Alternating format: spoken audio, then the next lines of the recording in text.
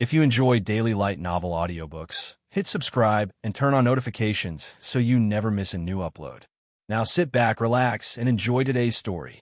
Back at the Lord's Manor, Ouyang Shuo didn't go anywhere, concentrating on reading in his office. Gu Sanyang called in. "Lord, there's a call for you outside from Wang are here to see you." "Vangya?" Ouyang Shuo asked, confused. "Yes, it is a mason. He said that you had told him to come find you." Oh ho! He remembered now. The young man at the worksite wanted to come find him as a witness to his marriage. He hadn't thought the young man would be so quick. "I know who it is. Let him in," Ouyang Shuo told Gu Sanyang. "Okay." Soon after, two visitors came in just behind Gu Sanyang. Entering the office, one said respectfully, "Commoner Wang greets the Lord." Ouyang Shuo nodded and smiled, saying, "You have come, I know why. Tell me, when is the wedding?" "My lord, this small person's wedding is tomorrow evening," Wanger said cautiously. "Okay, tomorrow evening. I will be there. You can rest assured." Hearing Ouyang Shuo promise this, Wanger bowed happily, saying, "Thank you, sire. Thank you." Ouyang Shuo waved his hand, picking up the cup on the table to drink the tea. Gu Sanyang took the hint and led Wanger out of the office. In the evening, San Guzi from the Military Intelligence Division brought some good news. "Lord, the Military Intelligence Division has fulfilled its mission and finally found some mulberry tree seedlings outside of the territory," San Guzi said hurriedly after coming into the office. Ouyang Shuo was overjoyed, saying, "Finally, there's a result. This was all about our upgrade to a Grade 1 town. If I didn't find one, I might lose my race to the rankings." San Guzi smiled widely in return. "Sir, this is not the only good news. Not only did one of the cavalry searching found mulberry trees, but there were also wild goat traces nearby. At this moment, General Schur is out with the cavalry squadron, making sure that he doesn't miss them once again, and is planning to stay out all night. Oh, good things in pairs. Get the mulberry saplings to the agricultural division." Ouyang Shuo ordered him with a smile. He wasn't worried about the night action of the cavalry. The Military Intelligence Division had long been clear with its investigations. There were no other threats near the territory past the bandit camp that they had already eliminated. At 10 a.m. the next day, February 13th, hundreds of goats, driven by more than 50 cavalry, came rumbling into the village. Seeing the wild goats, Construction Division Secretary Zhao Duong hurriedly jumped to his feet, cursing as he arranged for workers to quickly build a goat pen. Fortunately, the wild goats were more docile animals, not scurrying around, quietly staying together as a group.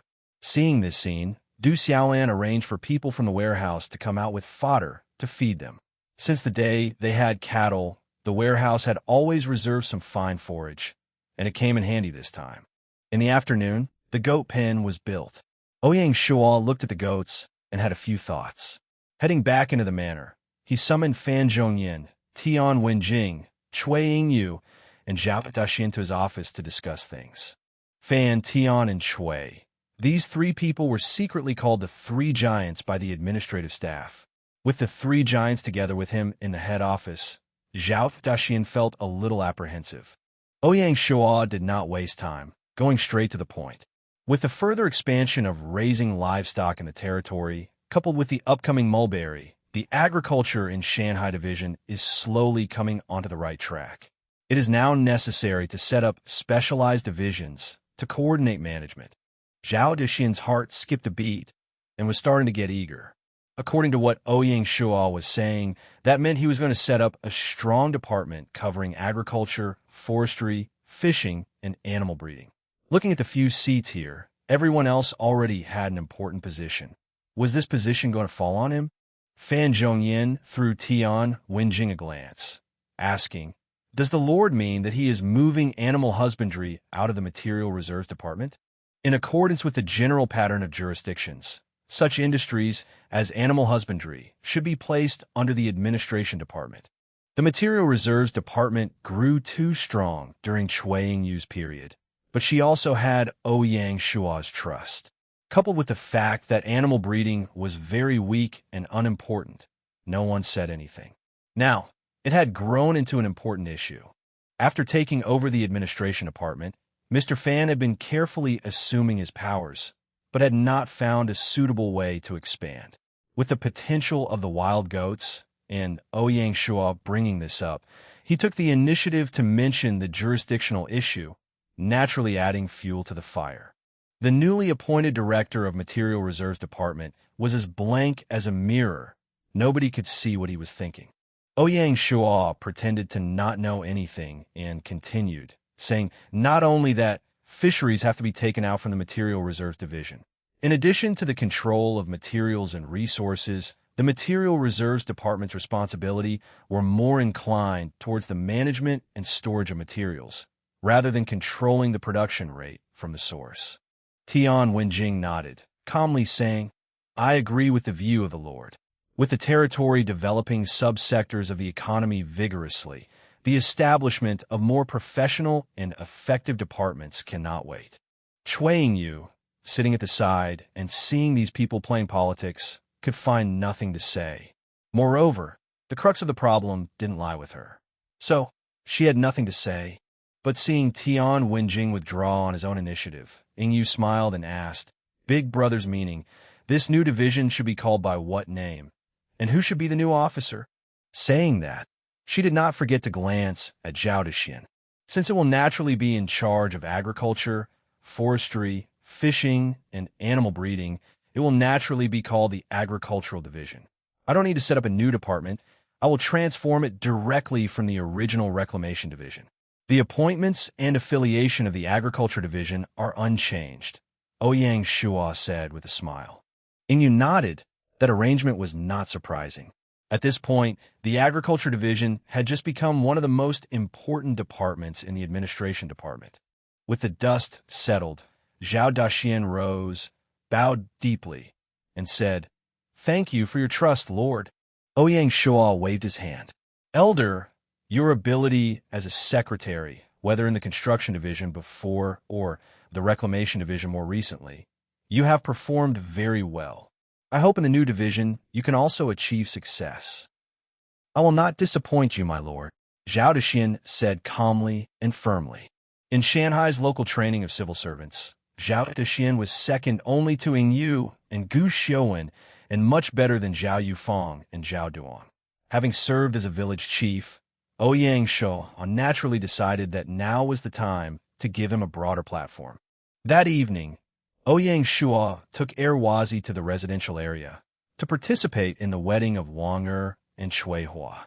Ancient weddings were a 6-part process, the climax of which was welcoming the bride. The groom will open the carriage door and welcome her out. Before the elders will start tying a heart knot with a red rope and giving it to the couple. The two were holding a red rope as they crossed into the hall, avoiding the threshold. The threshold represented the facade. The bride must eventually cross the threshold. The bridesmaids will shine a bronze mirror on them in hopes of happiness and bliss. The conditions in Shanghai were simple. The villagers were mostly alone and with few family, no parents or elders, few friends and family. So the whole wedding ceremony was very simply designed and not strictly in accordance with the 6 procedures. Fortunately, the Material Reserves Department was ordered by Ouyang Shuo and had sent over red silk cloth, rice, fruits, and other items, so the scene didn't look too shabby. Ouyang Shuo arrived with Erwazi at the small courtyard of the Wangs, and Wang Er met him at the door. Seeing Ouyang Shuo arrive, he hastened to come forward, saying firmly, It is our great honor to have the Lord visiting our home. He had visited the manor this morning to have Mr. Gu teach him some proper manners. Amused, Ouyang Shuo nodded happily, and Erwazi sprang forwards to present his gift. It was a good silk. He had bought it from the market. As a lord personally attending a wedding, he naturally could not have a shabby gift. This time, Ouyang Shuo had not said anything to the secretaries, as all of them coming would have been far too overwhelming and not at all fun. Even Qing Er, clamoring to join in the fun, he did not bring over. Only Erwazi came over with him to serve him if needed. The new home of Wang Er was the typical small farm courtyard. Through the main entrance was a small courtyard. In the corner of it a jujube was planted. Next to that was a well. On the east and west sides were respectively the kitchen, some firewood, and a chicken house. There were only 3 small rooms in the main building. The middle was the main hall and a place for people to eat. The rooms to the left and right were bedrooms. The yard was small but spotless. Wang was a diligent person, cleaning up the courtyard to make people feel comfortable. Inside the courtyard, wine were placed on the tables. The ones attending were either acquaintances of the new wife or fellow workers of the mason. By the numbers, their popularity was pretty good. Wang personally led Ouyang Shuo to the hall and gave him the head seat. Wazi was smart, taking the initiative to go to the yard and find his own place to stand. Seeing Ouyang Shuo, Zhao Duan got up to say hello. Wang belonged to the carpenters and was under the jurisdiction of the construction division. He was certainly brave, as he had even invited the construction division secretary to his wedding. Before coming, Duan hadn't expected to see Ouyang Shuo there, and so was very surprised. He was glad to see Ouyang Shuo out. If the Lord sees how much he cares for his men, he would treat him better too. The fact was, Ouyang Shuo was relieved to see Zhao Duan. At least he now had someone to talk to instead of sitting there in boredom. Before the opening, Wang led his bride Shui Hua up to Ouyang Shuo to get his blessing. Ouyang Shuo said a few auspicious words and let the bride go back to her room. In ancient weddings, the bride were not allowed to reveal her face easily. Only because he was the Lord did he get such differential treatment. A wedding and all the bustling around. After the opening, Ouyang Shuo ate something just for symbol and then got up and left. He also knew that after his words, nobody was going to open up and have fun totally. It was better to leave early and leave the evening to the bride and groom. The next day, early in the morning, the salt pan division began to organize the sale of sea salt. It was a lot of sea salt to move, with more than 20 fishing boats hauling it from the salt fields to the dock. The villagers all put down their tools and spontaneously pitched in to help get the sea salt from the pier to the market by the village square. After more than a month of production, as well as processing salted fish and bacon, the northern field had still produced 240,000 units of sea salt. The huge amount of sea salt took all that time just to be moved. It took until 4 p.m. for all that sea salt to arrive in the market. Each unit of sea salt was priced at 20 copper. 240k units of sea salt meant 480 gold coins. Deducting the 20% tax, Ouyang Shuo pocketed 384 gold coins. Adding in his previous gold, Ouyang Shuo now had 510 gold in his storage bag. This money he was no longer ready to use much of. Seeing there was half a month's time before the first system auction, he had to think about accumulating funds. The next batch of sea salt, Ouyang Shuo would wait until the end of March to sell. Because he would upgrading to a grade 1 town tomorrow, he went back to the manor after this, talking things over with his secretaries and asking them to get their respective work sorted out. After the territorial upgrade, he would be holding a meeting talking about the expansion. On February 15th, Ouyang Shuo walked into the central chamber to do the territory upgrade. A white light strobed, and in the middle of the chamber, the golden stone rose once again. Ouyang Shuo placed his right hand on the stone, and the system prompt sounded out. System notification, detecting Shanghai Village upgrades conditions. Condition 1. Population has reached over 1,000 people and is past the population limit. The requirement has been met. Condition 2. All infrastructure completed. Requirements have been met. Condition 3. The Lord's title has reached at least 3rd grade Viscount. The requirement has been met. Condition 4. The political, economic, cultural, and military indices have attained no less than 30 points. Requirements have been met. System tip. Congratulations to the player Chiyue Wui for establishing all the upgrade conditions for Shanghai Village. Having met all the requirements, do you wish to upgrade? Ido. The golden light again surged up to the sky, turning into a golden halo that expanded out to the edges of the territory before once again disappearing. System notification. Congratulations to the player Chiyue Wui for becoming the first in China to upgrade to a grade 1 town. Rewarded 1,100 merit points. System notification. Congratulations to the player Chiuewui. System notification. Congratulations. The announcement caused an immediate uproar in China.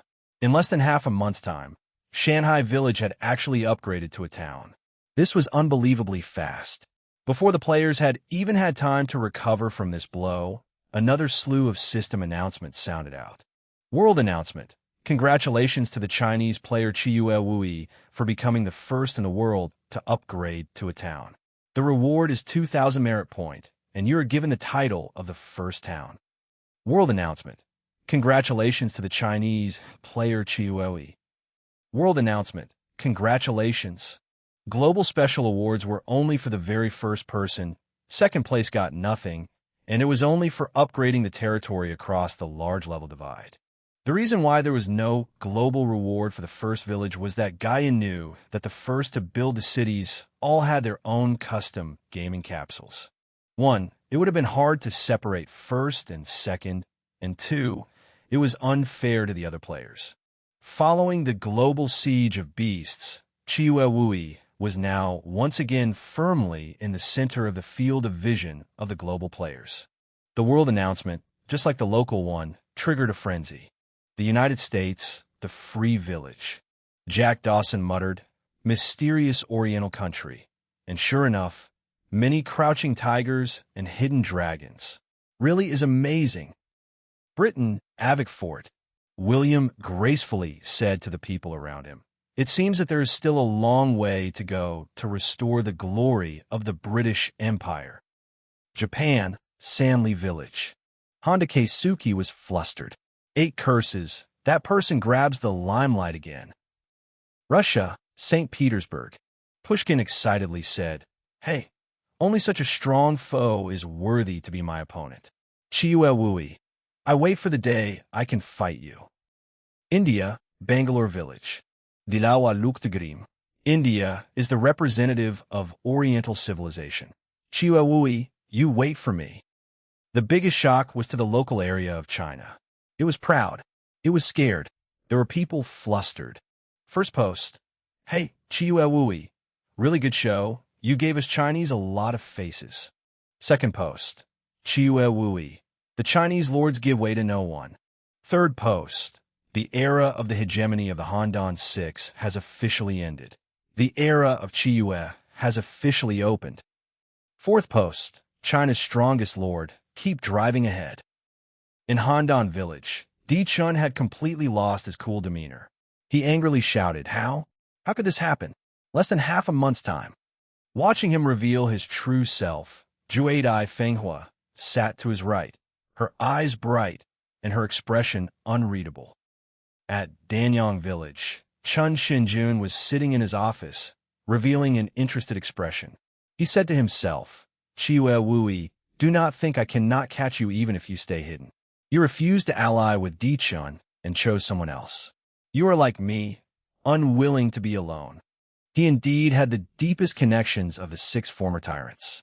Chun Shinjun had been inquiring into Shanghai Village's and Consonance's alliance. It was very interesting. In Consonance Village, the 4 Consonance sisters were together again. Sime, are you still insisting that our ally is a civilian player? Baihua asked. Sing Yi pondered a moment before saying cautiously, from a surface point of view, this is really difficult to understand, upgrading to the township in such a short period of time. However, I still stand by my previous point of view. Do not forget that in the last world task, he was awarded the full 600 gold coins reward. Zi Luolan shook her head and retorted, I do not agree. Di Chun won 450 gold coins, but there was no movement on his end. And this time was not just a China first, but a world first. Bai Huan nodded agreement. Anyway, it's a good idea to re-evaluate the ally, but fortunately we are allies and not enemies. Lianzhou Basin, Mulan Village. Mulan spoke at the side of a female general, asking, Sister, according to what you see, do we have to take the initiative and contact our neighbors? If people were familiar with the game's history, they would have recognized Mu Guiying. Mu Guiying nodded. I think you could try. It is best to be able to ally in the Lianzhou Basin before the situation is clear and we become enemies. Mulan smiled. I will do as my sister said. Lianzhou Basin, Broken Blade Village. Ba Dao was not convinced and said, "Well, Lianzhou will be mine. Chiyu Wui, I'll let you show off first." Ouyang Shuo did not have time to talk about the outside world and continued to upgrade his operation. System notification. Congratulations to the player Chiyu Wui for upgrading to a first-grade town. City-level Lord's Manor has automatically upgraded. Randomly selecting 3 town-level infrastructures, the player can choose one of them. System notification. Random selection of 3 buildings is complete. Please choose one of the basic brick kiln, cemetery, or orchard. Please choose. I choose the basic. System notification. Building automatically generated. Player please view. Territory. Shanghai Town, Grade 1 Township. Lord. Chiyu Wui, 3rd count. Title. The world's first town. Enhancing territorial reputation 20%. People's thoughts 90. Security 85. Territory population 1,000/2,000. Flow rate of immigrants 50. 1 plus 50% equals 75/day. Territory area 200 square kilometers. Territorial characteristics 50% increase attracting migrants, 20% increase in attracting special talents, 50% increase in crop production, 20% increase in production capacity of residents, 20% increase in military promotion, 10% increase in talent breakthroughs.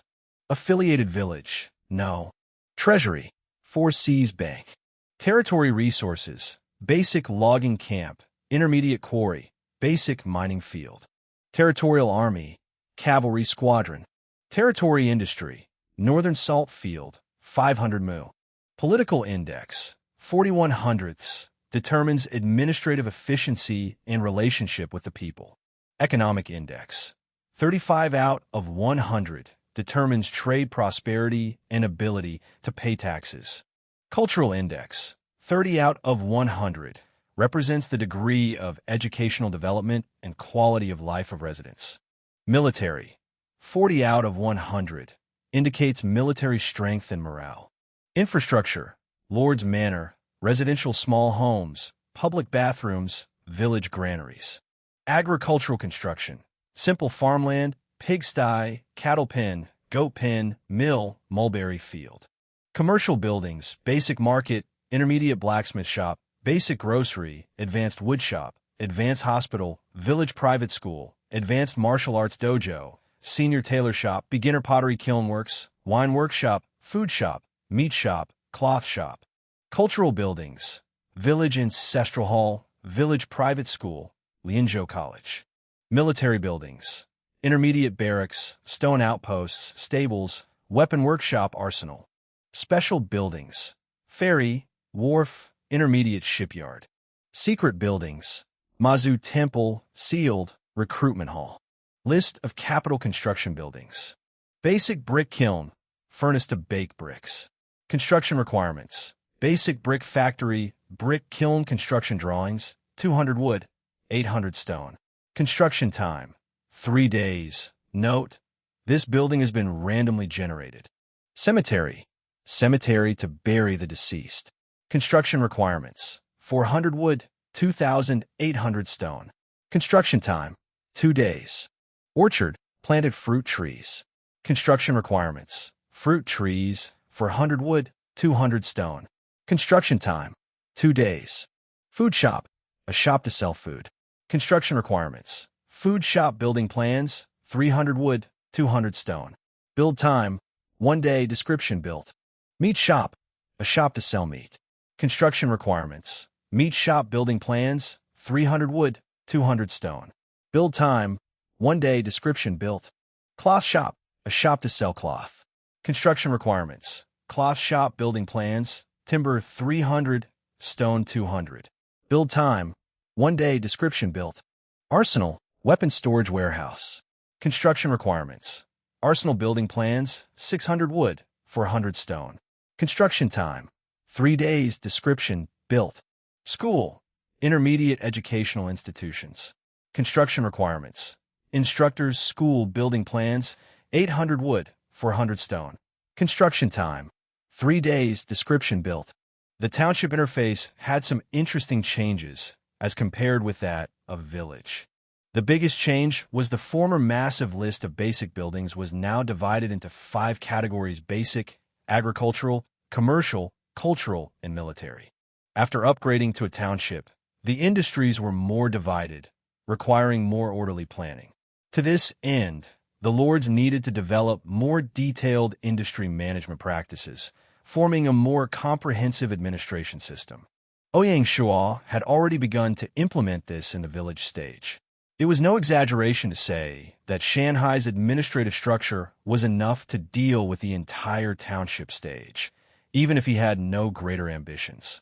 At present, more than 80% of the villages had basically the village head for their administrative structure, plus 1 to 2 deputy heads to help maintain operations. That very primitive administrative structure could just barely work in the village stage.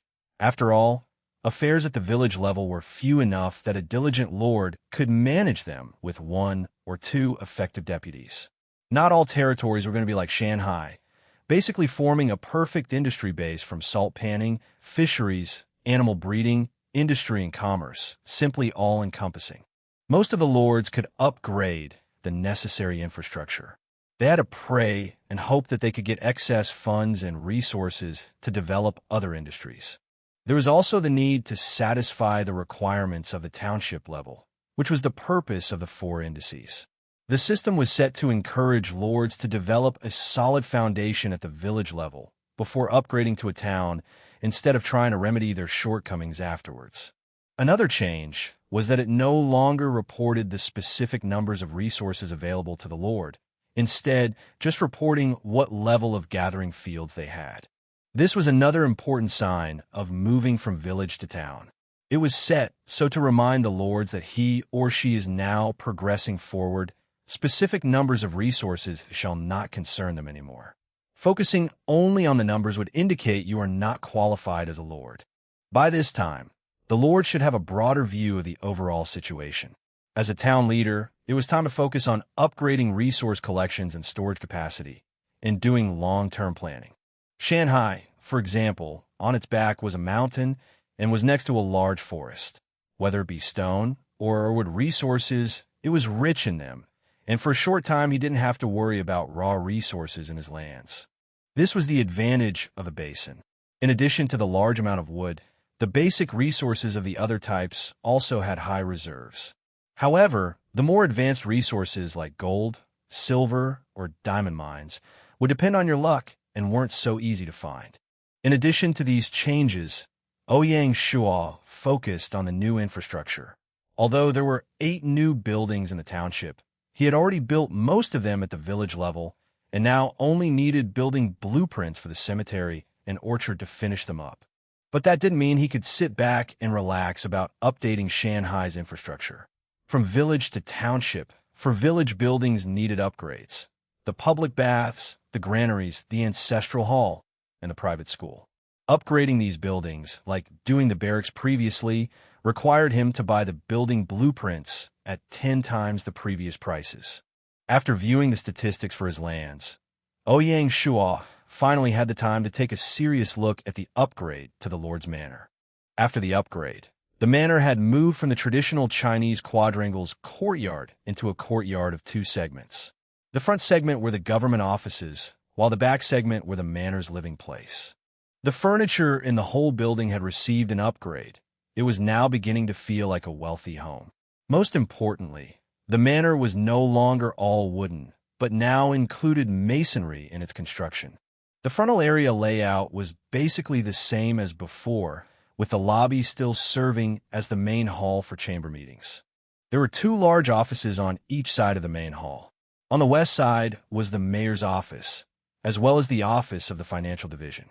On the east side were the offices of the administration department and material reserves department. In addition to a dining area, there were 5 small rooms for the officials to rest in. The main entrance in the front was more dignified, and there was a porter on duty now. On either side of the main entrance, there were the storage, the kitchen, and a living area for the servants. At the back of the main chamber was the inner courtyard. The first thing that caught his eyes was a small garden. It was set with stones, running water, fish, even some birds flitting about. It was small, but very complete. Traveling across the gravel trails in the garden, there stood the main house of the inner segment. The living hall of the main house was naturally been purposed to entertain the guests. Beside it to the west was an independent study room. Then only following it was Ouyang Shuo's bedroom. To the east of the living hall were two bedrooms which Ouyang Shuo had left it for Yingyu and Qing'e, the two sisters. There were also two side houses to the west and east of the main house. They were designated for the servant maids, which Ouyang Shuo had intended to hire two servant maids to help the two sisters in their daily lives. He passed through the inner courtyard once again, returning to the main chamber. The assembled ministers were there, ready to participate in the first expansion of the new town of Shanghai. Ouyang Shuo smiled broadly as he greeted everyone before sitting down. Today's agenda is about what steps we're going to take after upgrading from a village to a township. There are some ideas and plans and so on, and I'm not going to blow horns again. I will be a listener today. Let's start with a report from the financial secretary. The first person was called, and Yu was already prepared. Her new assistant, Qianli Fei, was standing behind her. Yu went over her mental notes and began. At this stage of the territory, our fiscal revenue includes several sources. These are the sale of real estate, the production of salt, and taxation. Of the three main sources, the sale of real estate is mainly turned into low-interest loan, and also the expense of the redemption of the welfare vouchers. There is no obvious continuing revenue on the books, although a steady stream of interest should be starting soon. Our golden industry is the salt pans operation. Yesterday, we sold off all of our sea salt, and there will be no further output for a short time. Finally, on taxes. Because privatization has just started, the agricultural tax is basically nothing, and for the commercial tax, only a few shops, such as the carpenter's, smithy, and tailor shop, have paid limited tax revenues. Paying attention to the financial expenditures of the territory, these include salaries, project cost expenditures, industry support spending, and military spending. There is also the remunerations of the four departments, including the salaries of government officials and the mining and salt workers. These areas are largely a fixed expenditure. For project costs, the most important is the wall works and its supporting inland river and moat excavation project. The project will take a long time, requiring the use of more than 1,000 workers. The industry we spend on includes the weapons workshop, wine workshop, and ranch. These are all in the beginning stages, and we need to continue investing in them, so we're not going to see any income from them for the time being. Finally, military spending is accounted independently, but is also a large cost. It is clear that the financial condition of the territory is not optimal. We are obviously making ends meet, and are able to support it for now. It has come almost entirely based on early system rewards and raiding bandit camps to maintain our territorial operations. Therefore, the next step in the financial division's goals is to reverse this tide and ensure that the territory's finances are able to function properly and maintain a balance of payments and income. The most important part of this is to increase our revenue. To this end, the financial secretary is set to expand the scale of the salt pans and further stimulate the development of the two major industrial and commercial measures. The salt pans to the north is a financial pillar of the territory. Expanding its size will quickly increase our revenue and have an immediate effect. However, there are advantages and disadvantages. A single financial income is not conducive to healthy territorial development, and it has no defense against external risks. Therefore, the financial secretary's main objective is to boost the industrial and commercial development of the territory. To this end, the financial secretary has proposed a separate support fund to encourage more skilled people to set up shops or workshops. At the town level, the smith, tailor shop, and woodworking shop are unable to meet the current demand. This is a long-term plan to promote commercial competition and prosperity in the territory. Ouyang Shuo nodded with satisfaction after listening seriously to the financial secretary's report, smiling and saying, "Well, the financial secretary's report is very clear. I basically agree with the report. However, in order to stimulate the economy, we will implement the policy with some institutional changes. To that end, I have decided to upgrade the financial division to the finance department, with the taxation division and business division under it. The former financial secretary, Chuang Yu, will serve as financial secretary and director of the business division. The former financial secretary's assistant will serve as director of the taxation division. The specified economic stimulus policy will be implemented by the new business division. 财政司升格之后，在行政级别上与行政署和物资储备署平级，有利于财政署开展工作。Qian Lifei, Ying Yu's disciple. In a few days' time, he had gone up 2 levels from a clerk to the assistant director and was now in charge of the tax department. This also fully exposed a lack of talent in Shanghai. Many positions had to raise seedlings. Of course, this was also related to Ouyang Shuo's rapid, ambitious expansion.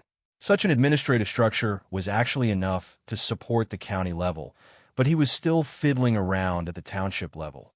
The financial division, or now, the finance department, had finished its report. The administration secretary, Fan Zhongyan, spoke up now. The administration department currently holds jurisdiction over the agricultural division, the construction division, the Salpan division, and the household registration office. In order to clarify the powers of the secretary, there is a proposal on institutional adjustment. Please refer to the main report. Please say it.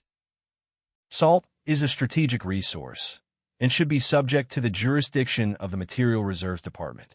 It was an honor to handle the salt pans under Sire's trust. Yet it is time I return the salt pans to where it belongs. Please permit my proposal, my lord. Fan Zhongyan calmly said, as if he did not know that he was throwing out a blockbuster.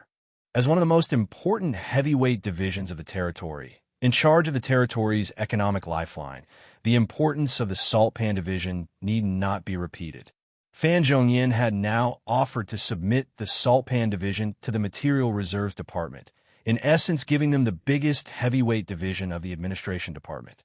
The day before, the agricultural division was taken from the Material Reserves Department, taking jurisdiction of agriculture, forestry, fisheries, and animal breeding.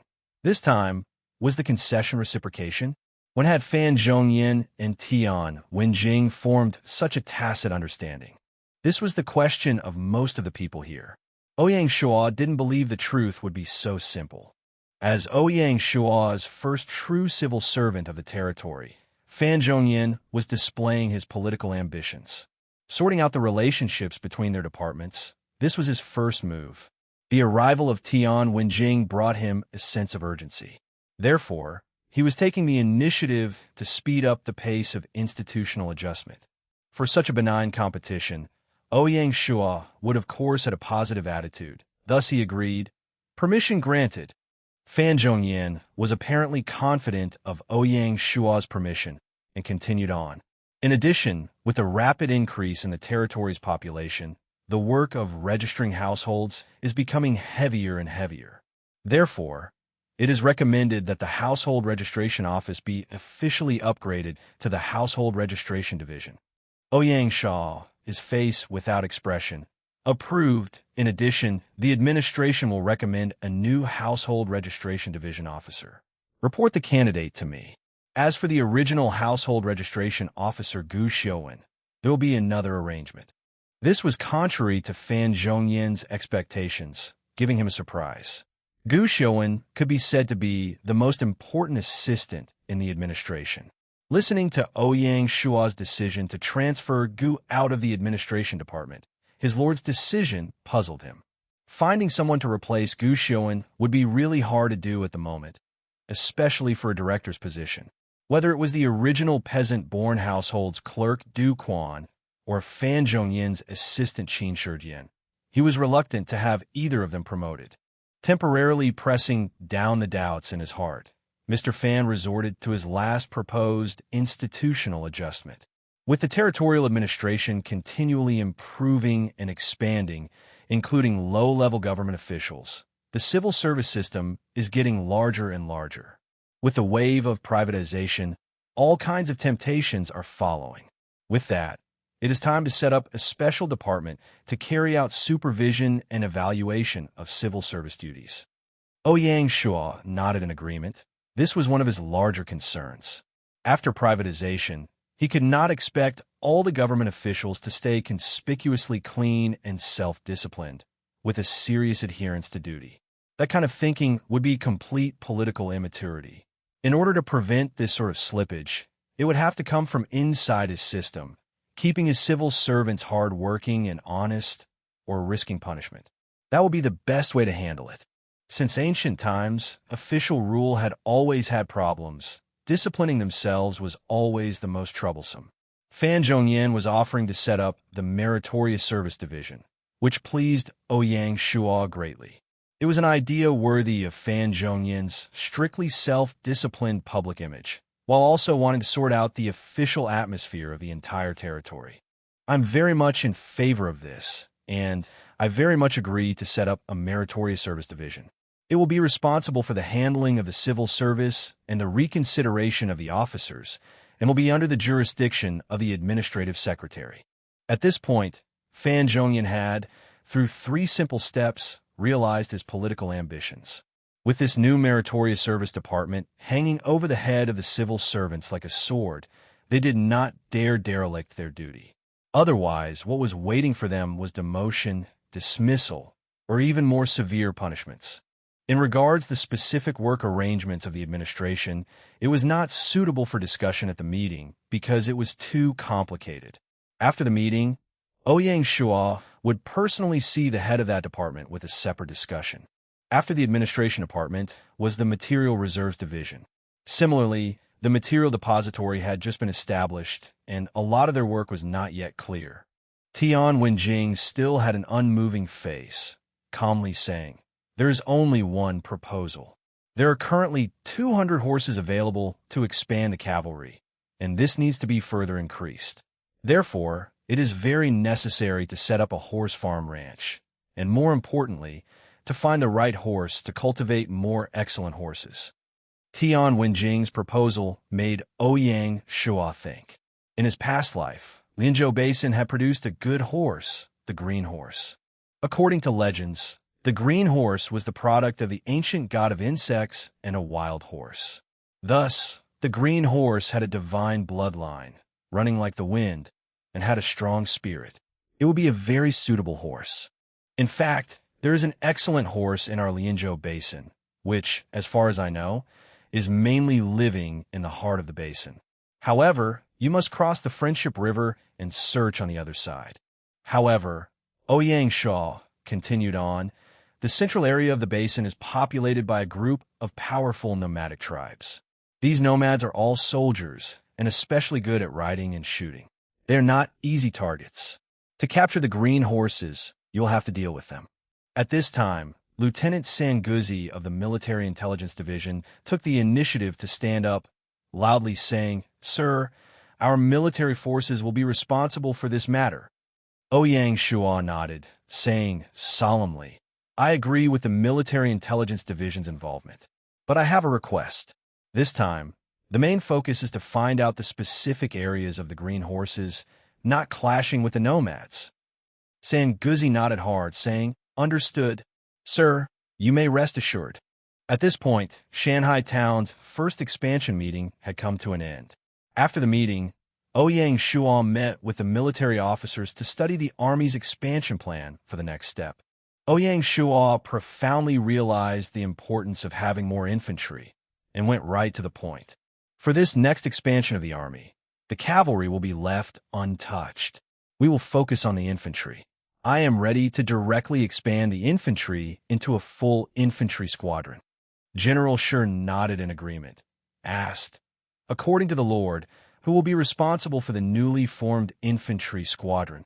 The sergeants of the first team were, in addition to Lin Yi, all 7th Order elites. The highest of them could only serve as a lieutenant. They weren't qualified to command a squadron. The newly established infantry will be set up by General Shi and placed under his command. The cavalry squadron will now be led by the new Captain Lin Yi. Ouyang Shuo announced the new appointment calmly. Lin Yi, barely out of his teens, was cool-headed, a flexible thinker, and a good seedling. Within only a month's time, he had gone from sergeant to lieutenant and had now been promoted to squadron captain. It was easy to see Ouyang Shuo's appreciation and trust in him. For Ouyang Shuo's blessing, Lin Yi was naturally grateful, excitedly saying, "I would like to thank the Lord for this promotion. I will not disappoint you." Ouyang Shuo waved his hand, looking to the side at the envious looks of Zhang Daniu, Zhao Sihu, and the others. He smiled and said, "You do not need to envy him. I guarantee that whoever is the first among you to break through to the 9th Order Elite will be promoted to command the infantry squadron." This was a no-warning surprise. Ouyang Shuo had succeeded in shocking them all, making all of them all the more determined to be the first to break through to the 9th Order. There were 3 who could compete for it: Zhang Daniu, Zhao Sihu, and Li Mingliang. The 3 could break through any time to the 9th Order Elite. The former 2 were aggressive people and natural competitors. The more complacent Li Mingliang could only be judged to be slightly inferior to them. As for Liao Kai and Zhou Feng, the 2 new sergeants, they were still just 6th Order soldiers. Therefore, it was most probable that the infantry squadron captain would be decided between Zhang Daniu, Zhao Sihu, and Li Mingliang.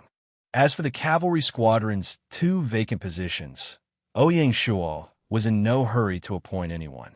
He had to wait until he determined the infantry captain to do so. With the military expansion matters done, Ouyang Shuo headed to the market to purchase building blueprints. This time there were 4 village buildings to upgrade to the town level. Among them, the public bathrooms were a public building. Therefore, the next level's upgrade cost 20 gold coins. This was also the highest level of the bathrooms. There were no city level or higher toilets. For the granary, ancestral hall, and private school, the town-level building blueprints were priced at 50 gold coins each. The granary and private school could be upgraded all the way up to the city level, while the ancestral hall could be made into a temple. In addition, Ouyang Shuo spent 20 gold coins buying the intermediate market building blueprints, only to unlock the auction platform function in advance. The 5 architectural drawings cost 190 gold in total. Speaking of building blueprints, he remembered that there were some in his storage bag. And there were the useless building blueprints from the extermination of the bandit camp, respectively the dojo, stables, weapon workshop, and tower. He removed them all and sold them off in the market, and after the 20% net transaction cost, receiving only 52 gold coins. After the various tradings, his resulting gold was down to 372. He really hadn't wanted to spend them. In addition to the building plans, Ouyang Shuo was also prepared to buy other things suitable for growing in the Lianzhou Basin. He was looking for seeds or seedlings for cultivation of fruits. Eventually, he chose mangoes. In fact, Guangxi was also rich in lychee, longans, persimmons, and other fruits, but these fruits required specifically cultivated seedlings for planting. Using the seeds out of the fruit, you got truly wild plants that found it hard to bear fruits, and even then the fruit wasn't that good. Leaving the market, Ouyang Shuo headed back to the manor, where there were a lot of things waiting for him. Back inside the manor, Ouyang Shuo headed into the administrative offices on the east side. He first handed the 5 building blueprints he had just purchased to Zhao Duong at the construction division. He told him to get some people while the walls were being built to go and upgrade these 5 buildings. Then he looked for Gu Xiuwen, asking him to come to his office. He had something to arrange. Gu Xiuwen had just been told he was being transferred from the household registration office this morning. Hearing Ouyang Shuo calls for him, he knew that he was being given a new task. At the mayor's office, Ouyang Shuo had Xiuwen sit down and smiled at him. "Xiuwen, you have had a very good performance during this time of difficulty with the errands you have done. I have seen all this, and now I have a more difficult task to give you. Do you have the confidence? Whatever the Lord commands, I will make sure it is done." Ouyang Shuo nodded with satisfaction, exclaiming, "Well, there's a need for such boldness. That matter is thus. Since the village has upgraded to a township, you can build an affiliated village.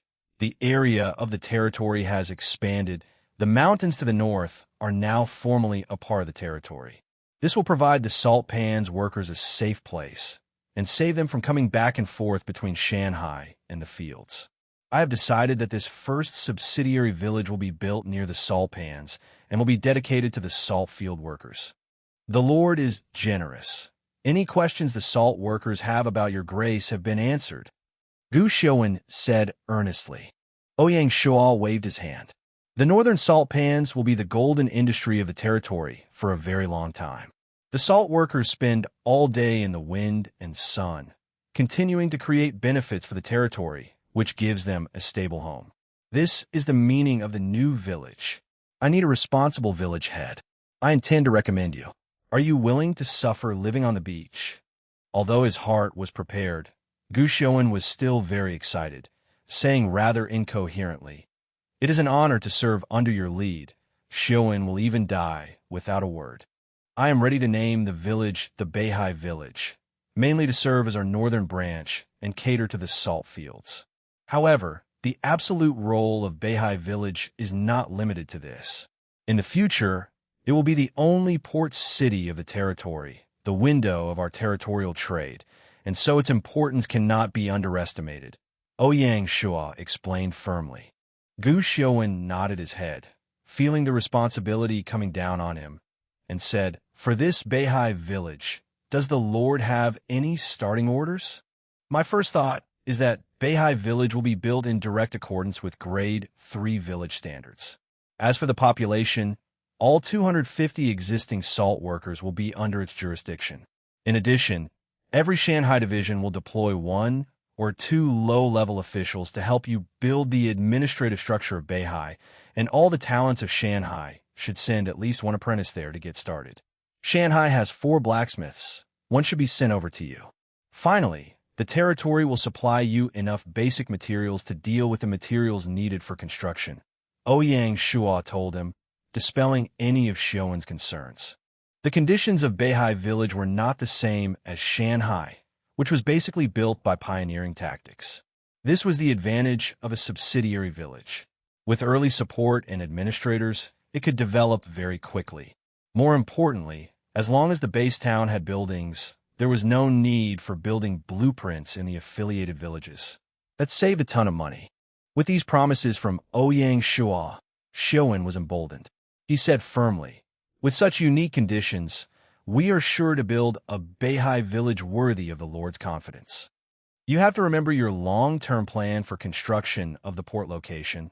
Where to build the village, it is better to be located somewhere suitable for a big port," Ouyang Shuo told him.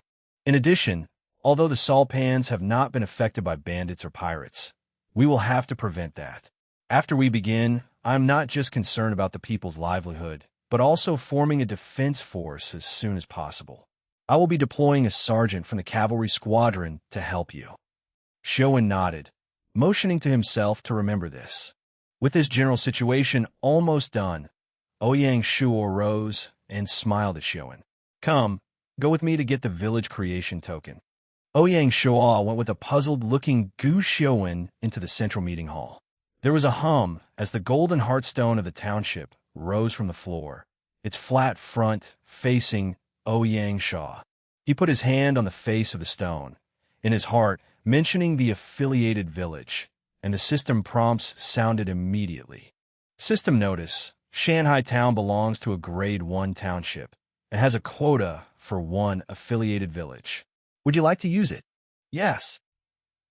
System notice: Shanghai Town was built using a gold level token. Affiliated villages will use a build token 1 level lower, a silver token. Dispense now. Yes. The white light flashed on the golden heartstone, slowly congealing and falling into the hands of Ouyang Shuo, turning into a silver village token. Ouyang Shuo took the opportunity to check the properties of the silver village creation token. Name: Village Creation Token Silver. Features: 50% increase in attracting immigrants, 16% increase in attracting special talents, 40% increase in crop production, 16% increase in skilled worker productivity, 16% increase in military promotion. Evaluation: a unique item, cannot be dropped, untradeable.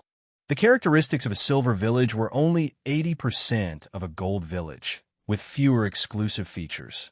Even so, it was still a very rare village token. In all of China, including the 6 tyrants of Han, there were no more than 10 silver villages.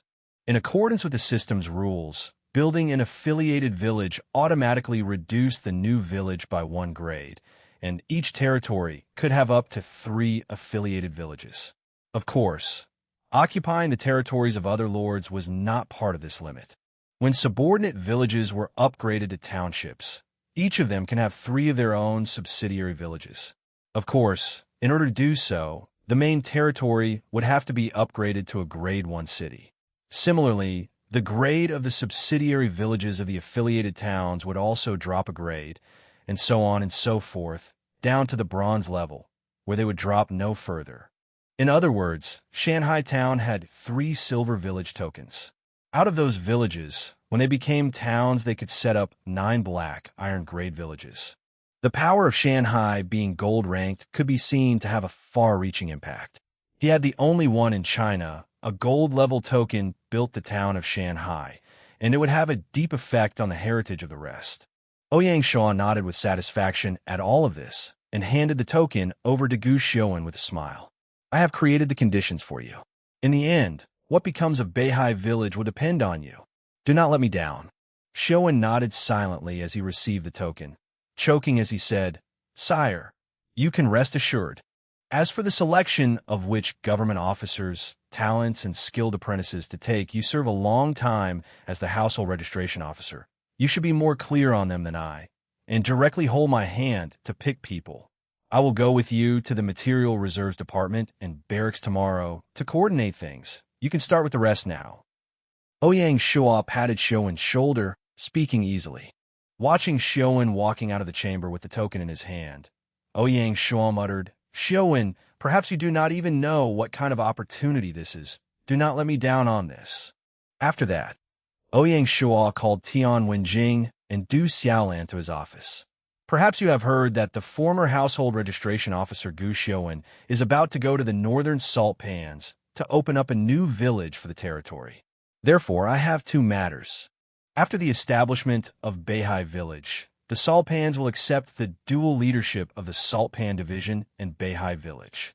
All existing salt workers will be transferred into Beihai villagers, and new salt workers will be placed on the preferred list for Beihai Village. Prior to this, I think it is necessary to have a clear definition of both of your duties. Beihai Village is mainly responsible for the protection and lives of the salt workers, while the Salt Pan Division is mainly responsible for salt production planning and salt storage, transportation, sale, and so forth. I hope that the Salt Pan Division and Beihai Village will work in coordination, with mutual help, not infighting. In addition, the Finance Department has also proposed expanding the scale of the salt pans in the morning meeting. I agree with this proposal. I suggest beginning the 3rd phase of this project, using a month to scale up to 2,000 mu. The second thing is regarding on helping out with the building of Beihai Village. The Material Reserves Department needs to do 2 things well. Firstly, open the meat shops, grain shops, and garment shops over at Beihai Village as early as possible so that residents can buy their living supplies conveniently. Next, prepare a large amount of wood, stone, and iron ore and transport it by boat to Beihai to support the construction of the village. Beihai is out by the sea, and there is no wood there. They may be able to slowly and independently mine stone and iron, but they will need support and wood resources to meet the needs of the Grade 3 village upgrade requirements.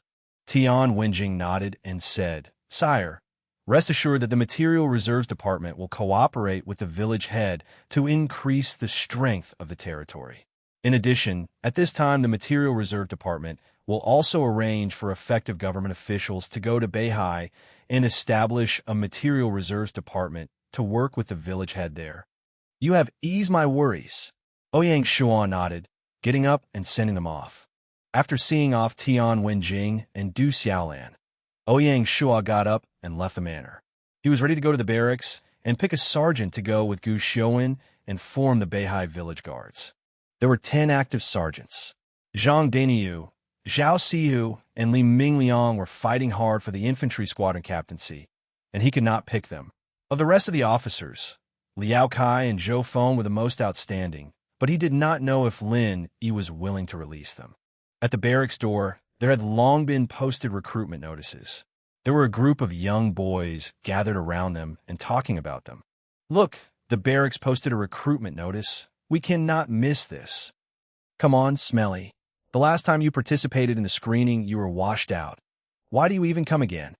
"That was then. This is now our turn to show up." "Hey, you want to know something? The last recruitment was for cavalry. I was washed out because of vision, but my body and physical tests were excellent. This time as the infantry, I can certainly be selected. Hey, I will not be worse than you. If you can qualify, I certainly can, too." Yes. You know, in our Shanghai town, being a soldier is the best. Didn't you see Uncle Tai's son leading dozens of soldiers as a sergeant? It was awe-inspiring. Yeah, and also Mother Wu's son Liao Kai. She was so happy when he was made sergeant. He has even met the Lord. She is so proud of her son. I want my mother to be that proud of me. I have to join the army. If I could be a sergeant one day, that would be so awesome. Unfortunately, they're only recruiting infantry. I still like cavalry. Riding a horse has so much more prestige. What do you know? The infantry and cavalry have their own pros and cons. You can't put them together and compare. Infantry wear heavy body armor. And don't even mention how cool they are. If the usual light cavalry engages them, they can defeat them easily. Indeed, siege warfare also relies on infantry. Well, I still feel that cavalry is powerful. A collective charge. What can a square formation do that rivals that? Hey, if you want to fight, then wait until we are admitted and fight it out. Yeah, you're not even chosen, yet you're having daydreams already. I say, don't stand at the door to the office. Quickly go and register. True. Go. An eager group of people rushed with mighty purpose towards the barracks. It seemed that the enthusiasm of the citizens was very high. Unsure of why, Ouyang Shuo suddenly felt a little sad. These young bloods had only seen the proud side of soldiering, not the tragedy of the battlefield and the desolation of the seriously injured and retired. Shaking his head, Ouyang Shuo stilled his heart, following slowly behind the group and into the barracks area. The soldiers were out on the field. There was already a long line. At first light on the first day of registration, no less than 100 people had already come. General Shi was sitting on the training field on a chair, watching everything with 2 attendants behind him. He was surprised to see Ouyang Shuo out at this public registration. Ouyang Shuo ignored him, stayed cool, and went directly to find Captain Lin Yi. The two of them headed inside the barracks to use the meeting room. Ouyang Shuo smiled at him and asked, "You've just taken over the cavalry squadron. Are you used to it?" "It is okay," Lin Yi replied with a smile. He certainly wasn't going to complain to his lord, but the influence of General Shi still permeated the cavalry squadron and played a role in everything. Ouyang Shuo had appointed him as the cavalry squadron leader, both out of recognition and as a test for him. If he could not overcome this difficulty, he didn't deserve to stay in the squadron position. Ouyang Shuo had transferred General Shi from the cavalry squadron and had assigned him to train new recruits. It was a warning to him. The results of the last battle he had not forgiven. If he could find a suitable army strategist, Ouyang Shuo was not ready to let General Shi lead the troops again. At this stage, Shanghai town didn't have enough depth to bear multiple miserable victories like that. "Well, this time I came to you to borrow someone," Ouyang Shuo said, ending the small talk and going right into the crux of things. "Lord, as you command." In order to quickly increase the combat effectiveness of the garrison in the new subordinate village, Beihai Village, I have decided they need an officer. Do you have any recommendations for the commander of this garrison? Ouyang Shuo didn't specify which officer, waiting to hear the view of Lin Yi.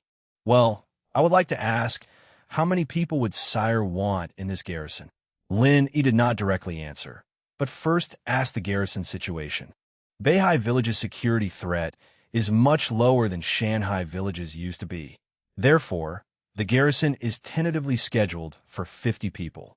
Just a preparation team. In that case, Going to Beihai Village will be more of a disguised promotion to the selected officer. In my opinion, Liao Kai and Zhou Feng are both appropriate. This wasn't contrary to Ouyang Shuo's expectations, but the answer did not satisfy him. Out of these two, Liao Kai and Zhou Feng, which do you think is more suitable? Lin, was somewhat embarrassed. Thinking seriously, finally coughed out, Zhou Feng. Reasons? How do I say this? These two people both have their own good points. They're not weak. Liao Kai is bloodthirsty, dares to fight, charges forwards bluntly. Zhou Feng is calm, doesn't panic. Just for Beihai Village, if I were to pick only one of them, I would be more inclined to Zhou Feng. Ling Yi commented clearly on the two of them. Well, you take care of this. Inform Zhou Feng. Send him to Guxiuan, and he will start tomorrow. With no hesitation, Ouyang Shuo chose to believe in Lin Yi's judgment. Having determined the garrison commander for Beihai, Ouyang Shuo did not stay in the barracks, directly returning to the manor. Arriving there, it was already 5 p.m. There were many things to still be arranged, but time didn't allow for them. He simply returned to his office, closed his eyes, and began to plan out the layout of the town in his head. After the promotion to township, the rapid expansion of the players' territorial areas meant they were not as isolated as they had been at the village stage. It was possible that another player's territory was not far from your own, and perhaps you might find that after an upgrade your territory might be bordering on another player's territory. At this time, how to deal with your neighbors needed to be very subtle. After all, Earth Online was all about hegemony. War and death were core elements of the game. If players were snoring on the couch, how could he let others sleep?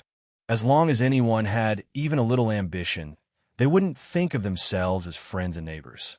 Whether it was sharpening swords or stabbing in the back, the ultimate purpose of the game was for them to destroy one another completely, to win a broader area for territorial development.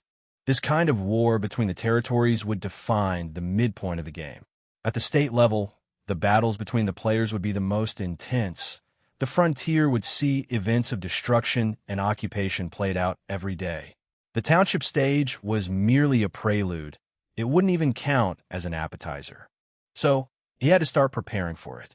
After having experienced the Siege of Beasts, there were still no less than 70 player lords in the Lianzhou Basin, and 3 of those had ended up on the Dali regional list. The reason he'd set up the Military Intelligence Division early was just for this strategic reason. Until he logged off in the evening, Ouyang Shuo still didn't know what he was going to do. At this stage, he could only take the next step. After all, the whole world knew that Shanghai was now a township, and the rest of the players were still mostly struggling in the village stage. It wasn't the time to meet one another. Coming out of the game cabin, Ouyang Shuo did his usual few laps around the district. It was near the Spring Festival, and the district was slowly filling with the spirit of the new year. At the door to the community, the property company had put 2 huge kumquats next to a circle of chrysanthemums. It was exceptionally festive. Red lanterns, as well as "Celebrate the New Year" banners have been posted all over.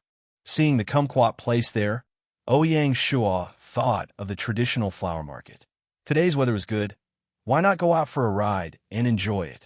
Having thought of this, Ouyang Shuo headed home and called out to his still sleepy little sister, "Baby, get up now.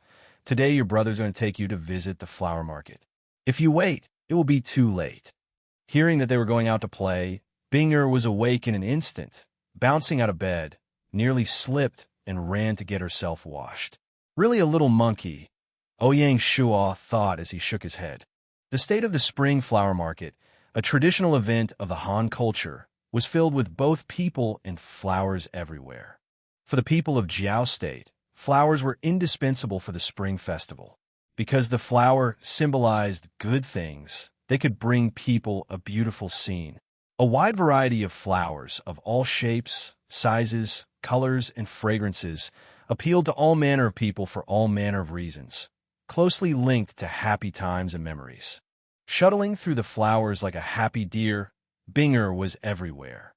From time to time, she stopped, standing next to her favorite flowers, so her brother could take a picture of her. At the flower market, what was selling most were the kumquats peach blossoms, and narcissi. These three kinds were made into floral arrays.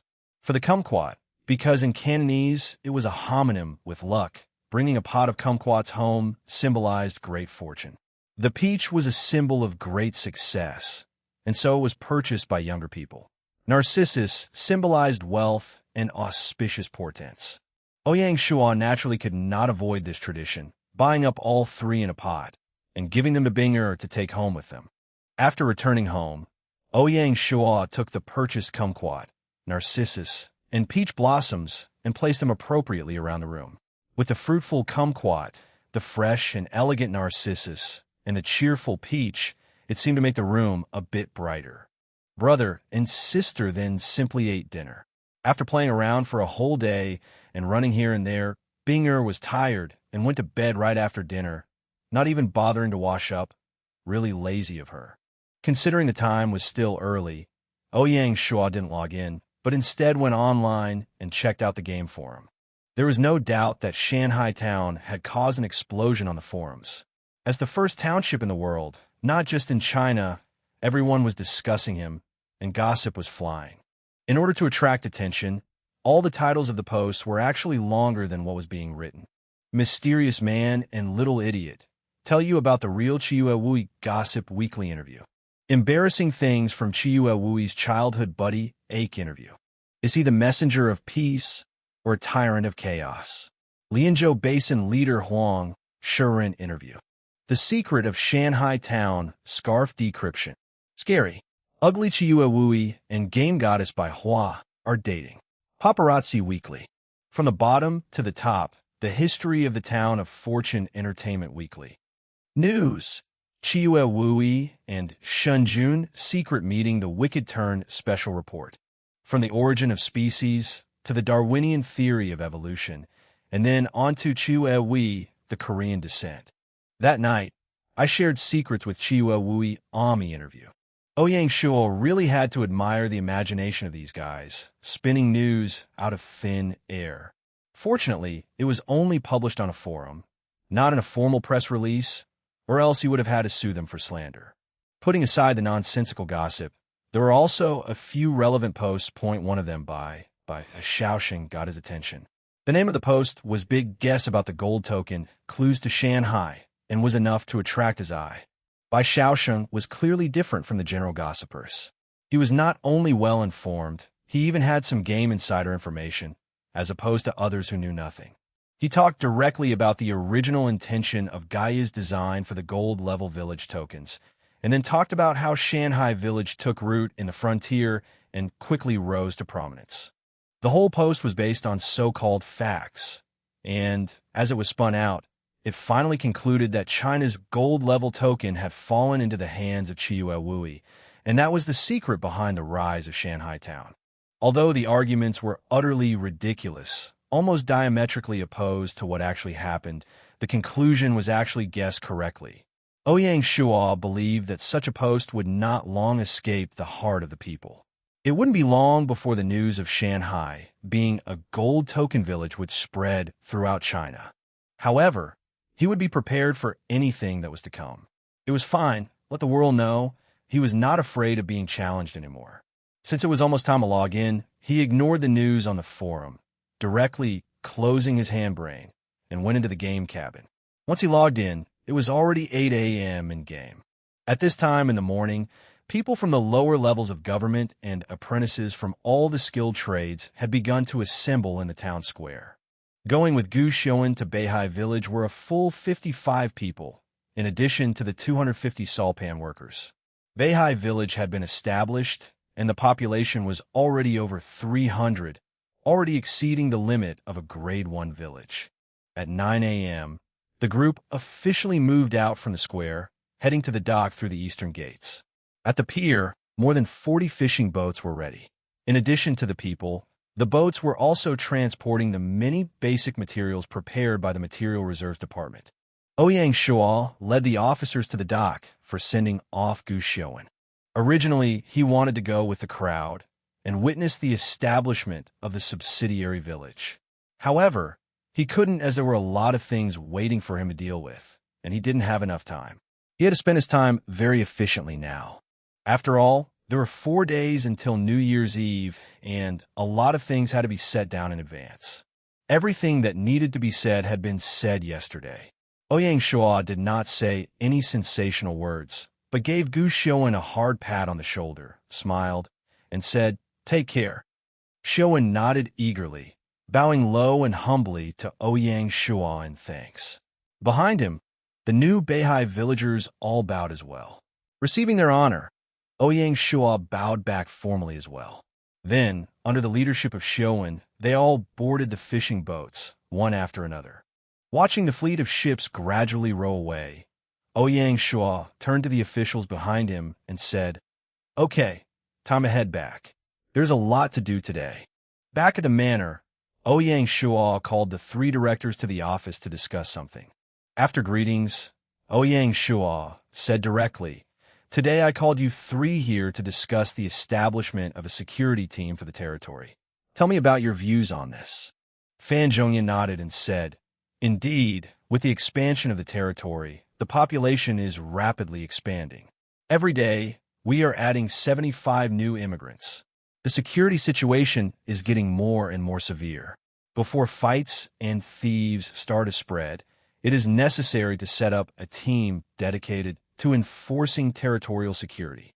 I also agree, but is the security force going to operate independently or exist under the army? Kui Yinzhu asked.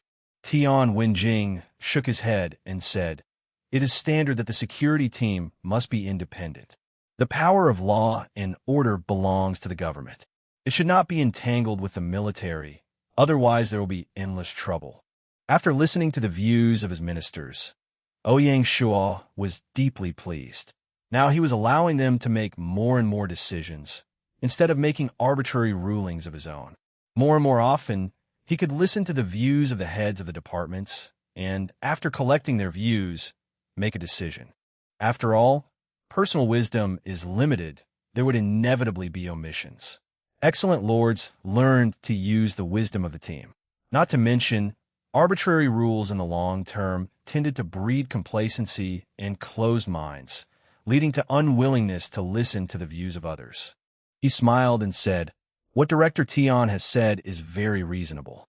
Military and government affairs must operate independently. I thought about setting up a security team, but after listening to your views, I think that setting up a special division would be more logical and reasonable. The new division will be called the Security Division. It will be mainly responsible for the prevention, suppression, and detection of criminal activities, to maintain the order of the territory and stop disruptions to that order, to manage traffic in dangerous goods, and to guard important places and facilities." Guarding important places and facilities, Big Brother is specifically referring to what places? Does this include the Four Seas Bank? Ingyu was clearly interested in this description. There are treasures inside the bank, but no guards for now. This was something to worry about. Naturally, at this stage, it will include the Lord's Manor and the Four Seas Bank as 2 places needing special guards. As the chief administrative officer, Fan Zhongyan also considered the establishment of the division, saying, "In accordance with the meaning of the Lord, the duties of the security division are heavy.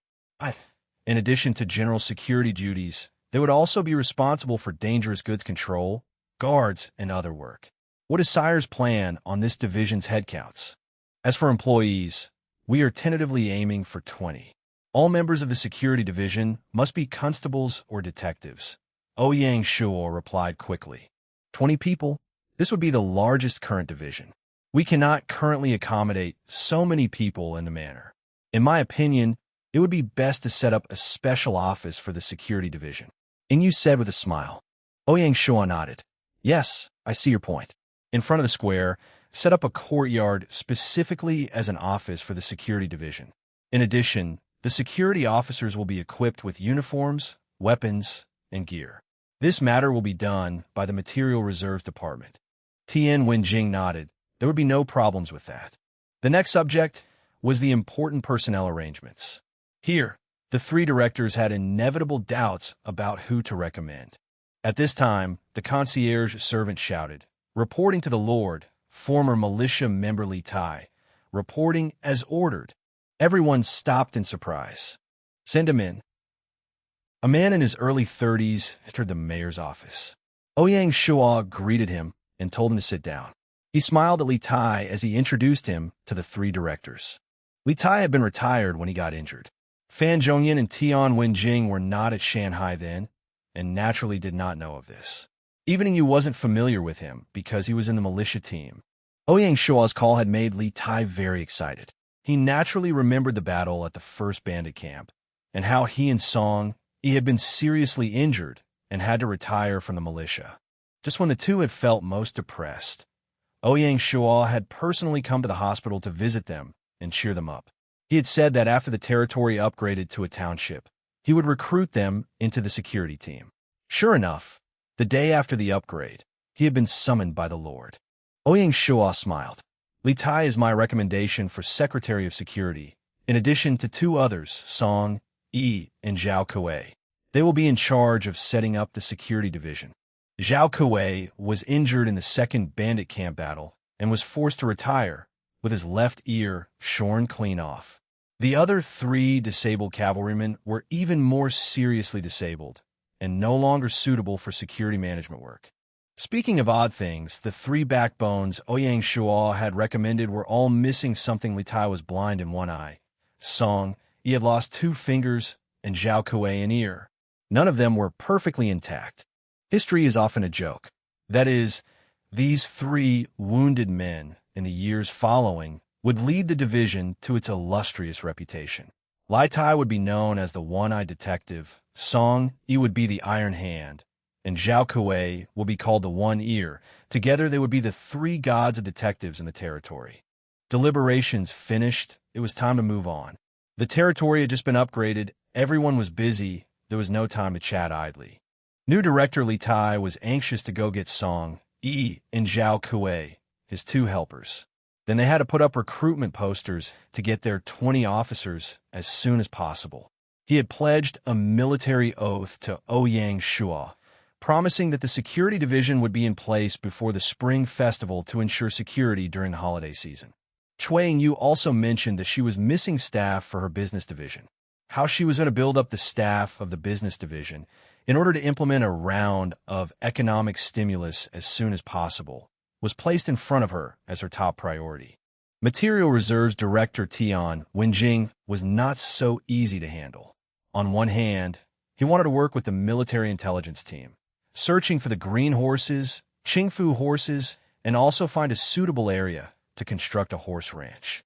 On the other hand, with the rapid expansion of transportation demand in the territory, the need for a special fleet of wooden horse carts was placed before the Material Reserves Department, as well as the need for a transportation fleet between Shanghai and Beihai. Waiting until the others had gone, Fan Zhongyan said, "My lord, I have a recommendation for the Secretary of the Division of Household Registration, if you could have a look." "Who?" Ouyang Shuo was very curious about who would take over from Beihai's Gu Xiuan. The work of the Household Registration Division looked very simple on the surface. All it seemed to do was register the residents' addresses and jobs, sorting out the proportions of agriculture, industry, and fishermen required into 5 categories. It also carried an important mission in finding talents within the territory. In Gu Xiuan's time, he dealt with the general talents. Only if he thought it was important, or if Ouyang Shuo would be interested, did he specifically report to Ouyang Shuo and ask him to arrange something. That had been the right way to handle it, and the very reason why the Household Registration Division existed was that of the wisdom and vision of Gu Xiuan. If he thought it was an important talent, he told Ouyang Shuo, but did not worry him otherwise. Or perhaps if it was just general talents, but in fact, Ouyang Shuo had been looking for such people. Whatever the situation, the secretary could have been accused of dereliction of duty. Fan Zhongyan did not hesitate, saying directly, "Today, among the immigrants, there is a young scribe by name of Zhou Haichen. I am recommending him as the director of the Household Registration Division." This was a surprise to Ouyang Shuo. He originally thought that Mr. Fan would recommend his assistant Qin Shijian to serve as the new director. If it had been Qin Shijian, he would have had no objections. Ouyang Shuo had some knowledge about Shijian. He took the initiative to register to participate in the first political affairs class in Lianzhou College and was one of the first to graduate with outstanding achievements. He had been selected by Fan Zhongyan personally as his assistant to help him deal with governmental affairs. Mr. Fan had been an excellent teacher in word and deed, and Shi Jian was now far more sophisticated in dealing with governmental affairs. Ouyang Shuo had long seen him as a good seed and reserve talent, having a great focus on him, and had been considering adding to Shi Jian's responsibilities. He had not thought that Mr. Fan would nominate a completely new person as the candidate for the directorship. It seemed that this Zhou Haichan was very special to be able to earn the administrative director's focus on him, among all his other responsibilities. Since he had previously committed that Mr. Fan would determine the candidates for the directorship, Ouyang Shuo would naturally not go back on his words. He smiled and said, "Okay, I will agree to this appointment. If he can get Mr. Fan's approval, he must be a talent. In addition, we should burden Qin Shijian and Du Quan, these two young people. Let's see. Appoint Qin Shijian as Assistant Director of Administration and Du Quan as Assistant Director of Household Registration." Mr. Fan nodded and said he had no objection. Qin Shijian was basically taking over a job from Gu Xiuwen, and so he could justifiably assist Mr. Fan in handling the duties of the administration department. As for Du Quan, he had also graduated from Lianzhou College's first political affairs crash course and was taken in by Gu Xiuwen. Ouyang Shuo had heard from Xiuwen that he was very good. This time, Ouyang Shuo took the opportunity to give him a promotion and provide him with a broader platform to display his talent. Having finished discussing staff movements in the administration department, Mr. Fan rose to leave. The busiest person in the territory was him. Not only did he have to embark on a new era of administration, he also had to set up the Meritorious Service Division to test and register all government officials.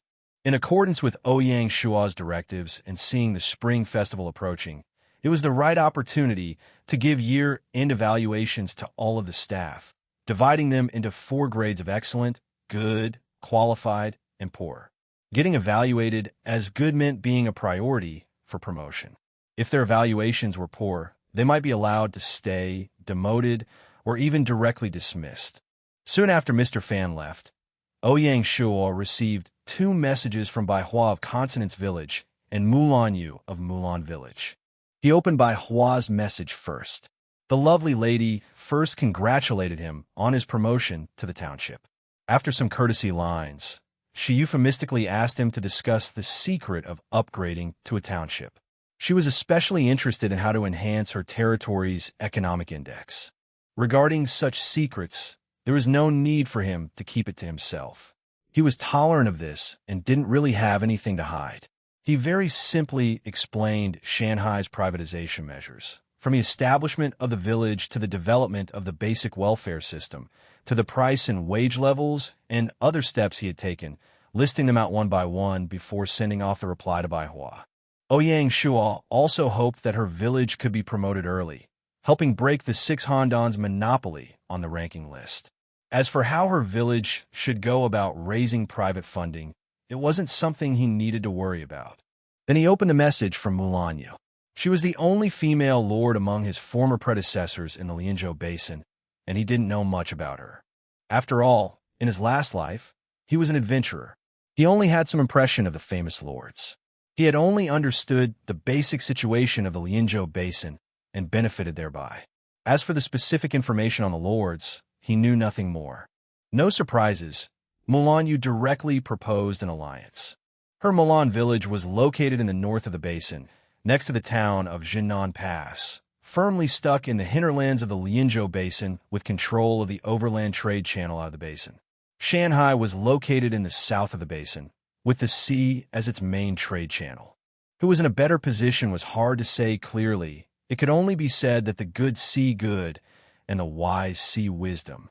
For those who liked warring with other expanding lords to grow, her area was a military battleground. For those more interested in building themselves up as a great lord, the vast ocean was much more attractive. Mulan village was placed near Jinan Pass deliberately. This long-term strategic vision was the only thing she mentioned, but enough to earn Ouyang Shuo's respect and goodwill. Mulan Village and Shanghai were at the north and south ends of the basin. Before upgrading to a capital, their territories would not intersect. With these two territories, and only two ways out of the basin, once they joined up, the other lords in the basin would only be able to drink a pot of bitter tea. Upholding the principle of deal far off and attack near, Ouyang Shuo did not intend to refuse the offer of alliance from Mulan. Perhaps the alliance would, in the territorial wars of the near future, also bring him some more surprises. He took the Lord's manual from his storage bag, opened the territory column, and searched for Mulan Village with Lord Mulanyu. After confirming, an alliance application automatically popped up. He clicked to confirm, and a covenant popped up. He then removed the Lord's seal from his storage bag, and without hesitation, stamped the covenant. At that point, Shanghai Town and Mulan Village were officially in an alliance. After the two sides had signed the covenant, Ouyang Shuo made a copy of the message he had sent to Bai Hua about privatization and sent it to her. At the same time, he notified the Consonance players via a brief message about his alliance with Mulan Village. Allies could be a bilateral alliance and also a multilateral alliance. If Bai Hua and Mulan were interested, they could also form an alliance with one another. At the same time, in the Mulan Village office, a 20-year-old girl said happily, "Sister Mu, as you expected, Shanghai Town agreed to our alliance application."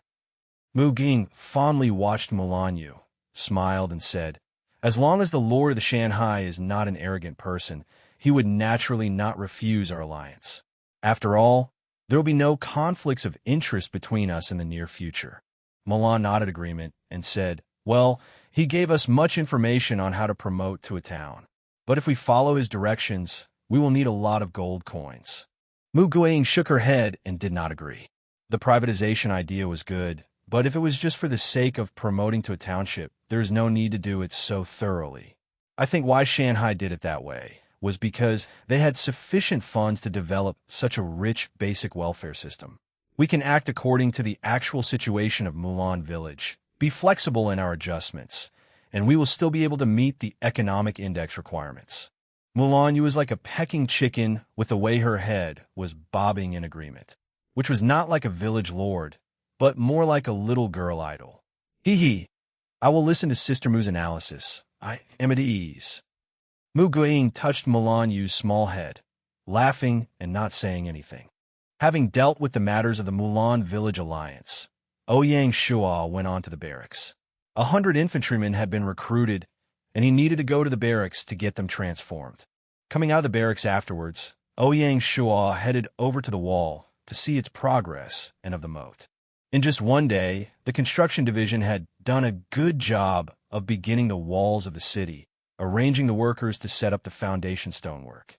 Endless streams of stone being carried on the wooden horse carts were flowing from the quarries and were being transported to the site. The moat began at the Friendship River, through lands that would be part of the city capital in the future, and ended back into the merged stream of the canyon.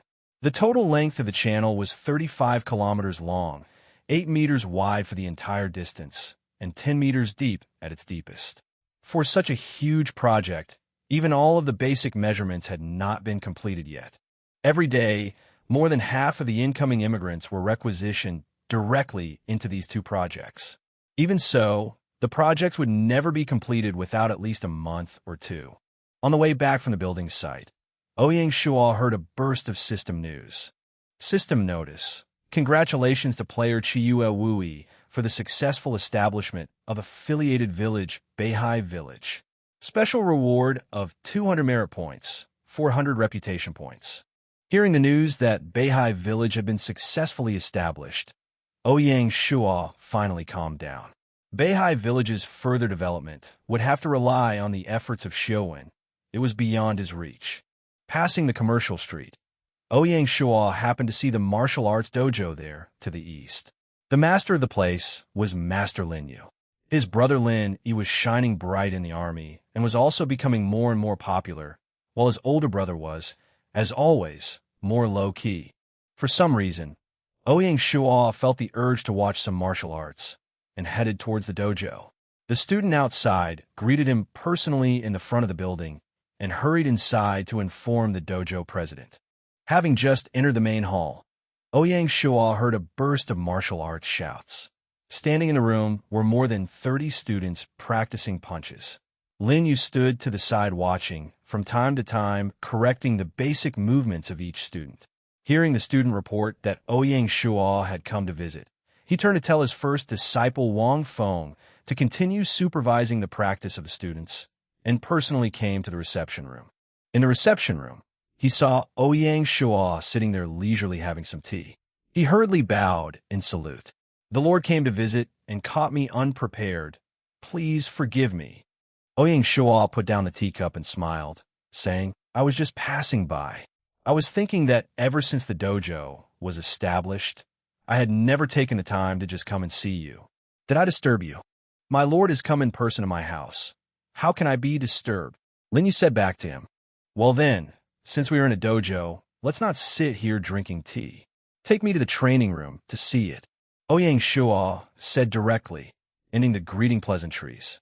Master Lin nodded, ushered his hand sideways, and said, "My lord, please come with me." They left the reception room, stepping through the narrow corridor, and came to the practice hall. Junior Master Wang Feng, seeing the master leading Ouyang Shuo in, immediately stopped the practice and shouted, "Stop! Let us welcome the Lord."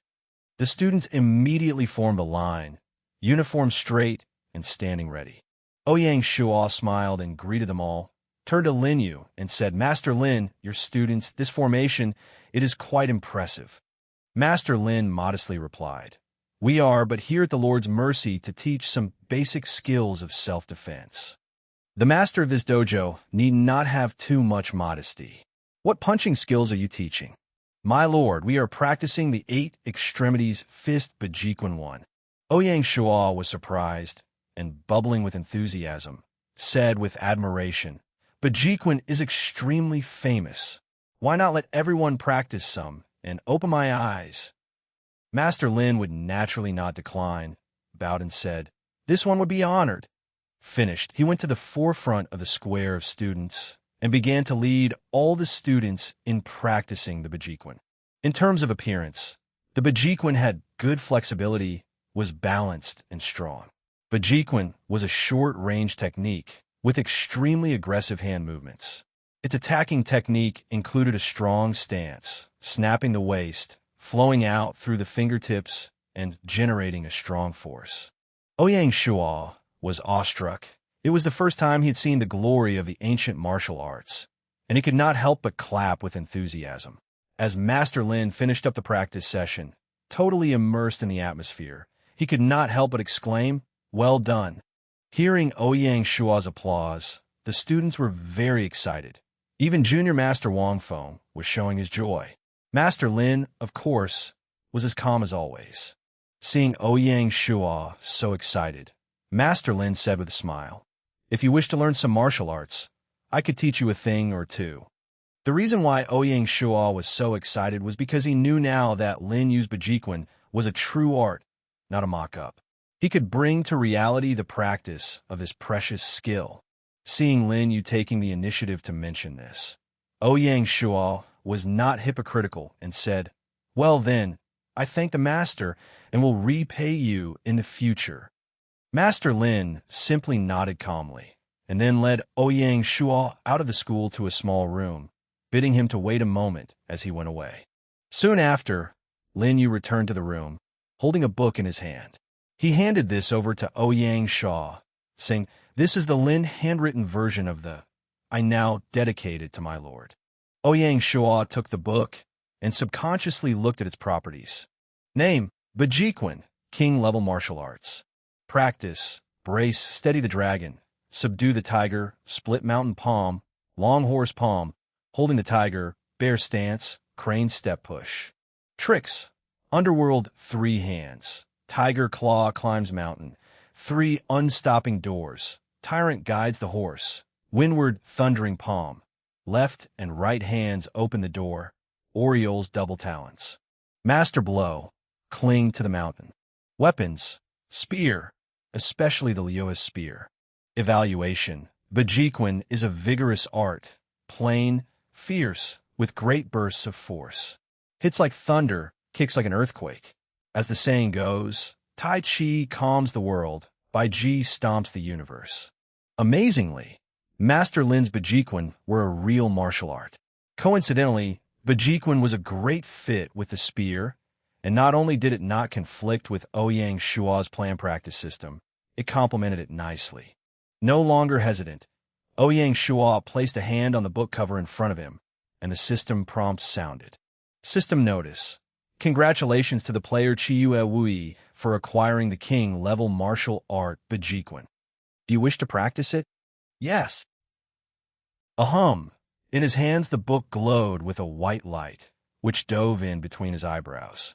In mere seconds, all of the information needed to practice Bajiquan poured into his mind, waiting for him to slowly digest it. Ouyang Shuo opened his eyes and rose to give Master Lin Yu a deeply formal bow, solemnly saying, "Thank you, Master Lin." He knew that he was probably the first martial artist to learn the full set of Bajiquan. Even Master Lin's personal disciples probably did not have the qualifications. Master Lin, standing there, smiled and said, "About Bajiquan, not trying to boast, but I am considered quite knowledgeable. If Sire is willing, I can tell you all I know." This was the repayment to Ouyang Shuo for not being haughty. Ouyang Shuo knew very well that getting a Bajiquan master's guidance was incredibly valuable. It would save him a lot of time and detours. He smiled and said, "I am listening." Master Lin nodded and began to explain to him the process. Bajiquan takes the head as the center of universe, the limbs as the four directions, both front and back hands relative of each. The core gathers your spirit channels the chi, your chi guides the force. The mighty momentum, strength, and sense from every muscle, every part of the body is a weapon. Every movement, every change, every transformation, every effect, its variety is limitless. Bajiquan is famous for its violent fist force, but is also well known for the move used by masters of the style. The most well-known technique is cling to the mountain.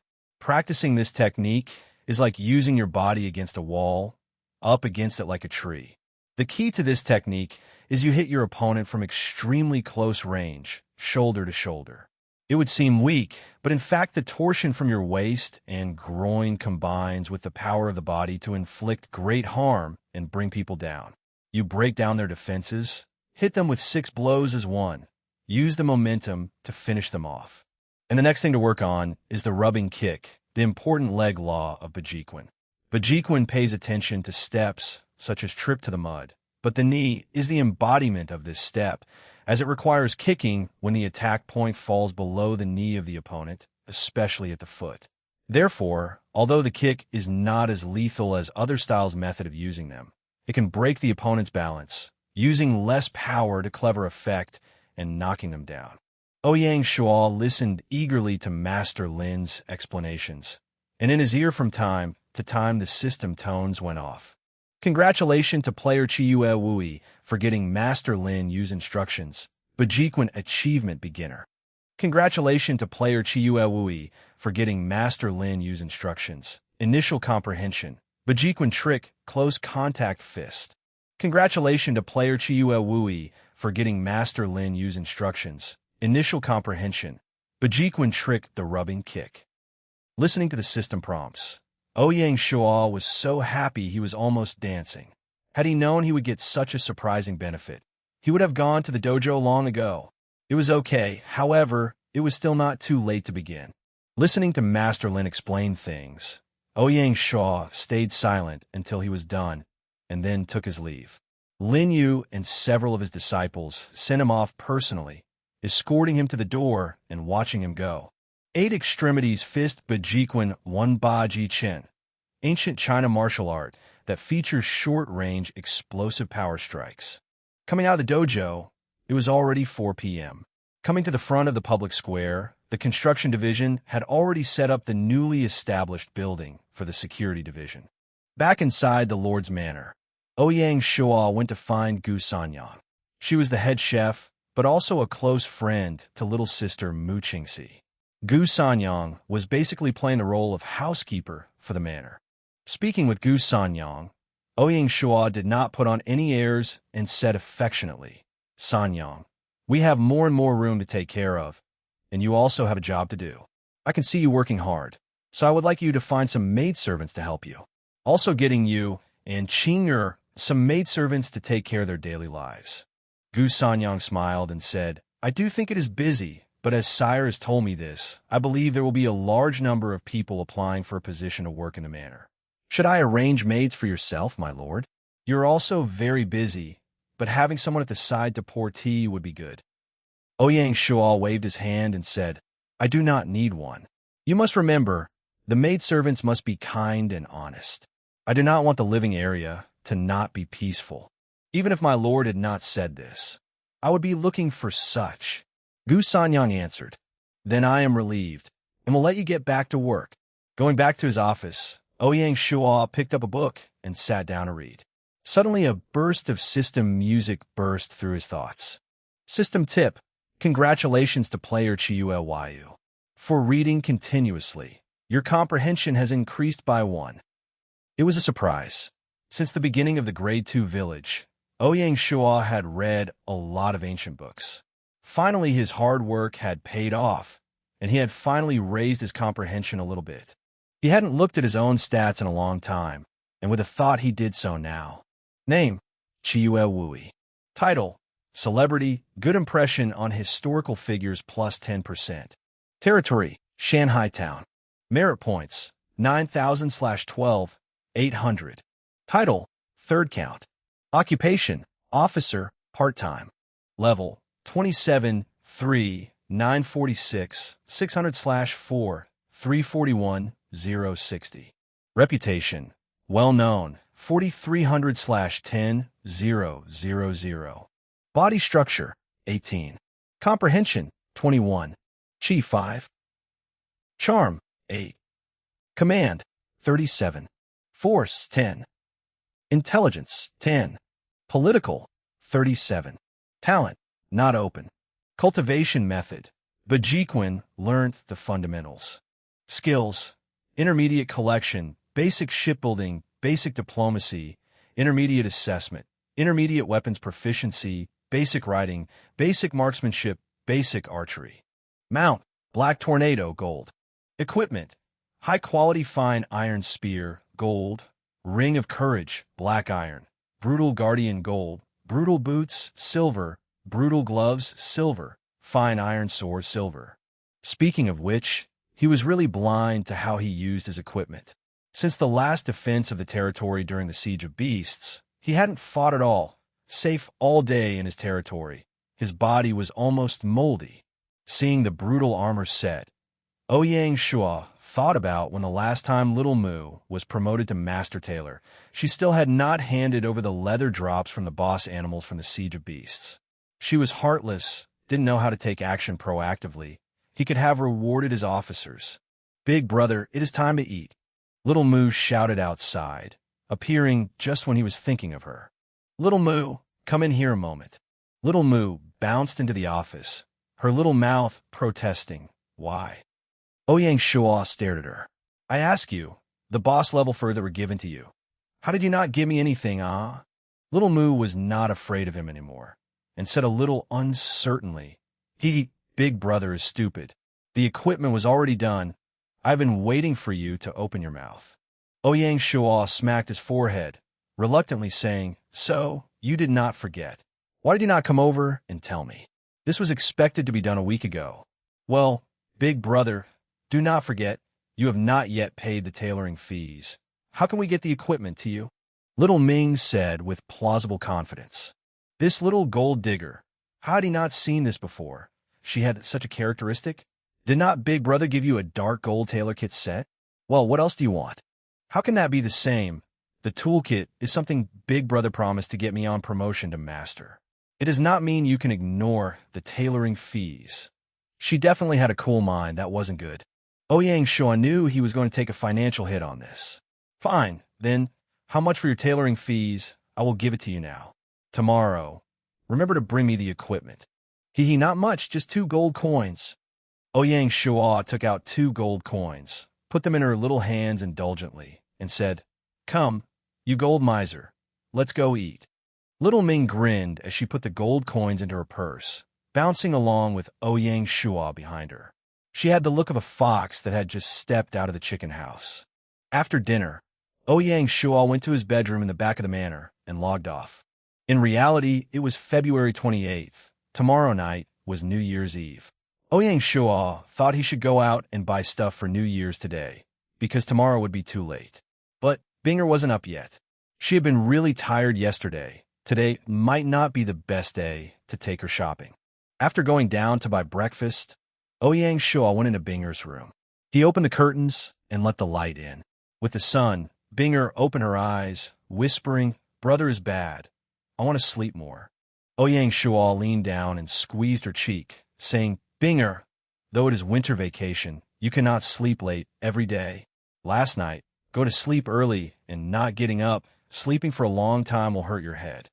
Binger reluctantly got up, put on her cute little slippers, and went to wash up. While eating breakfast, Ouyang Shuo mentioned to Binger about buying New Year's gifts. "Baby sister, yesterday you were tired enough to fall over. Today your brother is going out to buy New Year's presents. You stay home and rest, all right?" Upon hearing that he was going out shopping, Binger's eyes lit right up, her small head shaking like a rattle. Binger is not tired. Binger will go with brother to buy New Year's Eve presents. Bad brother cannot let lovely Binger stay home. Nothing could be done to tame this miserable monkey. He wondered what sin he had done in his past life. There was a little sister Moo in game and a little sister Binger in the real world. These 2 little sisters were indeed adorable, but at times bringing misery. They walked down a street that had the traditional side shops open with a variety of dazzling new products. Both sides of the streets were covered with festive red lanterns, and there were all kinds of colorful banners, along with a thick smell of food. New Year's was inseparable from the word for eating, and New Year's food accounted for a large part of it. Traditional egg powder, crispy triangles, rice cakes, fried dumplings, as well as fresh meat, honey dates, almond cakes. These were the things most able to arouse people's memories of festival food. People flocked to the shops on both sides of the street to buy New Year's food. Compared to Ouyang Shuo's love of traditional food, Binger clearly liked candy. Crisp sugar cubes, fruit sugar, chocolate, jelly, lollipops, and hundreds of other candies. Binger looked over all of them hungrily, picking which to have. Fortunately, the businesses were understanding and allowed all kinds of mixing and matching on the candy. Otherwise, Binger would have been sorely pressed to choose. In addition to the finished foods, Ouyang Shuo also had to buy some food to prepare for the dinner. Oysters, shrimp, mushrooms, squid, scallops, and so on with the main ingredients. In addition, he also bought some fish maw, sea cucumbers, and some other high-grade foods. Of course, for this meal, there would also be Chinese preserved meats. In addition to the traditional sausage, things like waxed duck kidney, roast duck, soy sauce, 5 bacons, and other foods must not be ignored. When he was done buying all the various foods, Ouyang Shuo's hands already held 5 or 6 bags. They weren't finished either. For New Year's, he still had Chinese knots, zodiac dolls, and the other little things to buy. The 2 of them had just come out of the grocery when they heard someone shout behind them. Ouyang Shuo turned around and saw 2 girls waving at him from a little ways away. After taking a look, he recognized them as his former junior high school classmates, Tan Xiaoli and Meng Fei. It was really a big change after 18. In junior high school, they had been really slim. If not for Ouyang Shuo having such a good memory, he wouldn't have recognized them. Ouyang Shuo holding Binger's hand. He went up and greeted the 2. Tan Xiaoli was a little fat girl with a cheerful character. Meng Fei was more petite, with a shy character just standing to the side. "Hey, old classmate, I have not seen you for so many years, still so handsome," Tan Xiaoli said with a smile. Ouyang Shuo had long been out of junior high school when he was first excited about girls. "Well, I still look the same, but the 2 beautiful girls in front of me are even more pretty." Tan Xiaoli's eyes lit up. Oh, the then innocent boy now knows sweet words, daring to flirt with the older sister already. She looked at Binger and hesitated. This lovely little girl. Could she be your daughter? Ouyang Shuo coughed a bit. What? This is my sister, Ouyang Bing. He could not blame her completely. When Binger was born, he was already in his 3rd year. His fellow students did not know about his sister. Thanks to modern medicine, women were far more free to choose their childbearing age. Having a second child at 34 was very common. The class party has been set for 1st month, 4th day. Will you be going? Tan Xiaoli asked him. I might be going. I have not seen anyone for a long time. Meeting them will be good. That's good. This street is not a place to talk. We will meet at the gathering. Tan Xiaoli was a straightforward person. She took Meng Fei and was ready to leave. Ouyang Shuo naturally wanted them to leave. He hadn't finished his New Year's shopping spree. He bid farewell to the two, and the brother and sister continued their annual raiding trip for goodies. By the time they were done procuring New Year's supplies, it was already 3 p.m. It was a large pile of big bags. If Ouyang Shuo hadn't been exercising recently, he doubted he would have been able to carry them back. Once home, Binger immediately opened a box of chocolate. She couldn't wait to put it in her mouth. Seeing this, Ouyang Shuo quipped, Little sister, if you keep eating like that, you will turn yourself into a small, fat girl. Bad brother. Lovely Binger will not become a little fat girl because I have good metabolism, so I wouldn't become fat. She was just like a proud little peacock. Thunderstruck, Ouyang Shuo asked in astonishment, Who taught you that?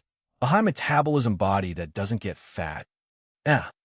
Binger realized she had committed the classic big mouth error and should not have said that, hurriedly covered her mouth up with her hand. Seeing Ouyang Shuo's harsh eyes, she finally yielded to him and whispered, Big sister Xiaoya said that. Ouyang Shuo slapped his forehead in disbelief. These two girls were really unbelievable. This son Xiaoya, how could she tell such things to Binger, who was just a child? When she comes back after New Year's, he was going to have a talk with her. You can only eat that one. If you eat more, then no dinner, was Ouyang Shuo's only compromise. Well, you know you were the world's most caring brother. She was aware that he was not really angry, and reverted immediately to her normal mood, bouncing and running to his side, where she sat down obediently. Having such a lovely sister, what could he do? He patted her head and asked, Well, what do you want to eat tonight? I want buffalo wings. Well, then, let's eat buffalo wings. Gaia, 1st year, February 17th, sunny. Day to bury the dead, shift the coffin, abstain from marrying and forming alliances. Yesterday afternoon, the cemetery had been built. Today was the auspicious day to open the burial ground. Therefore, the ashes of the 2 soldiers who had died were brought forth by the administration department. Early in the morning, all of Shanghai's leaders, their arms wrapped with black cloths, gathered before the ancestral hall for the burial ceremony. The ancestral hall was set up well. The woodshop had picked the finest wood to build the coffins, and parked it in the middle of the hall. The ashes of the dead had been put into the coffin by their fellow soldiers. Because the dead soldiers had no living relatives, the army arranged for their burial ceremony. The Cavalry 1st Platoon 2nd Squad and Cavalry 2nd Platoon 3rd Squad were responsible for carrying the coffins. The funeral started at the ancestral hall, wound all the way through the village, and then turned to the west side of the town, where the cemetery was. The cemetery was built into the edge of the territory, following the tenets of feng shui, and could be considered to be perfectly placed. After arriving at the cemetery, they came to the location of the graves.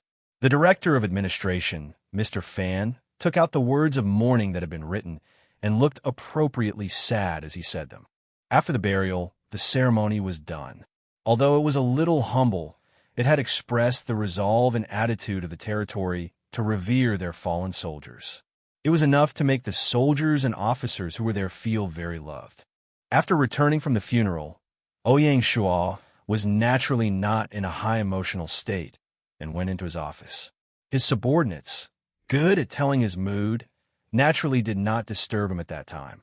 At 2 p.m., there was a sudden system announcement. System notice: on February 19th in Gaia is the traditional New Year's festival in China. In order to add a festive atmosphere, there will be spring festival activities held. System announcement: the night of New Year's, there will be a large number of animals coming from the wilderness and attacking the territories of the players. Every player's territory will suffer the brutal assault.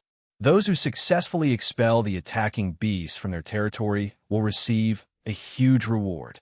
Lords, prepare yourselves. New Year's Festival Event System Announcement. Ouyang Shuo had almost completely forgotten that such an event happened. Before his rebirth, he was an adventurer and did not participate in the New Year event, so he did not have much impression of it. Adventurer players outside the city on New Year's also had the opportunity to meet the beasts. If they could kill the animals, they would also be rewarded. However, you needed luck to meet the animals, unlike the Lord players. You also needed strength, as the boss was at least level 30, so if you were alone, you were in great danger. Therefore, to participate in the beast activity, you needed a powerful mercenary group. China had not officially ranked the top 10 mercenary groups.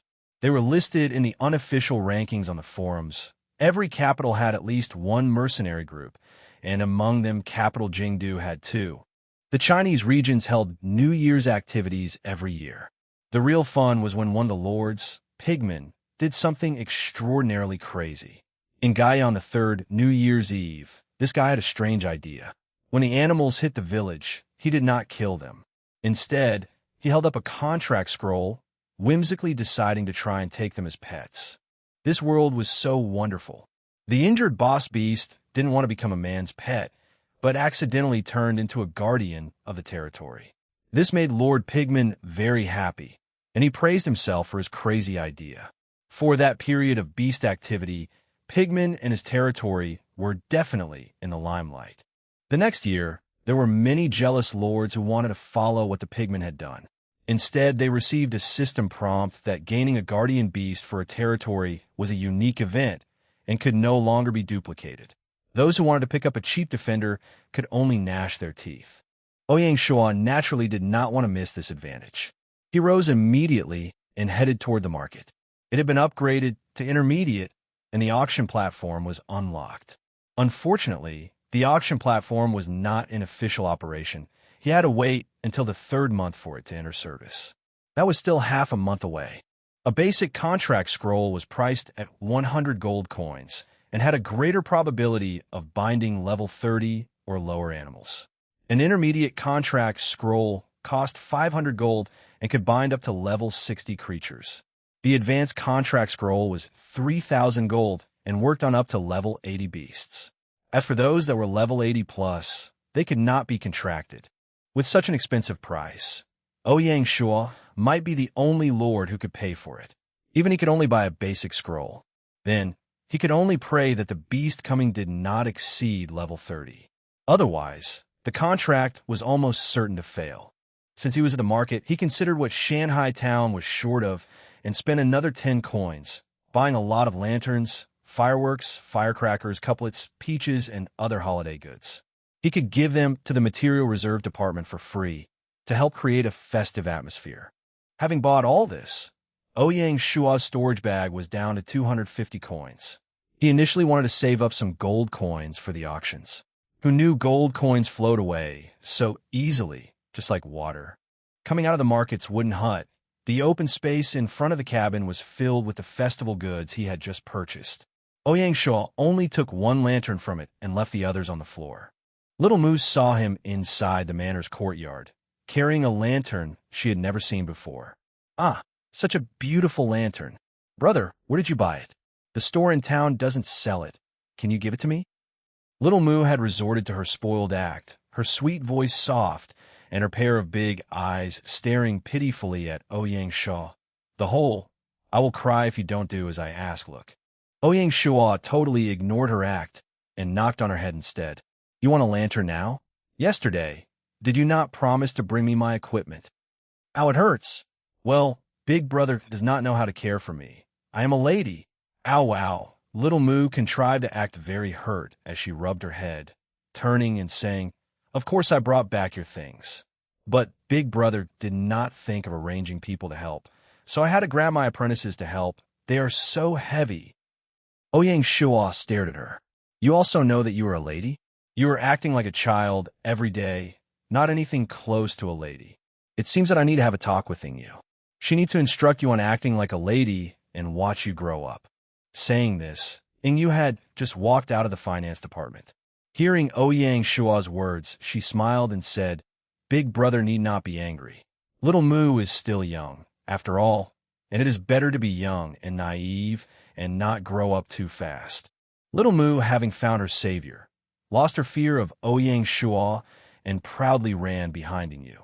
He grimaced and said, "Yes, yes, Sister Yu, you are truly caring for Little Mu."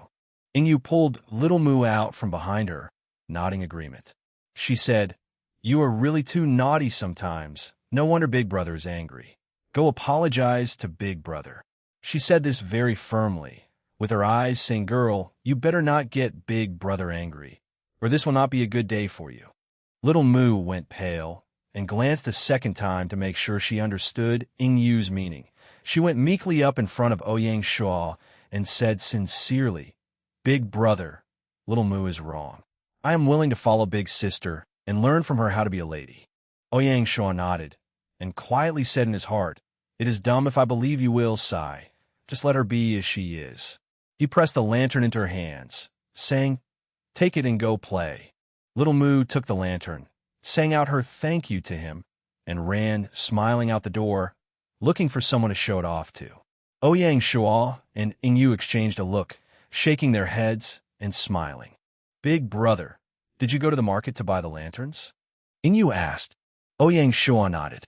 "Yes, I bought a number of New Year goods from a market to give to the residents of the territory. New Year is coming. It is time to relax and gather. Big Brother has thought it through." Ouyang Shuo waved his hand and turned into the Material Reserves Department office to find Du Xiaolan. After disposing of the New Year's goods with her, he returned to his office. In his office was piled a bunch of leather armor. There were belts, bracers, and boots. Although Little Mu was usually naughty, she was very serious when it came to crafting. Ouyang Shuo picked up the armor pieces one by one to inspect them. The buffalo hide was sewn into 2 leather breastplates and 4 belts. The wild boar boss's hide was sewn into 4 sets of knee and wrist guards, while the wolf boss fur had been used to make 4 pairs of boots. As for the wild dog boss's fur, it had little value, so Mu Qing had made 4 quivers out of it. It was a total of 18 pieces of equipment. Except for the leather breastplates, they were all silver class. The 2 breastplates were gold and dark gold levels, respectively. Ouyang Shuo guessed that Little Mu had broken through to Master Tailor when she had successfully crafted this dark gold piece. Name: Guardian Bull, dark gold. Type: leather. Weight: 3 kilograms. Defense: 60. Toughness: 65. Maker: Mu Qingxi, with equipment naming rights. Evaluation: made by Senior Tailor Mu Qingxi from Grade 9 Buffalo Boss hide. Exquisite workmanship, reasonable design, excellent protection. At this stage, the average player had black iron equipment and occasionally 1 or 2 pieces of silver equipment. As for gold equipment, he figured that only the leaders from top 10 mercenary groups had 1 or 2 random pieces, and considered them as their top treasures. In the entire China region, there were probably not more than 5 pieces of dark gold equipment, basically all monopolized by lore players. Even if he had Little Mu try her luck again, she wouldn't necessarily be able to craft another dark gold leather. There was a lot of luck involved. Ouyang Shuo replaced the brutal Guardian armor on his body with this Guardian Bull dark gold armor. Then he put on the belt and greaves.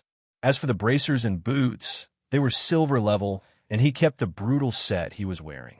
The rest of the armor he prepared to give it as rewards to the infantry squadron.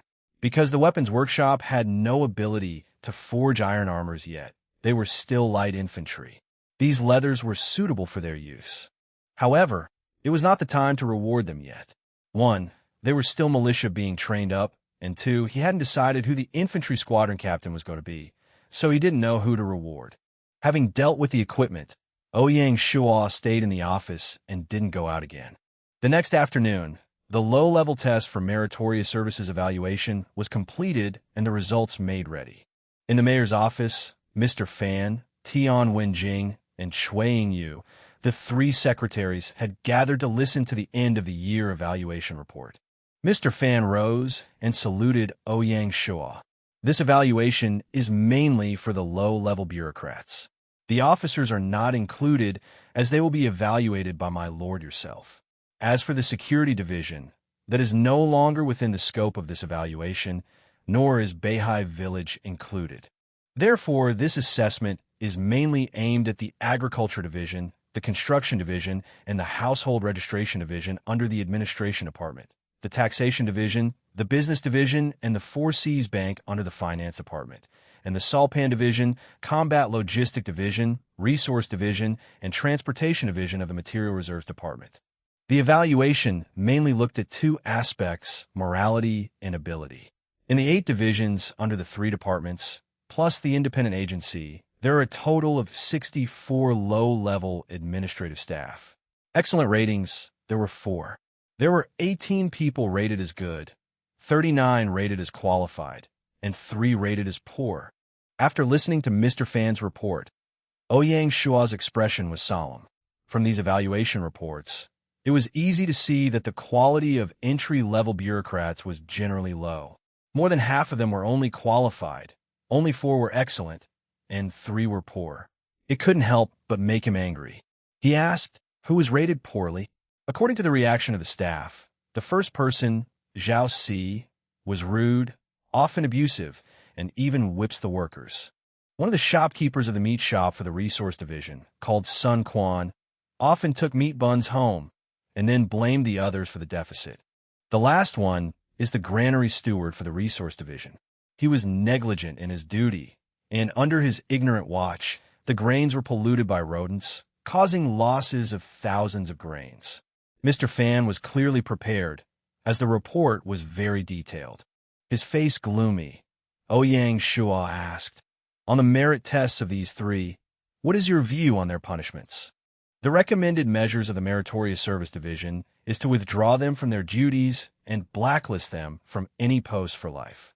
Ouyang Shuo obviously did not want to let off these scums so easily, and he sternly said, "This treatment is not far enough. Take them and have them to work on the walls and moat. They will be given only 3 meals a day. When the walls and moat are finished, so will their punishment. In addition, I will punish the Secretary for Construction, Zhao Duong, for 2 months' salary, and fine the Secretary of Resources, Du Xiaolan, for 3 months' salary. Furthermore, I remember the meat shopkeeper was originally appointed by the former Deputy Secretary of Resource Division, Zhao Yufang. He will, and must also be punished. Zhao Yufang will forfeit 6 months of his salary, and he will be taken off the list for Secretary of Combat Logistic Division, only functioning as the deputy for now." Ouyang Shuo's thunderous declaration tightened the hearts of all of them. Not only did he increase the punishment for dereliction of duty, he had further made their bosses accountable. Secretary of Material Reserves Department Tian Wenjing was also apprehensive. Of the 3 being dismissed, 2 were under the Material Reserves Department and was also connected to his secretary. As their director, he was naturally to blame. Tian Wenjing arose, bowed deeply, and exclaimed, "For such a flaw being under the Material Reserves Department, please blame me." Ouyang Shuo waved his hand. "Director Tian, you were not here when the 2 were appointed. I am not going to extend the punishment to you for not knowing the culprits after learning the scope of the crime. Of course, I hope that the directors will be able to correctly implement proper rules and conduct, and this will not continue to occur." Tian Wenjing nodded fiercely, saying, "Thank you, my lord, for your grace. I will certainly work hard to thoroughly rectify the Material Reserves Department. I will not fail my lord's trust." Ouyang Shuo looked again to Mr. Fan, asking who was rated excellent. The first of the 4 people was in the Division of Agriculture, called Sun Yanong. He was responsible for water conservancy projects. This person was hailed by the farmers as loving to lead everyone in water projects, having both ability and political integrity. The second person was a planner in the Construction Division, called Hao Jiansheng. The reason the moat project is proceeding so smoothly is due to this person. The third person is at the Four Seas Bank, a clerk named Yang Yan. This person gives thoughtful and careful service. The fourth person is in the Saltpan Division, called Shenzhue. He has a deep knowledge of the salt pan processes. Mr. Fan's comments were refined and sharply presented. Ouyang Shuo slowly smiled on hearing this and said, "Well, these are excellent talents and should be promoted. As I have said, there will be penalties and there will be rewards. I have decided to appoint Sun Yanong Agricultural Deputy Secretary, appoint Hao Jianxing as Assistant to the Secretary for Construction, appoint Yang Yun as Hall Manager of the Four Seas Bank, and appoint Xinjie as Deputy Secretary of the Salpan Division." Mr. Fan was a bit overwhelmed, hesitating for a moment, and then bit the bullet to speak up. "My lord, I admit that Sun Yanong and Xinchun are very good, but promoting 2 people directly to Deputy Secretary, is that not a little much? Appointment as Assistant Secretary is more appropriate." Ouyang Shuo shook his head and replied, "Since these young people are so good, they should be boldly promoted to build a broader platform for them to develop on. As for the reason why promotions are so urgent, there are other considerations. But since you have asked, I will answer your question. First, the salt pans. From the day it was established, it has had no one looking over it full-time. First, it was me, part-time, and then you. It was always some other people from a higher level holding the concurrent post. Therefore, I have decided Xinchuan is the person to cultivate in the division at this time. If he can pick up the banner and run with it, then I will not hesitate to promote him again. For the agricultural division, it is a huge department in charge of many affairs. With agriculture, forestry, and animal breeding under it, it is obviously difficult for Secretary Zhao Dexian to handle alone. Therefore, appointing a deputy director is necessary. Not just these divisions, but the others. If there are talented candidates, you 3 directors can always recommend them to me. With the continuous expansion of the territory, it is necessary to increase the territory's efforts to train a reserve of personnel, give the newcomers some chances to create more possibilities for the territory. The 3 chiefs nodded, accepting Ouyang Shuo's explanation. Ouyang Shuo had taken the time to explain all that because he didn't want them to hold some doubts. Many of the things he wanted to do had to go through them. If they didn't communicate well, this would produce bias when it came time to implement, which he did not want to see. After dealing with the evaluations, the atmosphere in his office became much less tense. Cui Yu laughed and said, "Big brother, this is going to change the new year slightly. Everyone is looking forwards for the rewards for their hard work. I hope you are ready to scatter some money around." Ouyang Shuo smiled and said, "I will be rewarding some people. It is time to set a standard. Mr. Fan, in accordance with the Secretary's findings, each Secretary is to receive 1 gold coin, each Deputy Director 80 silver coins, each Assistant 50 silver coins. For results on the evaluations, the bureaucrats will receive 1 gold coin for an excellent evaluation and 30 silver for a good evaluation. For whoever compiled the statistics in the Treasury Department, come to me and collect the reward funds." "What about the 3 of us?" And you asked. You will not use these terms as a reward for you. Rest assured that I alone have prepared a reward. As for what it is specifically, wait until tomorrow when I announce it," Ouyang Shuo quipped. After finishing the discussion about the evaluation, Ouyang Shuo did not slack around and instead made a trip to the market. Do not look at him being so confident in front of you. In truth, he had not prepared the New Year gifts for the 3 directors. As the gifts were rewards for the 3 important directors, not only couldn't it be shabby, it also had to have class and taste. Fan Zhongyin and Tian Wenjing were both still okay, as they were traditional civil servants, and giving them the 4 literary treasures were suitable. The 4 literary treasures in China were non-woven paper, emblem ink, lake pen, and Duan yin ink slabs. A set of these 4 literary treasures would naturally be expensive. The highest grade was worth several thousand golds and wasn't something that a small lord could afford. Even a most ordinary set would cost 20 gold coins. Ouyang Shuo gritted his teeth and spent 40 gold coins on 2 sets. The key gift was the one that he prepared for you. This lady had the most qualifications out of the 3 directors and was also his sworn sister, so naturally, his gift couldn't be shabby. A gift for girls would be jewelry, jade, makeup, etc., a few limited types. He took into account the fact that he was her brother, so he couldn't give her anything too private. In the end, Ouyang Shuo chose a light and delicate jade, which was crafted from white jade, representing prosperity. Definitely, he wouldn't forget about that little brat Qinger, getting a piece of jade for her and spending a total of 30 gold coins. After he returned to the manor, General Shuo and Lin Yi were waiting for him in his office, giving him a very bad feeling. Sure enough, before he could even sit down, General Shuo said out loud, "Hee, we heard that Sire had prepared year-end rewards for the civil servants. Will you be giving out rewards to the warriors in the army?"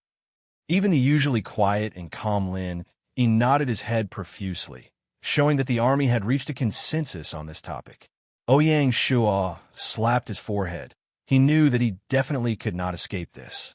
Luckily, he had prepared for this situation and teasingly said, "Not bad. You guys know how to take the initiative.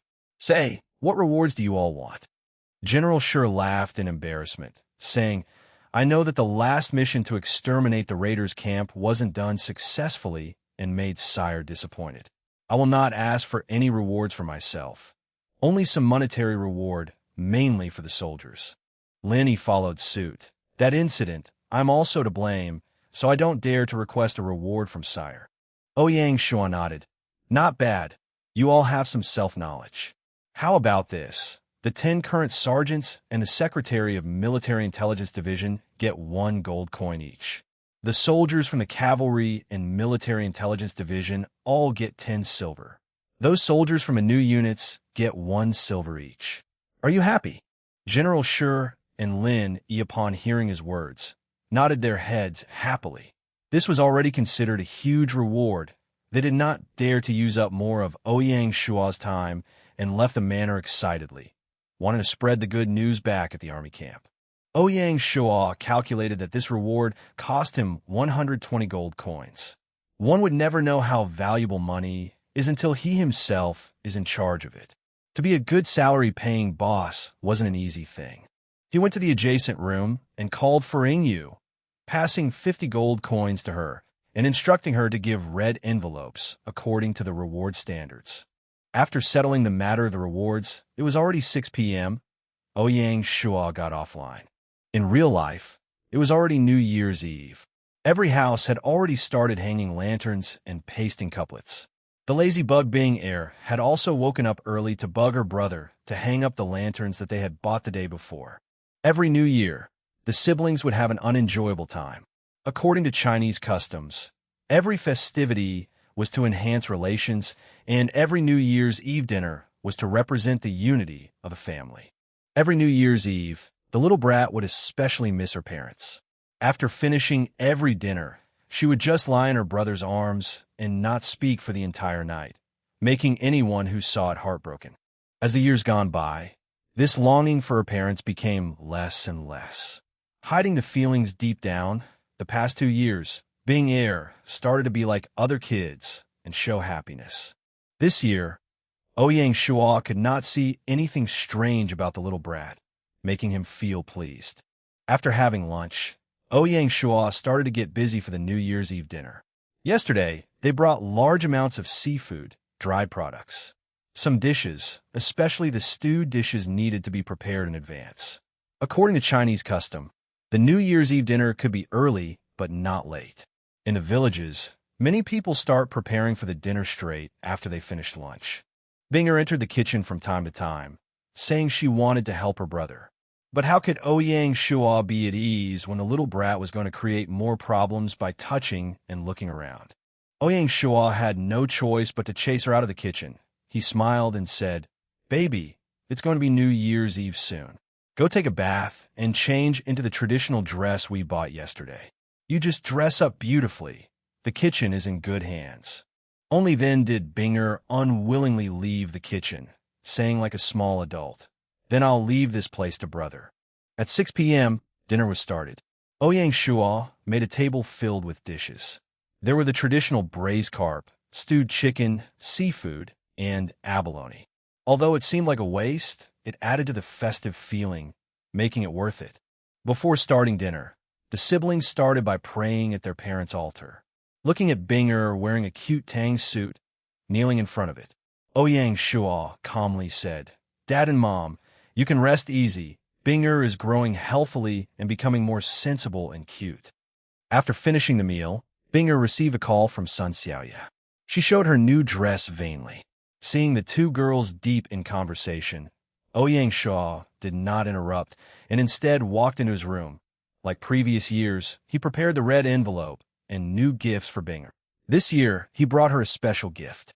On the surface, it was a circular ball, like the Poke Ball from Pokemon. In truth, it was a high AI pet which retailed for 1 million credit. Such an expensive pet, only a brother like Ouyang Shuo could bear to give. Such an expensive price naturally had its specialty. The pet came in many different types, and it had long ago went past the usual cat or dog pets.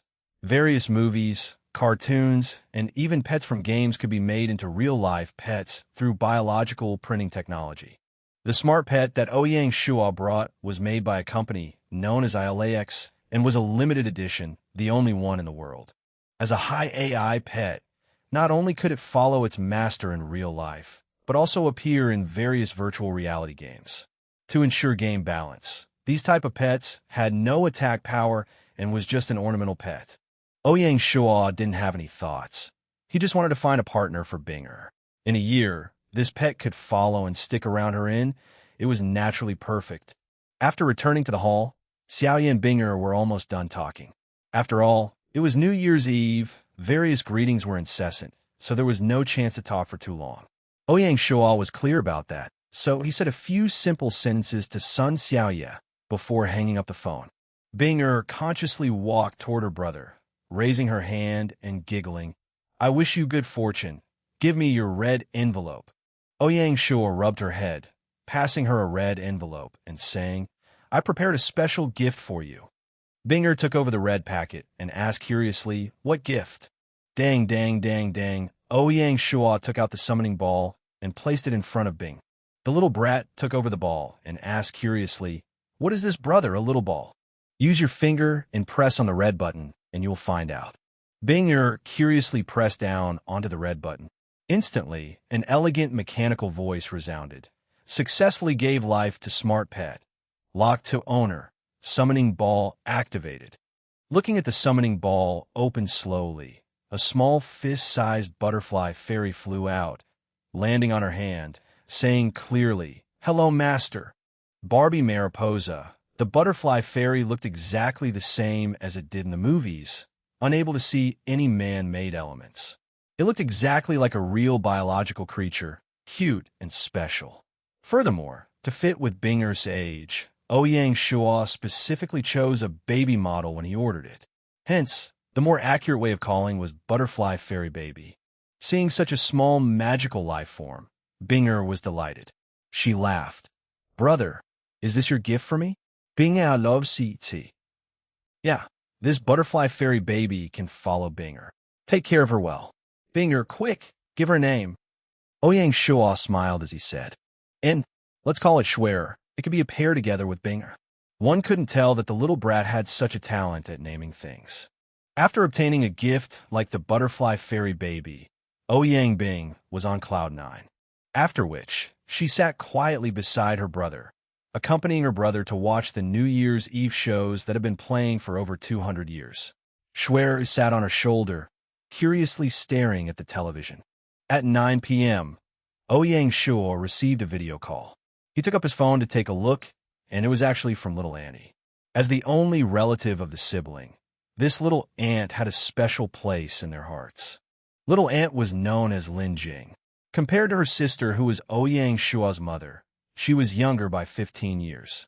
Hence, she and Ouyang Shuo could be said to be from the same generation, as she was only older than him by 6 years. Under normal circumstances, Ouyang Shuo and the little aunt should have been very close, but it was the total opposite. It wasn't that Ouyang Shuo didn't want to get close to her, but she had hated men since she was born, and her nephew was no exception. It was because of such an eccentricity, since Lin Jing graduated from university, that she found another girl and married without getting the blessing of her family. Ouyang Shuo's grandparents did not have a son and only had these two daughters. The two elderly didn't have good health, and after the double blow of their daughter died from a car accident and the other undergoing a same-sex marriage. In 2 short years, both of them passed away one after the other. As his paternal grandparents gave birth to his father late, not long after Ouyang Shuo was born, they kicked the bucket. Hence, his relationship with his maternal grandparents was very deep. This was also the reason why he drifted away from this little aunt and kept little contact. As for Binger, who had seen the little aunt a few times, her impression of her was even more of a blur. Hence, to receive a call from little aunt on New Year's Eve shocked Ouyang Shuo. After picking up the call, the image of Lin Jing appeared on the screen. In truth, she looked exactly the same as his mother, inheriting the elegance and beauty of his grandmother. Beside his aunt sat another beauty. She looked like a city strong woman, exuding an aura of strength and confidence. Her name was Xie Siyun, and she was his little aunt's partner, and was his aunt-in-law. After experiencing a rebirth, Ouyang Shuo cherished his loved ones even more. In his past life, because of his stubbornness, before he boarded the intergalactic spacecraft, he did not think about contacting his little aunt and exchange his in-game ID. 5 years in the game, he hadn't met his aunt even once, becoming his biggest regret. What happened in the past had already happened. One must learn to look forward. Ouyang Shuo wasn't as cold in the past, calling Binger to his side and laughed. "Little aunt, Happy New Year!" Lin Jing was surprised by the actions of her nephew. She was already prepared for him to hang up the phone call. Never did she expect for such a situation to occur. In the last life, Ouyang Shuo did hang up on her, never contacting each other ever since. "Little Shuo, Happy New Year. The one beside you is Binger, right? This little brat has grown up so much. She looks so much like her mother." Little aunt smiled as she said. Only then did Binger remember that the woman in the video was her little aunt, immediately saying crisply, "In little aunt, I am Binger. Happy Chinese New Year." Hearing her master speak, the little Shuer who was standing on her shoulder copied her and said, "Happy New Year, Happy New Year." Suish accent kost being out to laf. Binger held up Schwerer on her hand like how one would when she is presenting a prize, said, little aunt, this is the pet that brother gave me." Binger gave her a name, which is Schwerer. Is it cute? Although this type of smart pet wasn't very common, Lin Jing still knows of it. However, she assumed that it was a normal smart pet and didn't pay much attention to it, laughing as she said, "Cute, just like Binger." Xie Siyun, who was sitting beside Lin Jing, recognized that Schwerer wasn't ordinary, a flash of amazement and surprise appearing in her eyes. After the greetings, Lin Jing recalled the reason why she'd made the call, turning to Ouyang Shuo and saying, "Little Shuo, have you heard of a game known as Earth Online?" Ouyang Shuo was shocked. Why did little aunt raise this up? Don't tell me she knew something. This wasn't something that was impossible. After all, after she graduated, she hadn't returned to the state of Jiao and had remained in Shanghai, where she did her university education. After marrying, she lost all contact with her family, and what she'd been doing, no one knew. On the surface, Ouyang Shuo still kept his smile, saying with no change in emotion, "Earth Online? How special is this game that it's worth little aunt to think about during New Year's?" The exact reason little aunt cannot tell you. What I can say is that I recommend you to play it. If you need money, little aunt can transfer you some. Lin Jing was very careful and added. Ouyang Shuo nodded his head. He could practically confirm that little aunt knew some of the hidden details of the game from certain channels. He was hesitating whether or not to tell everything to her. He thought about it long and hard. After all the attention he was receiving and the animosity from Di Chin wasn't what he wanted to get her into. If it got exposed, the outcome would be irreversible. Ouyang Shuo purposely said with a relaxed tone, "No need. Actually, I do play this game." "Huh? You have already started playing. That's great. What's your ID?" "Little aunt has some forces of my own in the game," Lin Jing said with surprise. Ouyang Shuo shook his head. "There's no need. I'm used to playing alone." "Why not, little aunt? Tell me your ID. If there's a time when I can't survive, I will depend on little aunt." Ha! If Ouyang Shuo wasn't her nephew, and that towards this nephew she hadn't felt guilty, she would have already felt annoyed. This time, she could just bear with it. "Okay then, you are still so stubborn." Little Ant won't force you. But remember, Little Ant's ID is Snow Rose. If you have something, you must come find me. Ouyang Shuo was shocked as the words left her mouth. Snow War Rose Mercenary Group? Oomph. It's good that you know. Let's stop the conversation here. Bye-bye. Lin Jing's patience was already used up, and she turned to Binger, say bye to Ant. If I'm free, I will go see you. Binger obediently nodded her head and said sweetly, bye, Little Ant. After hanging up, Ouyang Shuo couldn't calm himself down. He didn't expect that his Little Ant would be the vice captain of the second-ranked mercenary group. Then Xie should be the captain, War Rose. Fate really played a joke on him. If in his last life he didn't hang up on Little Ant, then he might have entered the game earlier. In the game, having the backing of War Rose, would he still need to wander around with Binga? Everything would have been very much different. However, there were no ifs in life. This time, by accident he received such help. What kind of effect will it have on him in the game? At the same time, between Lin Jing and Xie occurred an interesting conversation. Seeing that Lin Jing had already hung up, the silent Xie said, as if she were contemplating something, Jing, your nephew is not ordinary. That brat is so annoying.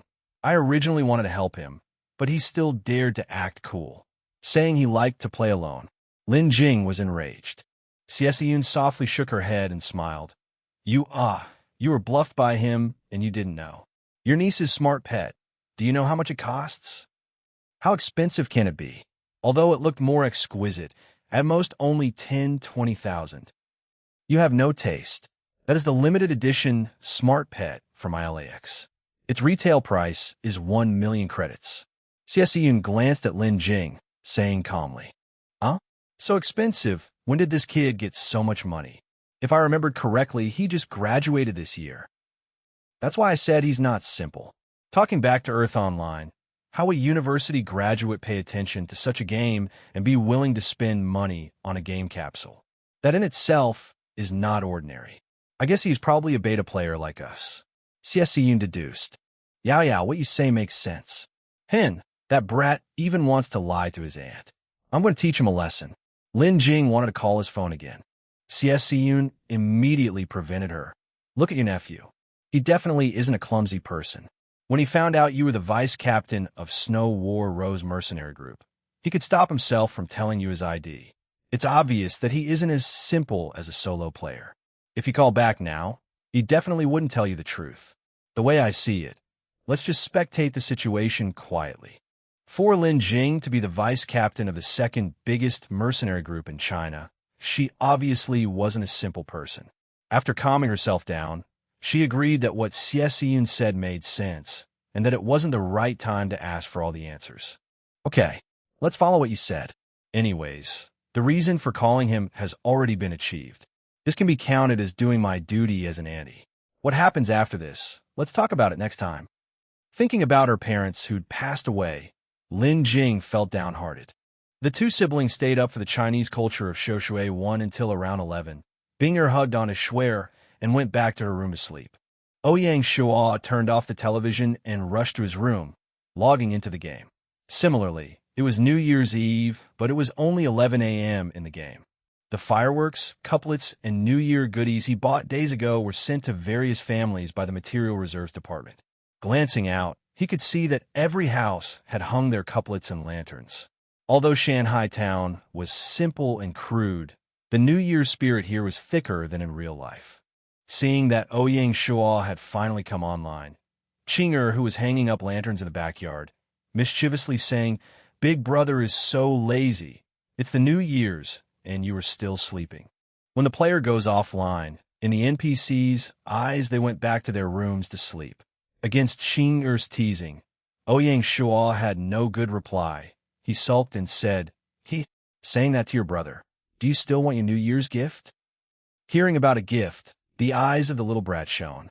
She didn't care about the lantern that wasn't hung properly and ran towards Ouyang Shuo, flattering him. Big brother is busy with work. Occasionally sleeping longer could be understood. Ouyang Shuo shook his head. He didn't bother to tease her, just taking out the jade from his storage bag and passed it to her. This is the gift that Big Brother is giving you. Happy New Year!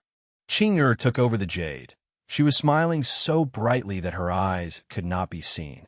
This led the two maidservants Siki and Siqin, who were just hired, to envy her profusely. Ouyang Shuo looked towards Yingyu's maidservant Siqin and asked, "Do you know where Yingyu is at?" Siqin bowed straight away, saying respectfully, "She's in the front yard distributing red envelopes." Ouyang Shuo nodded his head and turned around towards the front yard. As expected, the finance department was distributing red envelopes, and Yingyu was at his side coordinating everything. When she saw Ouyang Shuo, Yingyu walked out and smiled. "Big brother is up so late today."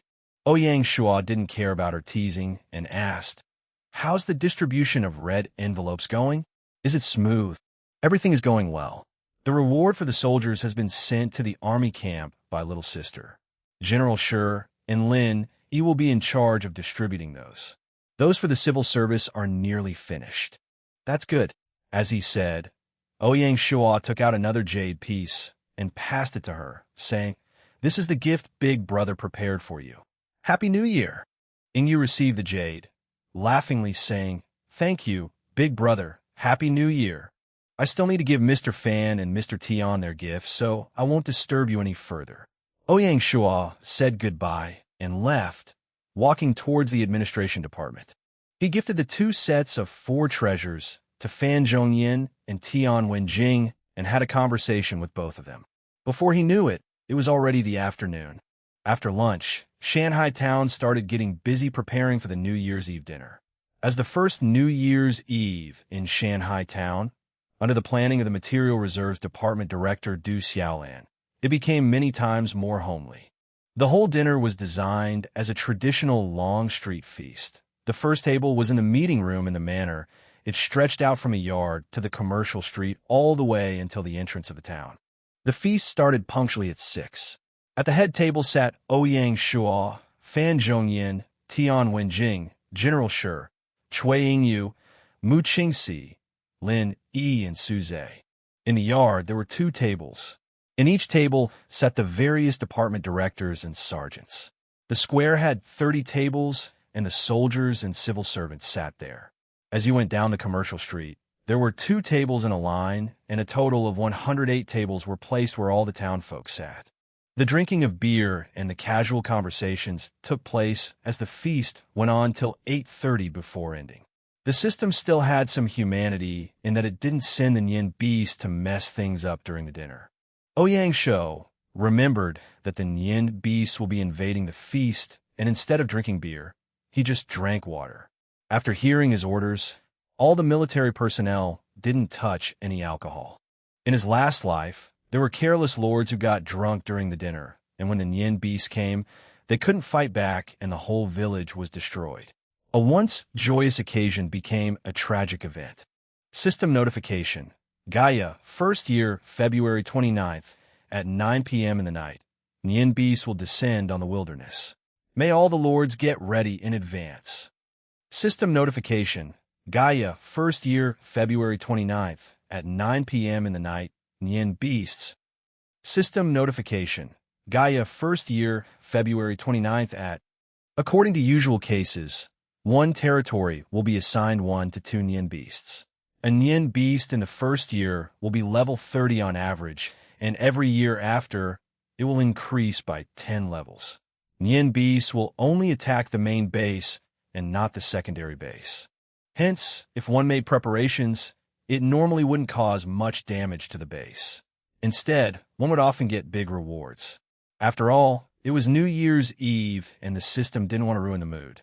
Coming up with such an event was to increase the festive spirit more.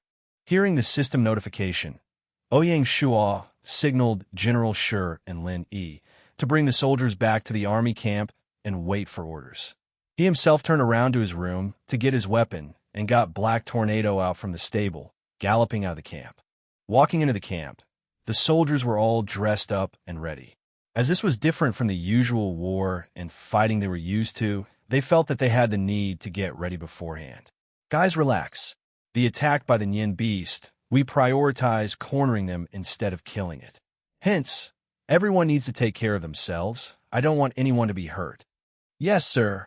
The soldiers shouted in unison. "Let's go!"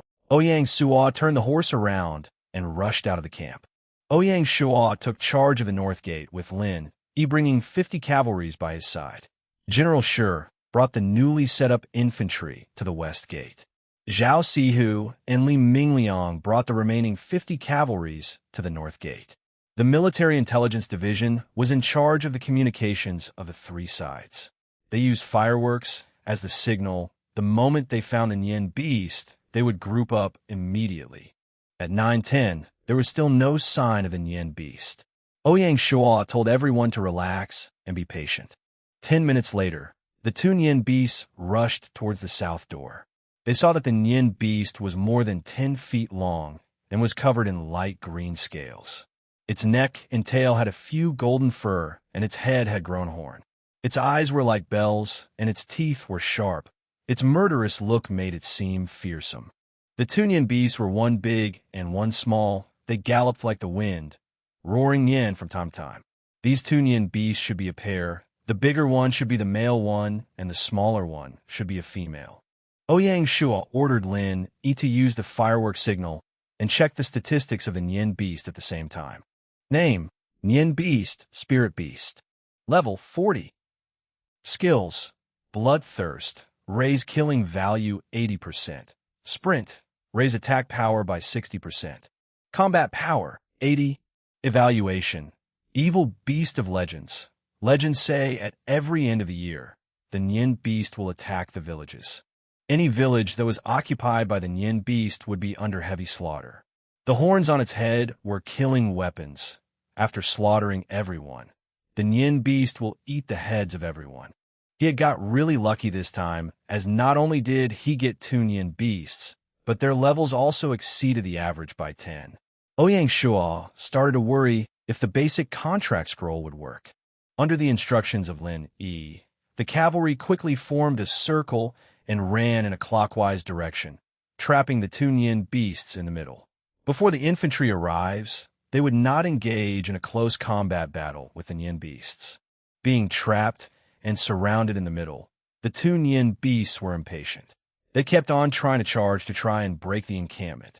Sadly, the troops were too experienced and underwent too many wars. Every time the Nian beast moved, the trap moved too, keeping the two beasts at the exact same spot in the middle. To increase the chance of taming them, Ouyang Shuo ordered the troops to shoot the beasts with arrows, as long as they don't shoot the eyes or other important areas, to lower the threat and aggression of the Nian beasts. After all, they were fierce beasts. After a length of time of pressuring the beasts, the horses of the cavalry started to tire and were not that fast anymore. There were many close calls in which the beasts nearly escaped. Thankfully at this time, General Shi's troops from the West Gate and Zhao Sihu's men rushed here for backup after receiving the signal. In the subsequent war, the infantry troops fought the beasts in front while the cavalry attacked from behind. In about 10 minutes, both beasts had lost their fight and fell onto the ground. Ouyang Shuo signaled for the troops to stop their attack and walked in front of the male beast. He took out the basic contract scroll, slowly opening it. The scroll turned into a white light and wrapped the Nian beast in it. Shortly after, a resounding notification appeared in his mind. System notification.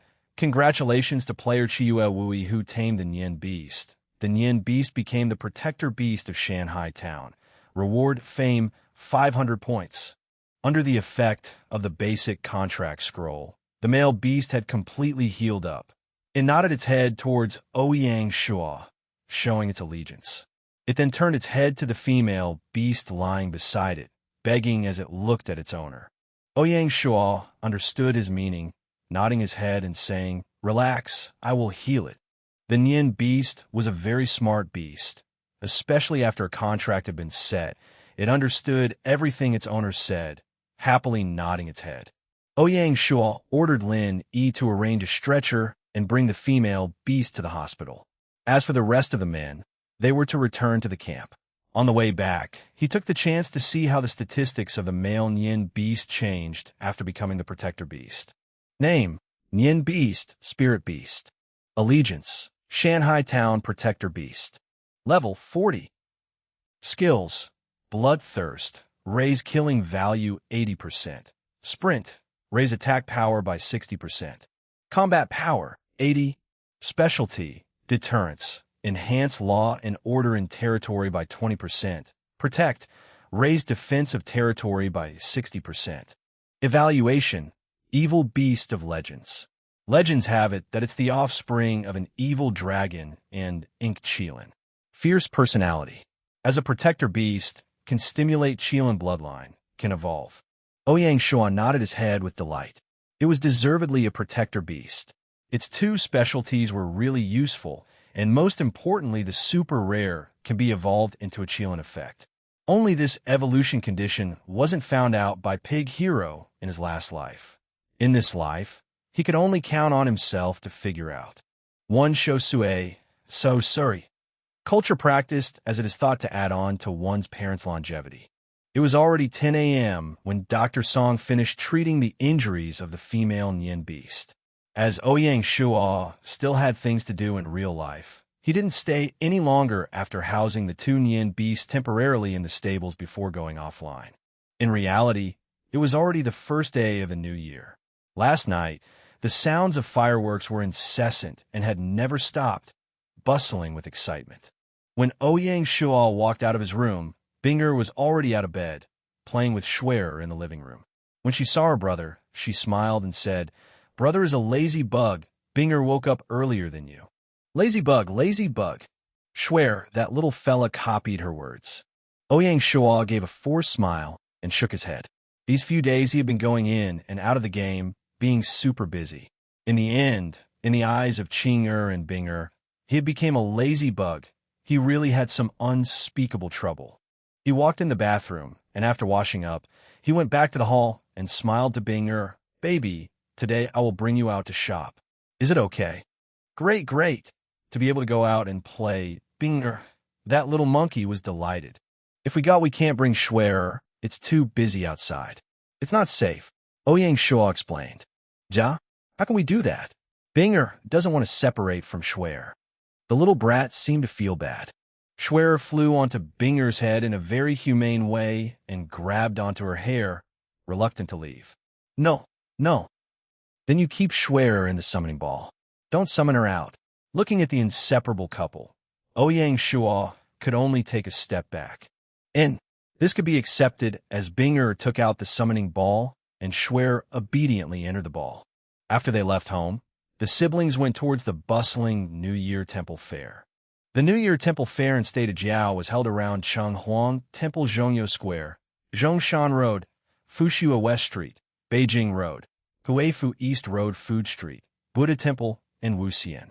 Each area would have their own cultural performances and display of cultural goods, and various foods and activities were on sale. The tourists at the market could not only see performances such as Chinese opera, acrobatics, magic, hard qigong, but also other Chinese unique skills, like Bai Mei Fist, Kali Fu Fist, Wing Chun boxing, and other martial arts. Other shows like wood puppets, folk puppets, Wuhua line puppets, and various puppet performances were on show. The siblings strolled around in the crowded temple fair, going in and out of the ocean of people. A temple fair showcased all the festivities of a new year and was a place where people could eat, drink, play, have fun, shop, and find entertainment. In the end, what the two foodies paid attention to most was the food street. Beijing Sweet Hulu, Tianjin Gubuli, North Korea Dageo, Changsha, Smelly Tofu, Tianjin 18th Street Maha, Mongolian barbecued pork, Shanghai Xiaolongbao, Old Beijing fresh pear soup, Taiwan preserved vegetables stinky tofu, and food for various countries all could be found here. Binger, that little brat, still had some heart. While she was shopping, she remembered to buy gifts for people. She used her pocket money to buy an opera mask and a clown mask for her brother. Of course, she also brought a gift for Schwer, a mini Beijing opera dress which was exquisitely made. Ouyang Shuo carried the clown mask, shaking his head. That little brat just wanted to tease him. When they returned from the temple fair, it was already 6:30. Binger was so exhausted, she quickly showered before carrying Schwer and going back to sleep. Ouyang Shuo was delighted that she went to sleep early as he still had a super important event to participate in. When he hurried into his room and went online, it was just a nice 7 in the morning. After waking in the game, he didn't wear his usual leather clothing, but instead he wore the woven scribe dress that Qinger had bought for him. The reason being that it was New Year's Day, Shanghai Town was about to hold their sacrificial ritual. Before 7 in the morning, all the people in the town gathered in the square in front of the ancestral hall. Even the villagers in Shanghai Village woke up early and took a boat to come to the sacrificial ritual.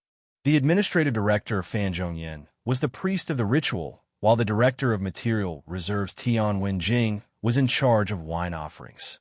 When Ouyang Shuo arrived, the ritual officially began. The ancestral hall of Shanghai Town paid respects to the Yellow Emperor. The whole ritual included welcoming the god, laying silk, entering the first offer, second offer, the final offer, withdrawal, sending off the god, and burning the offerings, these 9 steps. They all proceeded with strict supervision. None of the steps were carelessly done.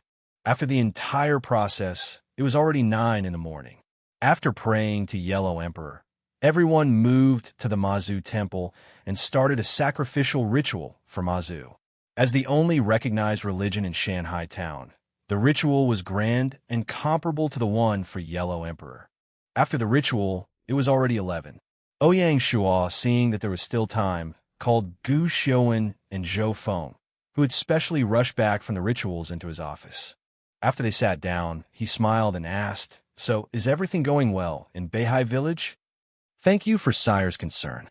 Beihai Village is on the right track. We managed to rush to a Grade 2 village before the new year." The planning for the village followed the original plans for Shanghai Village. At the same time, to strengthen our connection with the territory, we built a harbor near the river mouth. Gu Xiaowen reported. For the next step, we prepare to slow down a bit. We want to solidify our foundations and build a perfect structure. Gu Xiaowen said carefully. Ouyang Shuo shook his head and said, "No, that's too conservative. I plan to leave the fishermen under Beihai Village's jurisdiction. Furthermore, after the activation of the Baimusal Pan's 3rd phase expansion, Beihai Village's population count will grow exponentially. Hence, I need Beihai Village to get to a Grade 3 village. And also, when Shanghai Town gets to a Grade 2 town, Beihai Village needs to be a Grade 1 town by then." As he was originally the household registration officer, Gu Xiaowen had a good understanding of Shanghai Town's population.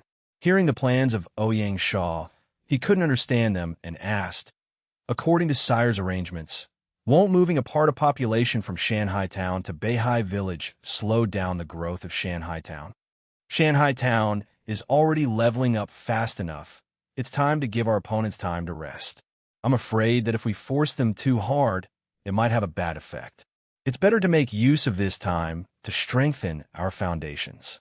As they're focusing on their main town, no one will expect that our second town has already raised to a Grade 1 town." Ouyang Shuo smiled as he explained. "Apart from that, I need you to calculate.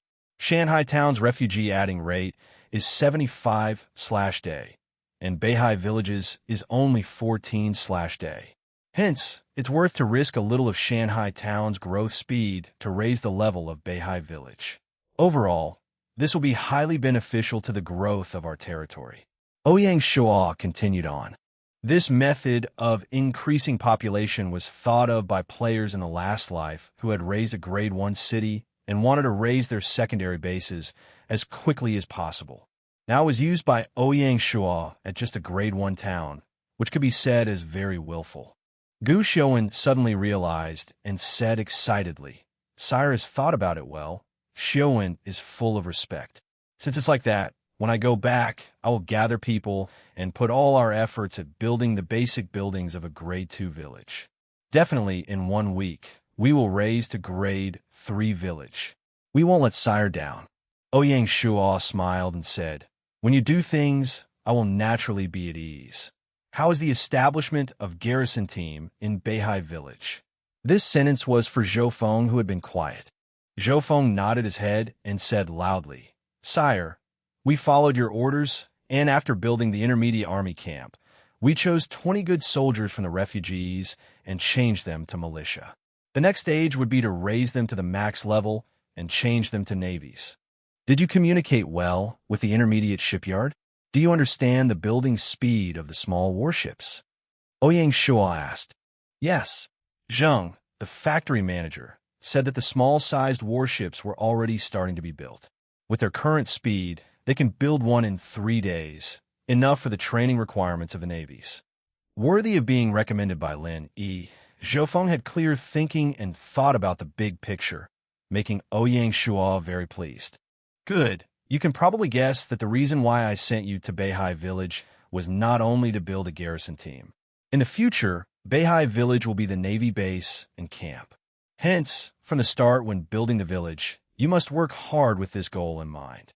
Understand, I will work hard for Sire and not disappoint you. Zhou replied loudly. Good. Seems like it was the right decision assigning you to Beihai Village. With the progress of the village, I am very pleased.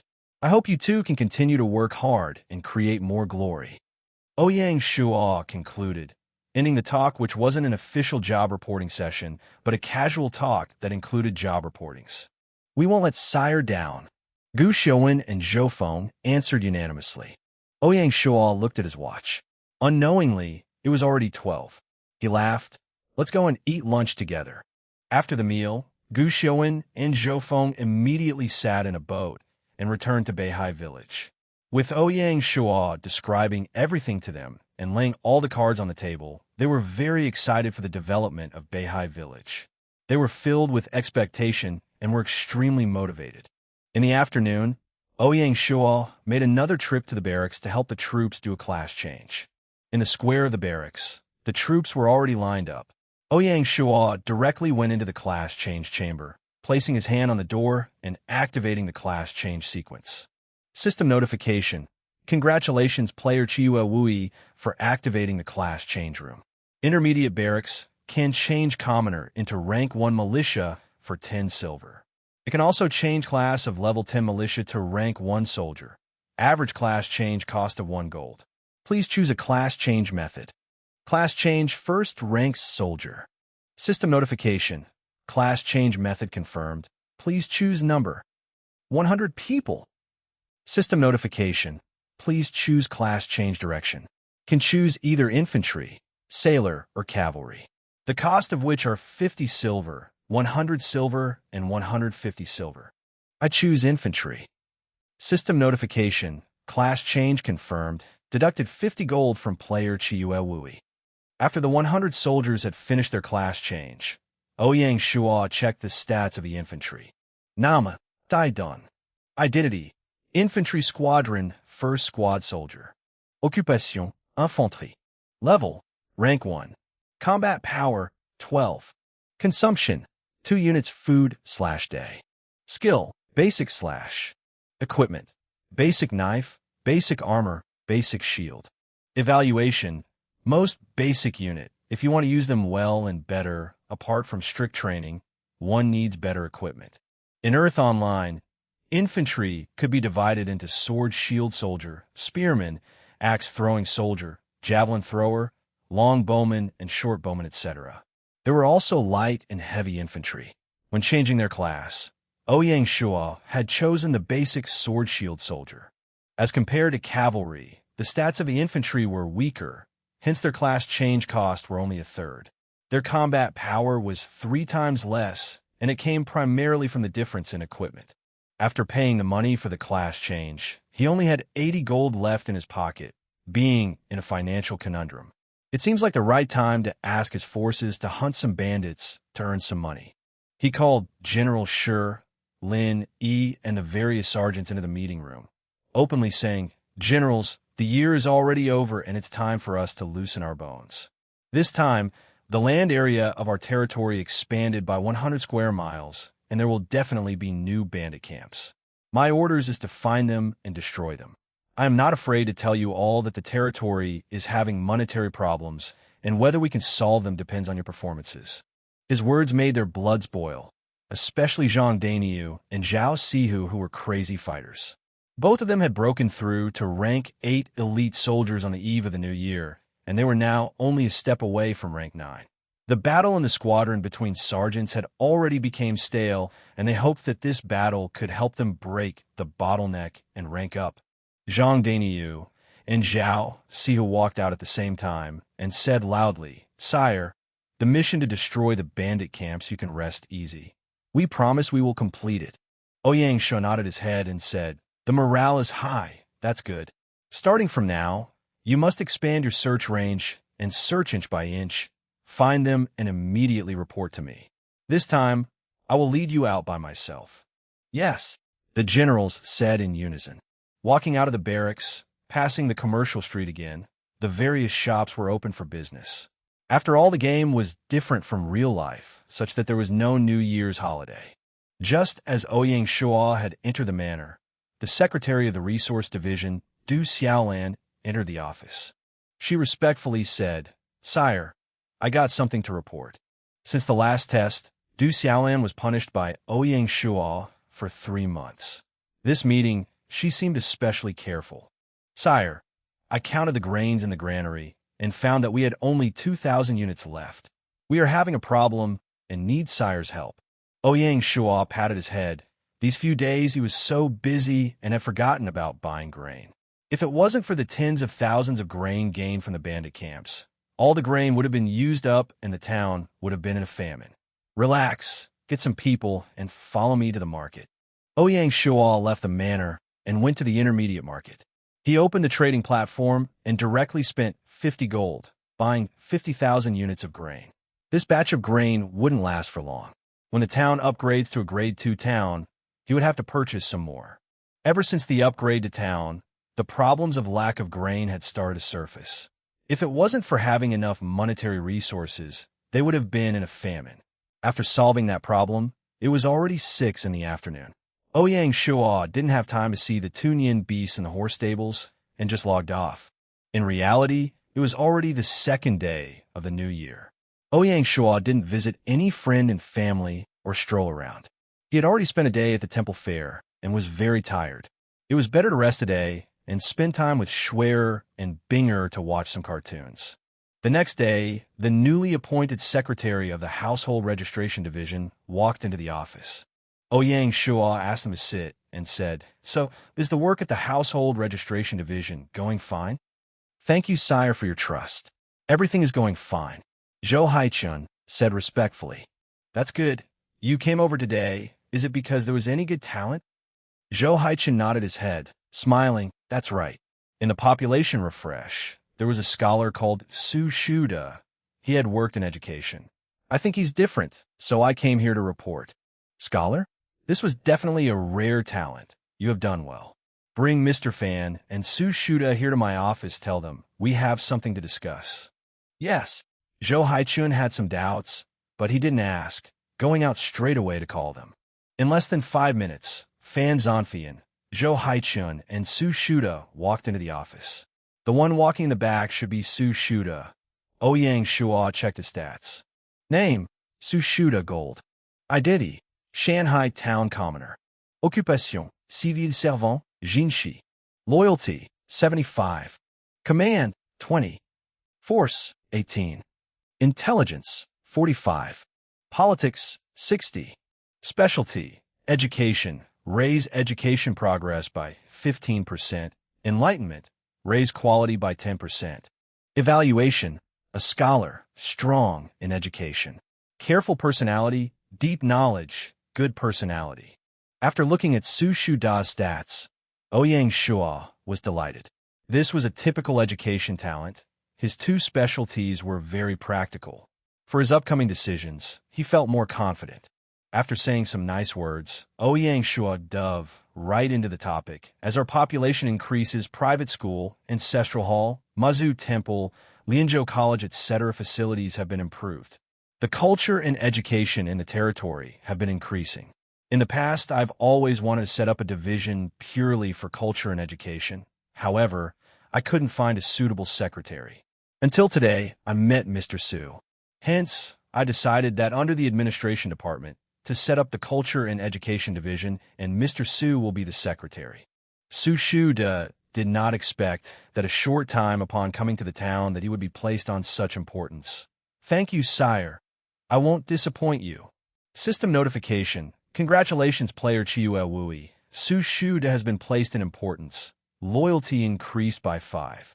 Fan Zhongyan nodded his head agreeably. Congratulations, sire. You got such a great talent. Taking this chance, I would like sire to relieve me of my position as president of Lianzhou College. Oh, why are you doing that? Did I do anything wrong? No, it's not like that. Education affects the future of our territory. It needs to be under the charge of someone good at it. The job as secretary of the administration department has used up most of my energy. I am unable to help keep up with the college. Hence, I recommend Su Shuda to take the post. Ouyang Shuo realized his intentions and turned to Su Shuda. Good. Since it's like this, I will give you more responsibility. I hope that together with the Professor Suja, you could develop a good teaching faculty and develop our college into a structured entity. Su Shuda nodded his head solemnly. Thank you, sire. I will do my best. To say the truth, the Culture and Education Division added to the power of the Administration Department. In the ancient governing system, the 5 divisions under the Administration Department were once the 6 most important divisions, including the military. With the Culture and Education Division now under the Administration Department, the balance of the 3 departments were broken. Actually, this was part of Ouyang Shuo's plan. He didn't want the future structure of the government to be like the ancient structure. Living in the modern era, he was exposed to the better and more logical governing system. With this exposure, he can modify and suit it to his Shanghai town, hence it would not be wise to follow the ancient structure. After settling the situation with the Culture and Education Secretary, Ouyang Shuo was finally free. He got up, left the manor, and went towards the stables to look at the Nian beasts. On the way there, he contemplated about how he should take care of them, that it didn't seem wise to keep them in the horse stables, as it didn't suit the image and status of the territory protectors. Ever since they became protector beasts, the Nian beasts had weakened their edge. They weren't as fierce and scary. Rather, they had an extra aura of an auspicious beast. The Qilin bloodline in its body was also starting to be stimulated. As it saw Ouyang Shuo, the male beast gave out a soft groan as a form of saying hi. Black Tornado in the adjacent stable wasn't as carefree. It trembled and hid in the corner. As it looked into the eyes of its owner, it gave out a very humane and wronged look. Apparently, it was scared really badly by the Nian beasts. As Ouyang Shuo touched the horns of a Nian beast, he smiled. I will give you guys a place to live. I won't wrong you. Subsequently, he walked beside Black Tornado and touched his head, petting his mount. Returning from the horse stables, Ouyang Shuo found the construction division secretary Zhao Duong and discussed on building a resting place specifically for the Nian beasts. Zhao Duong, where do you think we should place this? Based on sire's thoughts, what requirements do you have for their home? Well, let me think. It must have a huge space and good view. They can't stay in a confined space, and it's better if they're set free. It must be private, so they won't be disturbed. It must also be safe and can't be too far away. Zhao Duong nodded his head, saying, based on your requirements, I can think of a place that fits it. Where? Behind the manor, there's a small mountain, and it only has some small and short trees. It is spacious and mysterious. Since it's near the manor, safety is guaranteed. Zhao Duong said confidently. Ouyang Shuo nodded and said, that's good. Let's set it as that. Get some men to secure the mountain. As their resting place, it's best to put some wild rabbits and small beasts to provide food. I understand and will do accordingly. This small thing wasn't too hard for him. In the afternoon, the secretary of the Agriculture Division, Zhao Duong, went into the office and reported, Sire, the new year has just passed. As they say, the most important part of the year is the start. Does the Agricultural Division need to continue expanding the scale of the farmlands in preparation for the planting of crops before the Qingming festival? The current scale seems too small. Ouyang Shuo shook his head. The farmlands will naturally increase, but not in Shanghai town. I don't understand. Please tell me. Shanghai town is the main base and will be focusing on handicraft and commerce. Agriculture is only a secondary business. Hence, at this stage, It isn't smart to open up more farmlands in the core areas of the town and use up city space. If not, when the town develops, we need to redevelop the farmlands. Ouyang Shuo explained.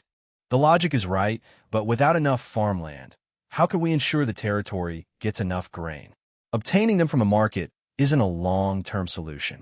Zhao Dexian still couldn't understand. This would be solved by the secondary bases.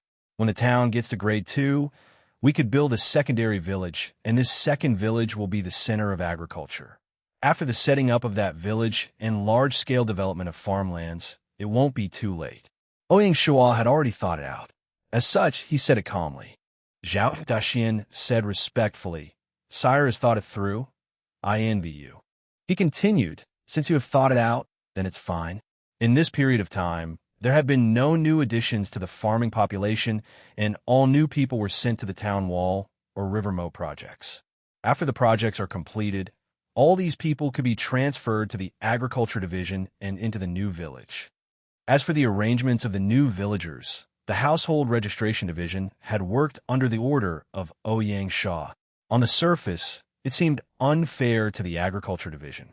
Taking the chance, Ouyang Shuo felt it was right to explain it to the secretary so that he would understand. Speaking about the secondary village, Ouyang Shuo opened the topic, laughing. "I'm just saying, if I send you to manage the development of the second village, would you like to do so?" Zhao Dexian was shocked, his heartbeat slowing down by half a beat. The difference between the village head and secretary was that one had control of the whole thing and the other a huge part of the main city. The difference in importance was hard to say. However, for someone who was a village head, to be able to rule again was more tempting. The concept of a secondary village was totally different from Zhaojia village. It could level up multiple times, and it wouldn't be long until it became a city. It couldn't be compared to his old village. He tried his best to not show his eagerness, calmly saying, "I'll listen to your arrangement." "That's good. At least he isn't too hot-headed." Ouyang Shuo nodded his head and said, "Please, this is just the first thought. Just keep it in your heart. In this period of time, give chances to Sun Yanong, your vice secretary. If I send you there, he has to take over you." Listening to the meaning in those words, he understood that sending him to build his secondary village wasn't too far away. It seems like in this period of time, he had to teach Sun Yanong, that little kid, so that he wouldn't drop the chain. The 4th day of the new year. After having breakfast, Ouyang Shuo changed into casual wear and shaved cleanly, fixing his nails. He looked a lot sharper and fresh. Bing'er pouted and sat in the living room, looking miffed. That little brat was sad that her brother wouldn't bring her to the gathering. Shuer sat on her owner's shoulder and ruffled her hair, flying around, not caring about her feelings. Ouyang Shuo came out from the shower and saw her pouting. He shook his head and sat beside her, lifting her onto his leg. "Baby, brother's going to student gathering. It isn't convenient to bring you there. They're all big people, and there are no small children to play with you. It will be so boring. Brother promises you that I will be back early to spend time with you." Only then did the little brat unwillingly nod her head. "Pinky swear. Brother must come back early." "Ok, Pinky swear." Ouyang Shuo patted her head and walked out his home. Seeing Ouyang Shuo leave, Bing'er shifted Shuer on her palm and said, "Shuer, now only you are here to accompany me." Shuer smiled and said, "Swing, swing." When Ouyang Shuo rushed to Huifang Garden and saw the sign, State of Jiao First High School 2180 Student Gathering, at the hotel, it seemed like the class monitor had made a big preparation. Ouyang Shuo walked into the hotel and went to the reception. There, the signing-in was undertaken by the hotel staff, and they had even prepared a gift for every person. Opening it, it was a T-shirt and a new model Apple smartwatch. This Yuanping was rich. For a total of 35 people, it cost more than 200,000 to buy all of that. Ouyang Shuo placed it on his left hand and wore the T-shirt, and under the guidance of the hotel staff, walked into the hall where everyone was gathering. Walking in, most of the students had already arrived. Yuanping stood at the door to welcome them. Seeing Ouyang Shuo, he rushed up and grabbed onto his hand. "Ouyang Shuo, so many years, and you are still so handsome. I am jealous." Ouyang Shuo smiled. "Compared to your wealth, I am nothing." He He shook his left hand and said, "Thanks for this." Yuan Ping's eyes gleamed. The confidence and magnanimity that Ouyang Shuo had displayed shocked him. Such gatherings, especially when everyone entered the world, was not so pure and full of warmth. Taking this gift, there were some people who felt bad and didn't want people to see them with the gift. Others would keep it and say words of jealousy. Until this date, only Ouyang Shuo wore it confidently and even thanked him for it. Yuan Ping could feel that Ouyang Shuo was honest and not mocking or faking it. This showed that he was confident enough to openly accept all of the gifts. Yuan Ping, who was amazed, laughed and said, "Let's go meet our old classmates. There are surely many people who you won't recognize." Ouyang Shuo laughed and followed him into the hall. He wasn't surprised that Yuan Ping was shocked by his changes. After being reborn and the 2 months as a lord, his aura has lost that pure and naive nature, and had more of a leader's authority. The students in the hall, upon seeing Yuan Ping bringing Ouyang Shuo into the hall with such zeal, they were shocked. Apart from him, the other person who had such treatment was the class flower Song Jia. In the big hall, there were 4 tables. Yuan Ping led Ouyang Shuo to the first table and smilingly said, "Our handsome guy Ouyang Shuo. All of you could still recognize him, right?" Sitting in the first table, apart from the class flower, there was also Meng Fei and Tan Xiaoli, whom he had met while shopping for New Year goodies.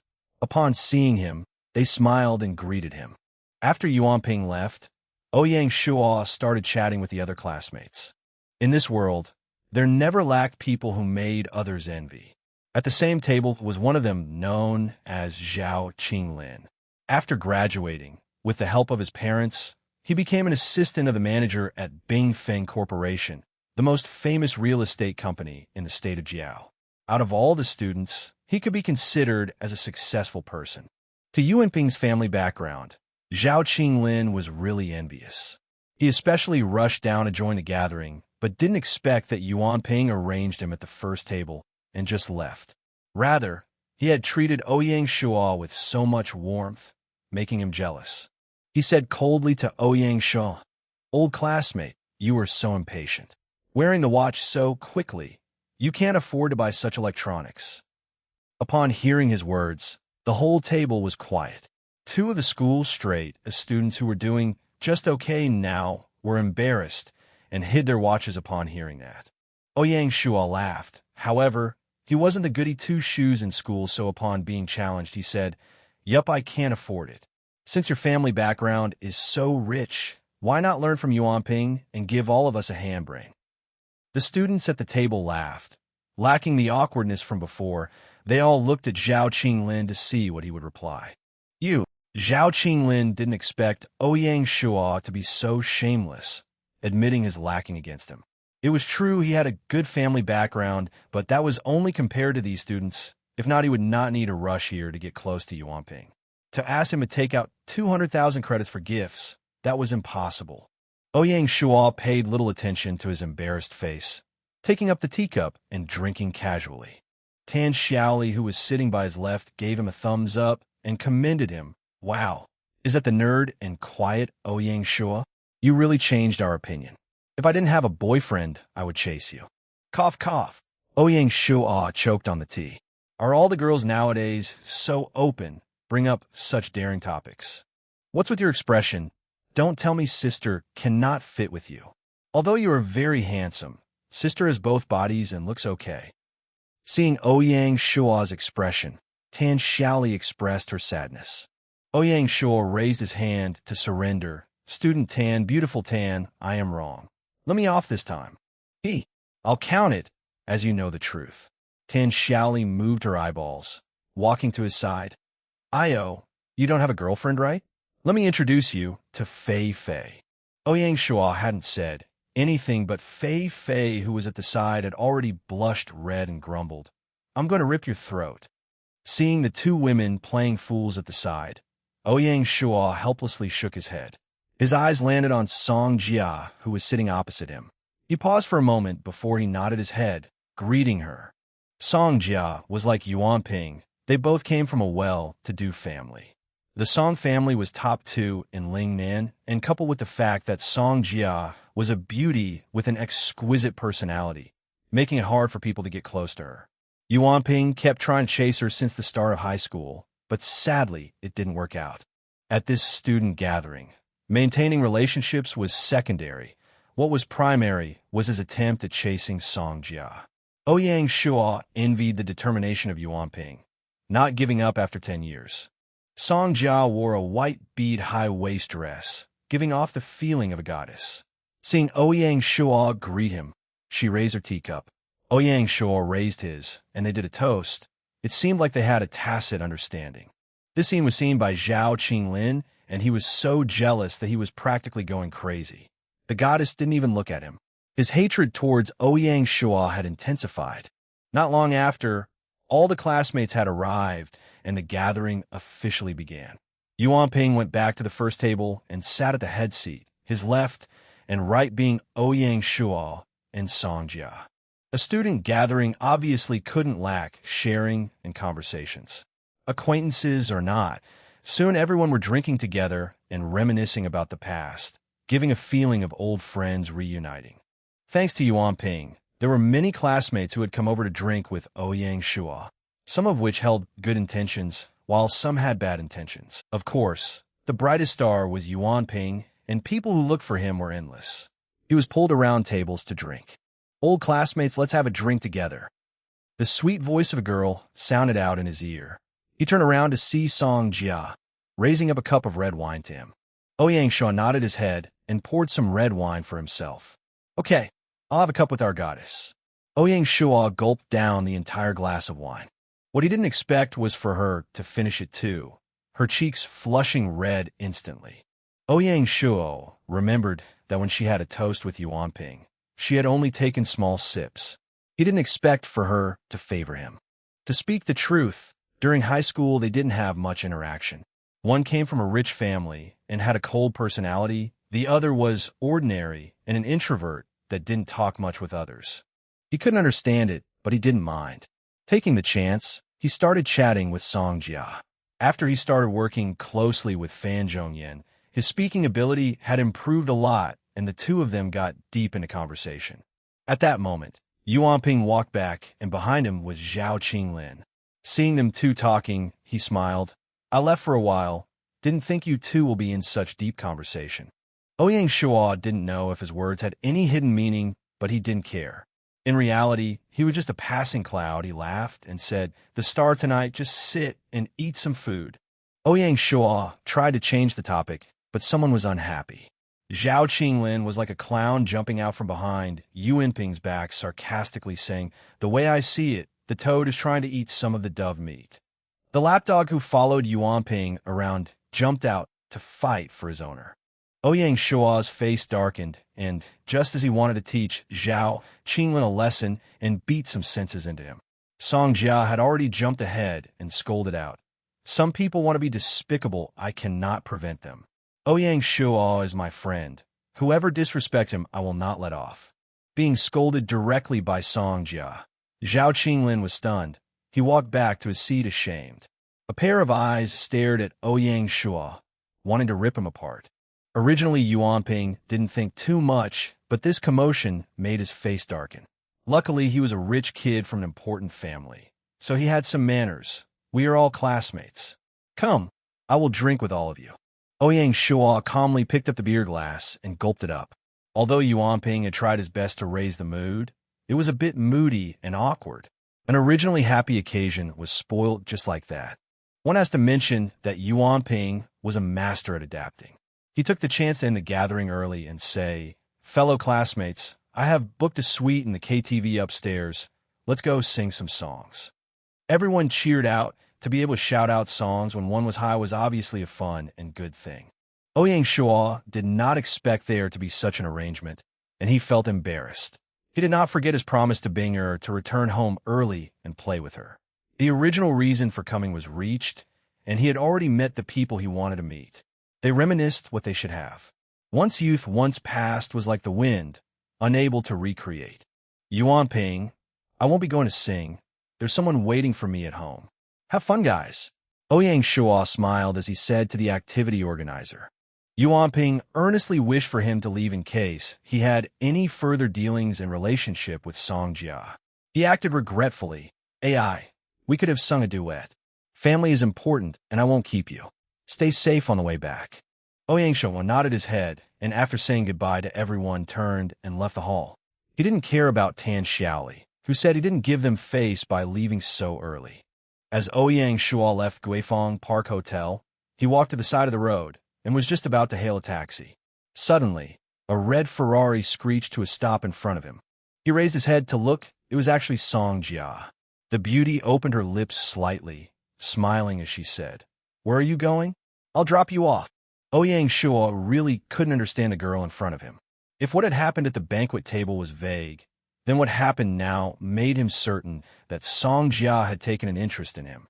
But why? When he was in high school, he was just an unappealing nerd. Which part of him was worth the favor of this attractive gem? Seeing his hesitation, Song Jia teased, "Why? Are you afraid that I'll rape you?" Ouyang Shuo couldn't tolerate that, and without saying anything, opened the door and sat in the co-driver's seat. "Oh, what am I scared of? If there's rape, it will be me raping you." Song Jia giggled. She didn't even ask him for his address, directly revving up the sports car and diving into the busy traffic. At that moment, the atmosphere in the car became very awkward. The two of them have not met in 5-6 years. Now both being in such a confined space, all of a sudden both of them were a loss of words. Ouyang Shuo tilted his head, sizing up Song Jia, his eyes filled with doubt and inquiry. Being stared at so shamelessly by Ouyang Shuo, even an elegant woman like Song Jia couldn't take it. Her face blushed red as she grumbled, "What are you looking at, you little pervert?" "I'm looking at a beauty. Do you want to look together?" Ouyang Shuo continued shamelessly. He didn't believe that he would not be able to force out her true colors. "You have changed a lot." Song Jia didn't bother about Ouyang Shuo's teasing, saying out of the blue, "Became more handsome?" "Tisk, okay, you smug. I've not seen you in so many years. Your ability didn't grow, but your face skin has certainly grown a lot thicker. I remember you weren't like this last time." Song Jia covered her mouth and laughed softly. "How was I last time? I can't remember." Ouyang Shuo asked curiously. "You all, let me think.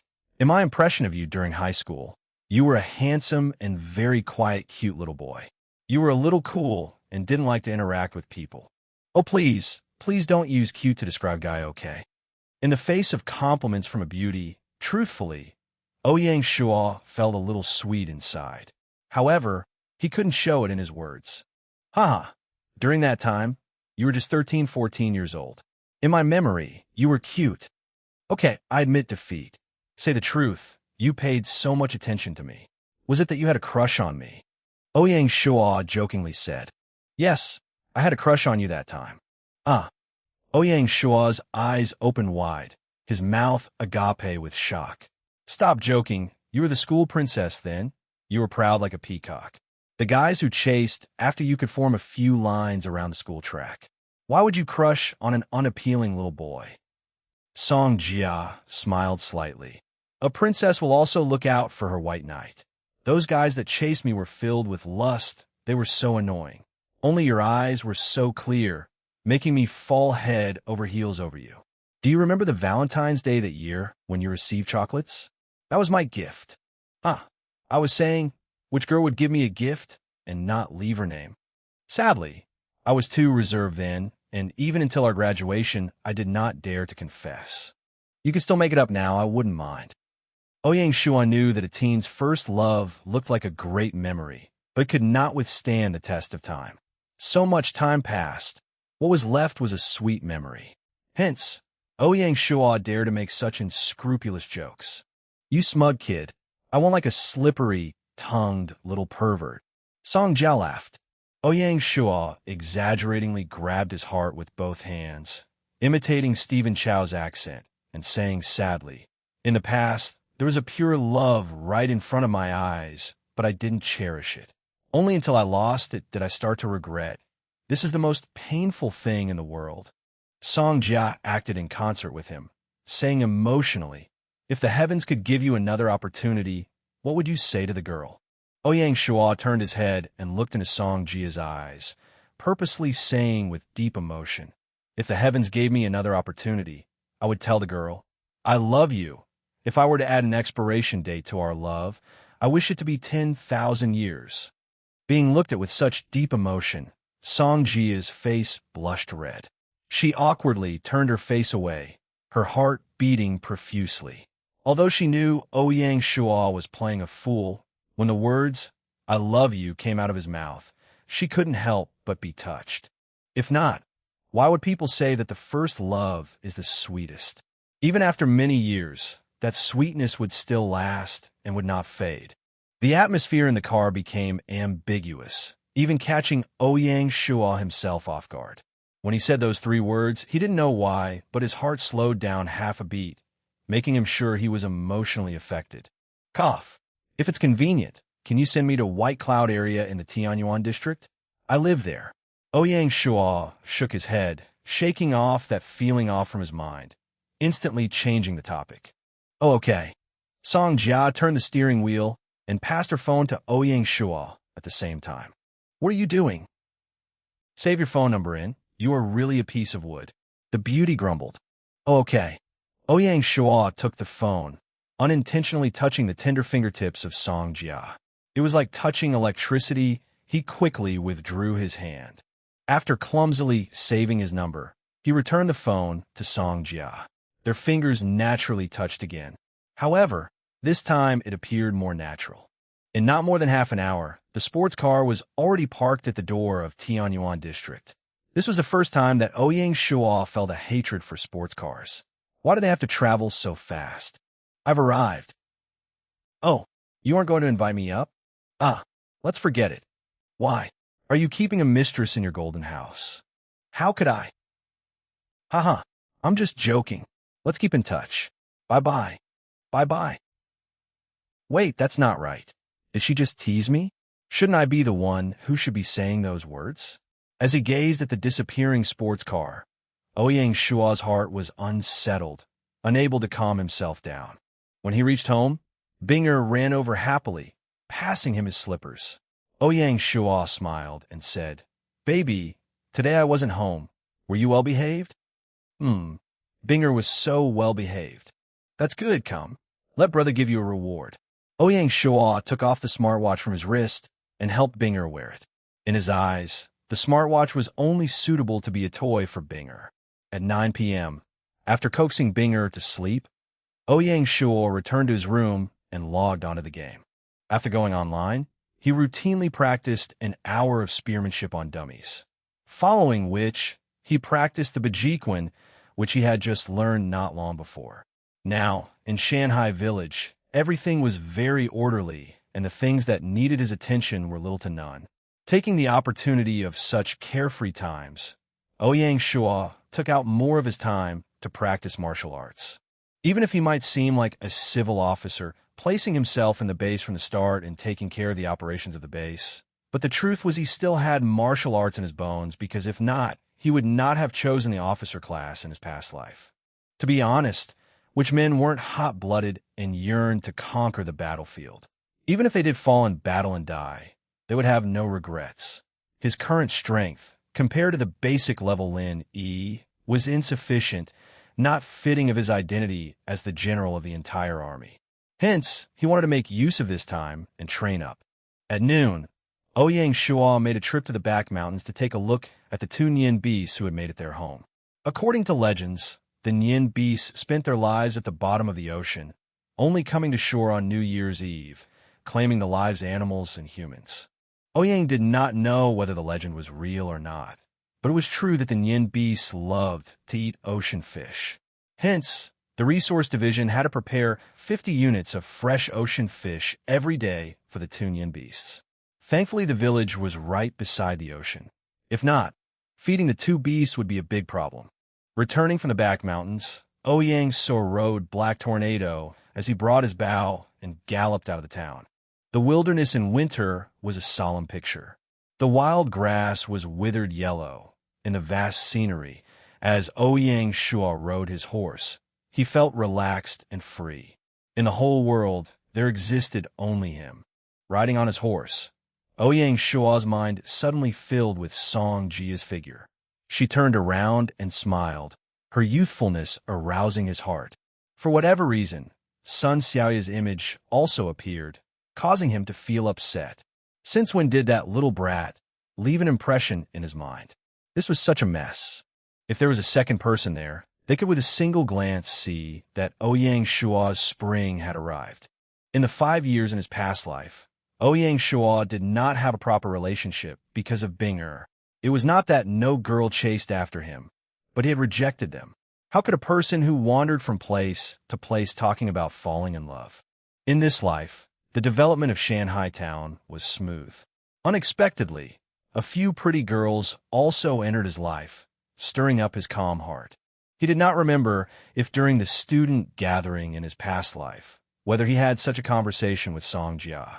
The past him was a tired man. Even if he'd met Song Jia, he wouldn't have the courage to joke around. He only remembered that after that gathering, he did not keep in contact with any classmate, including Song Jia. What had happened in the past rushed into his mind. This did not reduce his determination, as he wasn't a person to worry needlessly. Different experiences warned him that an emperor's dominance did not have any space for slacking. The country belongs to me. Beauties too belong to me. Gaia, February 24th, Year 1, also the 5th day of the first lunar month, cloudy. System notification. Congratulations to Di Chun for the successful establishment of the second town in China. Special reward of 1,000 merit points. System notification. Congratulations to Di Chun. System notification. Congratulations. There was a burst of system announcements happening just right after Ouyang Shuo logged in. 10 days after Shanghai town's upgrade came the second town.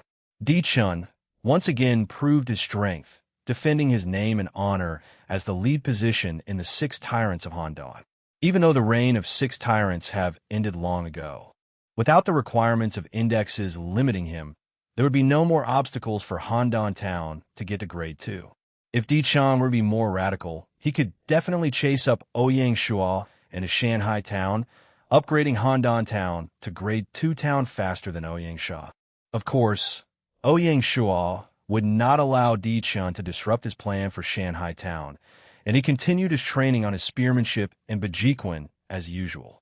3 p.m. in the afternoon, Military Intelligence Secretary San Guzi came into the manor, reporting his military intelligence to Ouyang Shuo. He reported with an excited tone, "Sire, we have finally found the raiders' camp." "Perfect. Where is it?" Ouyang Shuo, excited by the news, hastily asked. "Sire, it is a place you would have never thought of. This time, the raiders' camp is located at the coast upstream of the Friendship River. It took us a great effort to locate the camp's location." Ouyang Shuo's eyes shined. "That said, there are a bunch of water bandits. How many of them?" "According to my intelligence, the kiosk is around 1 square kilometer. Well, about their numbers, I have sent my men to investigate. They should be back with detailed information in 2 days or so." San Guzi answered in a very low tone, ashamed by the imperfection of his intelligence division. Reporting to a superior with incomplete intelligence is one of the biggest taboo in the military intelligence division. San Guzi's report made Ouyang Shuo frown. Without the details, he could not analyze the situation. Based on the area occupied by the bandits, the camp should have around 1,000 men, and worst come to worst, it would be a high-level stronghold. What puzzled him the most is that with such a huge number of bandits, why did they not invade Shanghai town? With their overwhelming number, the tides of war will be on their side if they intend to invade Shanghai town. The Military Intelligence Division had derelict in their duties. When it was first established, I had said it is the utmost responsibility of the Military Intelligence Division to ascertain threats and its sources, prevent it from happening, and prepare for what is coming. Yet none of you had detected such a large threat before this. Honestly, I am very disappointed. Words came in a serious tone from Ouyang Shuo. "It is all my fault, sir. Please punish me." "There will be punishments, but not now. The bandits are large in numbers. Their threats to the town are big. Therefore, I need to remove them as soon as possible. However, the navy of Beihai village is not ready yet. A battle on the water is unfavorable to us. This is the time for your division to shine. Give me every detail of the bandits. I want to know why they did not invade us before. Otherwise, blinded by the lack of information, it would cause us nothing but our petty death. Ouyang Shuo knew what's more important as of now. At this moment of crisis, the help of the military intelligence was much needed. It was still not the time for punishment yet. Sanguzi nodded heavily, answering aloud, "Thank you, sire, for giving me and the Military Intelligence Division a chance to atone for our sins. I promise with my life, if the results are not satisfying, I will bring my head to you. I will be waiting for your good news. Now go. Remember, you only have 3 days." Ouyang Shuo gave them 3 days to do it. The investigation before Might had already alerted the bandits. If they had more time to prepare themselves, then it would be even harder to win the battle. That is a risk he cannot afford. "Yes, sire." After Sanguzi left, Ouyang Shuo requested the 3 directors in his manor. He then made an announcement. Shanghai Town now enters Level 1 alert state. Any activities and movements outside of the town shall be reduced, and curfew would be applied during nighttime. February 26th. Intelligence information about the stronghold came in one after another onto Ouyang Shuo's table. Informants took great risk to dive through the Friendship River into the stronghold for first-hand information. The stronghold have over 900 bandits. Among them, 500 were combatants, right enough to form a battalion. Of the 500, there were 400 of level 25 ordinary bandits and 100 of level 30 elite bandits. It had 3 leaders, their head Black Dragon, second in command Water Snake, and following by Pei Donglai, the 3rd leader. Among the 3, the most notable one would be Pei Donglai. It is said that he was a Navy general, saved by Black Dragon, and was brought back to the stronghold. Proficient in army training, he had then became the 3rd leader of the bandits. In the intelligence, the reason why the bandits took no action was revealed. It was due to an internal conflict. The infighting arose from Water Snake's unhappiness with Pei Donglai's rapid promotion. It had affected his interests and benefits. He gathered the original cadre, claiming that Pei was an officer as a propaganda, and requested Black Dragon to get rid of Pei. Yet, Pei had his own supporters too. Almost half of the bandits, amazed and subdued by Pei's army training capability, stood firm along Pei's side. Both sides fought and condemned each other like fire and ice, cats and dogs. Black Dragon tried his best to reconcile the conflicts and return the harmonies, but it did not work. As things escalated quickly, a war between the 2 factions seemed inevitable. What thoughts could he have in the Shanghai town? Having these detailed pieces of information in his hands, Ouyang Shuo was excited. Immediately, he promoted the brave informant as the Military Intelligence Deputy Secretary, along with a reward of 5 golds. He knew the key to eradicate the bandits lies on Pei. But how? It is another problem he needs to figure out. At this moment, he realized the importance and the need of a strategist. Without any second choice, he summoned Fan to his manor. He would like to listen to Fan's opinion. After all, Fan did lead an army to war before. Briefly, he told Fan about the stronghold and the information they had. "Is there any good plans in mind, Director Fan?" Ouyang Shuo asked. Fan pondered for a moment. Pei comes from a military background. It is not a surprise at all he and the bandits did not get along. Shanghai Town is an official territory acknowledged by the government. Same line as the Navy officer. If I am Pei, I would choose Shanghai over the bandits. As such, my lord can send a man to Pei, show him that we are the only righteous path. Have him inspire a defection from the inside, and we will attack from the outside. The bandits will be eradicated in no time. Ouyang Shuo shook his head. "I'm afraid it will not be that easy. Black Dragon saved Pei's life. He would not easily betray his savior. From the infight one can tell, the reason Pei is able to stand firm was due to Black Dragon's support from the back. Thus, it is not easy to have him turning his back on his savior, at least not in the near future." Fan gave a mysterious smile. Confidently, he said, "My lord speaks the truth. However, what if the letters between Pei and us were fallen into Black Dragon's hands? His skeptic personality would have determined that he will not trust Pei anymore. Therefore, we have met our goal. Only if Pei joined us had he a chance to live. Honestly, Fan's plan really tempted Ouyang Shuo for a moment. However, as soon as he thought about it, he had to give it up. Indeed, it is truly a brilliant plan. However, if we follow this plan, Pei may be forced to stand on our side, but he will never be one of us, not when he is unwilling to. This is definitely not something I am happy to see. I am sure you know the importance of a Navy general to Shanghai town. Fan smiled and said, "My lord thinks ahead of us. You have grasped the king's way. If this is the case, if my lord desires the best of both worlds, then there is only one way to do it." Ow! Instigate their relationship between Water Snake and Black Dragon. Water Snake leads the senior cadre in the stronghold. They are unhappy of Black Dragon's favor over Pei. Find just the right timing and make them both turn against each other. When the Snipe and Clam grapple, Shanghai town can watch the fight behind the ramparts and be the fisherman that profits. Ouyang Shuo nodded his head excitedly. "You must have a good plan in mind. Please show me how." "My lord, you only need to send a trusted and skillful spy. Sneak into the stronghold and spread the words. Say, Water Snake is about to riot, and replace Black Dragon in his position as their mighty leader. Ensure the words reach to the skeptical Black Dragon. Plus, these days such news are really sensitive to them. Even if he finds the news abnormal, he will still choose to exterminate Water Snake. Naturally, Water Snake will not stand still and do nothing.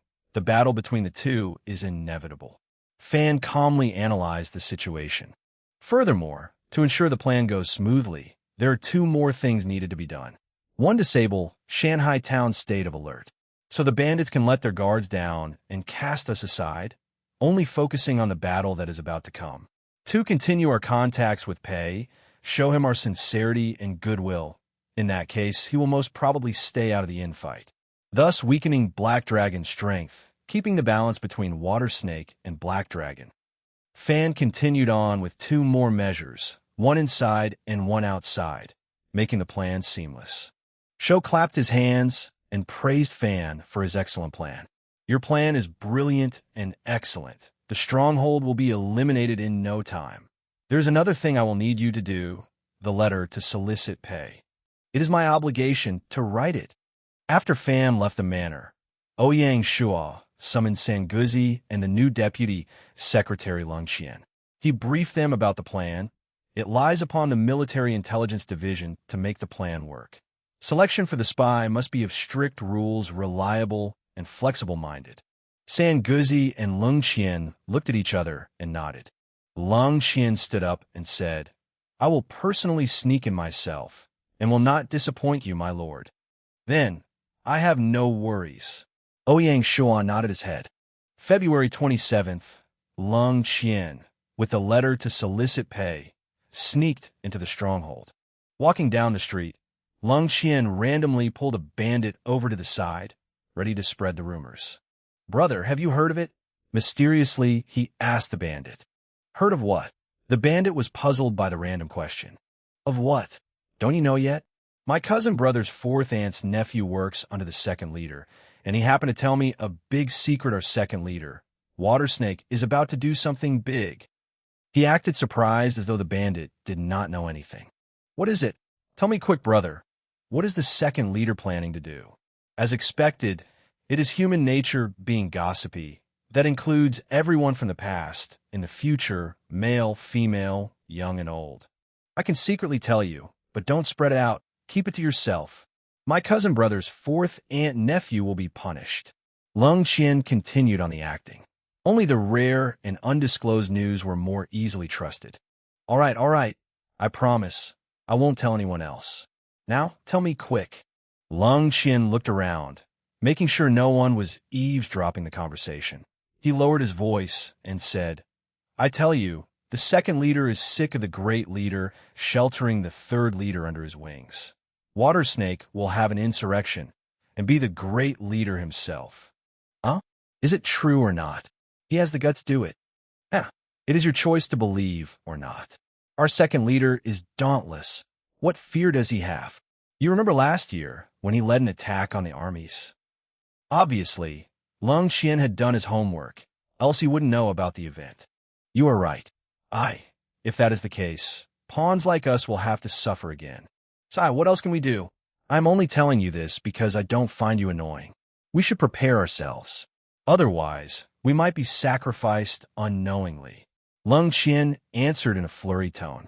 Yes, indeed. Thank you, brother, for telling me. I promise I will not tell anyone. Good, remember, don't tell anyone. Dramatically, Lung Qian emphasized again, telling him not to tell the secret to the others. Just right after Lung Qian left his sight, he immediately told his second uncle's third son. After he finished telling the secret, he stressed the importance of keeping the words as a secret. Then his uncle's third son continued on telling the secret to his neighbor Uncle Wang's second son, and so the so-called secret spread over the whole camp within half a day.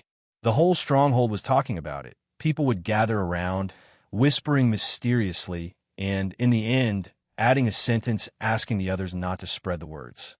It was already 11 a.m. when Black Dragon received the rumors. 2 hours had passed since Lung Qian had created the rumors. Stronghold, Hall of Brotherhood, Black Dragon sat in the main seat. He had a somber, deep, cold voice. Brother. In the end, you still want to take the final step. In the Hall of Brotherhood, right below Black Dragon was his trusted strategist.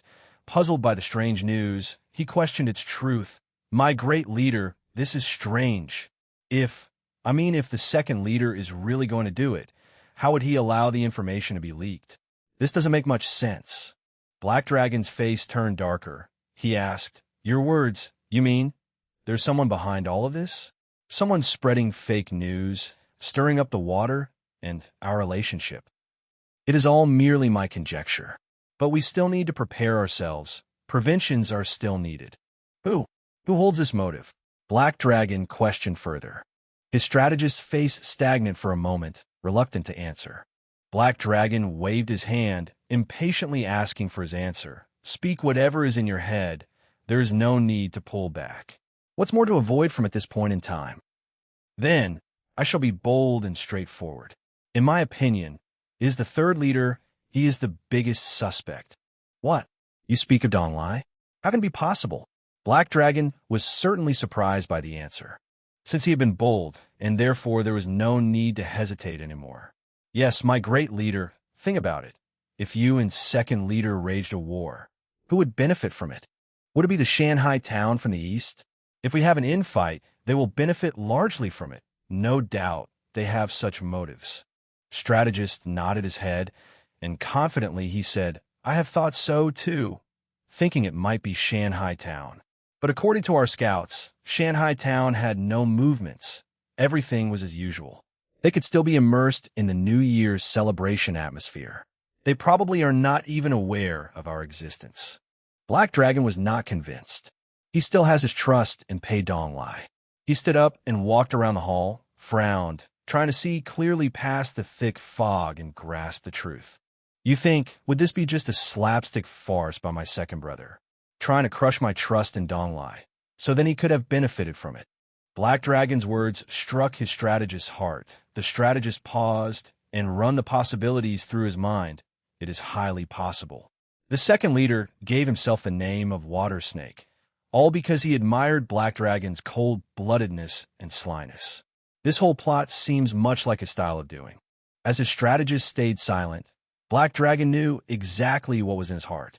It seemed like he had hit the jackpot. With a cold, emotionless voice, he said, Brother, what a conscienceless man you are. In that case, don't curse me for being ruthless. Give my orders.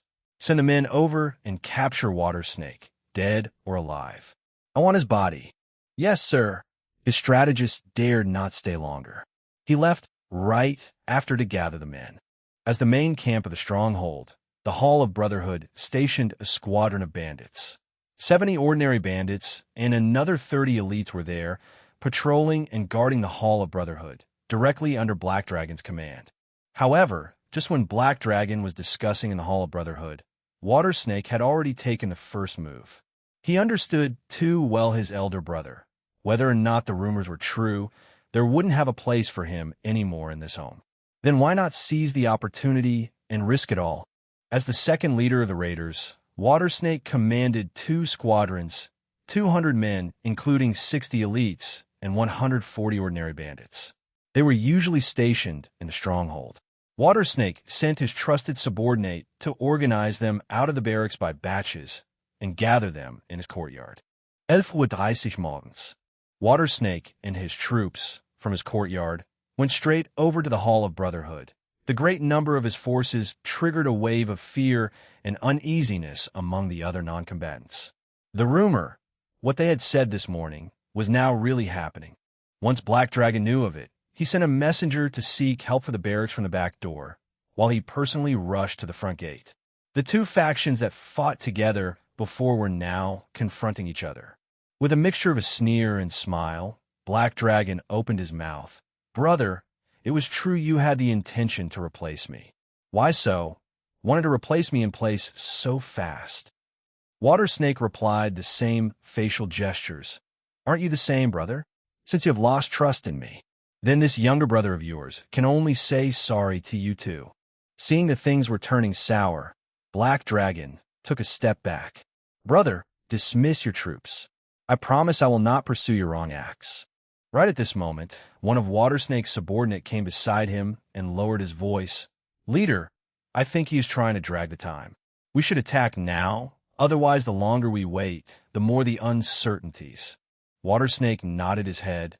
"There is no need to pretend anymore, brother. Everyone attack."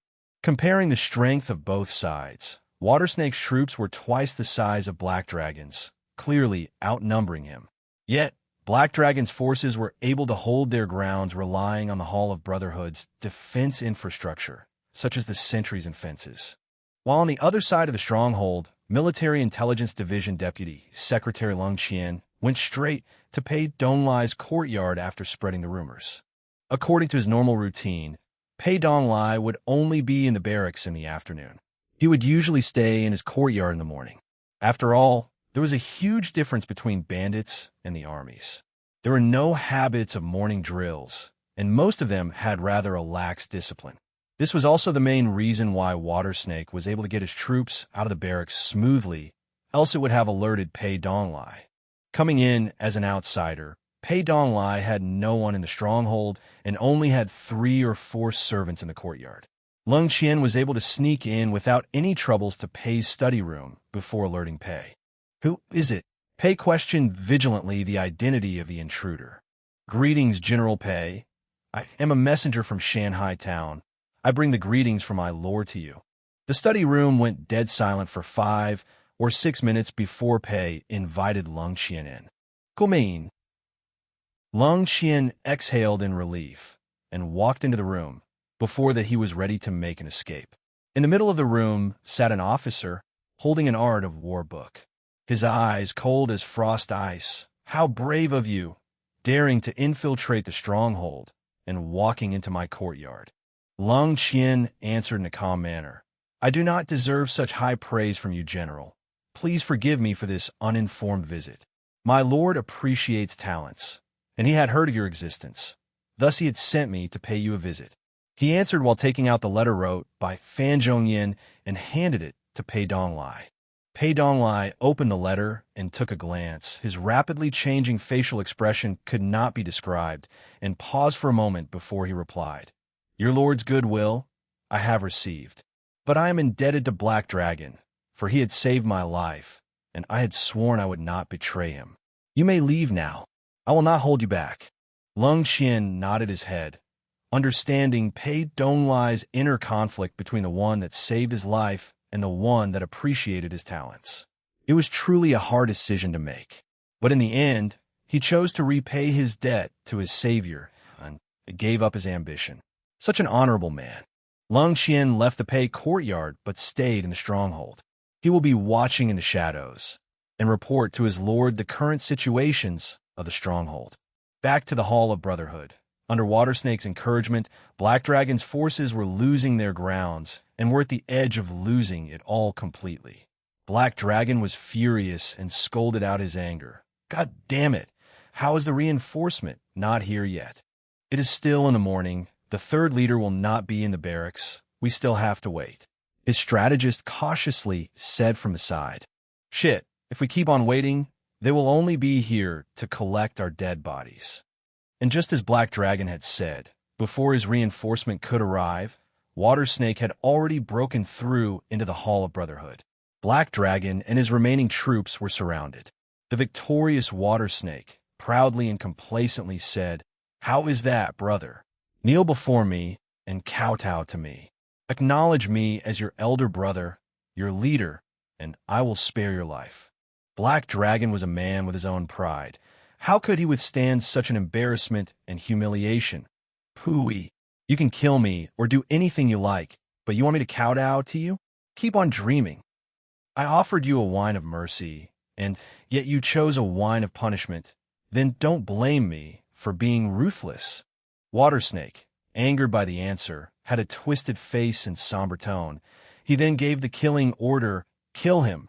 Under the rain of arrows, Black Dragon died, and following his death, the rest of his troops surrendered. The Battle of the Hall of Brotherhood. The station squadron had 32 casualties, 68 surrendered, while Water Snake's 2 squadrons had 58 casualties, 12 seriously injured, and the rest 130 were still combative, including 45 elite raiders. Most of his troops were still well preserved. At this time, Pei Donglai had led 2 squadrons of reinforcements to the Hall of Brotherhood. But it was too late. Water Snake had his men gathered at the front door. He said loudly to the reinforcements, Brothers, the once mighty leader is now gone. From now on, I am the new leader in the stronghold. You all have to think wisely. Do you want to follow my lead or follow an outsider like Pei Donglai? Pei Donglai brought 200 men along with him, but there were only 10 elites among them.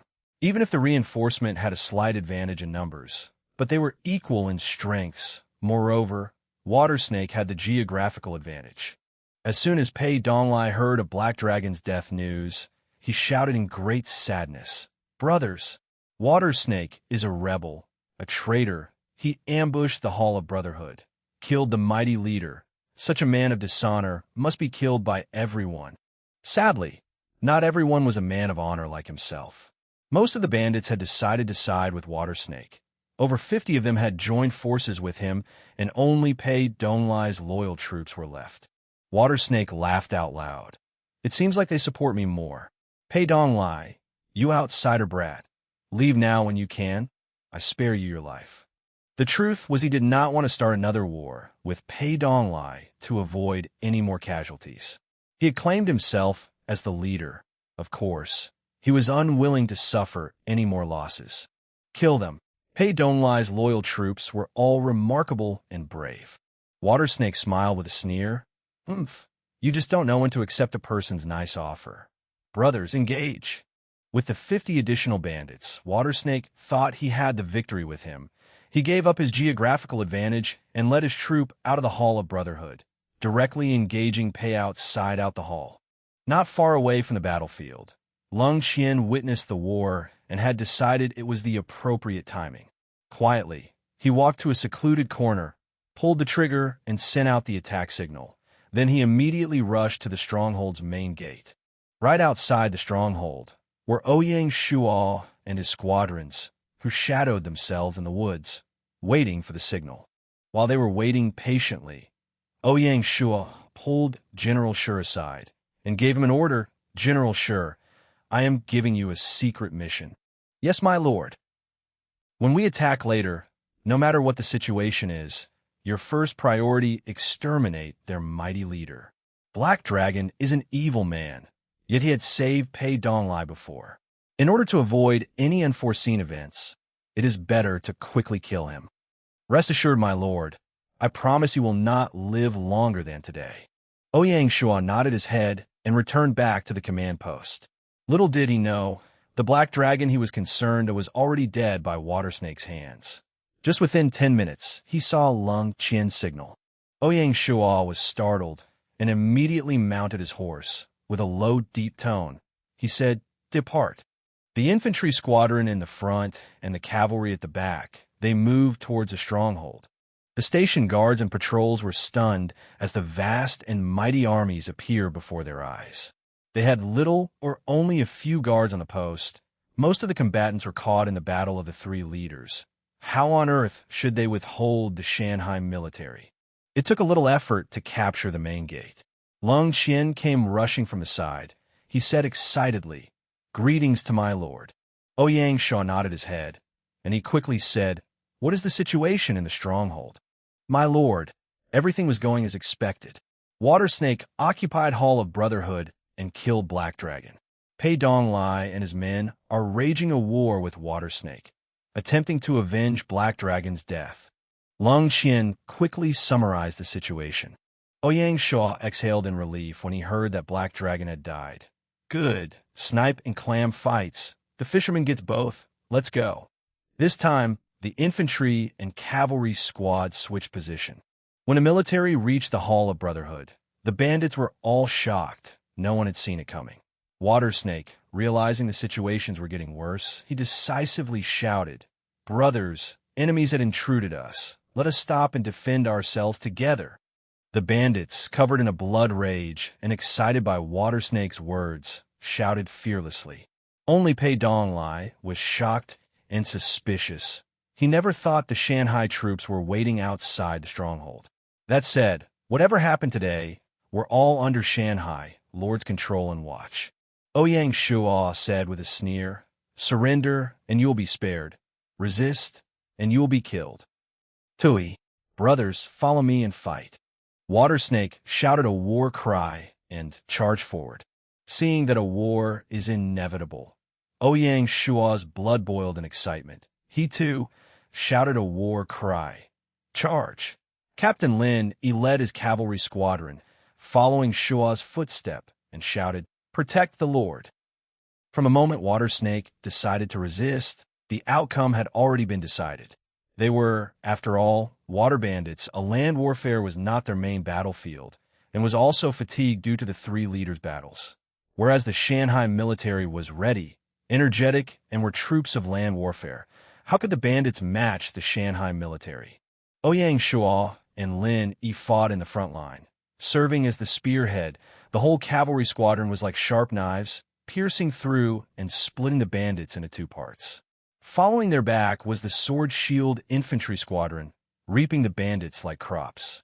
The bandit formation was broken into pieces. The bandits regained their consciousness, and fear swept through all of them. Ouyang Shuo seizes the opportunity and shouted again, "Surrender, and you will live. Resist, and you die. Surrender, and you will live. Resist, and you die." His troops repeated after him. Krang! Finally, someone couldn't withstand the pressure, threw his weapon and surrendered. It was like a contagious disease. Once the first one surrendered, the rest followed. As for the one-day mighty leader Water Snake, he had already been shot dead by General Shi's arrow. Black Dragon was dead, and now Water Snake died in his hands. General Shi considered himself to have adequately accomplished his lord's secret mission. "Ha! I am now a rank 9 elite wah." An inappropriate laughter was heard from the cavalry squadron. Ouyang Shuo turned his head, only to see the cavalry sergeant Zhao Sihu was laughing out loud, and Zhang Daniu, at the side, was jealously staring at him. Who knew that Zhao Sihu managed to level his rank faster than Zhang Daniu, achieving rank 9 earlier? Ouyang Shuo summoned the two. He said while laughing, "Nice. Finally there is a result. Zhao Sihu." "Yes. I hereby appoint you as the acting captain of the infantry squadron. You will officially be the captain after the class change." "Thank you, my lord. I will not disappoint you." Zhang Daniu. "Yes. I hereby appoint you as the vice captain of the infantry squadron and lieutenant of the 1st platoon." "Thank you, my lord. I will not let you down." Lin stood aside, gave a wry smile, and asked, "My lord, you had just taken away the cavalry squadron's 2 most excellent sergeant. What am I supposed to do now?" "What to do? Cold mix 1. After a little joke, Shuo with an earnest tone said, "There is a need to focus on the next generation, uncover more new talents, and promote them appropriately to the right post." "Understood." After the little interlude, Ouyang Shuo had arranged a cleanup for the aftermath of the battle. Li Mingliang, My lord, lead a team and bring the non-combative bandits to the front square of Hall of Brotherhood. Understood. Li Mingliang rode off with the cavalry squadron 1st Platoon. Liao, Gui. Sire, with your platoon, stay on guard and watch after the captives. Yes, my lord. Zhao Sihu. Yes, my lord. Bring your men, seal off the storehouses, arsenal, and the stronghold's main gate. Exterminate anyone that goes near it. Yes, sire. Zhao Sihu then leads infantry squadron 2nd Platoon to the storehouses, arsenal, and main gate. Zhang Dainyu. My lord. Lead the infantry squadron 1st Platoon. Coordinate on guarding and watching the captives. No mistakes are allowed. Yes, my lord. After Ouyang Shuo finished giving his orders, only then he had the time to pay Donglai a visit. I have long heard of General Pei's ability and talent. It is a pleasure to see you in person. Pei Donglai held a poor face and said in a deep voice, General of the defeated, how am I to be praised? Sai, this battle's loss was not your fault. You didn't have to blame yourself for it. Water Snake is now dead. You have avenged your savior and repaid your debt. You have done everything you could. A man of honor like you serves the battlefield, earns meritorious deeds, not spending the rest of your life in this small stronghold. I intend to recruit you as Shanghai Town's Navy Commander with the title of General. I hope you would consider and accept my offer. Shuo took a deep bow as he finished his sincere speech.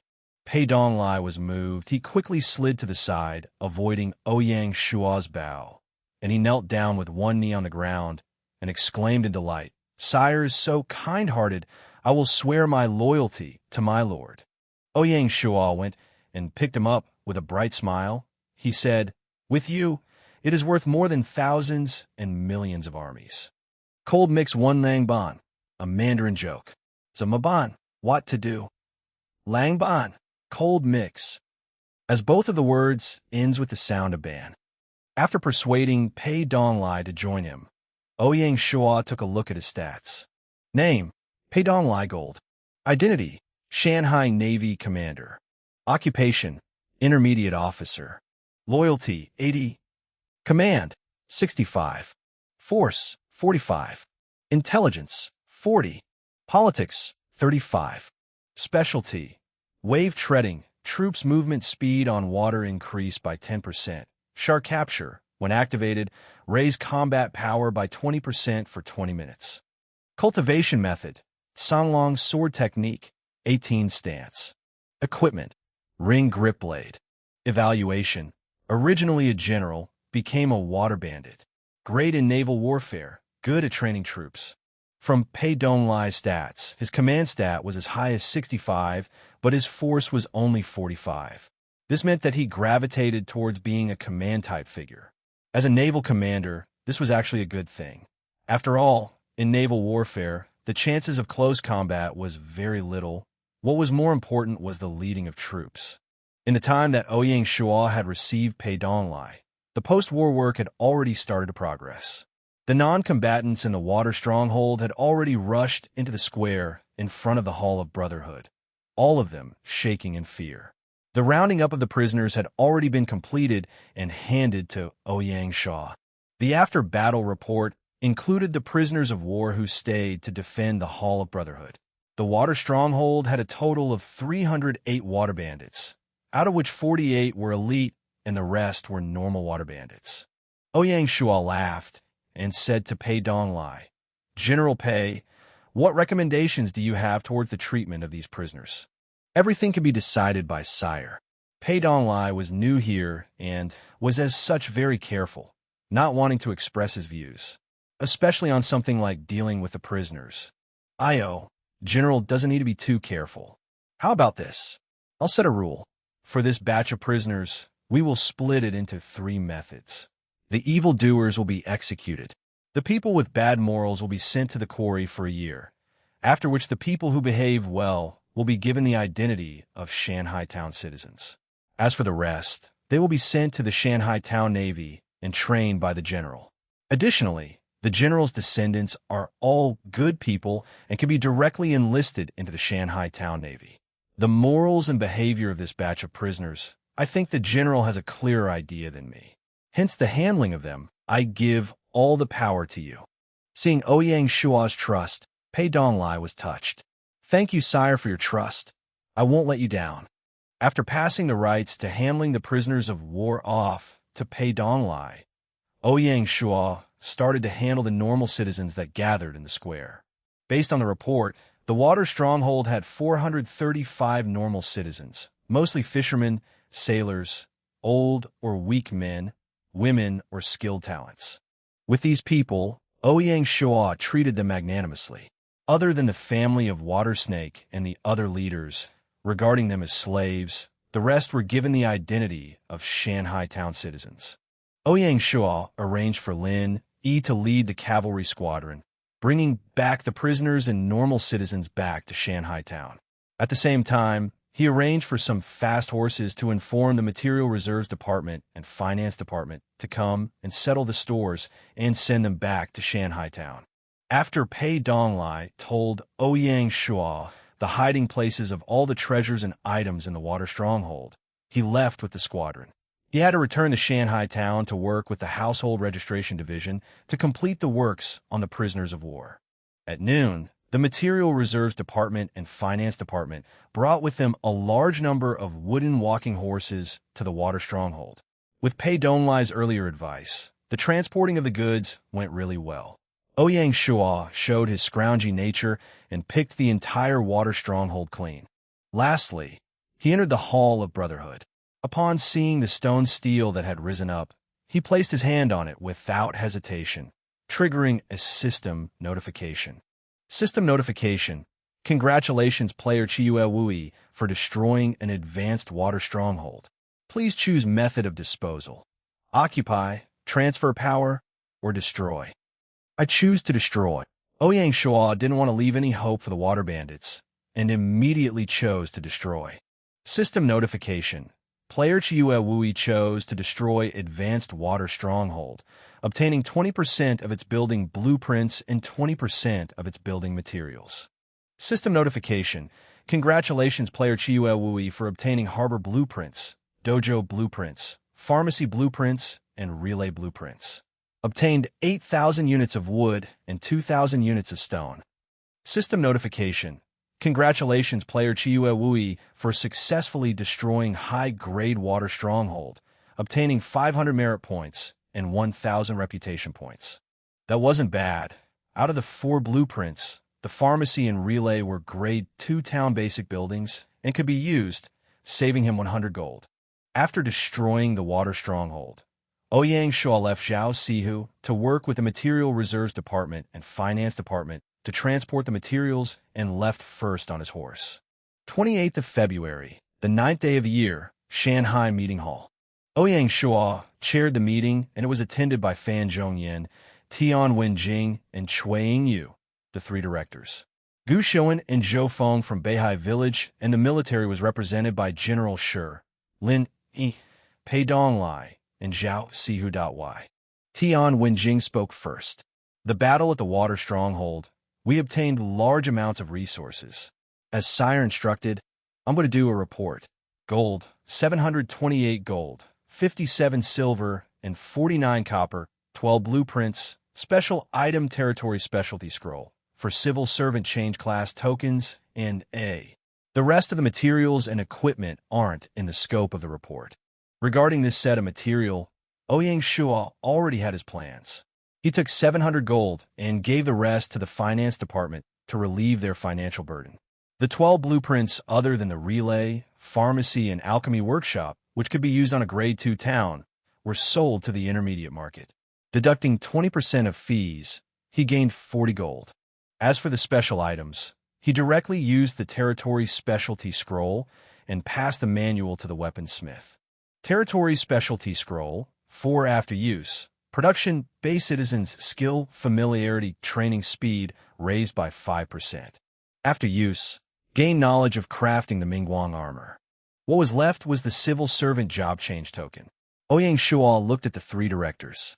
4 civil servant class change tokens. The 3 of you directors will recommend 1 secretary each. The last token we will decide later.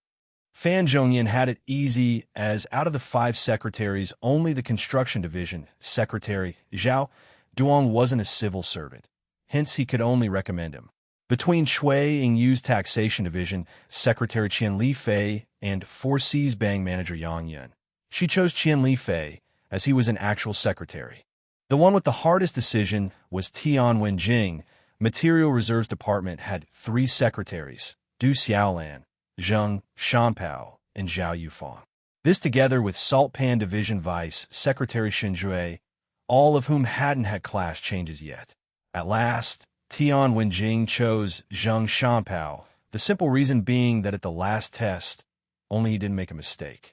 Ouyang Shuo didn't comment on their decision. Okay, Zhao Duong, Qian Lifei, Zheng Shanpao. The last token, I think I will give it to Salt Pan Division's Shanjie. Just now he found out that compared to the high-level arrangement of the administration department, the Material Reserves Department was somewhat lacking. Hence, he gave the last class change slot to the Material Reserves Department. As for why he chose the Vice Secretary and not Du Xiaolan or Zhao Yufang, his reason was the same as that of Tian Wenjing. Zhao Yufang, who was the talent that Ouyang Shuo had high hopes for, missed out once again. If he did not have any exceptional performances, then he might fade out of Ouyang Shuo's view.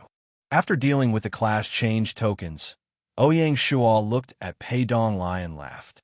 General Pei, you can report the situation with the prisoners. Pei Donglai got up, bowed, and said, under orders from Sire, I was in charge of the prisoners. Out of 308 prisoners, there were 8 evildoers and 120 morally bad people. That's good. Based on our arrangement, the 8 evildoers will be beheaded, and the 120 will be sent to the quarry. As for the remaining 180 prisoners and the 20 recruited before at Beihai Village, they can form 2 squadrons. Ouyang Shuo casually said.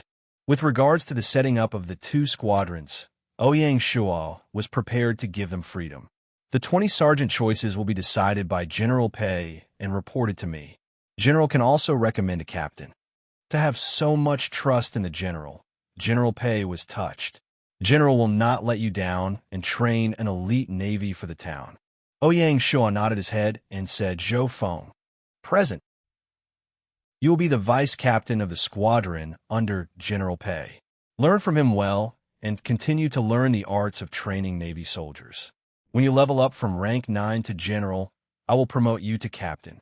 Although he was confident in General Pei, but he still needed to arrange a man to keep him in check. Someone like Zhou Feng, whom he held high hopes for, was a good choice. Thank you, sire. I won't let you down. After arranging the navy, Ouyang Shuo looked at Gu Xiuan. How many people does Beihai Village now have? Last night, Beihai Village had already leveled to a grade 3 village and has 512 people. Gu Xiuan said proudly. Ouyang Shuo nodded his head. The destruction of the water stronghold gave us a large population. Those 435 normal civilians have given us enough to upgrade to a grade 2 town. Beihai Village is also going to reach the max population of 1,000, so you need to make arrangements to upgrade to a grade 1 town. Yes, Gu Xiuan said. Before Gu Xiuan left Shanghai town, Ouyang Shuo gave him 200 gold to use for class changes for the 2 newly established Navy squadrons. As the Water Bandits' combat ability was higher than militia, they were able to jump past being a militia and directly change class to Navy soldiers. Every soldier's class change cost was 1 gold. In Earth Online, the general didn't have the right to change class for the soldiers. The permission lay in the hands of the Lord and the heads of the subordinate territories. It acted as a restriction, preventing the generals from expanding the scale of the army on their own. After the meeting, Ouyang Shuo went to the intermediate market and sold the 8 building blueprints that he couldn't use for 40 gold. Subsequently, he spent 200 gold to buy an advanced barracks building blueprint. Ever since he had set up a proper army, the expenses of the military had been increasing. In the blink of an eye, he spent 400 gold on the military. 3rd month, 1st day, 9 a.m., Shanghai town meeting room. Ouyang Shuo's heart was only thinking about leveling up. A white light shone, and in the middle of the meeting room, the golden heartstone rose up from the ground. He placed his right hand on it, and instantly, a system notification sounded out. System notification. Checking Shanghai town upgrade requirements. Requirement 1. Population reached 2,000 upper limit. Requirement met. Requirement 2. All basic building structures are completed. Requirement met. Requirement 3. Lord is at least a second-class Viscount. Requirement met. System notification. Congratulations, player Chiyu Wui Shanghai Town, for meeting all requirements. Would you like to level up? Yes. On the Heartstone, a golden light burst forth into the air and exploded in midair, turning into a golden luster and spreading in all directions, stretching to the corners of the territory before disappearing. System notification. Congratulations, player Chiyu Wui, for becoming the first player in China to rise from Grade 1 town to Grade 2 town. Rewarded 1,100 merit points. System notification. Congratulations, player Chiyu Wui. System notification. Congratulations. 5 days after Di Chin's Handan City rose to a Grade 1 town, Shanghai Town had become a Grade 2 town. The leader of the Chinese region gave a feeling that he would not be touched. System notification. Congratulations, player Chiyu Wui, for rising to Grade 2 town. Lord's Mansion has been upgraded. Randomly chosen 3 Grade 2 town basic buildings. Player can choose 1 building. System notification. Random selection completed. Vegetable farm, textile mills, pharmacy, please choose. I choose textile mill. System notification. Building is automatically built. Request player to view it. A white line shone, and the golden heartstone slowly sank back down into the ground. Ouyang Shuo checked out the stats of Shanghai Town. Territory. Shanghai Town, Grade 2 Town. Lord. Chiyu Wui, 3rd Class Duke. Title. The world's first town. Increases town fame by 20%. Morale, 90. Security, 90. Territory population, 2,000/5,000. Flow rate of immigrants, 50, 1 plus 50%, equals 75/day. Territory area, 500 square kilometers.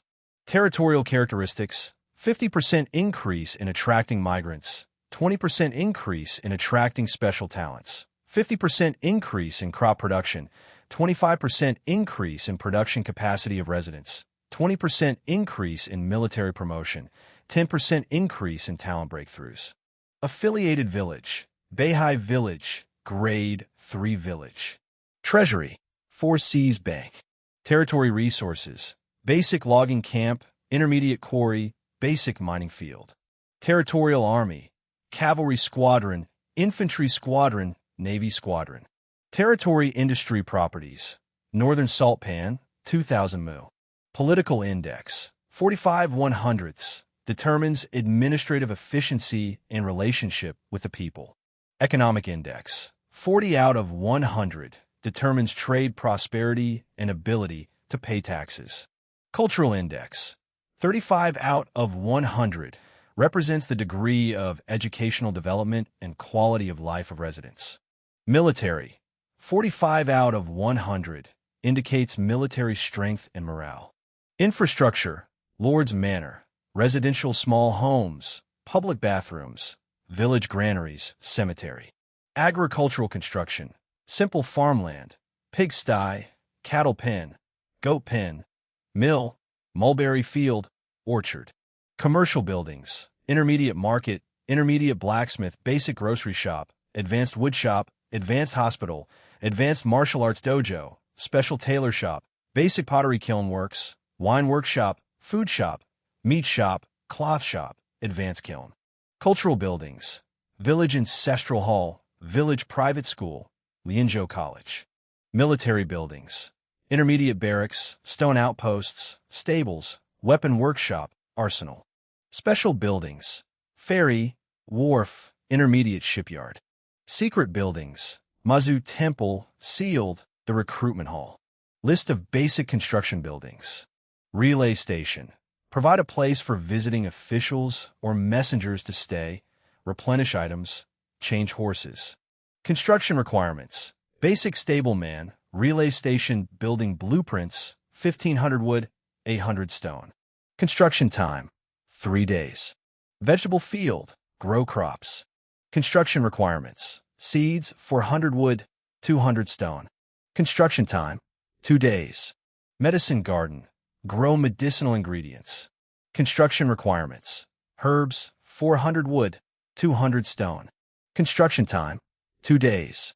Pharmacy, shop that sells medicine. Construction requirements: pharmacy building blueprints, 800 wood, 200 stone. Construction time: 2 days. Textile mill, place where textiles are created. Construction requirements: textile mill building blueprints, 1800 wood, 600 stone. Construction time: 3 days. Bank, an organization that settles monetary matters. Construction requirements: bank building blueprints, 2000 wood, 1000 stone. Construction time: 3 days. Alchemy workshop, smelting workshop, working on various items and jewelry. Construction requirements: alchemist, metal workshop, building blueprints, 1500 wood, 1800 stone. Construction time: 3 days. Out of the 7 basic buildings for a Grade 2 town, the vegetable farm and medicine garden did not need building blueprints. The textile mill and bank had already been built. The remaining relay station, pharmacy, and alchemy workshop blueprints had already been obtained when they plundered the water stronghold. Hence, Ouyang Shuo did not need to purchase any more building blueprints. Out of the 7, the most annoying one was the alchemy workshop. An alchemist was a rare occupation in China, and it was usually done by priests, and it was difficult to find a professional alchemist. In his last life, there was a territory that was stuck at Grade 2 town for 3 months as the Lord was unable to find a professional alchemist. Shuo hoped that with the specialty of Shanghai town that he would have a chance to get a professional alchemist. Of course, the system wouldn't be so bad. Normally, if the other upgrade requirements had been met and only one special talent was lacking, and at most a month he would appear. That unlucky guy in a last life had used the lowest level of village building token and had an immigrant rate of 50 a day, taking nearly 2 months to get to the 5,000 full population. It took him another month to get that alchemist. Even a town like Shanghai town, which had an insane immigrant rate, needed 40 days to reach the max population, quite a long time. When Shanghai town upgraded, his 2 allies, Baihua from Consonance Village and Mulan Yu from Mulan Village, both sent their congratulations and well wishes. Ever since making the alliance, Ouyang Shuo had been keeping in contact with them and discussed methods of running the territory and the progression of each other's territories. He knew that ever since he taught them the method to raise a village to a town, Consonance Village was now very close to upgrading, and in just 2 days could do so. As Mulan Village had weaker basics and fewer connections and resources, its progress was slower and it still needed about half a month. To tell the truth, this upgrade, apart from increasing the population cap and expanding the land space, didn't really affect the town. The administrative structure was already built and various businesses were starting to open. What was needed was patience and time.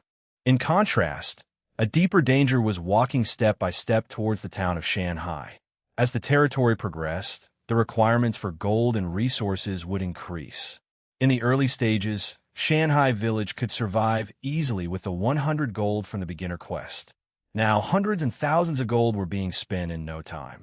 In contrast to him, the various financial powers had already gotten over the tough times. As various gold farming groups had started to form up and flourish in the wilderness, the powers could use real credits to buy up gold to build their territories. The only reason why there was no notification was because they were affected by the upgrade requirements of their territories. Once they got past them, their territories would grow tremendously. Ouyang Shuo guessed that after his actions today, Dichun might forcefully raise Handan Town to a Grade 2 town tomorrow.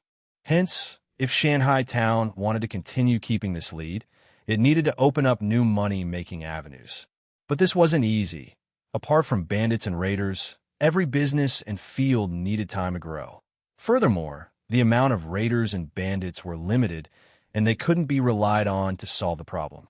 Facing so many challenges, Ouyang Shuo had to keep calm. After upgrading the town, he didn't call for a meeting with the various directors and secretaries, and instead sat alone in his office thinking of a method. The second day of the third month was destined not to be a normal day. System announcement. Congratulations Player D Chun for becoming the second player in the China region to upgrade to Grade 2 town. Rewarded 1,000 credit points. System announcement. Congratulations Player D Chun. System announcement. Congratulations. It was as Ouyang Shuo had expected. Handan Town had followed closely behind Shanghai Town, using just 6 days' time to upgrade from a Grade 1 town to a Grade 2 town. The surprises did not end there. In the next 3 days, Chun Xinjun, Feng Xiaohuang, Baihua, Feng Qingyang, and Zhanlang all had also upgraded to Grade 1 towns, and the Chinese server welcomed a wave of new Grade 1 towns. Baihua's Consonance Village became the 5th village in China to upgrade to a Grade 1 town. Not an exceptionally strong black horse, but not a weak one either. The positions of the 6 tyrants of Handan had been totally destroyed after being challenged by Ouyang Shuo, Xiongba, and Baihua. They became a part of history. However, as individuals, Di Chun and Chun Xinjun were still very strong and couldn't be underestimated. Just as everyone was focused on the newly upgraded towns, Shanghai Town's secondary base, Beihai Village, sneakily upgraded to a Grade 1 town. The day that Beihai Town upgraded, Ouyang Shuo transferred all of the 200 fishermen in Shanghai Town over to Beihai Town. At the same time, he activated the 4th stage expansion of the salt pan fields, increasing the area to 5,000 mu. Beihai Town had become the territory's salt base, fishing base, and navy camp. After settling Beihai Town, Ouyang Shuo started building his second secondary village. He decided to build the new village on the other side of the canyon. It and Shanghai Town were on adjacent sides of the canyon, blocking the only ocean opening into Lianzhou Basin. The secondary village was called Kashui Village. Its village chief was Zhao Daxian. The original vice secretary of the Agriculture Division, Sun Yanong, took over the duties of Zhao Daxian and became the new secretary of the Agriculture Division. Events were similar to when Beihai Village was built, as Zhao Daxian took 50 basic-level administrative personnel and skilled talents. Military-wise, Infantry Squadron Vice Captain and also 1st Squad Sergeant Zhang Daniu was rushed over to build the Village Protection Force. This time, along with Zhao Daxian went 350 farmers and 100 logging workers.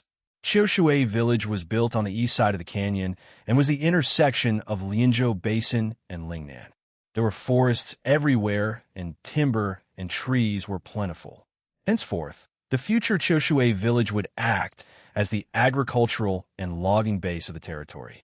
5th of March, lunar calendar 14th day of the year, 9 a.m. in the morning, Shanghai Town Office. How are the preparations for tomorrow's Lantern Festival going? Ouyang Shuo asked.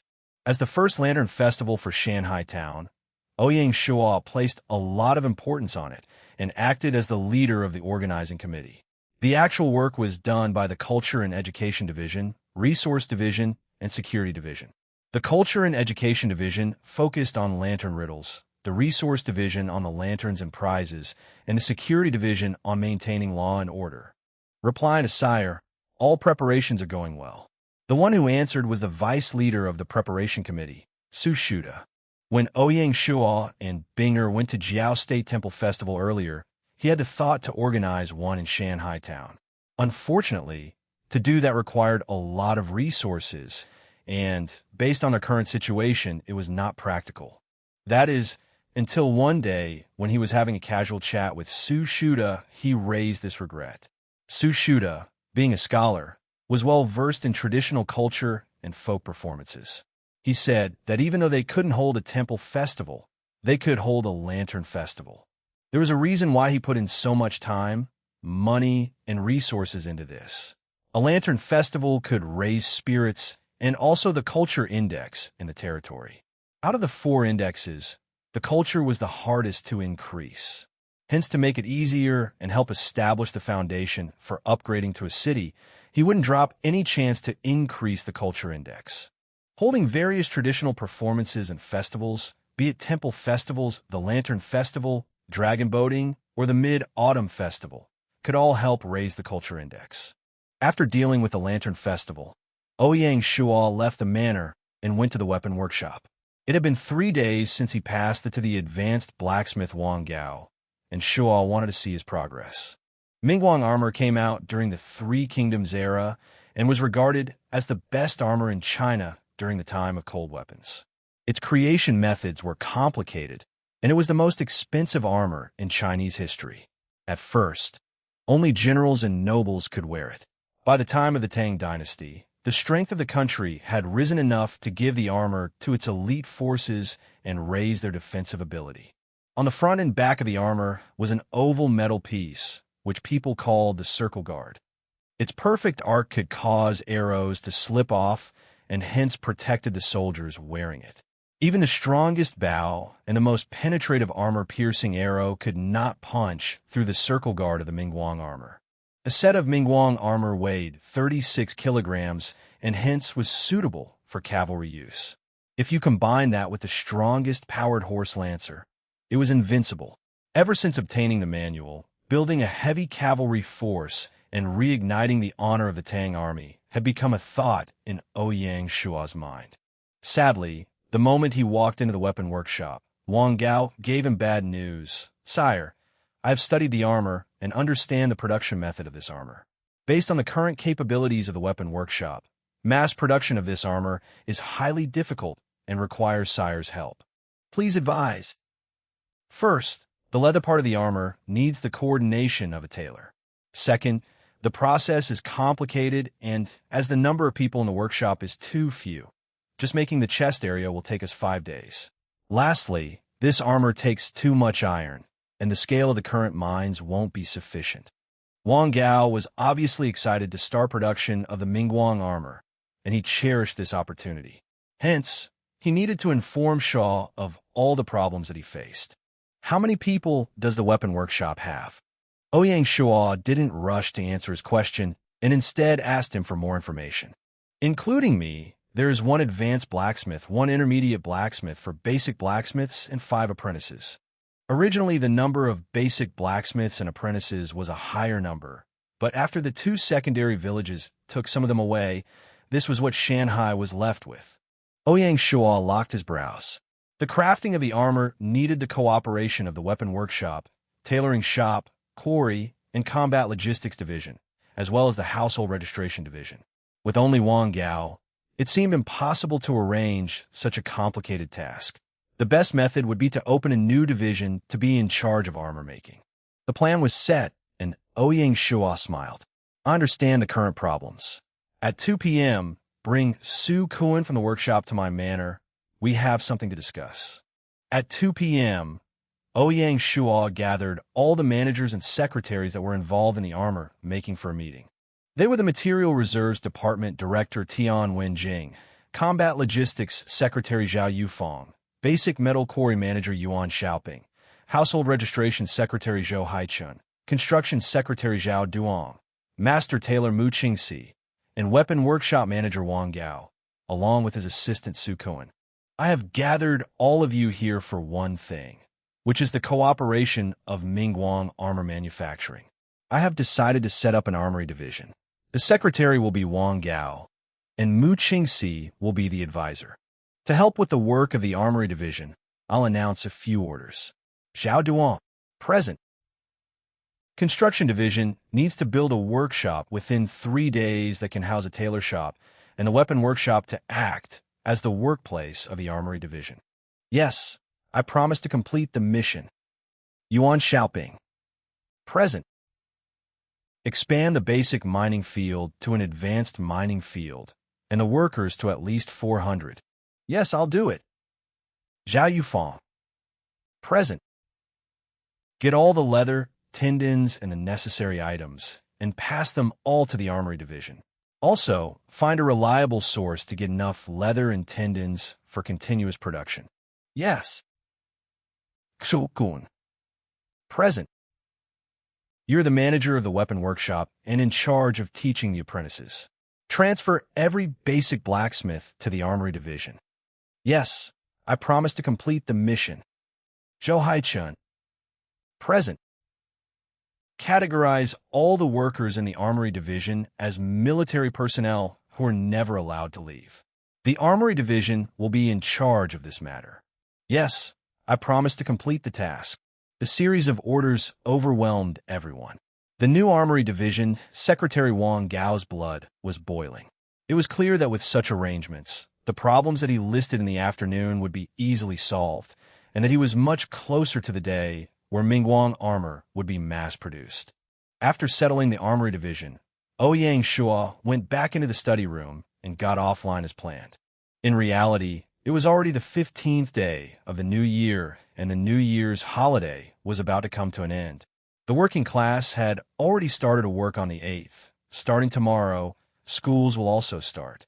During the holidays, Binger would sleep in and eat a lot, causing her face to become fat, extremely adorable. Yesterday, Sun Xiaoya had called and said that she was returning to Jiaozhou today and spend the Lantern Festival together with them. Ouyang Shuo went to the market to buy several ingredients to cook a huge meal for dinner. At 3 p.m. in the afternoon, Sun Xiaoya had reached home on time and brought with her many of her hometown specialties. After not seeing her for a very long time, naturally it started with a greeting. Binger, that little brat, was overly reliant on Sun Xiaoya, giving her the gift that she bought at the temple fair, followed by introducing Shuer. When Sun Xiaoya saw Shuer, she was shocked. She recognized the smart pet and knew that it costs a lot. She turned around and looked at Ouyang Shuo.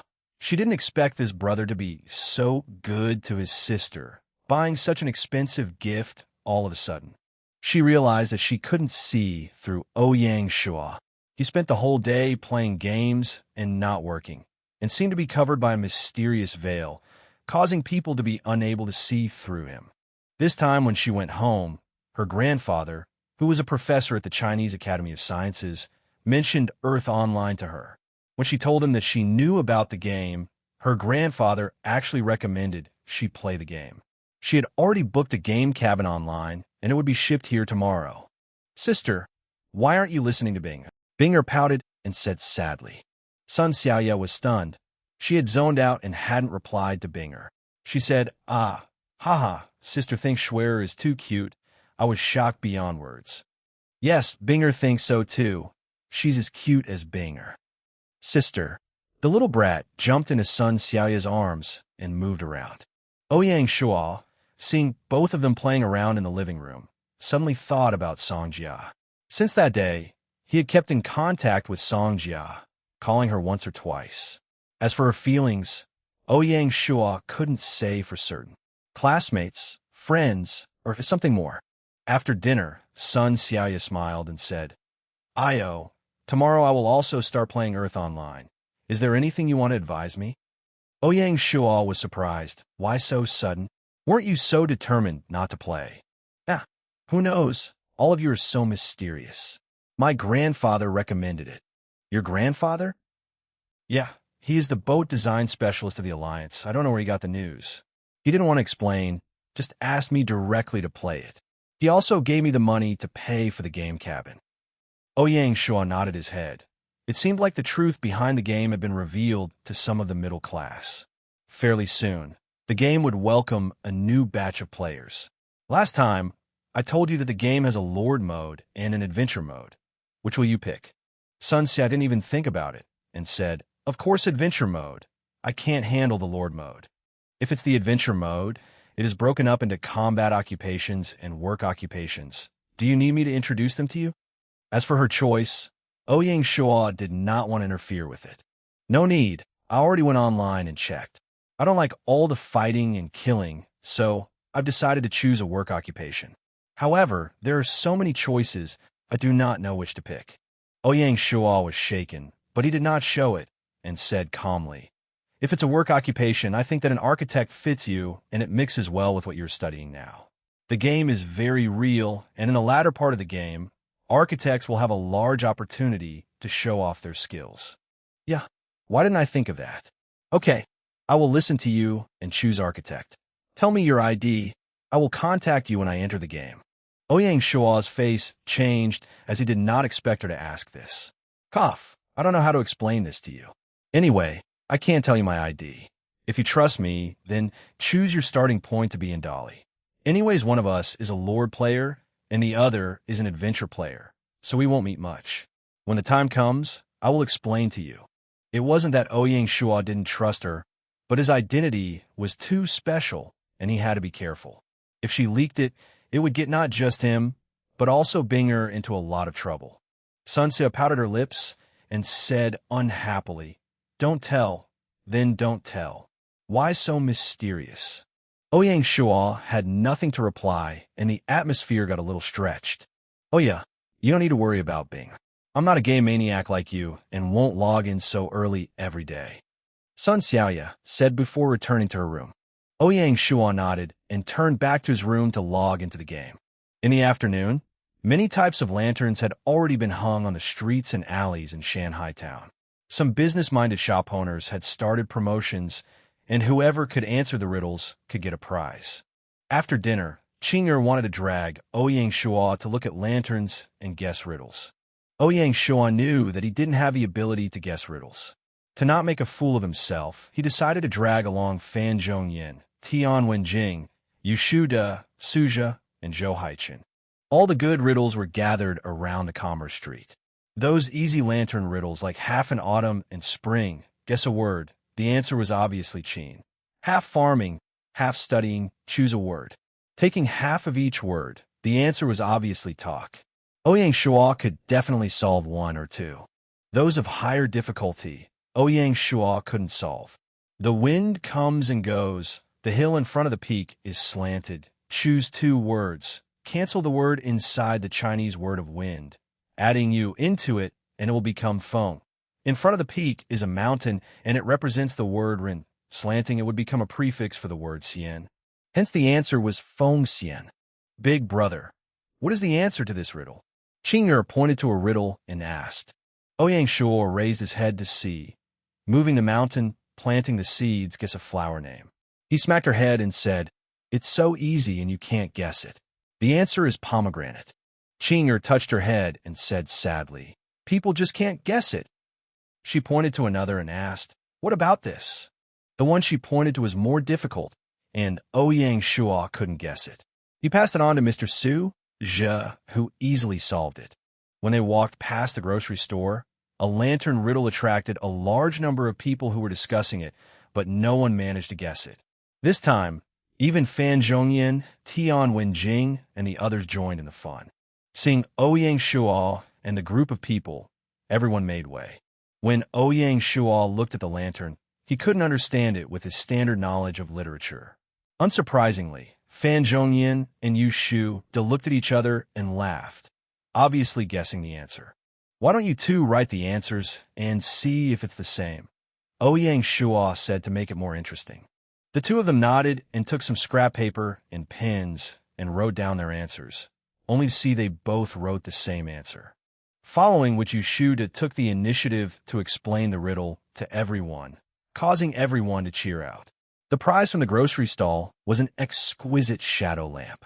The two men obviously wouldn't carry a flower lamp and walk on the streets, so it landed in the hands of Qing. Walking past the dojo, Tian Wenjing also managed to guess one riddle. The hardest riddle of the night was prepared by Yushu De, and he hung it in the square in front of the Lord's manor. In the end, it was solved by Fan Zhongyin, laughing as he did so. After admiring all the lanterns and guessing all the riddles, it was already 8 p.m. in the night, and Ouyang Shuo quickly got offline. Today was the first day of school for Binger. After hanging up, Ouyang Shuo washed up hurriedly and then took Binger downstairs to eat breakfast. They finally got to school before 9 a.m. Soon after he returned from school, the game cabin ordered by Sun Xiaoya arrived and was installed in her bedroom. Ouyang Shuo logged in the game again at 8 p.m. He practiced spearmanship and the Baji Quan for 2 hours, as usual. When he passed the general store last night during the Lantern Festival, he suddenly realized that he had never walked in it since it was built. That was kind of intriguing. The general store was one of the several basic shops that I hadn't seen much of. The shopkeeper was the basic merchant Li Fugui. The middle-aged shopkeeper was startled at the sight of Ouyang Shuo and said incoherently, "Sire's arrival makes the small store shine. Come in, please." The store sold daily used goods such as oil, salt, sauce, vinegar, tea, etc. None of them could be produced in the territory except salt. It was just the magic goods shelf on the back of salesmen that made the general store conjure those goods seemingly out of nothing. The shelves, similar to markets in function, could support remote businesses and transfers.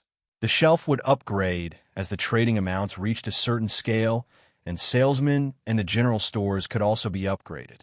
Faced with Ouyang Shuo's visit, Fugue couldn't help but share with him the secrets of the general store. "My lord, the general store actually has a hidden function," Fugue said mystically. "Oh, what is the function?" "In the general store, you can only buy but can't sell. The only exception is local products. If one's goods were adopted as a local product, it could be sold via the general store, with transaction tax only at 10%. Local product? Ouyang Shuo frowned, with no idea of whether the Gillen 3-flower tea belonged to the Shanghai township or not.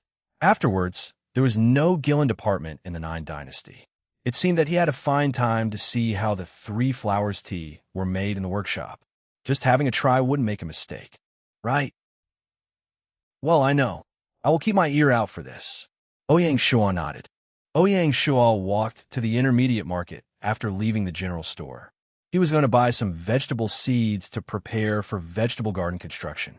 There were many kinds of vegetables that could be planted in spring in the past. He didn't just buy one type of vegetable. He bought dozens of kinds of vegetables such as garlic, cabbage, cucumber, eggplant, spinach, lettuce, carrot, pepper, pumpkin, kidney bean, tomato, and zucchini, etc. Then he bought some seeds of common medicines to prepare for the herbal garden construction. Because many medicines had to be transplanted from wilderness, the construction of herbal garden was more difficult than that of vegetable garden.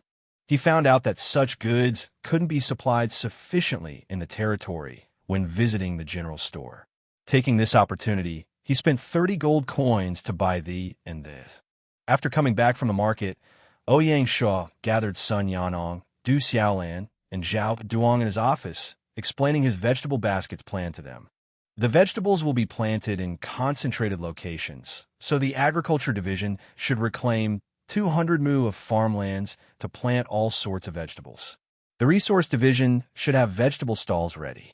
The construction division should cooperate with the resource division to build a vinegar-making workshop, sauce-making workshop, and tofu-making workshop to enrich resident spices and subsidiary foodstuffs. The 3 secretaries agreed with no objections. "Sire, after the 3 workshops operate officially, would we set up shops for selling?" Duke Xiaolong asked. It was an instant inspiration triggered by Xiaolan's question. Ouyang Shuo said excitingly, "No need. We just can't build a new shop for new kinds of goods as the goods are abundant all the time. That is not reasonable. In my opinion, we simply construct a large-scale farmer's market. Then we can sell agriculture products such as vegetables, fruits, fish, eggs, spices, subsidiary foodstuffs, etc. Basically all the stuff in the farming market." Xiaolan got excited and said, "My lord, this is indeed a great idea. In this way, not only is it convenient for the residents, but we can also buy all the things in one place. The resource division can manage them easier and reduce dispatch personnel." Ouyang Shuo shook his head. "Not only that, it is also convenient for the taxation division to levy taxes intensively. More importantly, the farming market will provide a selling platform for individual households and then stimulate the territory's economy further.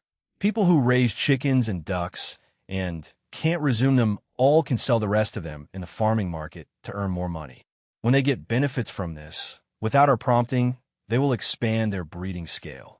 Then, we will relax the restriction in farming products like vegetables, fruits, and tofu, etc. for individual household to support their developing." The 3 persons nodded, and they were all convinced by their lord's foresight. The reason why we demand intensive planting is not for battling interests with villagers. For the sake of integrated planning, there will be vegetable fields everywhere if we don't control that. That is not good for the city plan. So only when some residents settle in the city suburb can we relax the restriction on vegetables and fruits," added Ouyang Shuo. Sun Yinshuan nodded, with the doubt in his mind dissipated. Just leave the task of farmer's market construction to the construction division. Though I know that the Rampart and the Moat projects are entering a critical period, we still have to transfer a craftsman to build the farming market, including the 3 workshops mentioned before. Ouyang Shuo said to Duan at last, "My lord, take it easy. I guarantee that I will fulfill my mission." Duan said loudly, "Well, go ahead." Ouyang Shuo ended the conversation. At 2 p.m., Ouyang Shuo was reading the report formulated by the administration department, while the gatekeeper came and reported, "My lord, the manager of the dojo is requesting an interview. Send him in." Ouyang Shuo was very polite to this boxing master. He poured tea to him personally, said smilingly, "This is a new tea for this year. Please taste it." Lin Yu picked up the cup and drank a mouthful of it. "Good tea." Putting down the cup lightly, Lin Yu said in embarrassment, "To tell you quite honestly, my lord, I came here for one thing which I need your help on." "You're welcome, Mr. Lin. Anything not against my principles. You have shown kindness to me in teaching me skills, and I will not decline. Just tell me, how could Ouyang Shuo miss the opportunity to get closer? The fact is that my 5 apprentices all finished their apprenticeships, and I want to find jobs for them in the army. I hope the Lord can help." Ouyang Shuo was silent for a while, moved by Lin Yu's character. It was easy for him to arrange his apprentices' places in the army. In addition, it was not against his principles. But he didn't do that, and instead laid down to beg Ouyang Shuo. Such a clear attitude towards work and life really made Ouyang Shuo convinced. Apprentices in the dojo all learned Tai Chi from Mr. Lin. It would be great if they could join the army. I guarantee that they can serve as sergeants once they enter the army. If they perform well, they could be promoted to be sergeants or captains. Ouyang Shuo said as he nodded, "Thank you very much, Lord." It absolutely indicated the Lord's affirmation of him. How could he be unhappy? After Lin Yu's departure, Ouyang Shuo managed to visit the military camp. Now, the military camp had upgraded to advanced barracks, which were both nicer in space and facility than the intermediate military camp. After upgrading to a Grade 2 town, the Shanghai territory didn't hurry to enlarge the army scale, remaining the scale of a cavalry squadron and an infantry squadron. That was not because he didn't want it to be enlarged, but due to the lack of a general. If he enlarged the army scale blindly, there would be no one leading them.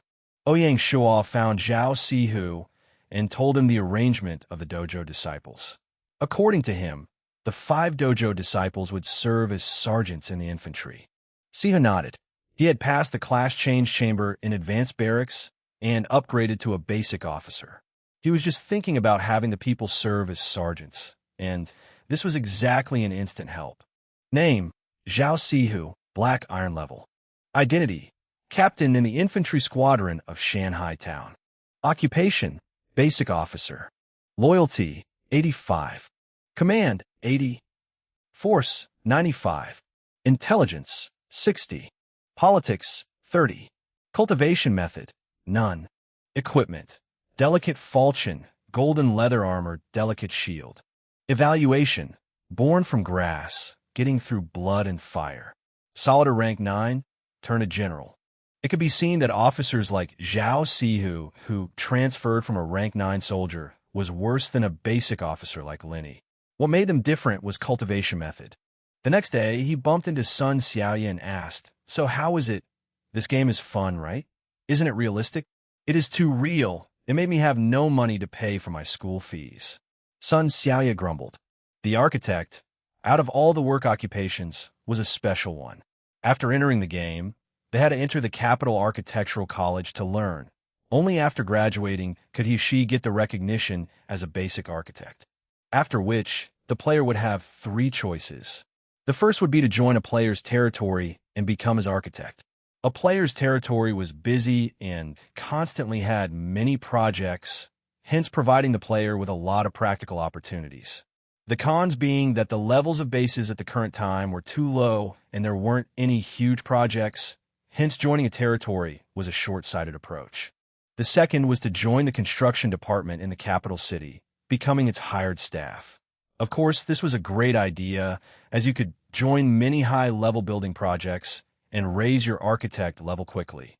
However, without connections, it was very difficult for one to enter that department. The last method would be to continue learning in the college and getting an intermediate architect recognition, making it easier for you to find a job when you leave. The downside would be that it was very lonely and you had to pay for the expensive school fees. Regardless of the method, it wasn't an easy thing for a solo player. The cost of the college school fees was 1 gold coin, and learning further cost 10 more. This did not include expenses and other miscellaneous costs. Hence, every successful architect had a lord who was supporting him from behind. For an architect, the best method would be to obtain the intermediate architect grade, and then interning at the capital city's construction department until he became an advanced architect. After that, he could work in a player's territory and become the primary architect. This method was a double win for both the architect and the lord. The only prerequisite being that the lord that supported you had the money. In his past life, one person calculated that to groom a high-grade architect, one needed 150 gold. To bribe people and get into the capital city's construction department cost another 100 gold. Such a big investment obviously made lords very careful. Either they set a contract or they chose someone they trusted in real life. Sun Xiaoya's appearance was a great opportunity for Ouyang Shuo. Hence, when he found out that she wanted to play a work occupation, he strongly recommended the architect class. Ouyang Shuo didn't try to hide anything and told her everything he knew about architects, waiting patiently for her choice. The prerequisite for mutual cooperation would be trust, and the basics of trust would be the sharing of information. Sun Xiaoya was very willing and smiled. Lord Ouyang Shuo, good teamwork. Good teamwork. Now tell me your ID, and I will send 50 gold over to you. When you graduate, tell me, and I will prepare more gold. Ouyang Shuo heaved a sigh of relief. The reason why he didn't prepare 150 gold straight was firstly, there was no need. Even someone like Sun Xiaoya, who had building knowledge, would take 2-3 months for her to graduate from the college. Secondly, he didn't want to expose his financial ability, as at this stage of the game, the number of people who could take out that amount of money so quickly were not many. Sun Xiaoya was smart and would definitely be able to guess. Even so, Sun Xiaoya was still stunned. Although she had only spent 1 short day in the game, but she recognized the rarity of gold. Based on her calculations, if Ouyang Shuo was able to take out 10 gold, it would be amazing. She did not expect him to take out 50 gold without even blinking. Sun Xiaoya stared at Ouyang Shuo like she was looking at a monster, her eyes filled with doubt. Oi, say the truth. Are you a famous lord in the game? If not, why won't you tell me your ID? You could take out so much gold without batting an eye. Cough, you think too much. To fund you, I'm already bankrupt. You better train hard. If not, I would have wasted all my money. Sun Xiaoya had a face of disbelief. As if I believe you. Every day you are so mysterious. Okay, it's fine if you don't want to tell me. I won't ask. My game ID is Xiaoya. I only changed a word. You remember it. Ouyang Shuo nodded his head.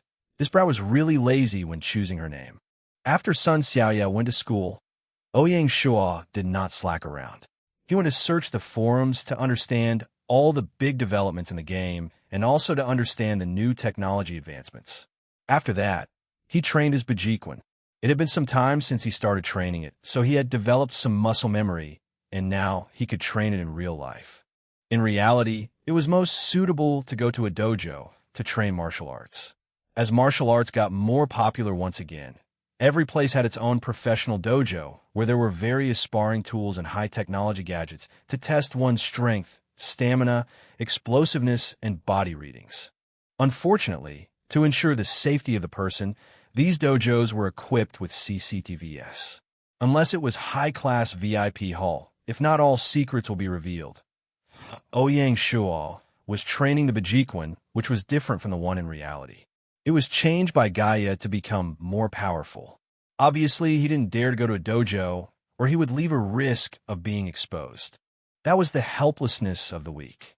If he had as much power in real life, he could obviously do whatever he wanted and not have such thoughts. He was working so hard in the game so that in the future he would get treated differently. Tossing aside his thoughts, Ouyang Shuo focused on the Bajiquan. The more focused he got, the more intense his strokes became. This was the meaning behind the fist, meaning that he had officially understood a glimpse of the Bejiquan. After stopping, he was drenched in sweat, but he felt very relaxed. Training the body could make one become very cheerful. Long-term training could make one more confident and train one's aura and demeanor. To replenish his energy, Ouyang Shuo made a large pot of chicken soup for dinner, adding a lot of expensive herbs. He didn't mind spending them now, since credits were useless not long after. After dinner, Ouyang Shuo didn't bother about Sun Xiaoya and went back to his room. He anonymously transferred 50 gold to Sun Xiaoya before walking out of his bedroom in the game. In the courtyard, Si Qin and Siki were serving on Ying Yu and Qing Er and brushing their hair. Upon seeing Ouyang Shuo, they bowed and greeted him. He nodded before starting to practice on his spearmanship. Qing Er waited for Ouyang Shuo to finish before asking, "Big brother, why did you make me the advisor to the armory division?" Now Qing Er doesn't have any energy to manage the tailor shop, and furthermore, there's so many more new people every day. The orders are getting too much to handle. You are too greedy. I sent you to the armory division for your own good. Participating in this armor production can raise your tailoring skill. Sewing clothes for commoners will take you so long to upgrade. Actually, with the master tailor identity of Qing, she had more rights to be the secretary of the armory division. But this brat wasn't the leader type and was too casual, hence only giving her an advisor position. Qing knows brother wants the best for me, but I can't keep up. The little brat acted cute. That's why I said you are too greedy. You want to improve your skills, but you don't want to give up your shop. To this little money grubber, Ouyang Shuo was hapless. How about this? I've came up with an idea to solve both. What idea? Tell me. You're the manager of the tailor shop, and you have the deal with the administration department. If you take out some profits to hire more tailors, won't you solve the problem? Hiring tailors and creating a garment workshop. Only then can the tailor shop focus on more high-end products. You also can find more time to work in the armory division and improve your skills. Getting partners and working together, expanding the shares in production allowed one to pass on the low-profit jobs and take on the higher-profit ones. Such thinking and methods could only be thought of by Ouyang Shuo. Not only Qing, but even Yu was amazed by his words, exclaiming, "Big brother's idea is just too good." The business division can use this idea to change the major shops. Ouyang Shuo laughed and nodded his head. Just as Ouyang Shuo wanted to discuss some things with Ying Yu about the business division, the door suddenly opened. "Sire?" A messenger from Qiushui village came and has something to report. Ouyang Shuo was shocked. It seemed like something big happened. He rushed past the front yard and into his office, letting the messenger in.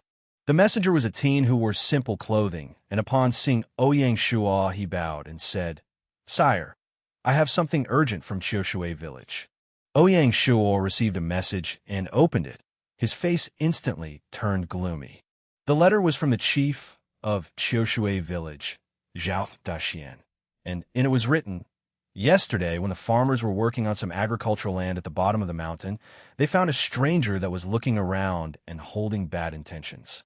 The farmers sent someone back to report and try to capture the person, but they weren't his match. Both sides had a conflict which resulted in the farmers being injured. What was weird was those people didn't kill them. When Zhang Daniyu and his team rushed to support, they had already fled into the mountains and were nowhere to be seen. As it was already late and the village protection squad wasn't familiar with the environment, they didn't chase and instead arrange an elite soldier to follow their tracks. This morning, Zhang Daniyu led the squad and chased through the mountains. Zhao Daxian felt that something was amiss, so he sent someone to report. Based on the farmers' descriptions, they wrapped their heads with black cloth and they wore robes. Their weapons were old and rusted, being simple spears.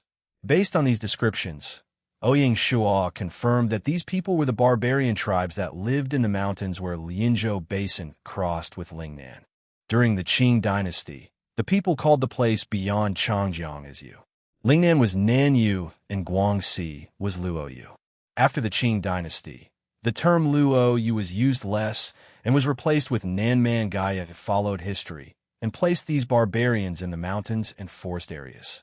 The mountains where Lingnan and Guangxi met had large numbers of barbarians. They were split into tribes and spread out all over the mountains. Every one of them was strong, muscular, and kept on reproducing.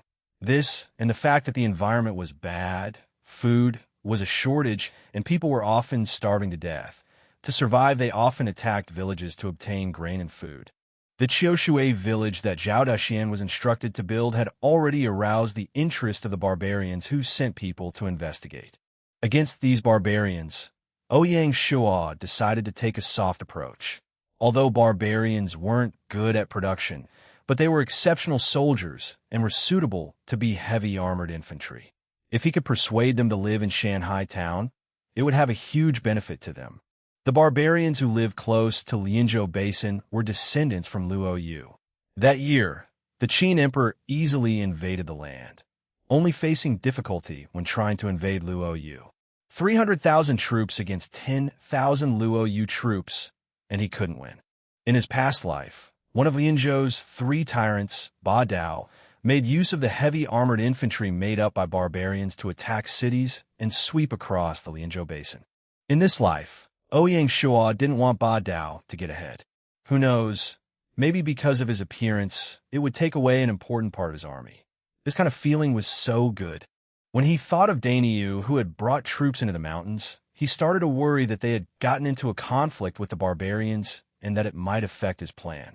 Hence, he decided to personally visit Qiushui village. He told his itinerary to the 3 directors and told them not to worry. Then he rode Black Tornado to the barracks. To be safe, he wanted to bring along the infantry squadron and military intelligence division. As for the cavalry squadron, it couldn't be used in jungle warfare and was useless. The group of them rushed to the harbor and sat on boats to rush over to the opposite harbor. On the way there, Zhao Sihu excitedly asked, "Sire, are we going to fight?" Ouyang Shuo shook his head.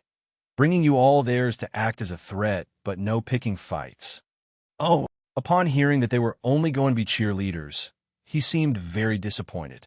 When they rushed to Qiushui village, Zhao Daxian had already received the news and led the main officials of the village to receive them. This was the first time he had come, so he took the chance to understand the details about the village, their plans, and their problems and answer them one by one. Seeing how their lord cared so much, all the villagers were delighted. After the easy, welcoming ritual, Ouyang Shuo led his troops into Qiushui village's barracks. As the situation wasn't clear, he couldn't take action carelessly. He could only tell the infantry squadron to wait for orders and the military intelligence division to track and find information about the barbarians. Before they left, he specifically told the spy that if he caught up to the village protection squad and they hadn't engaged, to order them to return. If conflicts had occurred, he had to bring kind intentions to prevent it from worsening. After planning, Ouyang Shuo didn't slack and instead used the chance to tour the village. Qiushui village was already a grade 3 village, and its most important work was to reclaim more farmland. They wanted to rush to reclaim 20,000 mu of land before the Qingming festival.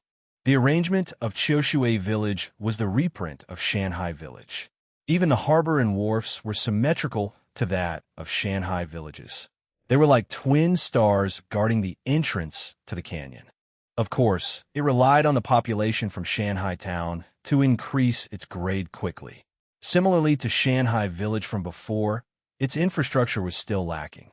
Even Beihai village that had upgraded to a grade 1 town still had the same problems. The quality of people in the village wasn't sufficient to be placed in important positions. Luckily, Zhao Daxian was one of the earliest members of Shanghai town and knew everything about its structure. With him controlling everything, the organizational structure of the place barely got set up. Ouyang Shuo decided to use a dual leadership mechanism. The head of the secondary base would be in charge and control everything. On the other side, Shanghai town's various directors had more power than the directors and secretaries of the secondary bases and could manage and instruct the various departments and divisions in the secondary base. Out of the two, the decision lay in the hands of the head of the secondary base. When both sides had a conflict of ideas, the head would have the final say. If the directors of Shanghai Town definitely felt that a wrong decision was made, they could speak to Ouyang Shuo. At the same time, to strengthen his control over the secondary base, Ouyang Shuo prepared two methods. The first was that every major decision had to be reported and approved by him. To do this, he had to solve the communication problem and build a fast and efficient relay station system. The second method was the power to appoint the people in charge. In the secondary villages, the secretaries and directors were decided by him, and the village chief could only recommend them. After touring the village, he went back to the barracks.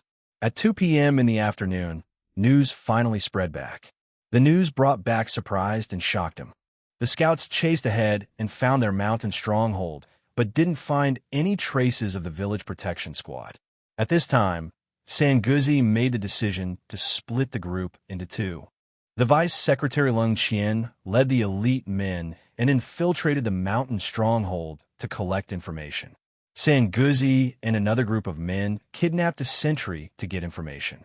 After grilling the sentry, Sanguzi had happiness but shock. Zhang Dainiu was chased into a barbarian trap. As there was a difference in strength, he didn't fight back and had just surrendered.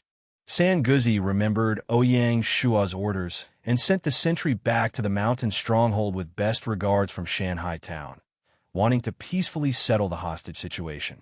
In such a high-octane situation, the mountain stronghold replied. It said that they could return the hostages, but that the Lord of Shanghai Town had to personally go there. After Zhang Dainiu was captured, he purposely revealed information about Shanghai Town to the barbarians and told them that what they scouted was only an auxiliary village and the real town was on the opposite shore with a huge army. After which the sentry was sent back to the mountain stronghold. Analyzing all the information he was fed, the leader of the barbarians decided to see Ouyang Shuo. Since the leader of the mountain barbarians wanted him to personally visit the mountain stronghold, Ouyang Shuo obviously wouldn't refuse. That courage and confidence was something that he had. But obviously he would not walk alone ahead stupidly either. The next day, Ouyang Shuo led the infantry squadron, and under the directions from the spy, they made their way to the mountain stronghold. From the barracks across the plains, they made it into the forest in less than half an hour. After entering, the speed of the soldiers had a drastic decrease. There were broken twigs and dead leaves everywhere. Vines covered their vision, and it was very difficult to move forward. Ouyang Shuo had to get down his horse and walk.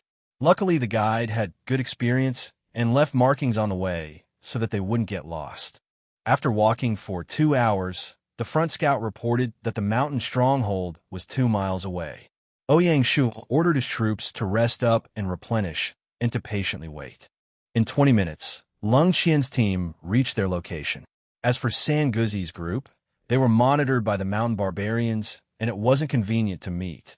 Lung Qian reported what they had found out about the barbarians. The whole mountain stronghold had about 3,000 of them, mostly young and strong. As they live in the deep mountains, they don't have a very long lifespans, and many don't live past 40. The chances of children surviving are also very little, thus their average lifespan is 25 years old. They rely on hunting to survive and occasionally pick fruits to eat. Their leader is usually the hunting captain and is usually their strongest hunter. The mountain stronghold also has shamans who are well versed in medicinal arts and are the old and wise ones, holding a lot of power too. The whole region is covered by at least 100 tribes. Between tribes are hunting grounds that are divided.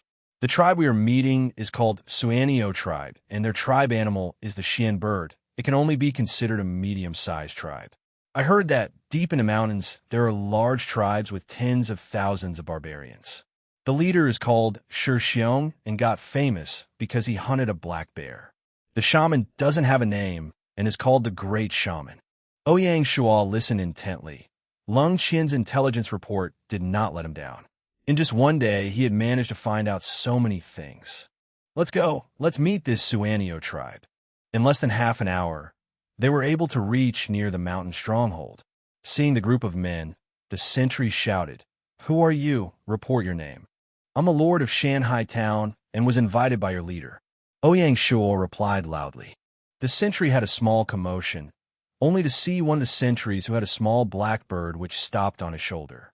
He said a few words to the bird, and it flew away deep into the mountain stronghold.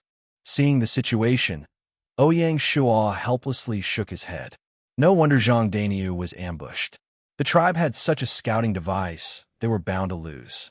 That little black bird not only recognized the way, but it also understood human speech. He guessed that the bird was a descendant of a Xian bird.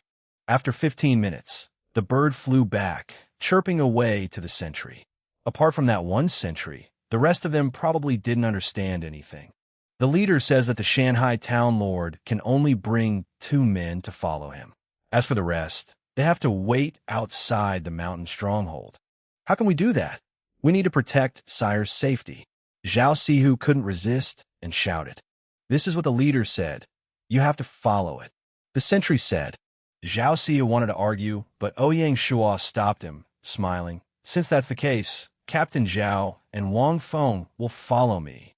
Wang Feng was the eldest disciple of Lin Yu and was the sergeant of the first squad. Sire, this is too dangerous. Why don't we just break into the stronghold? Zhao Sihu obviously didn't trust them. That's right, sire. This is really too dangerous. Lung Qian tried to persuade him. There's no need to persuade me. I believe that their leader isn't a reckless person. The barbarians are often prideful, and if they wanted to attack us, they already did. Seeing that they couldn't persuade him, everyone just had to accept it. Lung Qian turned around and shouted to the sentry. You guys listen up. If anything happens to our sire, the Shanghai town will trample all over you. The sentry snorted coldly upon hearing his threats and didn't reply. Ouyang Shuo didn't bother and brought Zhao Sihu and Wang Feng, following the sentry into the mountain stronghold. When they entered, the sentry went back to his post, and another barbarian took over. Along the way, Ouyang Shuo managed to see the beauty of the mountain stronghold, chatting with the two about it. The stronghold had its unique points. It was simple, sturdy, and roughly built. The passerby barbarians, upon seeing these few visitors still laughing and talking at such a time, showed respect to them. No wonder they were able to receive the leader's invitation. Shi Xiong brought the important members of the tribe to welcome them at the meeting room. Guests from afar, welcome to Suanio tribe, Shi Xiong announced loudly. Ouyang Shuo smiled and exclaimed, Many thanks to leader for your invitation, allowing me to view the barbarian tribe's sights. Shi Xiong's face relaxed and warmly said, Please enter. Please enter. Ouyang Shuo followed behind him and into the meeting room. After the two of them sat down, Shi Xiong cut to the chase and said, Shanghai town lord, yesterday your men said that they wanted to work together with our tribe. What are the details? Respected leader, I came to make friends. It does not matter whether if the cooperation is successful, Shanghai town will give you 100,000 units of grain for free. Ouyang Shuo dangled a carrot in front of them. When he said those words, Shi Xiong was obviously ruffled. 100,000 units of grain could feed them for 3 months. Such generosity immediately made them see him in a positive light, and their animosity towards them dropped. Shi Xiong was shocked, but as the leader, he didn't lose his demeanor. Thank you for your gift. Our tribe is thankful. The cooperation has 3 conditions. First, your tribe goes downhill and live in Qiushui village. Second, your tribe can choose your warriors to work in Shanghai town army, and we will pay them salary. Lastly, your tribe will help us mine minerals and stone, and we will pay you salary. Ouyang Shuo tossed out 3 methods.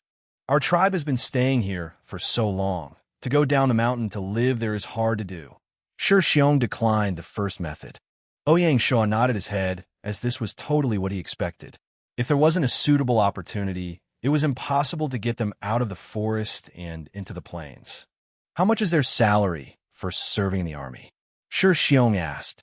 Ouyang Shuo relaxed, as the big fish had bit the bait. Normal soldiers will be given salary based on their rank. Converting it to grains, 10 units at the least and 90 units at most. Based on the standards of your units, I'll say 50 units of grain. Shi Xiong nodded his head and didn't show any expression, following on by asking, As for the third method, can the Lord please elaborate?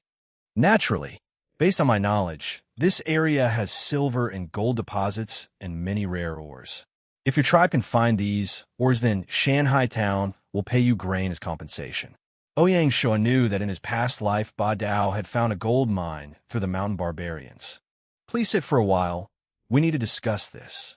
After saying that, Shi Xiong arranged for the members of the tribe to stay in a room with them, and he himself went to the backyard. The great shaman was at the backyard. Such a big decision couldn't be made only by Shi Xiong, and he had to ask the great shaman. After listening to Shi Xiong's message, she remained silent. After a long while, she said, "This lord is a smart person. 3 months ago, the Xian bird told me that not long ago, people will come from outside with daggers and mine the wilderness. These men are either our chance at prosperity or what causes us to die. Since that's the case, let's chase them out." Shi Xiong said, "We can't be so reckless. This lord came with sincerity, and he might be able to help us out of our bad situation. We can send people to join their army. As for the ores, we must search for them quickly to solve our food problem." "Yes, great shaman. How many soldiers should be arranged?" "The first batch of soldiers can't be too many, but we must choose our best. Let's just choose 200. Sure, who is fast-thinking and courageous. Let's send him for some training." Ouyang Shuo had purposely mentioned that their salary had to do with their skill level so as to not let the tribe send some lousy warriors to make up the number. It obviously worked. "I'll follow your orders," Shi Xiong said excitedly. Sure, whose ability was at the top of the hunting team and was also the one with the biggest threat to him. Now that the great shaman had sent him away, he was naturally happy. After Shi Xiong left, Sure who was just mentioned, walked out and said respectfully, "Great shaman, you arranged me to go to Shanghai Town. Do you have any other orders?" "Sure who, don't overthink it. When you go there, you must treat yourself as a part of it. You must be loyal to your lord. I have a feeling that this lord will be the ruler of the entire Lianzhou Basin. This is an opportunity for our people." The great shaman did in fact kept some things away from Shi Xiong. Shi Xiong is too conservative that it hinders progress. You are different. You are smart and adaptive. This time, go to Shanghai Town is an opportunity. Do you understand? The great shaman said. "I understand." Sure, who nodded his head. "That's good. Go make your preparations. Pick your best warrior, and don't lose the honor of Suanio tribe." "Yes." Sure, who turned around and left. In the front yard meeting room, Shi Xiong told Ouyang Shuo the decision of the great shaman. Upon hearing the decision, Ouyang Shuo was very pleased. The results of the cooperation had exceeded what he had expected. "Big leader, let's have a good cooperation." Ouyang Shuo laughed. "Good cooperation." After agreeing to cooperate, Shi Xiong released Zhang Dainiu and the other men. After being locked up for the day, the village protection squad had undergone some hardship and were dirty beyond belief. They looked nothing like members of Shanghai Town Army. All of them were embarrassed when they saw Ouyang Shuo. Zhang Dainiu led the squad and kneeled down. "I made a mistake, ruining the name of Shanghai Town. Sire, please punish me." The other members of the village protection squad echoed, "Sire, punish us." For this village protection squad, Ouyang Shuo didn't have anything good to say, coldly saying, "Get up, you still haven't lost enough face? I'll deal with you all later." Yes. Under Zhang Dainiu's lead, they all backed out of the mountain stronghold and gathered with the infantry squadron outside. As it was already close to noon, Ouyang Shuo accepted Shi Xiong's invitation to stay for lunch.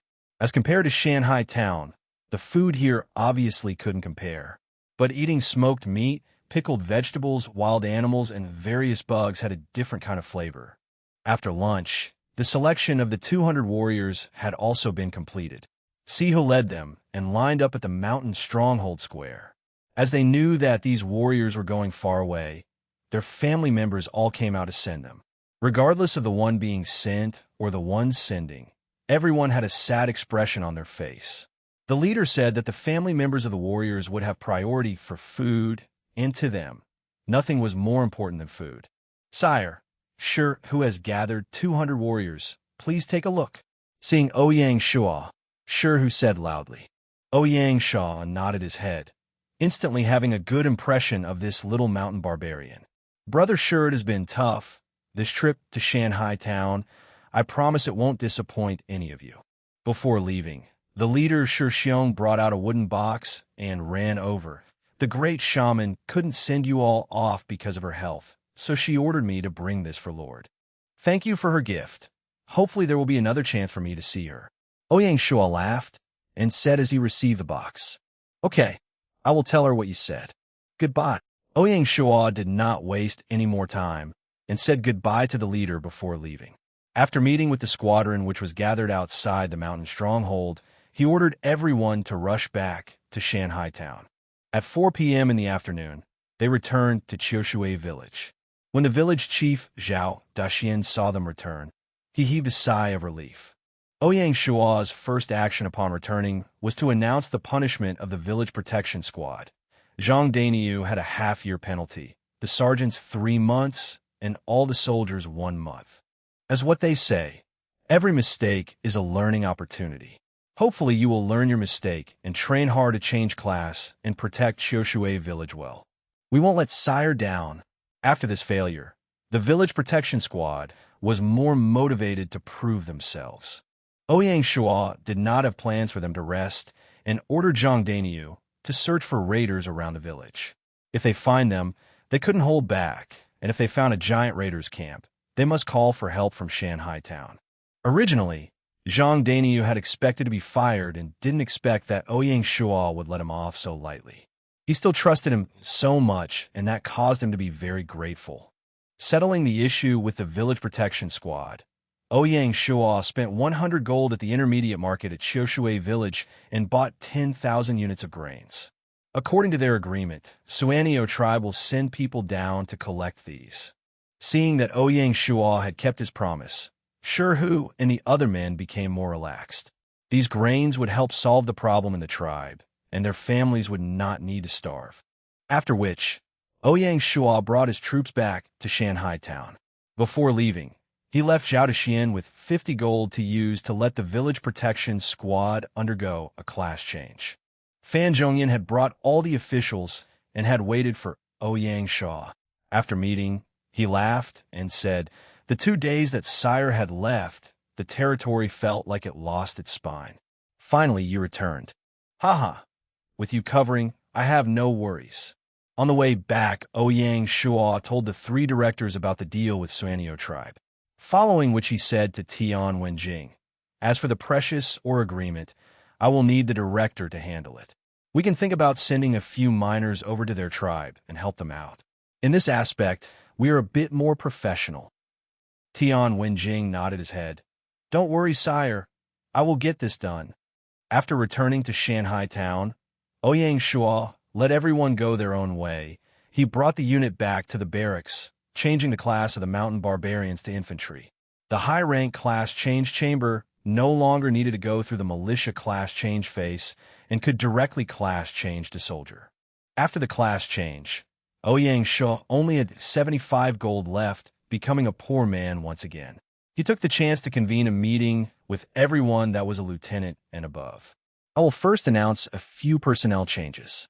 Shi will be the deputy captain of the 2nd Squadron, and Wang Feng will be the deputy captain of the 3rd Infantry Squadron. Shi and Wang Feng stepped out and shouted, "Thank you, sire. We won't let you down." As the representative of the mountain barbarians, Shi's promotion was to be expected. However, Wang Feng, who was promoted to sergeant when he entered, now after a few days was promoted to deputy captain. This wasn't that Ouyang Shuo was being biased, but as the disciple of Lin Yu, he did have that ability. Ouyang Shuo could also imagine that once Wang Feng became a basic rank general, he would be stronger than Zhao Sihu. Wang Feng had obtained a real Bajiquan. Definitely, martial arts was only a small part of being a leader, but one must admit that it added extra points. The 2 squadron sergeants will be recommended by the captains and approved by General Shi. With regard to the sergeants, Ouyang Shuo hadn't been bothered by it. Last time, when he'd arranged Lin Yu's 5 disciples to the infantry, was a special situation. We understand. Hui Biao. Present. You are to be promoted to infantry first squadron captain. Hu Biao was a 25-year-old who'd performed exceptionally in the water stronghold battle. This was considered a late reward. Thank you, sire. I won't let you down. After settling the infantry, Ouyang Shuo was going to deal with the cavalry. Li Mingliang. Present. I order you to be in charge of forming the 2nd Cavalry Squadron. When funds are enough, change your class straight away. Yes, sire. As one of the earliest sergeants, Li Mingliang's ability was unquestioned, and asking him to build the 2nd Cavalry Squadron was the same as appointing him as the captain of the squadron. Liao Gui. Present. You are the vice-captain of the 1st Cavalry Squadron and lieutenant of the 1st Platoon. As the 2nd-generation sergeant similar to Zhou Feng, Liao Kai's promotion was to be expected. Thank you, sire. I won't let you down. Ye Liang. Present. You are the 1st Squadron 2nd Platoon Lieutenant. Guliang was similar to Hu Biao and had performed well in the water stronghold battle. The 6 people who were promoted were all elite soldiers which had not changed class. They needed to change class to basic rank general, which would solve the current Shanghai town general shortage. After settling the issues with the cavalry, Ouyang Shuo tossed out one last bomb. The above 3 infantry squadrons and the 2 cavalry squadrons will act as the foundation for the establishment of Shanghai town's infantry cavalry mixed unit. General Shi will be the major in charge. General Shi had finally walked out of the dark shadow of the raider camp failure, obtaining Ouyang Shuo's trust once again and leading the strongest military force in Shanghai town. He said emotionally, "Thank you, sire, for your trust." Following the rules that he had set, and to maintain the normal running of the territory, the number of militants could not exceed 1/10 of the territory population. This is to say that at the Grade 2 town, 1 unit was already the max, and the military would not be expanded. As the Lianzhou Basin was a flat land, it was more suited for a large-scale army battle. The current arrangement was just a power play. In the end, they still would need to build an infantry unit and a cavalry unit. After completing the change of the military, Ouyang Shuo tossed out a large-scale military plan. This plan was what he had thought of after being forced slowly into a corner by the 6 tyrants of Han. The appearance of the mountain barbarians allowed this plan to work out earlier. If Shanghai town wanted to protect its lead, he needed to make use of this advantage. Since he had already built such a strong mixed camp, he naturally couldn't let them be cooped up in the barracks. Ouyang Shuo looked at the group of leaders and said, "I have a plan. Let's temporarily call it the Spring Assault. Let's discuss and perfect it. Everyone can raise their views." The plan was split into 3 steps. The first is the reorganization of the military and raising of military strength. The second is to clean out all the raider camps in the territory. The third would be to go out of the territory and act as bandits. The objective of the spring offensive would be to improve the coordination of the army and also to amass a large fortune. The various leaders were obviously interested in this plan and asked eagerly, "Sire, can you elaborate more?"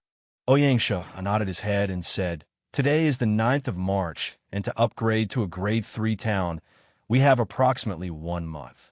We should make use of this time limit as a clock to reorganize the military and train it. How long do you think it will take to form proper military strength?" General Shi thought for a while and said, "Out of the mixed unit's 5 squadrons, the 1st Cavalry Squadron was the earliest one that was set up.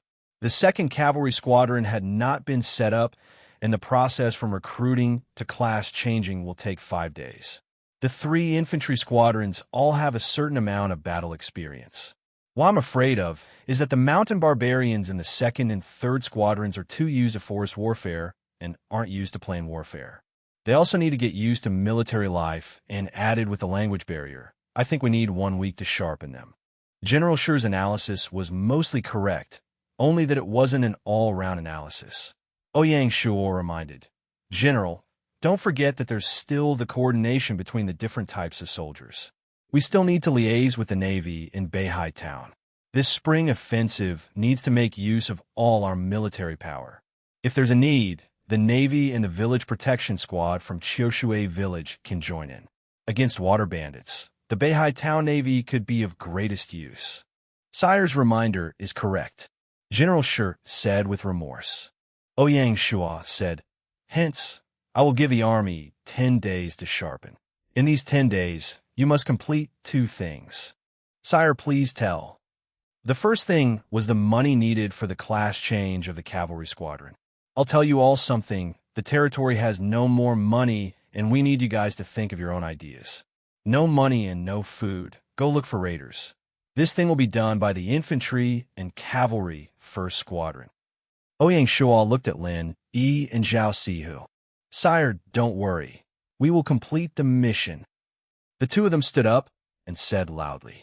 Ouyang Shuo nodded his head and turned to the military intelligence divisions Sanguzi and Lung Qian. The second thing, we need to do a good intelligence gathering job. To strengthen the division, I'll expand the division to 50 people.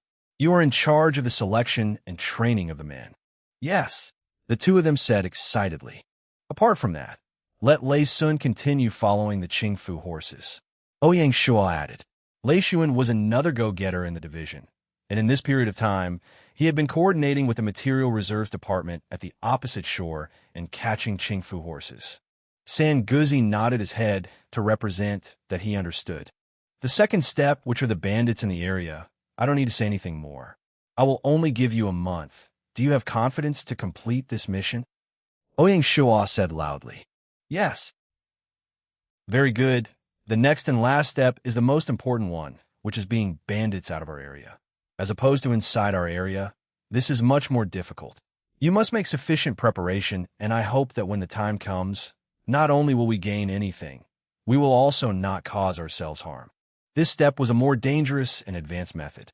The reason why he made such a decision was in hope that they would quickly adapt to close combat and gain experience. As for the monetary rewards, they were secondary. The leaders all agreed and were determined to win this battle.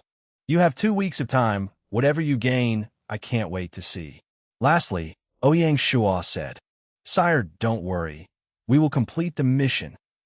After returning from the barracks, it was already 6 p.m. at night, and Ouyang Shuo returned to the barracks and went offline. Getting out of the game cabin and looking at his phone, there were 2 calls from Song Jia. This made him realize that he had forgotten to set the alert function in the game cabin. At noon, Ouyang Shuo took time to call Song Jia. Beautiful. Sorry I didn't pick your call yesterday. On the other end of the call, Song Jia was sitting on a sofa in her living room. Busy, man? What have you been so busy with? Not even picking up a phone call. Cough. I'm a gamer with no job. Oh yeah, that call yesterday. Did you have anything important? What? I can't call you if I have nothing. No, I didn't mean it like that. Ouyang Shuo acted pitiful. Seeing his pitiful look, Song Jia's mood turned for the better and said, Forget it. Let me ask you something. Have you heard a game called Earth Online? Talking about this game, Song Jia's expression became nervous, and she was hesitating when she talked. Ouyang Shuo was shocked. The incident about Sun Xiaoya's grandfather alerted him that the secret truth behind Earth Online was starting to spread to the smaller powers. Listening to the words of Song Jia, he was now 100% sure. Song Jia was from a powerful family in Lingnan, so her knowing was not surprising. However, how could he explain to her? Song Jia should have only gotten the news, and the moment she did, she didn't care about her family's demand to keep it a secret and told him immediately. If he wasn't touched, he was definitely lying. Song Jia saw that Ouyang Shuo's face in the video had become unsettled and asked, So have you heard about it? Yes, but only a bit. I also joined in the beta test. Ouyang Shuo decided to tell a lie. Song Jia relaxed. This wouldn't be counted as leaking a secret. She judged Ouyang Shuo and teased him. I didn't expect you to be hiding so much. What is your ID? I'll add you, and we can play together. It seems like he couldn't escape that question. The good thing was that he had thought of a good reply and said, I signed a non-disclosure, so my ID can't be told to anyone. However, if you have any questions, you can give me a call and I will answer them. Everything that had to do with the beta test was highly confidential information. Song Jia wouldn't know that the non-disclosure agreement was only during the beta test, and it didn't prohibit him from telling his ID. This was just his excuse and one day in the future he would explain it to her. Song Jia believed him and said cutely, "Oh, I wanted to play together with you. What occupation do you play?" "I play a chivalrous expert. I want to be a female chivalrous expert, to be righteous, maintaining law and order, stealing from the rich and giving to the poor. Such a carefree life." One couldn't tell that the demure Song Jia would actually have such adventurous spirit. That's true. Being born in a rich family and with a silver spoon, one wouldn't have much freedom. The restrictions on her life would be too much, so the game would be a chance to release herself. People like Song Jia faced the problem positively. There were many other people who looked honest and live a life which was very routine and orderly. But in the game, there was no more morals and law. They liked to do bad things, showing how twisted their minds were. Of course, the authorities in the game weren't useless, and if the player broke the law, they would jail him. I couldn't tell that our big beauty had such a huge burden. "How about this? Tell me your ID, and I'll prepare a gift for you in-game." Ouyang Shuo laughed and said, "That's more like it. I'm near broke in the game, not having enough money to learn basic swordsmanship. You're a beta player, so please fund me." Song Jia didn't decline his offer and smiled. "Remember, my ID is Jiechi Roming. The number 4 beauty in the top 10 beauties in his last life. Wasn't she Jiechi Roming? She was the only chivalrous expert in the top 10, gaining her many fans." This was really a case of coincidence. After meeting his little Aunt Snow Rose, Ouyang Shuo now had another famous buddy in the game. In his last life, it was such a sad case that he had missed both of them. When Ouyang Shuo went online the next day, he thought of the gift that the Suanio tribe had given him. He had not opened it and had asked Wang Feng to place it in his office. Walking into his office, that wooden box was unsurprisingly on his table. He opened the box, and inside, there were actually 30 odd, colorful silkworms lying on thick layers of leaves. The silkworms were vibrant colored. There were gold, purple, blue, orange, red, and green colored worms. Each color had at least 2 silkworms. This was a really special gift. These mutated silkworms could only appear in the deep mountains, and being obtained by the mountain barbarians by luck could be considered a gift from nature. Seeing these colorful silkworms, Ouyang Shuo thought of that he had gotten during the Siege of Beasts. Now he could finally use it. Not only that, with these colorful silkworms, the mulberry garden, textile mill, and garment workshop, he had a chain of production from silk to garment. Based on economists, this could be said to be an industrial chain. Knowing how valuable the gift was, Ouyang Shuo wiped cold sweat off his forehead. In his heart, he blamed Shi Xiong for being too bold and not telling him what was inside the box. If Ouyang Shuo wasn't courteous and asked his men to take the gift in his stead, he might have placed it in his storage bag. These cute silkworm babies would have all died. Thankfully, Wang Feng was meticulous, and even after crossing the mountains and forests, those babies were still okay. Ouyang Shuo couldn't sit still and called for Mu Qingxi and the others into the meeting hall. Those attending the meeting, apart from the 3 directors, was the Agriculture Secretary Sun Yanong, Resource Secretary Du Xiaolan, Mulberry Garden Manager Zhao Yud, Textile Mill Manager Ing Tsue, and the Garment Workshop Manager Wu Enai. Seeing such a big lineup, Zhao Yud and the other 2, for whom this was their first time entering the Lord's Manor, felt perturbed. Zhao Yud was a little better off as he was one of the first 10 people in Shanghai Village from Zhao Village, as was his brother Zhao Yukai.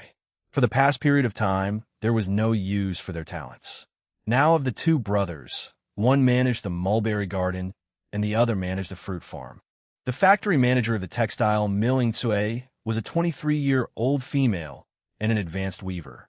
The manager of the garment workshop Wuni was a 25-year-old female, intermediate tailor, and was Mu Qingxi's main working partner.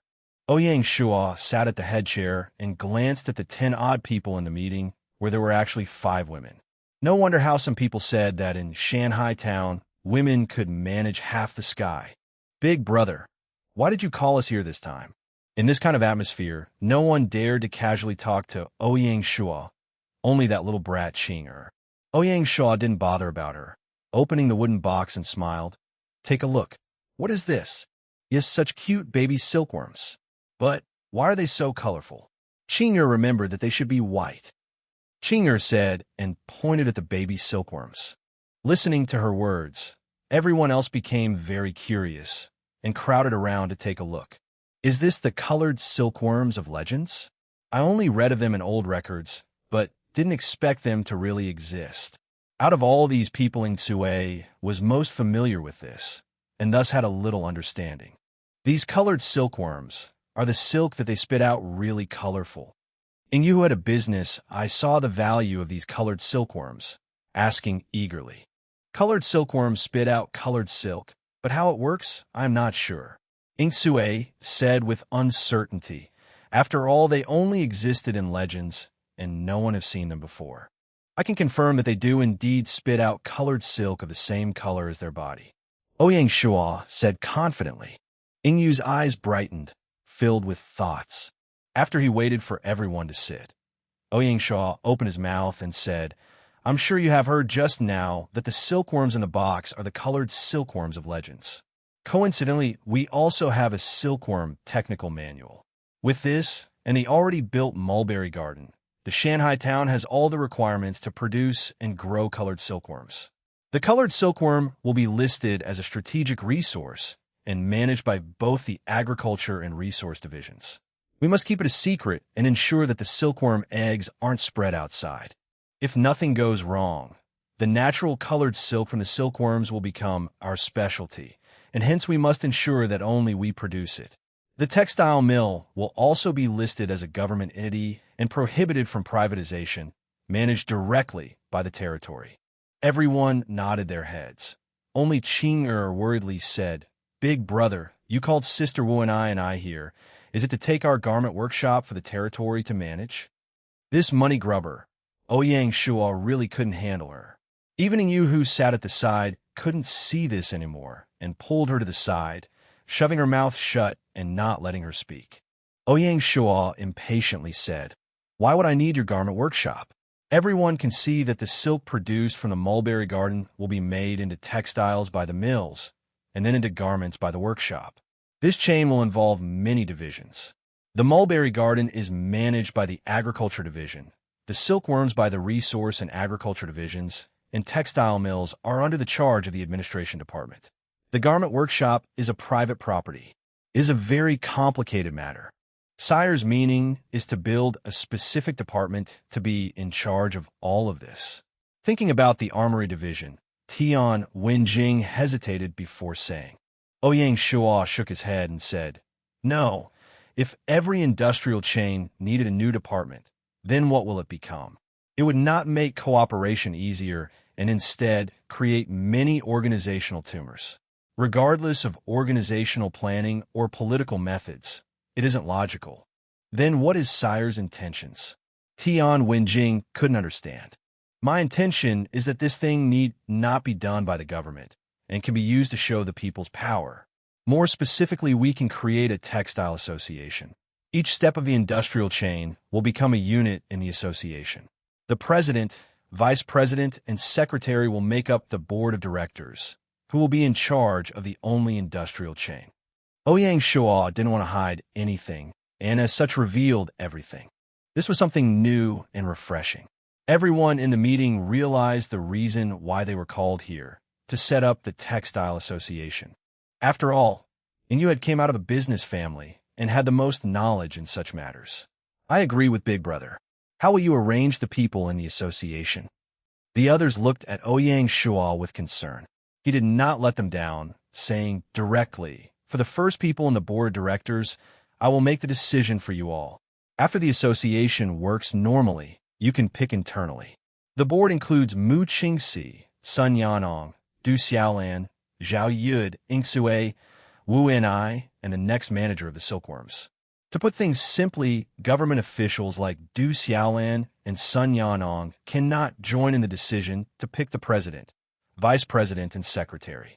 Sun Yanong and Du Xiaolan nodded their heads to show that they understood. The Textile Association president will be Ouyang Shuo, and Mu Qingxi will be the honesty president. The vice president will be Wu Ni, and the secretary will be the manager of the silkworms. Ouyang Shuo followed on by saying, Upon hearing that she would have such a great position that didn't need her to do anything, Qing'er felt delighted. Ouyang Shuo was surprised that she would be pushed to be the president, and nervously said, "Sire, I'm afraid I can't do well." Factory manager, Ing doesn't need to be overly modest. I trust you. Ingte nodded her head, not saying anything further. None of the people expected that such a haphazardly placed together association would be of so much importance in future territorial economic activities. After settling the issue with the Textile Association, Ouyang Shuo took time to visit the market to buy a gift for Songjia. He opened the skill tab and bought basic swordsmanship, basic movement, basic internal strength, and basic investigation, spending 1 gold in total. He went to the special goods section and searched for sword techniques. Ouyang Shuo shook his head as none of these sword techniques were real. He spent 50 gold to purchase a real technique. After returning, he went to the arsenal and took out the only gold-level exquisite iron sword that was plundered from the water stronghold, and also the silver-level leather armor suit. Lastly, he sent all these items anonymously to Songjia, spending 1 gold on mailing fees. With all these things, Songjia could be considered well-armed. As long as she leveled up slowly, she would become a strong chivalrous expert and make up for the 2-month gap between her and the other players that had started the game earlier. Outskirts of Chuanzhou region.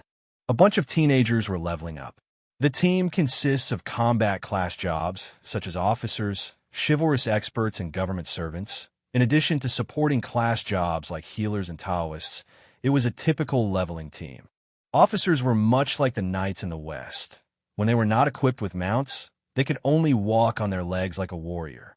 Chivalrous experts were typical warriors, be it swordsmen or bladesmen.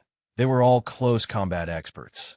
Government servants were a job that was filled with Chinese characteristics. They wielded a water fire stick and swung an iron chain. While the healers did not have any skills that could instantly heal the patients, they were more like an army doctor centering on first aid. The Taoist, too, was incapable of sorceries and had to use Falu, too, as the main means of attack, similar to the Western wizards. This group of people were dressed in the system-gifted coarse linen clothes. In their hands held the cheapest ordinary weapons. The 5 of them could barely kill a level 3 ordinary wild dog.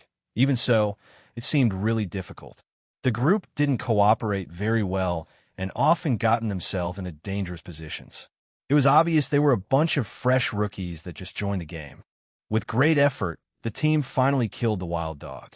The system assessed them based on their performance and contribution, and awarded them differently with a petty tens of experience points. The healer bandaged the wounded government servant, while the Taoist went and collected the wild dog's fur. They had a clear division of labor. The leader of the team was a young officer 24-25 of age. He had a domineering and bossy look. He held the best weapon in the team, a bronze-level iron spear. With a bitter smile, he said, "Oh my God, this idiot game is too real. Even leveling is so strenuous. How long is this going to take for us to level up?" "That's right. I wonder when can Big Brother get a village creation token. I heard that when we have militants from the territory to help us, it will be much easier to level," the beautiful young chivalrous expert said. The 2 were the core of the whole team. The others were merely here to accompany them. How could it be that easy? We can only blame ourselves for entering the game too late. Rumors said that the first 10,000 Lord players could skip the village building quest and directly obtain the village creation token. But now, we can only try our luck, praying that anyone of the gold farming group have an extra village creation token for sale. The young officer clearly did not have any expectations. As the female chivalrous expert was about to reply, a burst of system notifications sounded in her ears. System notice. You have an anonymous parcel. Do you wish to receive it? Anonymous parcel? Her heart skipped for a beat. She quickly glanced around, making sure it was safe before she said, "Receive." There was a flash of bright white light, and as it faded, a huge parcel appeared on the ground. One couldn't tell what it contained as it was fully wrapped in linen sackcloth. The female chivalrous expert had no intention to open it and directly put it in her storage bag. "Who sent you a parcel?" It looks like it contained a huge fortune in it. The young officer was curious. She randomly glanced at the items in her storage bag, and for a moment her face was filled with shock, but immediately she returned back to normal and acted as if nothing happened. With a calm voice, she said, "Second brother, let's go back to Chuanzhou region. It is not safe here." Clearly she was very alert. They were in the middle of the wilderness, facing the risk of getting killed and robbed any time. It was simply not a good place to check the parcel. "All right, let's return." The young man understood his little sister very well. She always had a sense of propriety, and she wouldn't make irresponsible remarks. For her to make such decisions, the parcel must be unusually important. The group of team returned back to Chuanzhou region. They had rented a quadrangle courtyard as their temporary staying place. There were all kinds of people coming in and out of the courtyard. A roughly estimation would be no fewer than 200 people. "Second brother, third sister, what is it that brings you back to the courtyard so early?" An aged scholar about 27, 28 years old stood in the courtyard. He asked curiously as he saw the group of teenagers that returned.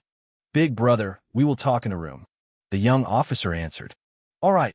The young scholar noticed the unusual atmosphere, and he led his two siblings into the secret chamber. "Little sister, take it out. Show us what's so mysterious about the parcel. I wonder what it contains. It must be some good stuff. Show me. Let me have a look."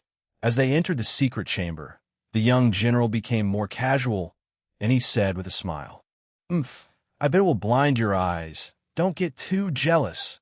The female chivalrous expert, too, loosened her restraints, and she said naughtily. She took out the parcel from her storage bag and placed it on the table that was in the middle of the room. "Hey, you underestimate your second brother." The young officer stepped forward and opened the parcel. In the glimpse of an eye, a huge pile of items burst out of the parcel and laid before their eyes. There were skill books, secret manuals, weapons, armors, and 10 gold. The young officer was stunned as he gazed at the items. Even the seemingly calm young scholar couldn't help but to exclaim, "Little sister, who gave you all of these? How generous is this?" The young and beautiful female chivalrous expert was naturally Song Jia. Her in-game name was Jiechi Roma, while the two young gentlemen in front of her were her blood brothers, also the lead representative of Song Corporation in Earth Online. The two, one is a scholar and the other an officer, the big brother Song, when chose to walk on the civil path of Lord's Kingdom building, while the second brother Song, Wu, chose the military personal adventure mode. The quadrangle courtyard was actually rented by the Song Corporation as a temporary base. The 200 or over players were either members of the Song family itself or professional players they recruited in real life. Hi, it's a secret, don't bother so much," Song Jia said proudly. Song Wu picked up the exquisite iron sword, and his saliva flowed down to the ground. He said enviously, "My God, this is a gold-level weapon. Only the leaders of the top 10 mercenary groups have them. Little sister, you are only level 2. It will be a great waste if the weapon lies in your hands." Hi, second brother, you are jealous of me." Song Wu then picked up the leather armor suit, and again he exclaimed, "Oh my God, silver-level armor suit. Well, I am only wearing linen coarse clothes." He was badly hurt. In contrast to the equipment before his eyes, his equipment were like a beggar's. Song Jia stood beside and watched as her brother exclaiming over the items. Her heart was filled with the sweetest honey. She was really satisfied with the present Shuo prepared for her.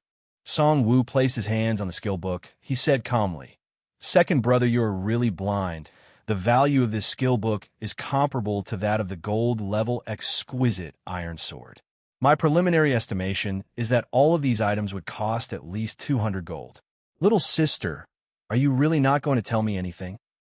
Even so, Song Wu was still as blind as Song Wu. In a year's time, after Gaia exposed the truth behind the true and false secret manuals, a true skill book like would cost an arm and a leg. Now, it was the only period that the true skill books and secret manuals were sold like vegetables on the material trading platform, and even at such a low price, there were still little to none buyers. If only Ouyang Shuo had extra fund available, he would have went on a buying frenzy. What, they are so valuable. Even though Song Jia wasn't as sensitive as her brother Song when about the prices of goods, but she had a clear understanding on the rarity of gold. The market price of a copper was 2 credit points. 200 golds would then be translated into 4 million credit points, and that was if they were willing to sell off the gold. Ouyang Shuo, what are you? Such an ordinary man in real life. Yet you could afford to simply give away such expensive gifts, saying that it was just a meeting gift for me to enter the game, that said, you must be extraordinary in game right. Little sister. Huh? Huh. Big brother, sorry, I'm distracted. Her face blushed red. As for this friend, big brother, don't ask too much. I have promised to keep it a secret. All right then. I will not force you. As long as you are happy, then everything will be fine. Songwon pampered his little sister very much. Seeing her not willing to reveal the identity of the mystery sender, he didn't continue on asking. After all, it wasn't a bad thing. Thank you, big brother. Song Jia couldn't restrain herself any longer. She picked up and learned the 4 skill books, and then she equipped herself with a leather armor suit and exquisite iron sword. She made a sword posture. Bright and brave, a figure of heroine was freeze-framed, with Song Wu drooling on the side. Ah, this is really special. After I learn it, every stance and every move fill my mind. It feels like as though it is real. Song Jia questioningly said, probably because the game is so real that you can't differentiate nicely between the reality and virtual world. Regarding the truth of the secret manuals, Songwon knew nothing of it. That was why he could only came out with this conjecture. Oh, although she disagrees with her brother, but she did not care too much either. Song Jia picked up the 10 gold on the table, smiled, and handed it to Songwon. Big brother, I will leave the gold with you. Songwon was delighted with his little sister that was always thoughtful and sensible. He patted her head and said, since it was a gift from your friend, you should then keep it for yourself. These 10 gold, even if passed on to the family, still wouldn't affect much to the overall situation. Furthermore, the repairing fees of your equipment are not cheap. You need to have some money with you. Your friend, he or she must be an attentive person to be able to give consideration to all these little details. That is why the 10 gold are included in the parcel. Oh, Song Jia did not think much. After listening to her brother's analysis, she did not compel anymore. Who knew that Woodsy would be so attentive? However, if it is convenient, can you ask your friend whether if it is possible to get us a village creation token? Of course, we will acquire it at a high price. Songwon jokingly said lastly. The village creation token was the biggest problem he was facing right now. His hair almost turned completely white finding a way to get himself a village creation token. Without the token, it was impossible to establish a territory. Without a territory, Song Corporation would not be able to take root in the game, and that was a form of failure. All right, I will try and ask. Song Jia was clear of her brother's situation. She readily agreed to her brother's request. Since that Woodsy had said, just call him when there's any problems. But there's no guarantee my friend can get it. Song Jia said with a little uncertainty in the end. Yeah, sure, I'm just sort of trying my luck. It's best if it is normal otherwise. Obviously, Songwon himself did not have any high hopes. Water Fire Stick 1, Sui Huagen, an ancient weapon in Chinese history used by government servants in the government courtroom. Half of the stick was painted in black and the other half in red. In the Chinese 5 elements, black is the representative color of water. Red is the representative color of fire. As fire and water does not mix together, the stick itself denotes that, in the courtroom, the law does not have any room for personal considerations. Fulu 2, Fulu. Supernatural talisman with various functions drawn or written by Taoists. Ouyang Shuo knew little of the discussions among the 3 Song siblings that was aroused by the seemingly ordinary gifts he'd sent to Song Jia. That was the difference in strength that caused their different point of views. At 2 p.m. in the afternoon, Ouyang Shuo led his 3 directors to the city wall. After a month's time, the main structure of the city wall was finally completed. The rest were the ancillary facilities construction of the city gate tower, arrow towers, turrets, and the drawbridge.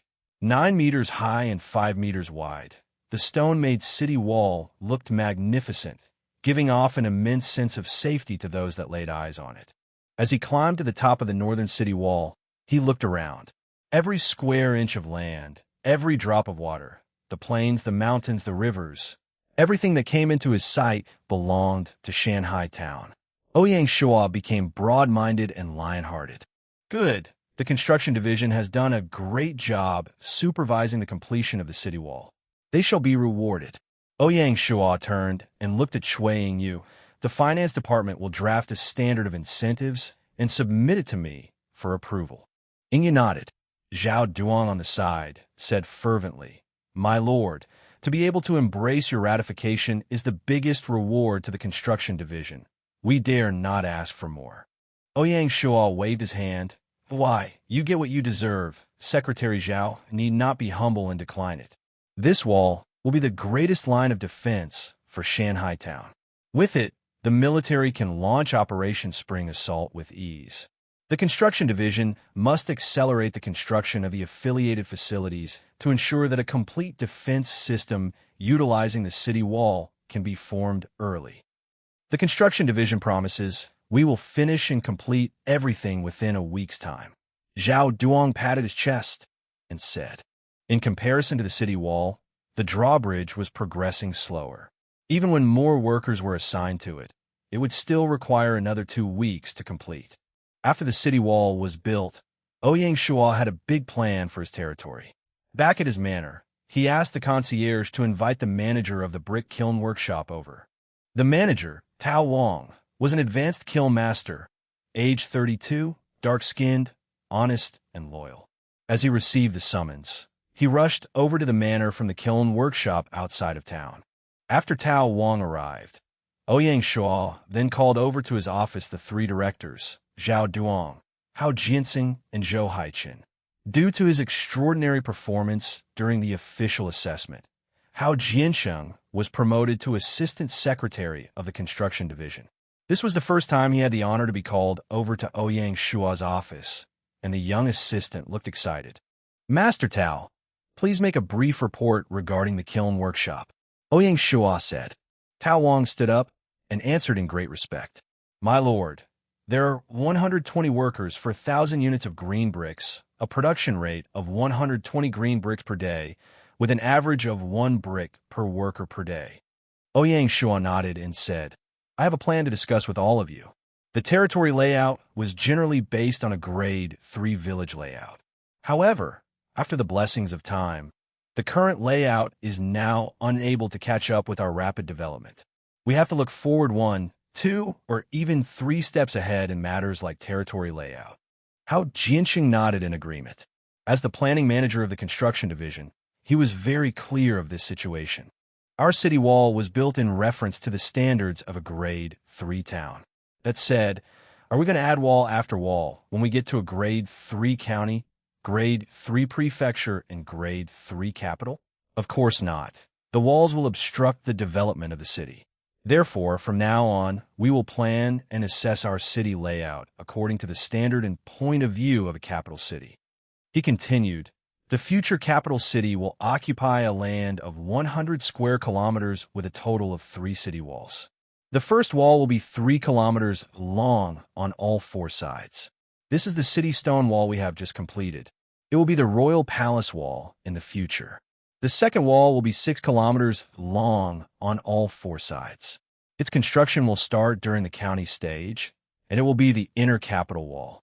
The third and last wall will have sides as long as 10 kilometers. This will be built during the prefecture stage and will be the outer wall of the capital."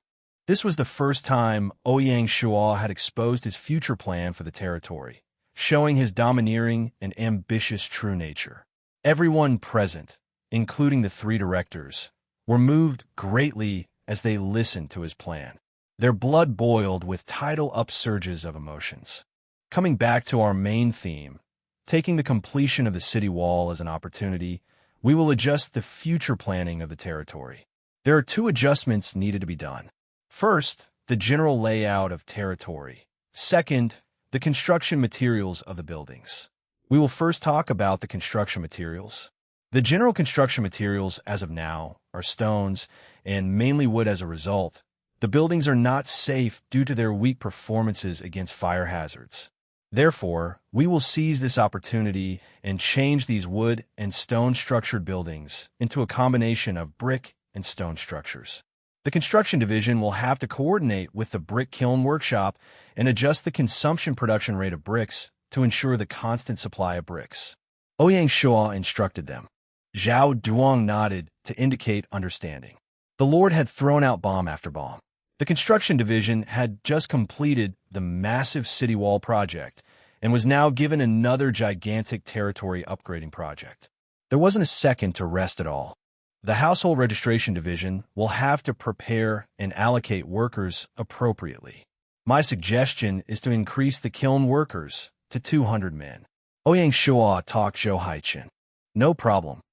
Zhou Haichun accepted Ouyang Shuo's suggestion. Now here comes the main issue, the adjustment of the territory layout. In principle, within the 5 registration categories, namely the farmers, workers, fishermen, herdsmen, and craftsmen. Other than the craftsmen, the others will have to be shifted out to the suburbs. The settlements will be decided according to their occupations. For example, kiln workers will be placed around the kiln workshop, while miners will be settled somewhere near to the mining field. This way, we will not only ease the congestion of populations in the city, but will also provide convenience to the workers. Such a decision was made as the first step to separate the urban and rural populations. These settlements would be the perfect prototypes for the establishment of village communities in the future. The decision was also the first step that denoted the transformation of Shanghai town from an agricultural rural village to an urban city. When the other 4 occupations were scattered around the suburbs, the city was left with only craftsmen, tradesmen, and the other business-related personnel, granting purity to the town and making it more lively. My lord, I very much agree to the settlements, but there are 2 questions in mind. Director Fan of the Administration Department was the first to speak. Please speak up. After the establishment of the settlements, how are we going to implement administrative works there, and also how do we guarantee the safety of the residents? His well-reasoned questions were incisive and straight to the point. Ouyang Shuo was fully prepared. The plan to establish settlements was not a provisional or premature plan, but it was a plan well thought out after a series of serious considerations.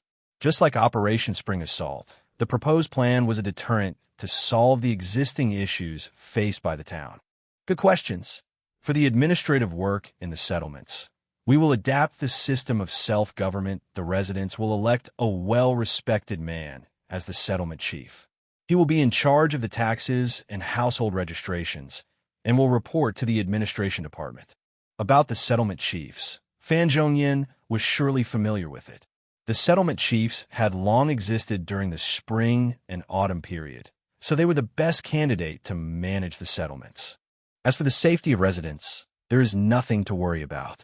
As long as Operation Spring Assault is progressing smoothly, the territory will be cleared of external threats. There will be no more concerns regarding safety. Secondly, we will set up military camps both inside and outside of the town. They will ensure the safety of everyone in the territory. After he finished answering Fan Zhongyan's questions, he continued on saying, for the buildings within the city wall, we will have to make some adjustments too. The West District was initially a residential area, but as the residents will be shifted out to the suburbs, only the Southwest District will remain as a residential area. The Northwest District will be changed to a business district, and every workshop will be moved there. In the Northeast District will only remain the military camps, arsenals, stables, the weapons workshop, armory division, and other military buildings. The Southeast District looks empty with only the Culture and Education Division in it. So we can build some residences for officials in that area, specifically for officials with the position of at least Deputy Secretary. He continued, the iconic commercial street will remain as is, but commence a round of comprehensive renovation of the shops. The square in front of the Lord's Manor needs to be refurbished, so pave the floor with quartz stones and decorate the square with some flowers and sculptures.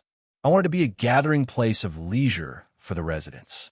Lastly, the 2 crossroads in the city will also need to be paved with quartz stones. The territory is now already a grade 2 town, but the roads are still mud roads. This is too inappropriate. Zhao Duong felt a great twinge in his heart as he listened to Ouyang Shuo plans. From what was mentioned so far, the workload of this project was comparable to that of the construction of the city wall. Ouyang Shuo ignored Zhao Duong and turned to Cui Yingyu. The expenses required for the whole plan will be classified under public expenditure by the finance department. Any concerns? We can barely make it. And you said cautiously. Ouyang Shuo nodded. Good. If the funds are insufficient, come look for me. I will figure it out. The whole plan will have to be done within a month's time. Is there any problem according to the construction division?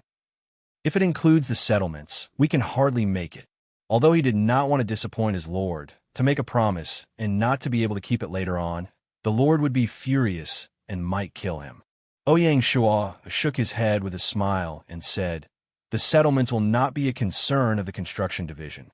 Since it will be a self-governing community, the residents will build their own houses. Zhao Duong breathed a sigh of relief and said immediately, then I have no problem. Very good. I have only mentioned an overall plan for the territory upgrade. The details will be drafted by the construction division and will be submitted to me for approval. Ouyang Shuo said finally, rest assured, my lord, the details will be done in 3 days. The manager of planning, Hao Jiansheng, said as he patted his chest. All right, that will be all. You are dismissed. The next morning, Ouyang Shuo received a call from Songjia. About the parcel yesterday, I've received it. So how was it? Are you happy with it? My brothers were shocked from your parcel. Your brothers? Yes, my 2 elder brothers are playing this game too. Oh, I wasn't thinking too much about the gifts. Hey Pro, I want to invite you for a dinner. My treat. Are you free? Of course. I'll always have time when a gorgeous girl invites me for a dinner. Oh, stop flattering me. Let's make it 6 p.m. today. I'll be waiting outside. All right. See you tonight. See you tonight. Upon hanging up the phone, Ouyang Shuo waved his hand and shouted excitedly, yes. Moreover, for the entire day, Shuo was in such a state of excitement, just like a boy who was still young, meeting his beautiful first love for the first time.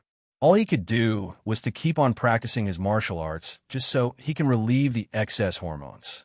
At 4:30 in the afternoon, Binger arrived home on time. At this moment, Ouyang Shuo realized that he had no time to prepare dinner for his adorable sister. As a consequence, he had to call up Xiaoya out of nowhere.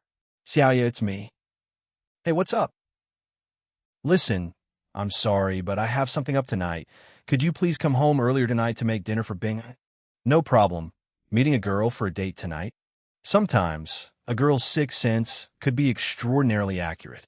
Suddenly, Ouyang Shuo, for no reason, subconsciously did not want her to know the truth. So he said vaguely, what date? There's no date at all. I'm just meeting with some friends in high school. Geez, I'm just asking casually. Why are you so nervous? Enough said, so both of you will have to settle yourself for dinner. Is that all right?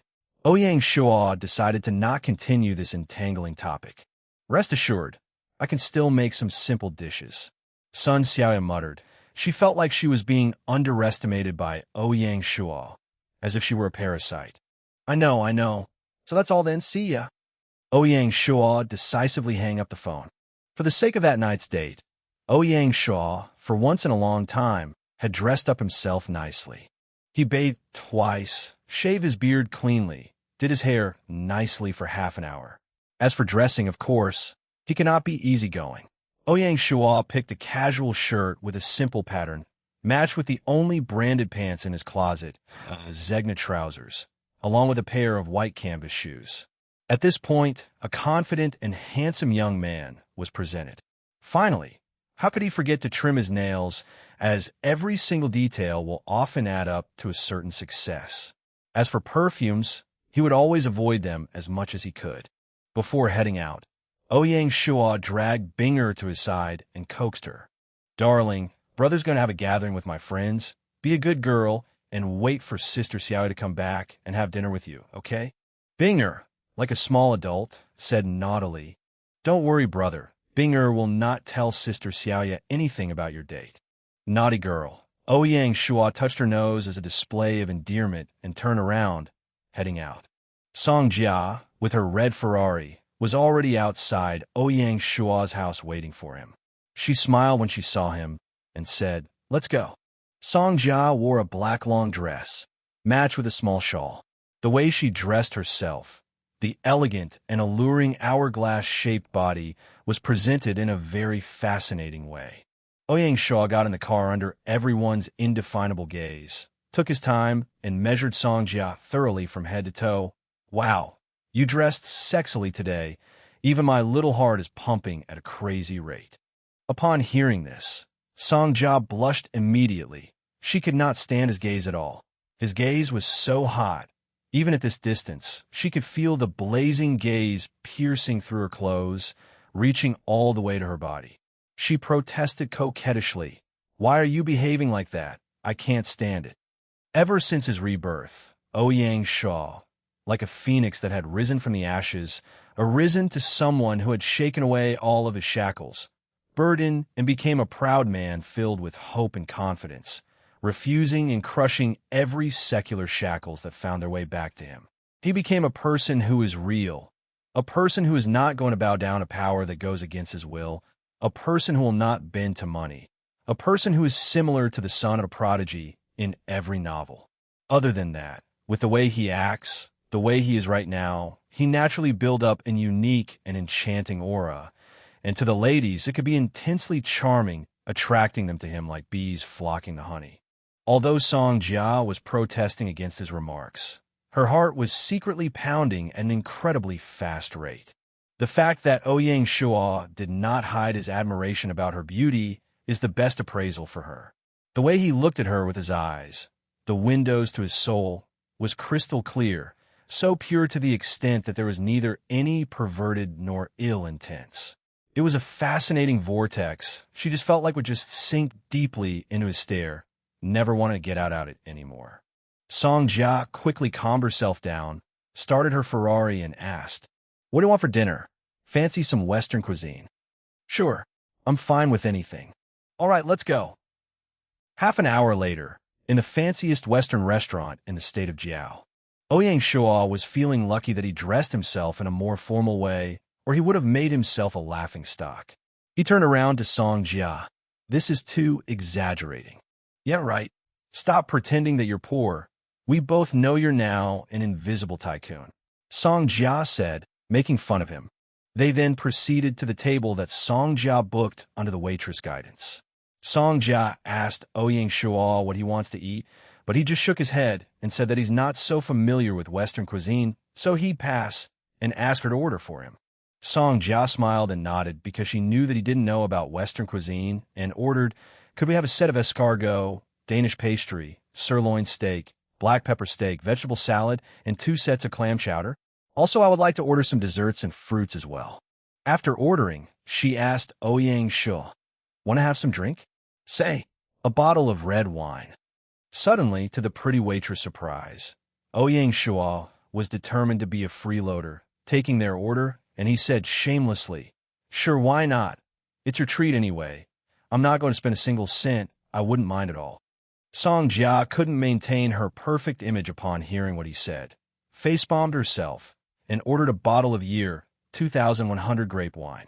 When the waiter left, she said, "My brother asked me to ask you if there's any way that he could get his hands on any village creation token."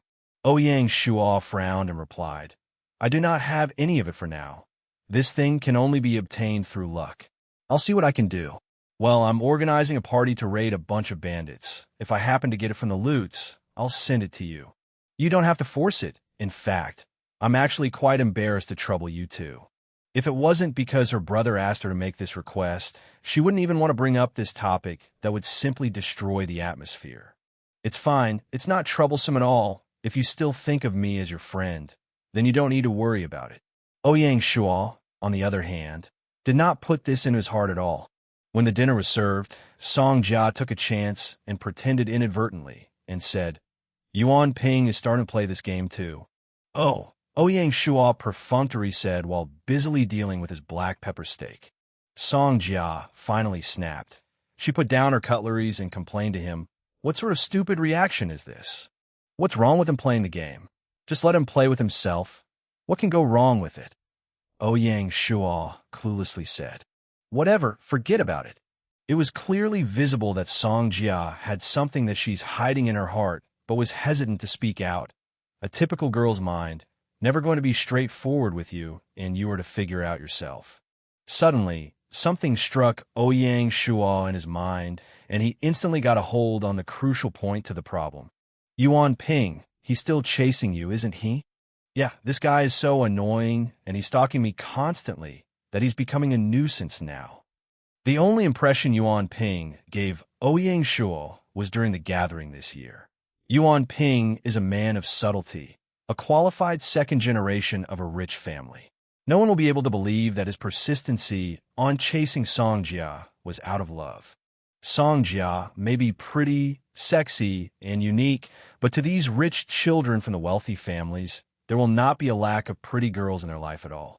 To them, women are just a sort of stimulus to make their life more enjoyable. His perseverance on chasing Song Jia was more on the aspect of diplomatic interest in their business profit.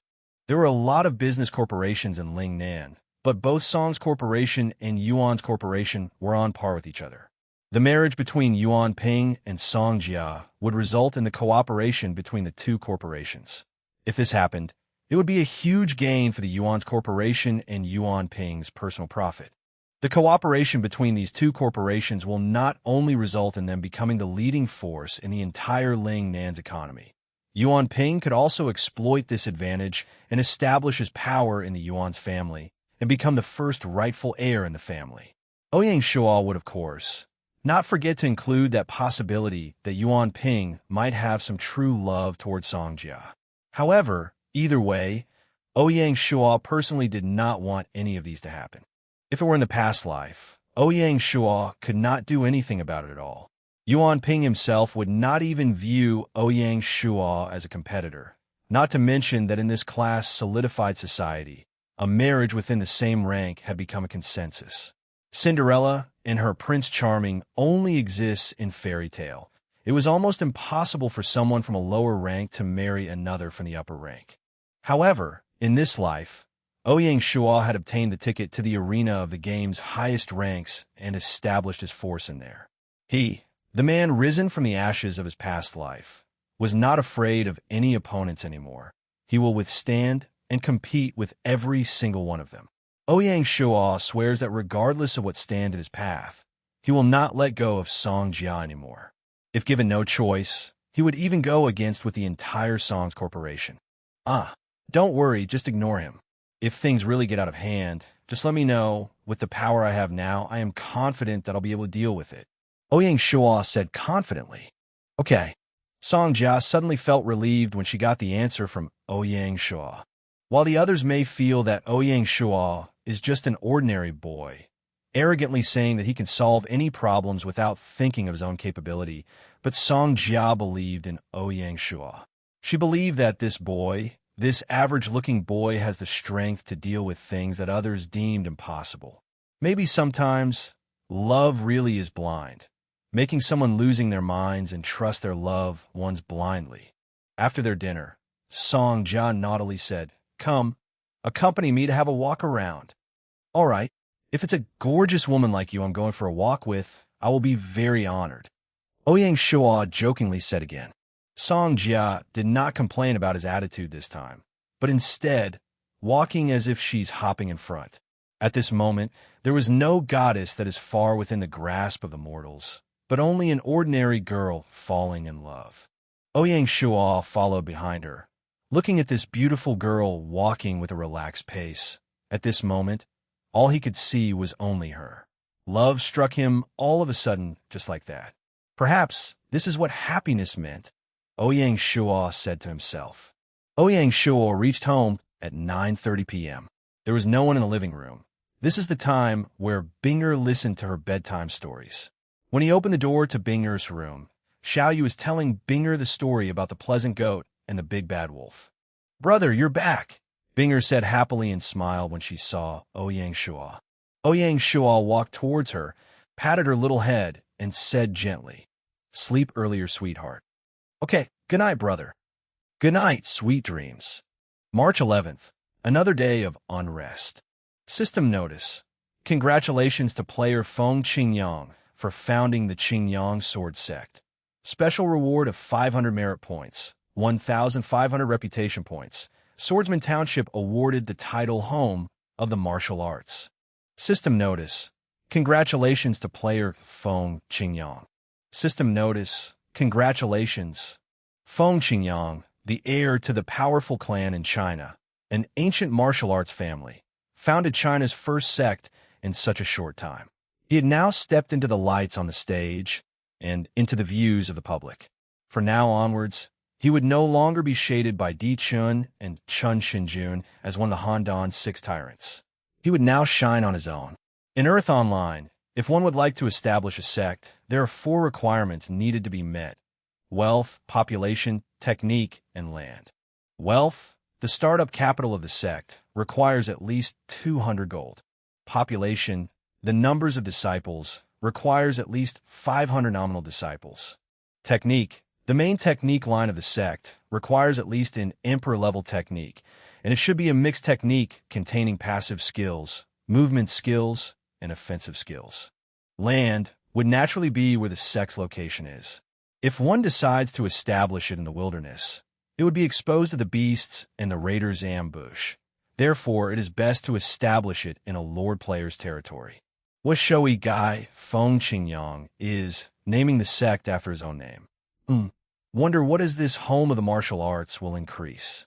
Shuo thought and took a guess. It would most probably be boosting the practitioner's physique or something like that. Probably Feng Qingyang thought that he didn't have enough attention as he continued on shouting in the national channel. Qingyang Sword Sect invites swordsmen from all backgrounds to join us. Once joined, you will be taught the emperor-level technique. Spaces are limited. First come, first serve.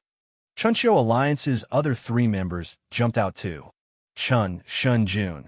Brother Feng, congratulations, congratulations. Siongba, Gongadin Amut. Wandering Magic. Congratulations +2. Feng Qingyang. Thank you, 3 brothers. Shuo shook his head. Hey, here comes again. There ain't no such thing as a free lunch. In the past life, Feng Qingyang had used the same way to fund himself plenty of capital. According to the Wulin sect disciple system, there were 4 different grades: junior disciple, senior disciple, core disciple, and direct disciple. Different grades of disciple had different access to the technique level. The details were decided by the sect head. Feng Qingyang used the emperor-level technique as a bait, alluring the swordsman to his swordsman town. Fees would be applied to join the Qingyang Sword Sect. Junior disciple, 50 silver. Senior disciple, 2 gold. Core disciple, 5 gold. How about direct disciple? Sorry, they were only limited to the ancient martial arts family members. Only one of themselves could become a direct disciple. And the so-called emperor-level technique, of course. It wasn't bought by Feng Qingyang from the market or dropped from the loots of any raids. He had no such capabilities yet. In Earth Online, the system allowed players to create their own skills and techniques. Therefore, using the system's technique and skills creation system, he was able to reflect his family martial arts into the game. Since this brilliant plan of his was able to get Feng Qingyang lots of gold and bring countless numbers of advanced adventurers to his swordsman town, it could be said as hitting 2 birds with 1 stone. The Qingyang Sword Sect was now a golden chicken that laid eggs. Furthermore, only by using these steady streams of capital did he then have the opportunity to start his plan of real techniques collection, being the biggest winner himself a year later. These series of plans, overlapping one over another, utilizing the ancient martial arts family's advantage to the furthest extent, could be said as though they were art painted by God's hand. Shuo knew these plans were not by Feng Qingyang, but that they came instead from his sister, Feng Qinghue. Aged only 18, ranked 5th in the China list of beauties, and was known as the China 3 Zhuge, along with Handan's Juedai, Fenghua, and consonantist Xingyi. Stopping his envy of the others, Shuo concentrated in his Bajiquan and spearmanship training. Due to him logging in late today, it was already midday when he finished his training. At 2 p.m., Shuo appeared on time in his office, starting to handle the day's territory affairs. At 3 p.m., Director Tian brought along the manager of mining field, Yuan Xiaoping, with a face of delight and exclaimed happily, "My lord, good news, very good news." Seeing the usual dead man face Tian, Wen Jing being so excited, he was puzzled and curious. "What good news?" Director Tian, pointing at Yuan Xiaoping, laughed and said, "It is better to let Manager Yuan report to you, my lord." Shuo nodded. Yuan Xiaoping rose and bowed before he said, "My lord, after the exploration these 2 days, we have finally found a large open-pit gold mine, just 5 miles south of Suanio tribe." "Great!" Shuo exclaimed and stood up in great joy. He asked further, "How is the topographical condition of the gold mine? Is it easy and convenient to mine? How big is the scale of the gold mine?" "My lord, it is well situated. To the north flows a 10-meter wide river. To the west, it intersects with Suanio tribe. To the south stands a wolf-head-shaped rock mountain, hereinafter referred to as Longsho Mountain 1. To the east is a field of woods. The mining layers are shallow, which makes them easy to exploit. As for the ore storage, we could not determine yet, but it is confirmed that the mine is rich in gold ores. I had roughly tested a ton of gold, or could be refined into 20 grams of gold. I took a daring guess and estimated at least 40 tons of gold could be excavated in that mine. Yuan Xiaoping obviously prepared his report, as it was detailed. Shuo was excited. According to 20 grams of gold per gold coin, 40 tons of gold would translate into 2 million gold coins. Of course, that is after he had to excavate and refine them before they turn into real gold coins. 1 ton equals 1 million grams. Shuo continued asking, "How efficient can the mining activity be? On average, a skilled miner can excavate a ton of gold ore. As the mining layers progress deeper, the efficiency would decrease gradually. Moreover, after the ores are excavated, it still needs to go through the complex refinement process and extract the gold in it, which too would require massive manpower." Yuan Xiaoping answered his lord's question in detail. Shuo nodded again. He walked back and forth in the office, and then asked the concierge to invite Chui, Yingyu, and Zhao Duong over to his office. When the two arrived and sat down, Yuan Xiaoping briefly talked about the gold mine's current condition. "Everyone, this gold mine would, in a long run, provide a stream of endless capital. It would turn into the territory's fiscal pillar. Its importance needs not be reiterated again, and it must not be neglected. In order to guarantee the smooth operation of the mining site, I will appoint a few missions for a lot of you." Shul said, filled with excitement. "Please give the orders, my lord." Yuan Xiaoping. "My lord, since the gold mine had the Longsho Mountain behind of it, it shall be named as Langshan Mining Field. I hereby appoint you as the manager of Langshan Mining Field and the Assistant Director of Materials Reserves Department, fully in charge of the mining field. Thank you for your trust. I will not let you down." From an ordinary mining field foreman straight up to an assistant director, that was a promotion of 3 tiers. From this, one could tell the importance of Langshan Mining Field in Shuo's eyes. As for the iron mining field, recommend a new foreman and report your candidate to Director Tian for approval. "Yes, sire," Yuan Xiaoping answered aloud. Secretary Zhao. "My lord, Construction Division will fully cooperate and support the operation by paving a road from Qiushui village to the mining field. You can recruit Suanio tribe when in need of manpower. After all, the constructed road would benefit them too." "Understood. I will see it done." Construction Division had just received the latest orders from the territory. Surely they wouldn't have the manpower required for the over 10 kilometers long Qiushui-Langshan road construction. But with the tribe's involvement, it would not be a concern anymore. The whole tribe had over 3,000 of people. Director Tian. "My lord, the Material Reserves Department will talk to and negotiate with Suanio tribe. The whole principle is to fully ignite their enthusiasm. Have them send their adults to work in the mining field. Shanghai Town will be fully responsible for the tribe's logistics. The whole tribe had over 1,500 adults, and if they were fully utilized, the gold mine could excavate at least 100 tons of gold ores daily. Rest assured, my lord, the Material Reserves Department will do it perfectly. To change the Suanio tribe's hunting tradition was not an easy task, but Tian Wenjing was quite confident. Shuo nodded his head and continued. Furthermore, talk to their great leader Xiong Shi. Request the tribe to form a garrison team from their best hunters. Station them in Langshan mining field. Security and safety must not be taken lightly. The number should not be less than 200 men. Shanghai Town will provide logistics and every necessary equipment. In times of need, the military will send officers over for their daily training. For the Langshan mining field, this golden chicken that lay eggs, Shuo did not dare to take it lightly. Other than guarding against the wild beasts in the mountains, the mining site would have to guard against the other savage tribes.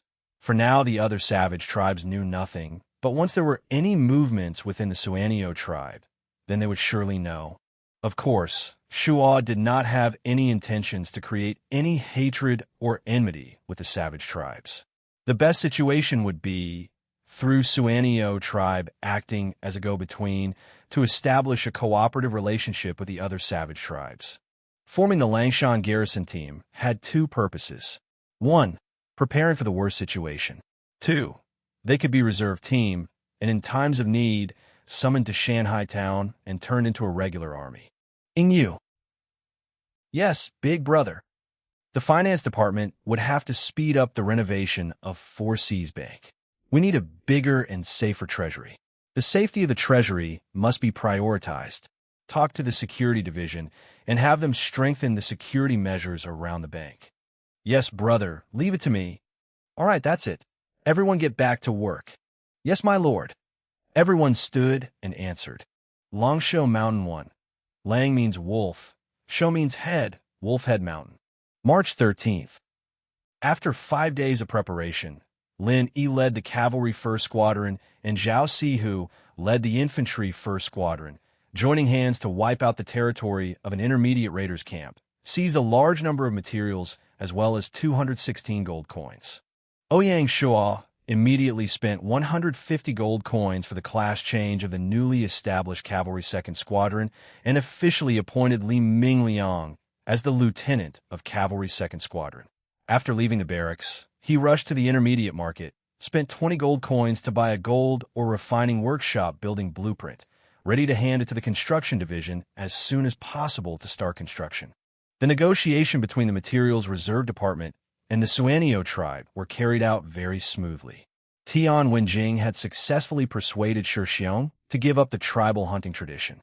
The tribe of the 1,500 young adults will become full-time miners in Langshan Mine. In return, Shanghai Town will provide 10,000 units of grains to the tribe and guide them in plantation skills. What Ouyang Shuo didn't know was that the reason why the negotiations would be carried out so smoothly was that in silent acquiescence, the tribe's shaman had agreed to the terms. Otherwise, with Shi Xiong's conservative personality, he would not be easily persuaded. Langshan garrison team had finished its establishment. It consists of 2 squadrons, led by the tribe's 2 best hunters, Shi Bao and Shi Lang respectively. Ouyang Shuo claimed a batch of equipment from the arsenal and fully equipped the 2 squadrons, effectively increasing their battle capabilities. That was not the only good news. Just as Ouyang Shuo had expected, the 3-flower wine made by Du Dun using the spring water from Lianzhou Basin had been classified as Shanghai's special local product by the system. The system had named it Lianzhou 3-flower wine and could be sold through grocery shops with half the trading tax as compared to the markets. In average, every 3 units of grain can be brewed into 1 unit of 3-flower wine, which had the selling price of 1 silver. Lessing off the cost of grains and manpower, and also the 10% taxes, it had a pure profit of 40 coppers. Such a high profit earning, it surely was enough to make Ouyang Shuo happily crazy. Without a second thought, Ouyang Shuo shamelessly listed the wine workshop as non-privatized property, putting it under the control of the finance department. At the same time, In order to maximize the profit, he had upgraded the wine workshop into a 1,000-man large workshop. The large wine workshop had an average monthly production of up to 50,000 units of 3-flower wine, providing Ouyang Shuo an additional 200 golds of income every month. Other than its profit, the wine had brought another surprise to Ouyang Shuo, an additional territory buff. Lianzhou 3-flower wine, Shanghai specialty wine, plus 15% chance of territory to attract wine lovers. Given such a big surprise, Duke Dun, the man who made it all happen, would surely be heavily rewarded by Ouyang Shuo. Ouyang Shuo had offered him a monthly salary of 1 gold, making him right away as one of Shanghai's high-salaried members. And most importantly, with the help of the 3-flower wine brewing technology, Du Dun was now a master winemaker, second to reach the master rank after Master Tailor Little Sister Mu. March 14th. While scouting for intelligence on the raiders' camp, the Military Intelligence Division had found a refugee camp 15 kilometers away from the center of Shanghai town. Sanguzi didn't dare to delay the news any longer and had reported it immediately to Ouyang Shuo. Refugee camp? That's rare. How big is it? Ouyang Shuo was clearly surprised by the news. My lord, there are around 1,500 refugees. So many of them. How could they survive the wilderness? Were there any leaders of sorts? Ouyang Shuo knew only little about refugee camps. They are rare products of the wilderness, extremely hard for one to come across. In order to survive in the wilderness, one would have to be a displaced person, wandering around until they come to a lord player's territory, or live in a secluded village, like Zhao Daxian's village Zhao Jiago, a paradise far of reach from the outside world, and lastly live as raiders or bandits, wolves of the wilderness. But refugee camps were nowhere close to the three. It wasn't like the displaced people. It had a constant shelter. Nothing like a secluded paradise. It was fully exposed to the wilderness. It too wasn't raiders nor bandits, as they weren't strong enough to protect themselves. A refugee camp was neither fish nor fowl. Every refugee camp was formed by chance. Either they had found a place with enough food resources to feed themselves, or they would have a leader strong enough to lead the refugees and self-protect from the danger of raiders and bandits. You are right, my lord. There's a leader in the camp that goes by the name of Gu Hongliang, age 35, ex-military, but had somehow been living in the wilderness. He had quite a strong ability, being able to gather the hopeless refugees together, train them, and had found their place in the wilderness, even though they were just barely living. Sanguzi's report was filled with details of Gu Hongliang. Even if they were able to fend off the raiders and bandits, but I guess they were still living a poor life. Ouyang Shuo, even if he was asking, but he was confident about it. Even the lord players that were given special treatments were finding it hard to survive in the wilderness. Don't even talk about the system aborigines. How could they survive without the market's long-range trading? Sanguzi looked at Ouyang Shuo with a pair of worshipping eyes, nodded his head, and said, "You have guessed it right again, sire. Because there weren't any grain seeds, nor farm tools, they couldn't grow their own crops. The camp could only rely on the mother nature of foods from huntings and fishings. Therefore, their food sources were not truly promising. They often had to consume wild vegetables and grasses. Moreover, ever since the lord players had established their territories in the wilderness, the number of wild beasts had plummeted, which indirectly made their life harder. As of now, they are reaching the limit, almost turning themselves into raiders in order to live on." Ouyang Shuo nodded, smiled, and said, "This, to us, would mean an opportunity. It would be inhumane to say, but if we are able to absorb the refugee camp into our territory, it would save us quite some time. It is an honor and a blessing for them to be part of Shanghai town. There is no need for my lord to feel bad for it." Sanguzi smiled too. Ever since he attended the crash course classes in Lianzhou College, he had improved a lot in his speeches. It seems like the courses were quite successful. "Has the Military Intelligence Division approached Gu Hongliang?" Shuo asked. "Yes, I had a short talk with him, briefly introduced him about Shanghai town and sire's courtesy for talents. Hey, from what I see from him, he was quite moved, but for him as the camp leader, he was quite reluctant to be the first to open his mouth. Sanguzi smiled. Good. Then I will pay him a visit personally. Ouyang Shuo said as he had understood the situation. The trip to the refugee camp was meant to bring peace, not war. Hence, it would be unwise to bring an army along with him. Ouyang Shuo only brought with him a squad of the Military Intelligence Division, plus the Cavalry 1st Squadron. 3 o'clock in the afternoon, Ouyang Shuo and his troops stood in front of the refugee camp. The whole camp was 1 square kilometer in size, protected by wooden fences. 2 outposts stood tall beside the main gate, with 2 sentries on each one of them. As they spotted Ouyang Shuo, they were nervous, and one of them shouted, "Name yourselves intruders. I'm the Lord of Shanghai Town. Please pass the word to your leader." Shu, mounted on the back of Black Tornado, answered aloud. The sentry was shocked and remembered the words of his leader this morning, and answered immediately. "May the Lord wait for a moment. I will pass the word to the leader immediately." "Thank you." Ouyang Shuo ordered everyone to dismount and waited patiently in front of the gate entrance. After 10 minutes, a middle-aged scholar walked out of the camp. He had a slim and slender physique, wide, broad shoulders. Although his face was wan and sallow, he had a pair of sharp eyes, dressed in coarse clothes. Behind him followed tens of men, young adults and elders, all of them dressed in rough clothes, and they, too, had wan and sallow faces. Before he even reached Ouyang Shuo, he had already opened his mouth. "The Lord pays us a visit. Welcome, welcome." Ouyang Shuo looked at Sanguzi, using his eyes, asking if the scholar was the leader Gohongliang.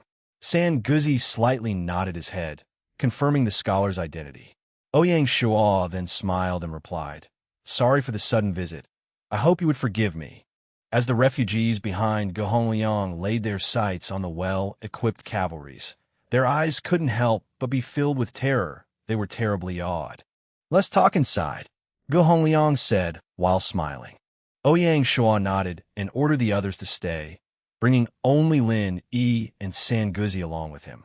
As they were walking in the camp, the refugees came out of their houses and looked at them curiously. Most of the refugees were like the displaced. They didn't have any decent clothes, only ragged and tattered clothes. Their face was just like the others, wan and sallow.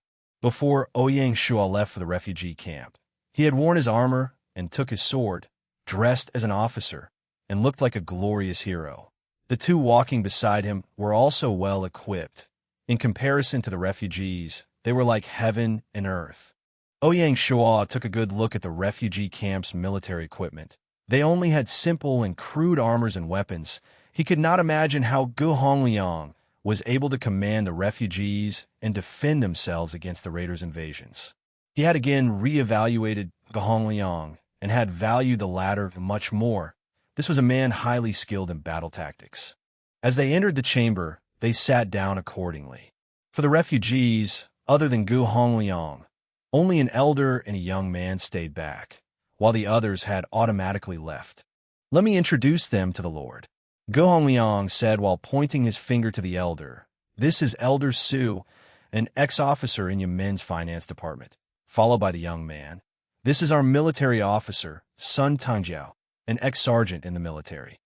Ouyang Shuo greeted them, in turn, smiled and introduced Lin Yi and Sanguzi to the other party. He noticed that when he was introducing Lin Yi, the military officer Sun's sight congealed, filled with excitement. As for Sanguzi, the refugees had already met him in the morning, hence it was easy to introduce him.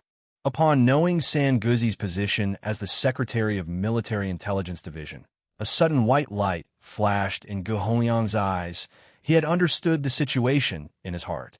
To be honest, when Ouyang Shuo was introducing Sanguzi, he was feeling a little embarrassed. For the Shanghai Secretary of Military Intelligence Division to have such a name, it really wasn't suitable at all. If there is an opportunity in the future, let's see if I can change him a better name. In the refugee camp meeting hall, after both sides greeted one another, they got into the topic. Ouyang Shuo did not want to beat around the bush and said directly, "The few of you are talents. It's uncommon to also be so similar and also have such a caring heart for the citizens. I'm not talented and smart enough, so I invite all of you and your residents to join Shanghai Town and develop together. I don't know what you think about that. Sire's good intentions we accept. Please let me ask something disrespectful. If we join Shanghai Town, what kind of treatment will we get? The one who asked was Elder Su. Ouyang Shuo nodded his head and laughed. Even if you didn't ask, I also would have had to explain it to all of you. A month ago, Shanghai Town had already completed privatization. Every resident was given a basic benefit package which included 100 units of grain, 20 units of meat, a piece of leather, and a set of basic clothing, as well as 20 silver, so enough for 3 months. If the residents of the camp join Shanghai Town, they can, according to their specialties, find their own job. Those that are willing to be farmers, the government will assign them land and give them free farming tools. Those willing to fish can rent boats to fish out at sea. Those that are willing to work, the territory has quarries, mines, and logging camps. Apart from that, the territory has built many different workshops, factories, and shops. All these places need talented people. Taking a step back, those without specialties can find a job in construction. Hence, as long as you are willing to join Shanghai Town, you wouldn't have to worry about not being able to find a job and feeding your family. As long as you are willing to work, it is natural that you will have a house and food. As for all of you here, the political departments and military systems welcome your addition anytime. Gu Hongliang and Xuzhen's eyes brightened. They were infected by what Ouyang Shuo had described, their expressions visibly shaken. If it were true, then it was definitely better than staying in such an old and run-down camp. As a general, Sun Tingjiao was not moved and said loudly, "This general has something to ask." "Please speak, General." Ouyang Shuo smiled and said. He could tell that Gu Hongliang acted as the good cop, and Su Jinchong and Sun Tingjiao acted as the bad cops. The questions that he didn't want to ask would be asked by those two. If we join Shanghai Town, how will Sire deal with our troops? Sun Tingjiao directly asked the sensitive question of military arrangement. How is the current situation with the military? Ouyang Shuo did not rush to answer and instead asked. Sun Tingjiao nodded as he felt the sincerity behind Ouyang Shuo's words. If Ouyang Shuo didn't ask and gave an answer, he would not have believed him. The camp has a squad of 150 people. Because we lacked horses, we are mainly infantry. But they're all trained in archery and horse riding, so as long as they get a war horse, they'll be passable cavalry. As for the troops that he trained, Sun Tingjiao was extremely confident in them. Lin Yi, who was sitting opposite him, snickered, obviously not believing in his words. Ouyang Shuo nodded. Your units, I naturally believe you. How about this? I'll give you a cavalry squadron, while the remaining 50 men will be reserve troops. When the time is right, they will then be changed to operational troops. How about that? The reserve troops was just Ouyang Shuo's best attempt to prevent a bad situation. Shanghai Town did not have a reserve army. Sun Tingjiao knew himself that Ouyang Shuo's other answer would have been to let the 150 people be a squadron, kicking out the remaining ones. Taking into account the injured and those whose body conditions dropped due to lack of nutrition, they could just barely meet 100. Hence, Sun Tingjiao didn't try to ask for more and instead quietly accepted it. After Ouyang Shuo replied both people's questions, he turned around to Gu Hongliang to wait for his opinion. Gu Hongliang and Sun Tingjiao exchanged glances, and he smiled. Sire is so sincere and kind. We are struggling to keep warm and full in the wilderness, fighting for our lives every day. To get Sire's help is our good fortune. I thank Sire on behalf of the 1,500 residents in the camp for Sire's helping hand. Great, with all your help, it's as if we're adding wings to a tiger. Ouyang Shuo laughed. After they both came to an agreement, Ouyang Shuo took the chance to look at all 3 of their stats. Name, Gu Hongliang Gold. Identity, Shanghai Town resident. Occupation, stratégiste. Loyalty, 75. Command, 35. Force, 15. Intelligence, 55. Politics, 60. Specialty, devise strategies, raise troops' combat power by 5%. Tactical proficiency, raise troops' movement speed by 10%. Evaluation, born as a scholar, highly intelligent, able to come up with strategies, and highly loyal. As expected, Gu Hongliang was a typical strategist, and he was one who inclined towards the military, giving it two incredibly strong buffs. Name: Su Jinchang Silver. Identity: Shanghai town resident. Occupation: civil servant, Juren. Loyalty: 75. Command: 15. Force: 12. Intelligence: 40. Politics: 50. Specialty: detailed. Raise territory tax income by 5%. Evaluation: pass the imperial examinations. Careful personality, morally upright, experienced in politics, a rare government affairs talent. Elder Su was certainly a good surprise. Not only was he a silver rank talent, but he also had a lot of experience. Name: Sun Tongjiao Silver. Identity: Shanghai town resident. Occupation: basic rank general. Loyalty: 75. Command: 35. Force: 35. Intelligence: 20. Politics: 20. Cultivation method: Army Lance Law, 6 stances. Equipment: exquisite horse lance. Evaluation: military born with god-level strength, good at using horse lance. Sun Tongjiao did not seem simple. The horse lance was the strongest armor-piercing weapon during the cold weapons era, extremely hard to grasp, and to perfect it, it needed a lot of training. The three of them were talents that Shanghai town lacked desperately, making Ouyang Shuo delighted. The migration of the refugees would need a lot of work, but these things were naturally Gu Hongliang's concern. It was already late, thus Ouyang Shuo didn't stay any further in the refugee camp. He left Sen Guzi there to coordinate and brought the rest of the cavalry back to Shanghai town. The addition of 1,500 people was something that Shanghai town needed to prepare for. Luckily, Shanghai town wasn't like the old Shanghai village. The Material Reserves Department had sufficient resources to build the houses for all these people. Ouyang Shuo also planned to send 400 of them to Qiushui village to help it reach Grade 1 town. 3rd month, 15th day. The refugees started to migrate into Shanghai town, walking slowly forwards. Ouyang Shuo specially arranged the 1st Cavalry Squadron to protect their safety. At 11 a.m. in the morning, Ouyang Shuo led the various officials to Shanghai town and waited at the gates of the town for Gu Hongliang. The town walls and its secondary facilities had already been built. As the main gate of Shanghai town, the north gate opened to reveal a brick tower, majestic-looking and filled with many lifestyle facilities. Apart from water and food resources, it also stored large amounts of hot oil, rolling wood, etc., including war resources. On top of the tower stationed a squad of infantry as well as 2 archers. In front of the tower had many Shanghai town flags stuck into it. The flags were designed by Ouyang Shuo. The blue background was split with gold into 2. The top was a volcano, spurting out hot magma, where a golden dragon wrapped around it, looking fierce and majestic. The doorway below the tower was 6 meters wide, and on top of it was carved the word Shanghai. The 2 huge wooden doors were encapsulated with thick layers of metal, and metal spikes were hammered into it, making it look like a beast. At each of the sides was also a secondary passageway, 4 meters wide and 5 meters high.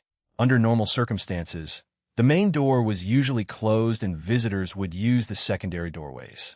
Not far away from the secondary doorways were 2 trenches. The trenches were 2 levels. The upper one had 6 arrow holes and the bottom one had 5. Each arrow hole area had an arc top, which could be opened and closed. The trenches also had a tunnel with 3 arrow holes in it facing the Friendship River. This aided them in killing people who were invading. The trenches were mixed as one into the town walls, ensuring the safety of the soldiers that hid inside. At the front of the village doors was a huge wooden suspension bridge which extended all the way to the opposite side of the 8-meter-wide river. As the Friendship River was only 1 meter away from the wall, the suspension bridge, which was 6 meters wide and 9 meters long, worked via pulley devices attached to the walls and could be pulled up and let down by will. Apart from wartime, under normal circumstances, it would be placed down. To ensure that if there was a war and the suspension bridge could be raised, every week it would be tested. When the refugees saw such a majestic wall, their mouths were agape. Compared to this wall, the camp that they'd stayed in was pretty much a backward tribe. With such a strong wall protecting them, they instantly felt more calm and safe. Their displeasure at having needed to migrate had subsided. The leaders looked at each other. Their tough days were finally over. Ouyang was shocked. It wasn't that he hadn't seen such high walls before. In truth, compared to the imperial capital, this wall wasn't anything. What amazed him was that Shanghai town, which was only at the town stage, had the ability to build such a strong and stable structure. One could tell from this how far-sighted the Lord was. After finally seeing Ouyang and his group arrive, Ouyang Shuo led the officials to welcome them, saying, "Welcome, Ouyang. From now on, we are family." Ouyang didn't dare to neglect him and bowed, saying respectfully, "Thank you, sire." This bow pledged one's allegiance. Ever since then, they would be treated differently as leader and servant, and they won't be able to talk like they were of the same level. Everyone who followed behind bowed down. The normal residents even kneeled and said loudly, "We greet the Lord." Ouyang Shuo naturally understood the deep meaning behind it and accepted their greetings. He went forward and helped Ouyang up, smiling. "Let's go. I've asked my men to prepare wine to welcome all of you." After saying that, he personally led Ouyang towards the Lord's manor. Shanghai town was undergoing a rebuilding, and everywhere there were construction sites. Ouyang paid attention along the way, seeing that the layout of the town was logical and the positions of the buildings were aligned. On the way, he saw the residents in clean clothes and looking very fresh and energized. This could only be seen from people who lived a sufficient and well-off life. Ouyang couldn't help but nod. It seems like the promises from yesterday weren't too far-fetched, and Shanghai town was as prosperous as he had mentioned. In the banquet hall of the Lord's manor, Ouyang Shuo organized a feast to welcome Ouyang, Su Jinchang, and Sun Tingjiao. The three directors and the military representative General Shi were there too. As for the other refugees, Ouyang Shuo placed them under the care of the Material Reserves Department. Before beginning the banquet, Ouyang Shuo introduced everyone to one another. From this day onwards, they would be working together, and this was a great time to get to know one another. These people from Shanghai town were all big brother figures. Apart from Yingyu, they were famous people in history, hence they would naturally take care of the newcomers. The three of them were different, getting shocks and surprises one after another. They couldn't imagine that a grade 2 town could gather so many talents. The little pride that they had before they came here had been erased. When Sun Tingjiao saw General Shi, he couldn't muster up any fighting spirit. When he saw Lin, Yi, and the other people around Ouyang Shuo, he thought that they were the strongest generals in Shanghai town. Little did he know that they hid a special rank general. After the feast, Ouyang Shuo didn't rush to give them duties and let them rest. 2 p.m. in the afternoon, meeting room of the Lord's manor. The 3 directors, 14 secretaries, 1 organization president, and all of the captains and above personnel were gathered for the meeting. Ouyang Shuo said, "This time I called all of you here to adjust the organizational structure. As our military increases, there are more and more things that concern it. From logistical support, weapons and equipment design, soldier management, and posting, tactics design, etc. Hence, I feel that there is a need to establish a department that focuses on military matters, as military affairs were on the opposite wing as government affairs." Ouyang Shuo had always been trying to find a suitable manager to take up organizational control. Now, with Ouyang, this was the perfect opportunity. I've decided to establish the Military Affairs Department, and its president will be Ouyang. The Military Intelligence Division and Armory Division are under it. Apart from that, the Resource Division and Combat Logistics Division are also under their charge. The establishment of the Military Affairs Department resulted in big changes in the Administration Department and the Material Reserves Department. That was why he invited everyone from the 3 departments to this meeting. From today onward, the 3 departments of Shanghai town would become 4, and Ouyang had become one of Shanghai town's 4 dragons. Ouyang got up excitedly, saying loudly, "Thank you, sire, for your trust. I will not let you down." To throw such a chance to a new person showed the absolute trust in him, making him feel touched. Su Zhengchang and Sun Tangjiao, seeing that their leader was placed in such an important position, their last shred of worry disappeared. They started to really assimilate and think that they were a part of Shanghai town. Ouyang Shuo held a principle of trusting people and not doubting them. He believed that with his ability, Gu Hongliang would be able to manage the military affairs department and share some of his worry. The divisions under the military affairs department weren't complete, and Ouyang Shuo did not want to rush it and build it straight away. Hence, he decided to let it grow and wait for a time before making such changes. Establishing the military affairs department solved the mess and chaos in the military intelligence division. The old division could be said to work independently, but it was also under the leadership of General Shi as a sort of reserve unit, not having a suitable allocation. The armory division took up the responsibility of building weapons and equipment, and thus this issue was settled. Zhao Yufang from the Combat Logistics Division was demoted to Vice Secretary because of his bad performance at the year-end assessment. He had already been reinstated as Secretary, and now that his division had been moved under the Military Affairs Department, the start of military independence had begun. As the Combat Logistics Division went away, the position of the Material Resource Department dropped once again. However, this was something that was inevitable, as the department was set up to solve the problems that came with privatization. Now that privatization was progressing well, most of the functions of the department weren't able to keep up with the speed of progress and needed to be released.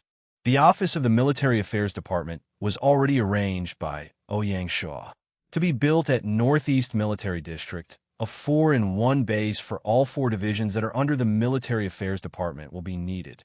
No problem, Zhao Duang nodded and said. This arrangement was firstly because the Lord's Manor didn't have any more working space, and secondly, be it for the Armory Division or the barracks, they were all at the Military District, so housing the department that would be more convenient. After the reorganization of the Military Affairs Department, Ouyang Shuo turned to look at Yu and smiled. I found a talent for your department, but I don't know if it's easy to enter your department. Big brother, don't tease me like this. Others don't know, but you should know how busy I am. To have someone to split the load is what I desperately want.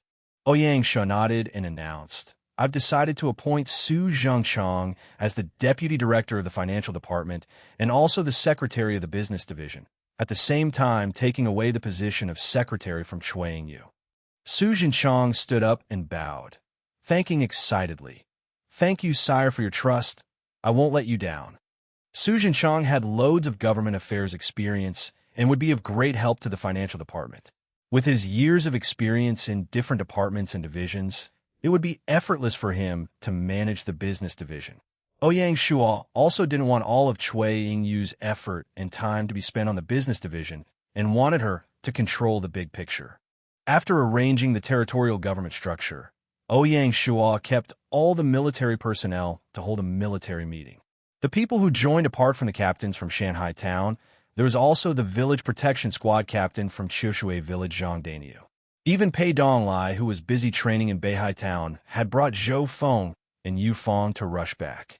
Yu Feng was an elite water bandit, so after being recommended by Pei Donglai, was promoted to the Navy's 2nd Squadron captain. Mr. Ge is not only our military affairs director, but also our war advisor. The spring assault is of utmost importance. Mr. Ge will arrange and command this. His orders are the same as my orders. You must help and follow his orders to the best of your abilities. Do not slack. Ouyang Shuo said directly, We will follow your orders. Ouyang Shuo's authority in the military was unchallenged as all the leaders were chosen and nurtured by him. Many of them held doubts, but they still placed it aside and listened to Ouyang Shuo's instructions. Military planning and command wasn't Ouyang Shuo's strong suit. As a modern person, it was hard for one to have such knowledge, especially of cold weapon era warfare. He only learned a bit from books and movies, and was still on the learning and grasping stage. Hence, he gave off a little of the power to the more experienced Gu Hongliang to lead the spring assault. Following which, Ouyang Shuo introduced Sun Tengyao to them. He would be in charge of the 3rd Cavalry Squadron formed up of 100 of the men from the refugee camp. How's the training of the troops going? Ouyang Shuo followed on. To reply to Sire, it is going smoothly. The mixed camp has already started on coordinated training between infantry and cavalry troops. We believe that they will be sharp and ready for battle soon. The mountain barbarians have also adapted to military life and are mixing well with the other soldiers. General Shu replied. Very good. Apart from them, do not forget about the newly built 3rd Cavalry Squadron. We must help them to mix into the camp and get used to military discipline. Understood. What about the Village Protection Squad from Qiushui Village? Zhang Dainiu stood out and said loudly, Sire, don't worry. After the last mistake, we have trained even harder to win back our pride and honor. I can promise that the current Village Protection Squadron is not weaker than any infantry squadron. Ouyang Shuo nodded his head and turned to Pei Donglai. What about the Navy? Pei Donglai immediately stood up and replied, Sire, after half a month of training, the 2 squadrons are completely in formation and can be thrown into battle. Ouyang Shuo heaving a sigh of relief, he smiled. That's good. Since it's like this, the spring assault can be started soon. Director Go. Present. I trouble you to use these 2 days to familiarize yourself with the various troops in each area and create a detailed battle report for me in accordance with the scouting report from the Military Intelligence Division. Ouyang Shuo ordered. Don't worry, Sire. As for the arrangement of raiders near the border region, I already have some understanding. I promise to complete the mission. Go Hongliang said confidently. Good. Then I will await the good news. Ouyang Shuo said. Dichun once again came out strongly. System notice. Congratulations, player Dichun, for being the first Lord in China server to upgrade to Grade 3 town. Rewarded 1,100 merit points. System notice. Congratulations, player Dichun, for being the first Lord in China to upgrade to Grade 3 town. System notice. Congratulations. Handan Town took only half a month to upgrade from a Grade 2 town to a Grade 3 town, finally regaining the top spot in China and breaking Shanghai Town's dominance. The outside world was in a flurry as slowly the doubts towards Ouyang Shuo had started to spread. Many people feel that the 6 tyrants of Handan had a strong background and that the only reason why Ouyang Shuo took the lead was purely by luck. Now that Dichun had shown his strength, Shanghai Town is nothing. Such thoughts were certainly common, as everywhere on the forums there were posts laughing and mocking Shanghai Town. Some were jeering, while others felt it was pitiful and wasted, while most were there to stir up trouble. First post. The tale of Shanghai Town has now been destroyed. Dichun is the king of the Chinese server. Second post. The black horse has been washed white. The glory of Shanghai Town is no more. Third post. Starting from Shang Zhongyong, the discussion on the rise and fall of Chiyue Wui. Fourth post. Shooting star has fallen. I pay respects to the past glory of Shanghai Town. Fifth post. 2 men competing. Dichun takes the lead. Sixth post. This proves that Lord's mode is only for rich people. Normal players will lose. Seventh post. Who will be the next black horse? Let us wait and see. Eighth post. 6 tyrants of Handan had proved himself again. Is there a chance for a reunion? Even the other members of the Handan Alliance, Zhang Lang and Shapajuan, also came out to cheer on Dichun, dissing Shanghai Town to strengthen the reputation of the Handan Alliance. Expectedly, Ouyang Shuo did not lack supporters. Many players considered him as the representative player of commoner players and treated him as their role model. Gong Chengshi and Xuanlong Dianxue, as well as other leaders, came out to cheer on Shanghai Town. First post. We support Shanghai Town. I can't stand those clowns who get so arrogant when they have a small lead. Second post. Good luck, Chiyue Wui. We will always support you. Third post. Our flag bearer won't die. Our faith won't be destroyed. Shanghai Town, stay in there. Fourth post. Chiyue Wui, you are our pride. Destroy Dichun. Fifth post. The legend continues. We support Shanghai Town. Support Chiyue Wui. Supporters of both sides got into a war of words, shooting comments on one another, making it very lively. At that moment, Di Chun suddenly announced through the global channel, Chihuahua, only a small fry. Originally, Ouyang Shuo didn't pay much attention to the war of words on the forum. Handan Town's fast upgrading speed was what he had expected. Seeing that he had so many supporters, he was also very touched. However, this time Di Chun was too arrogant, which was beyond what he could bear. Facing Di Chun's provocation, Ouyang Shuo did not choose to hide and instead teased, "I'll let you be arrogant for a few days." This time, he had outright regarded Di Chun as an enemy, not having any chance of reconciliation. He did not expect that person would have rushed to achieve the short-sighted goals. He invited large amounts of players into his territory, which would definitely affect the future development of various productions in the territory. One mustn't look at how great Di Chun looks like now. He would definitely face problems in the future. Probably not long after, not only will he not keep up with Ouyang Shuo, he would not even be the leader of the 6 tyrants of Handan. Hence, after shouting in the global announcement channel, Ouyang Shuo kept quiet. He did not bother about the discussions in the outside world and patiently prepared for the spring offensive. Ouyang Shuo not caring didn't mean that others would not too.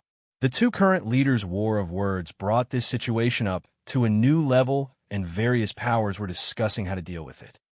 Consonance Town Meeting Hall. The 4 flowers were gathered once again. Elder sister, what are your thoughts on Di Chun's provocation? Zi Luolan asked. What can my thoughts be? The truth is apparent. Di Chun just wants to make himself look good to rebuild the reputation of the Handan Alliance and get back his position as leader of China. Bai Hua said, That's right. He wants to step on Chihuahua to climb upwards. It seems he had made good calculations, and it seems to be quite successful. All the comments on the forums are dissing Shanghai Town, although most are people he hired to support him. But we mustn't exclude the fact that many people who can't see the real situation might have the same thoughts. Sing Yi added.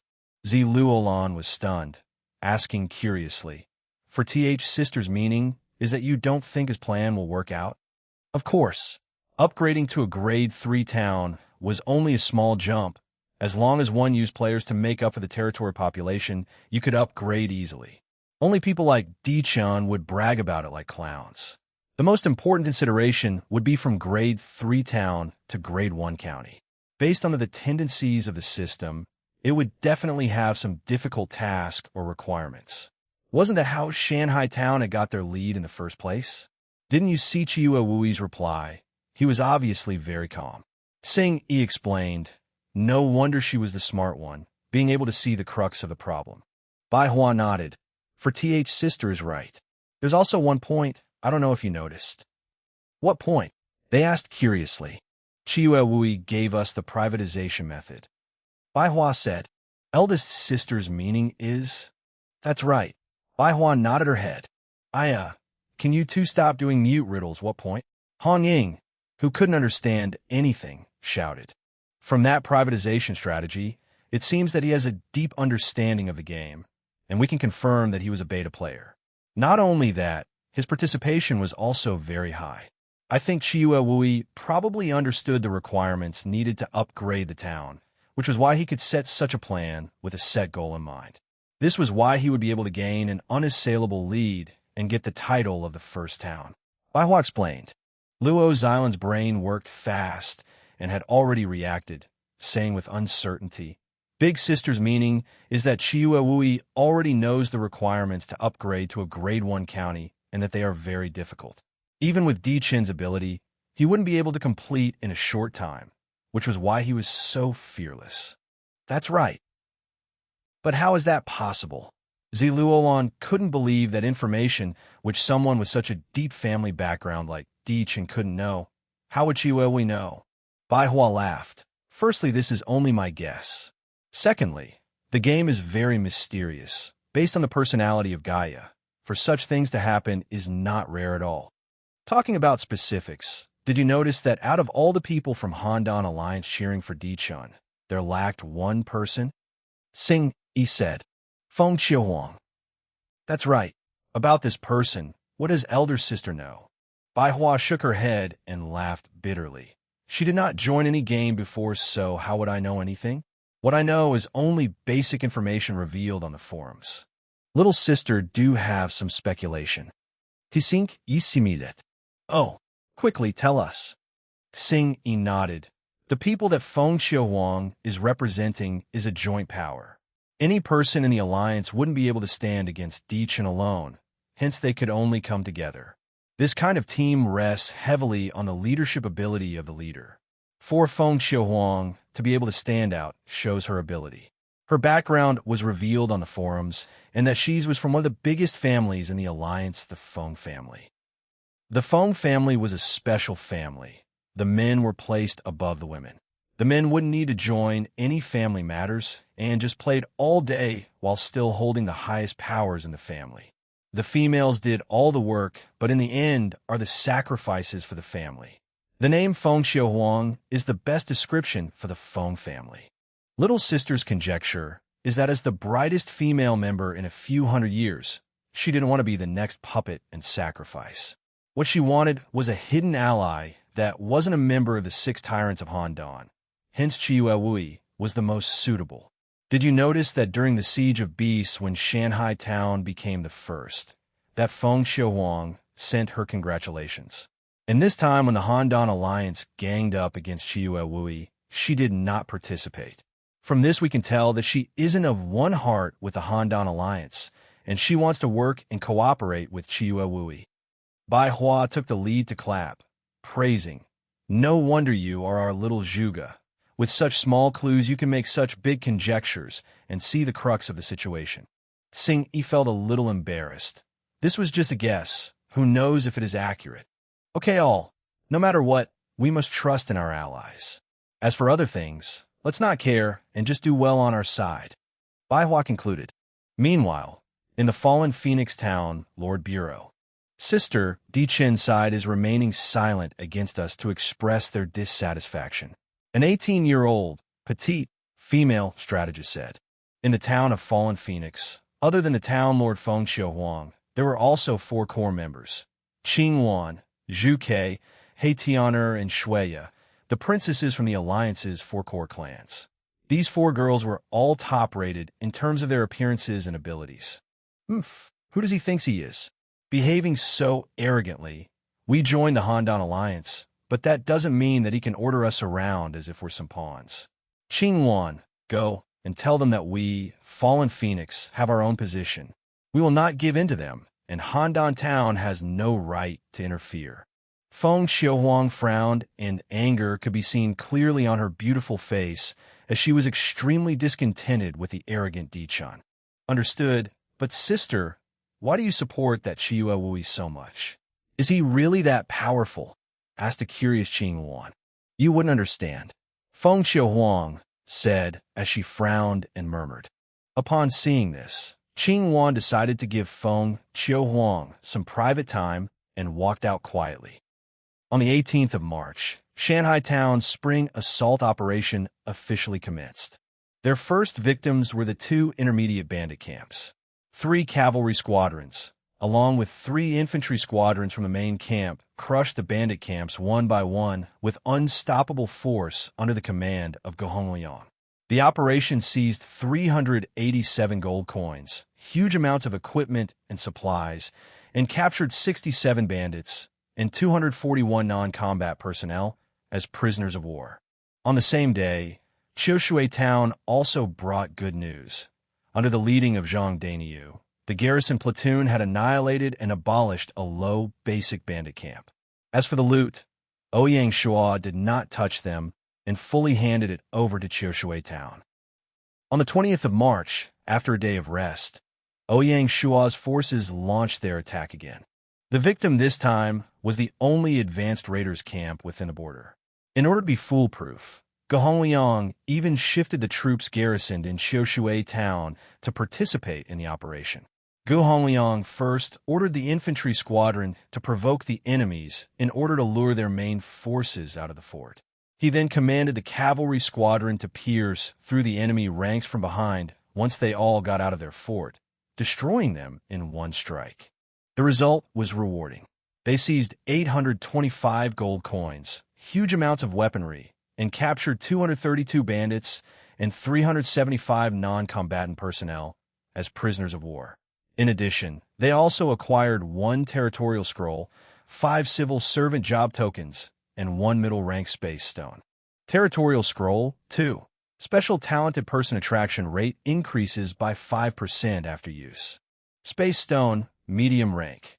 Increase storage capacity up to 100 cubic meters after use. The territorial scroll and space stone were directly used by Ouyang Shuo. As for the 5 civil servant job tokens, they were given to Sun Yanong, Du Xiaolan, Zhao Yufeng, Yang Yun, and Yuan Xiaoping.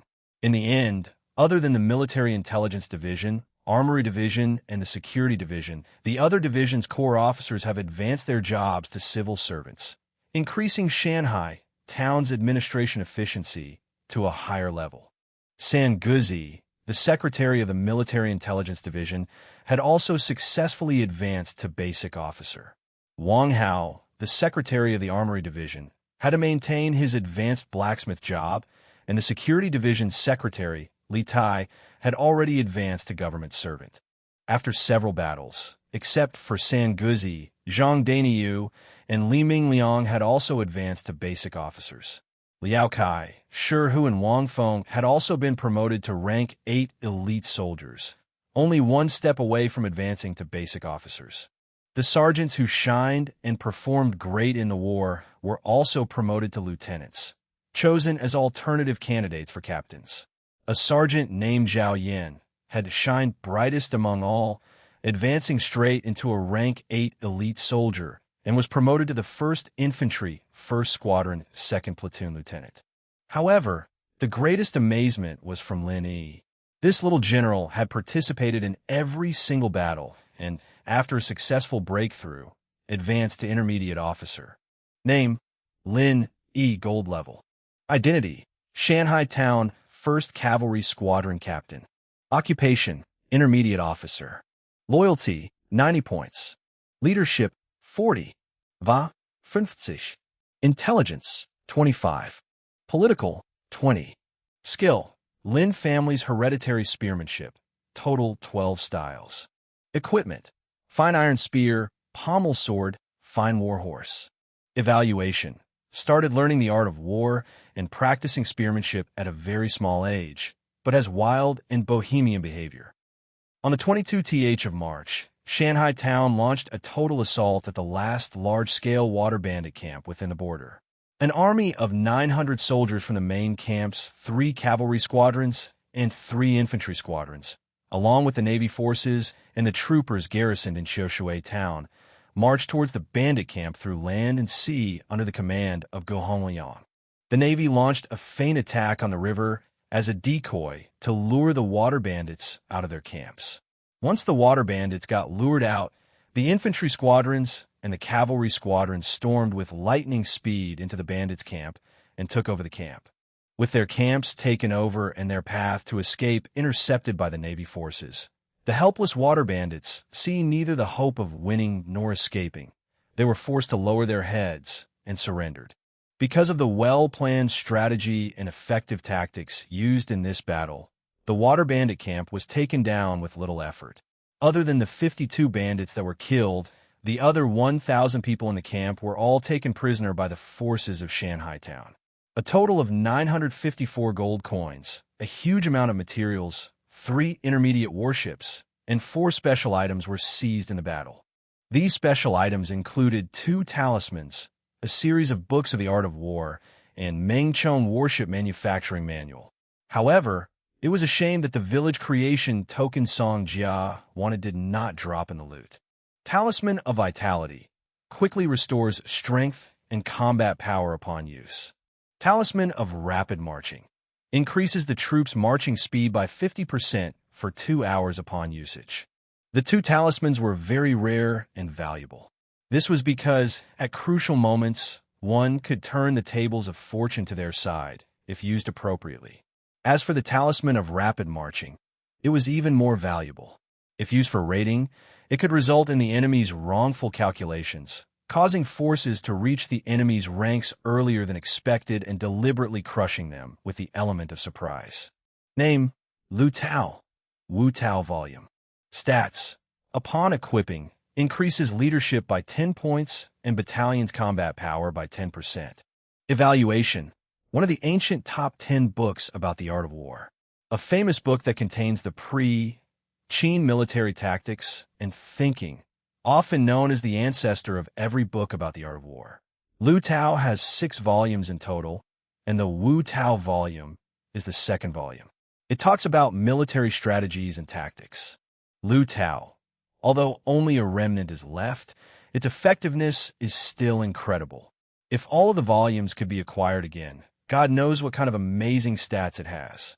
Mengchong Warship Manufacturing Manual acquires the technology to produce Mengchong warship upon usage.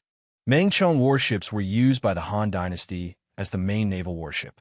This type of warship had high mobility and high thrusting force to tear enemy ships apart due to its long and narrow hull.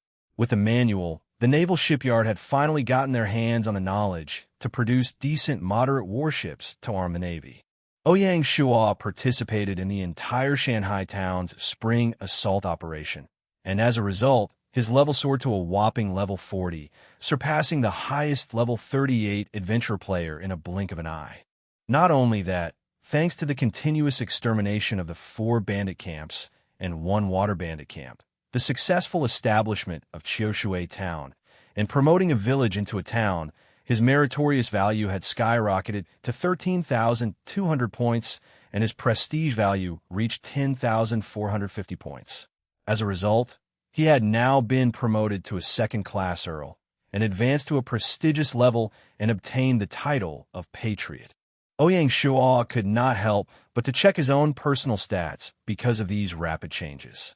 Name: Qiyue Wui. Title: Patriot.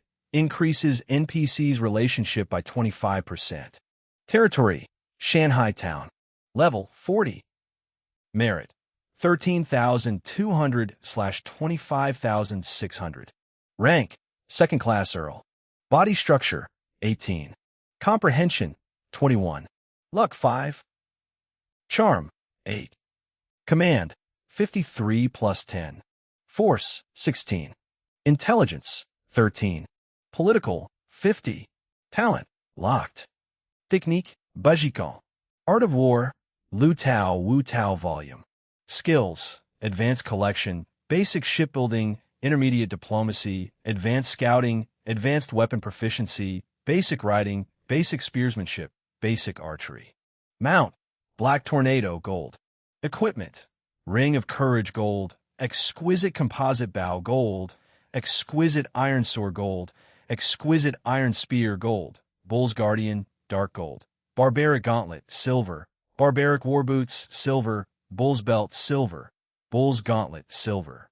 Unique items: Talisman of Bloodthirsting, Talisman of Vitality, Talisman of Rapid Marching. Ever since deciding to pump his stats more toward an officer, his stats for strength should have been higher for sure.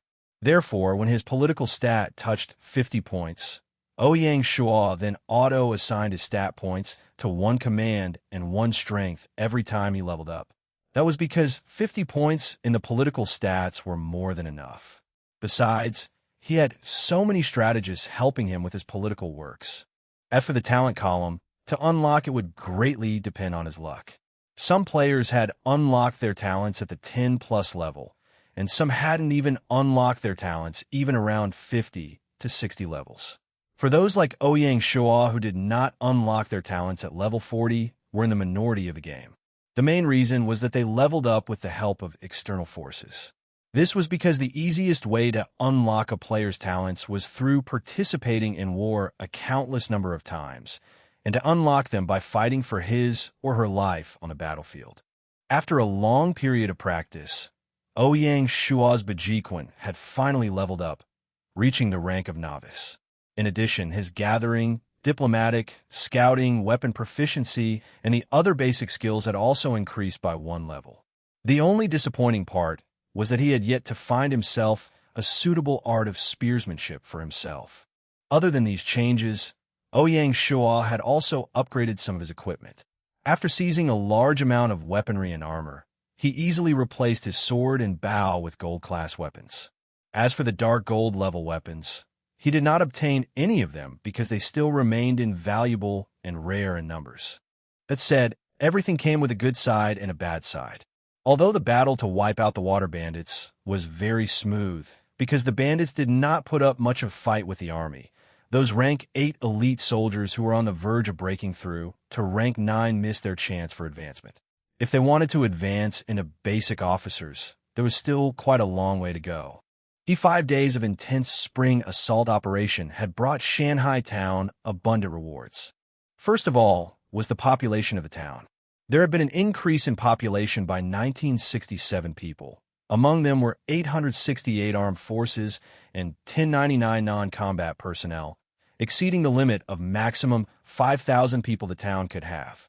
With no choices left, Ouyang Shuo had to transfer some of the captives into Beihai town and Xiushui town. Among the 868 combat personnel, 18 of them who have committed a series of unforgivable sins were executed, 600 of them recruited and reorganized into the army, and 250 of them were sent to the mining site to mine minerals for 1 year. The Navy picked out some of the captives from the large-scale water bandit camp and reorganized them into another 3 squadrons. With this, the Navy unit was officially formed and placed under the command of Intermediate Officer Colonel Pei Donglai, acting as the head of the Navy unit. Under him was Zhou Feng as the 1st Navy Squadron Captain, Yu Feng as the 2nd Navy Squadron Captain, Li Hai as the 3rd Navy Squadron Captain, and the other 2 squadrons would temporarily have no captain. Li Hai, a basic officer who was one of the best among all of them in the water bandit camp with a good reputation among the villagers, was promoted straight to a captain. The cavalry squadron had formed another 3 more squadrons, officially establishing the Shanghai Town Cavalry Unit and placed under the command of Intermediate Officer Lin Yi, who was acting as the colonel of the cavalry unit. Under him was Li Mingliang as the 1st Cavalry Squadron Captain, Sun Tengjiao as the 2nd Cavalry Squadron Captain, Liao Kai as the 3rd Cavalry Squadron Captain, Guoliang as the 4th Cavalry Squadron Captain, Su Wang as the 5th Cavalry Squadron Captain. Similar to Li Hai, Su Wang was also a basic officer originated from the water bandit camp, albeit he was from a bandit camp, an elite who was very firm with his own principle based on justice. After understanding about his situation, Ouyang Shuo decisively promoted him to a captain. Ouyang Shuo expanded all of the troop divisions except for the infantry division as he had plans for them. According to his plan, he hoped to recruit quality troops from the mountain barbarian tribes. In order to improve efficiency, he arranged the infantry into a unit and placed them under Shi Wansui, maintaining the same 3 squadrons. Another fruitful result from the battles was the financial aspect. The money seized, including the money gained from selling building blueprints, was a total of 2,250 gold. After deducting the expenses for upgrading the armies and officers, there was still a total of 1,710 gold. However, regardless of the massive income, Ouyang Shuo had yet to have a plan on how to maximize the advantage of the gold coins. The main concern now was on upgrading the town level into level 3 as fast as possible as the population of the town was reaching its limit. Unfortunately, the progress had come to a halt because of the alchemy workshop. One of the basic requirement buildings to level up the town level was not available yet because there was no alchemist in the town. As expected by Ouyang Shuo, the most troublesome issue to upgrading the town level was this goddamn alchemist. He couldn't believe that even with everything he had now and the conditions of the Shanghai town, it was still so hard to spawn an alchemist. God knows how Di Chun got so lucky, getting an alchemist in just half a month. In the end, Fan Zhongyan reminded Ouyang Shuo, "My lord, if I recall correctly, the recruitment hall recruits 1 people with special talents once a month, and you have not used it this month, so why don't you give it a try?" Ouyang Shuo nodded, but he did not hold too much hope and replied with a wry smile. "There's no such coincidence in this world, getting an alchemist that we urgently need just like that. If you don't give it a try, you wouldn't know, my lord." "Okay then, I'll give it a try then," said the compromised Ouyang Shuo. This was the 2nd time Ouyang Shuo had walked into the recruitment hall. The last time he entered, the hall recruited 2 men of great talent, Fan Zhongyan and Du Chun. But would the hall help Ouyang Shuo to solve his problem this time? System notification. Congratulations to player Chiyu Wui for operating the recruitment hall. There is one use left for the hall at the moment. Do you want to recruit someone? Yes. System notification. Congratulations to player Chiyu Wui for successfully recruiting one special talented personnel, an advanced alchemist. 10 gold auto deducted from inventory. A white light flashed and a portal appeared.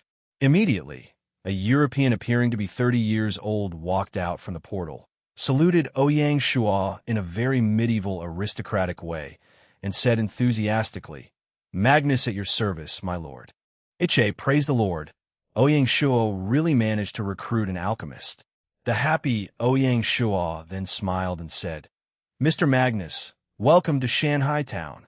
After the recruitment of Magnus, the rest was very simple. By giving it everything they had, an alchemy workshop was built in only one day by the construction division, and the master alchemist, Magnus, officially settled down in the workshop. With this, the final barrier stopping the town from upgrading was finally removed completely. 24th of March, 9 o'clock p.m., Shanghai Town Hall. Ouyang Shuo whispered to himself in his mind, "Territory upgrade." A white light flashed across his eyes. The Hearst one rose from the ground slowly. He placed his right hand on the hearthstone, and the system notification prompted. System notification. Scanning for Shanghai Town upgrading requirements. Requirement 1. Reaching a population of 5,000 people requirement met. Requirement 2. Constructing all basic buildings required requirement met. Requirement 3. The town lord must be at least a first-class viscount requirement met. System notification. Congratulations to player Chiyu Wui for meeting the requirements to upgrade Shanghai Town. Do you want to upgrade? Upgrade. A golden ray shot up to the sky from the hearthstone, exploded into energy, and spread around. The golden energy disappeared once it spread up to the far border of the territory. System notification. Congratulations to player Chiyu Wui for being the second player upgrading his town into a grade 3 town. Reward. 1,000 points of merit points. System notification. Congratulations to player Chiyu Wui for system notification. Congratulations. Shanghai Town only managed to finally advance to a level 3 town 1 week after Chen upgraded Handan Town into a grade 3 town. However, this was still a counter to the questions troubling Shanghai Town. The nationwide competition for the world's first district had officially kicked off. System notification. Congratulations to player Chiyu Wui for upgrading Shanghai Town to a grade 3 town. The town level Lord Hall has leveled up. Randomly selecting 3 grade 3 town buildings, the player can choose one of them to build. System notification. The randomly selected buildings are the inn, pawn shop, and jewelry shop. Please choose. Choose the pawn shop. System notification. The building is generated automatically. Player is free to view now. Another white light flashed, and the hearthstone once again sank into the ground slowly. Ouyang Shuo then took a look to check on the stats of Shanghai Town. Territory, Shanghai Town, level 3 town. Lord, Chiyu Wui, 2nd class Earl. Title, the world's first town, increased town renown by 20%. Morale, 92. Security, 91. Population, 5,000/10,000. Refugee spawn rate, 50, 1 plus 50%, equals 75/day. Territory area, 1,000 square kilometers. Territory unique characteristics, plus 50% refugee attraction rate, plus 25% special talented people attraction rate, plus 50% crop production rate, plus 25% productivity of workers, plus 20% experience earned by troops, plus 10% chances of talented people in the territory to advance a level. Subsidiary village, Beihai Town, level 1 town. Qiushui Town, level 1 town. Treasury, 4 Seas Bank. Territory Association, Textile Association. Territory resources, intermediate logging, intermediate stone mining, intermediate mineral mining, advanced brick kiln. Territory forces, Cavalry Unit, Infantry Unit, Navy Unit, Choshui Town Garrison Squadron. Territory Industry Prop. Northern Saltworks, 5,000 mu, Langshan Mining Excavation Site. Political. 5100ths, affects the administrative efficiency and morale. Economic. 45/100, affects the trading prosperity and tax. Cultural. 40 out of 100, affects the education development and quality of residence. Military. 50/100, affects the military strength and stability. Infrastructure building. Town level Lord Manor, toilet, granary, cemetery, inn.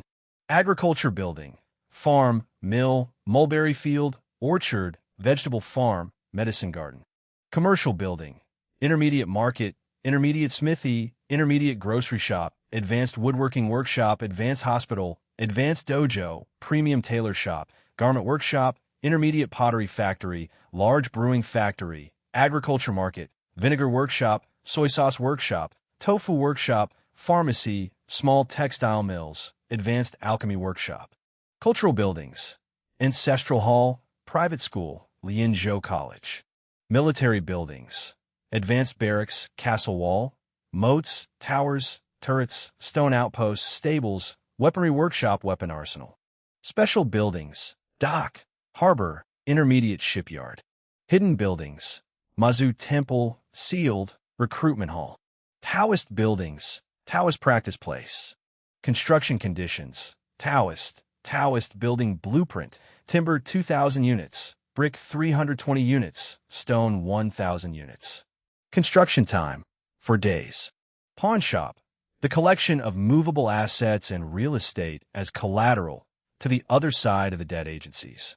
Construction conditions. Businessmen. Pawn shop building blueprint. Wood 1,000 units. Brick 2,000 units. Stone 1,000 units. Construction time. 3 days. Description. The building is automatically generated. To provide people shelter who are away from their homes. Construction conditions. Businessman. In building blueprint. Wood 2,000 units. Brick 320 units. Stone 1,000 units. Construction time. 4 days. Restaurant. For people eating outside of their homes. Construction conditions.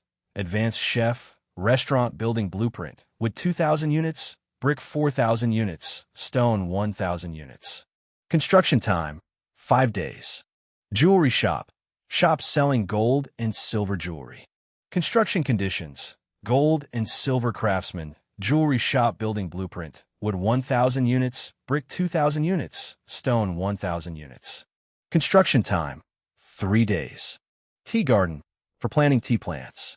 Construction conditions. Tea plant. Wood 2,000 units. Brick 500 units. Stone 500 units. Construction time. 2 days. After he checked the properties of the territory, Ouyang Shuo pondered for a moment. The maximum population of a Grade 3 village was 10,000 men, according to the refugee spawn rate.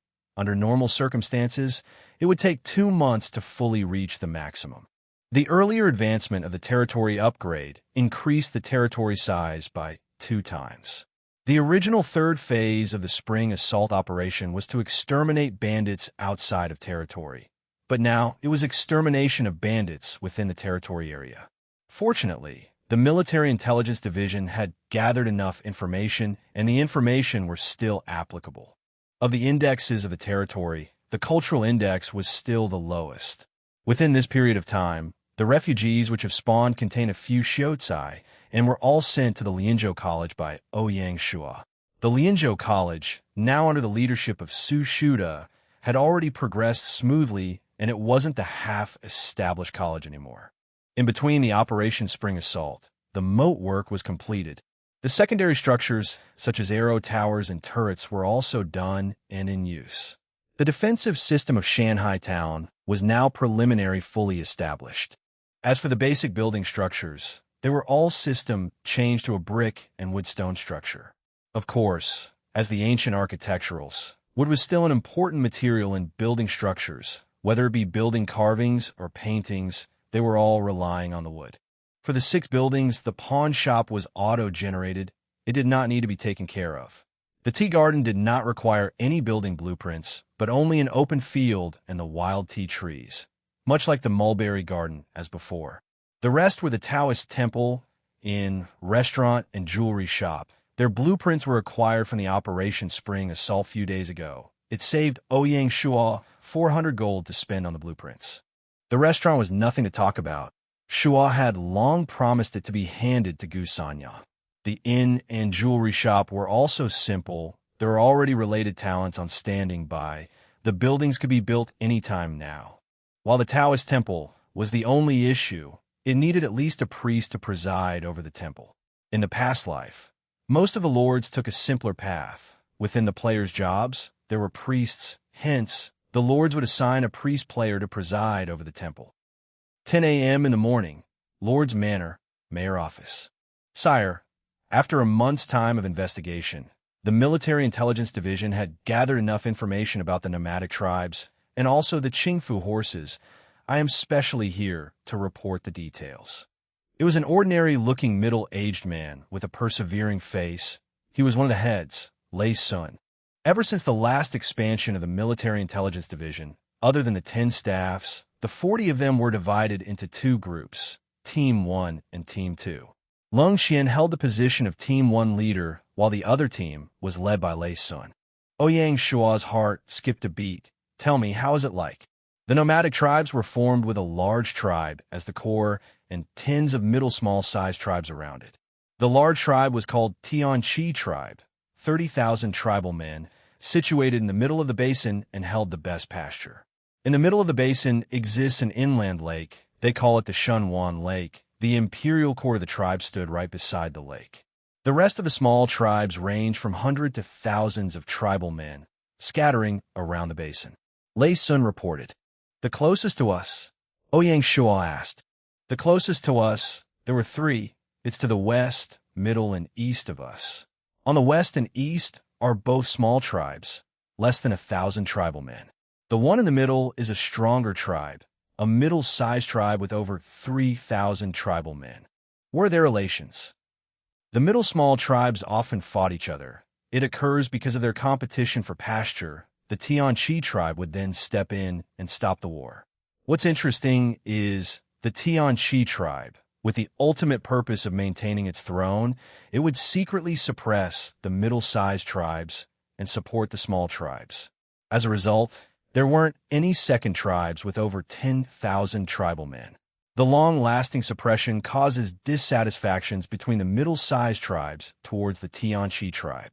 But given the distinct difference in strength, they could only endure the suppression.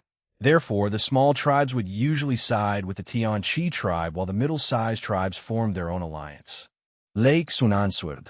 Shuo nodded. How about the Qingfu horses? Not so good. The Qingfu horses are normally controlled by the nomadic tribes. It is hard to find another group of wild stallions. There are only 2 ways we can acquire the horses, by forcing a war or by trading. Lake Sunanswerd bitterly.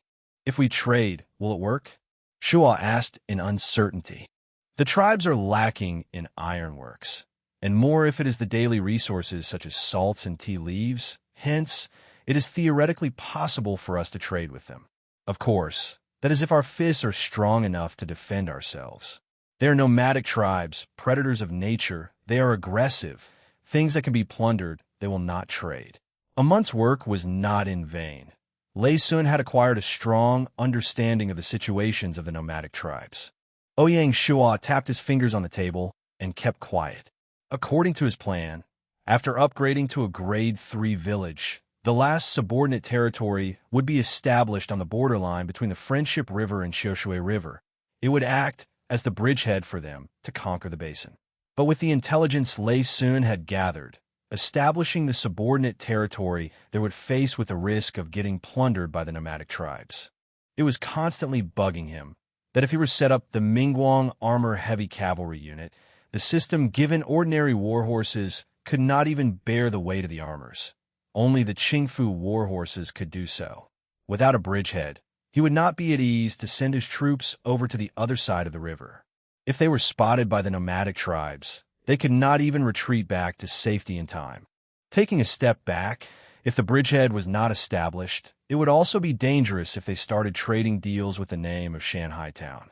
It would only leave Shanghai Town exposed to the hungry nomadic wolves.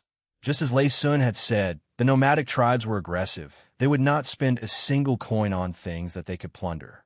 Ouyang Shuo was not placed in a situation of perplexity. Since he couldn't make the decision on his own, he then decided to listen to the opinions of the others. Shuo requested Lei Sun to be patient as he called the concierge to ask the other 4 directors over. 20 minutes later, the 4 directors came one after another. Shuo instructed Lei Sun to brief the directors, and he told them his plans and thoughts. Then he asked, "What are your opinions?" "Big brother, in my opinion, at times like this, we should stop the plan for the Qingfu horses. Since the Mingguang armor isn't producing at a fast rate, it would require some time to fully equip the cavalries. The most important issue now is to upgrade to a Grade 1 county.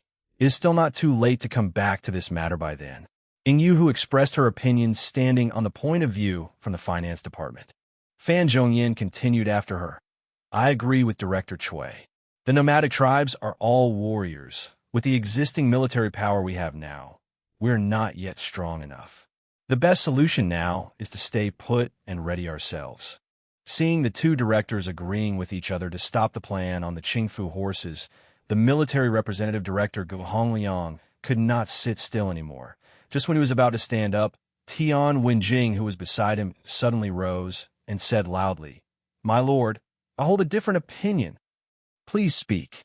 Honestly speaking, Ouyang Shuo didn't want to stop the plan on the Qingfu horses either. Establishing the heavy cavalry could not only enhance the military strength, but it would also be useful in a big event later on. As he heard Tian Wenjing giving a different opinion, he was excited.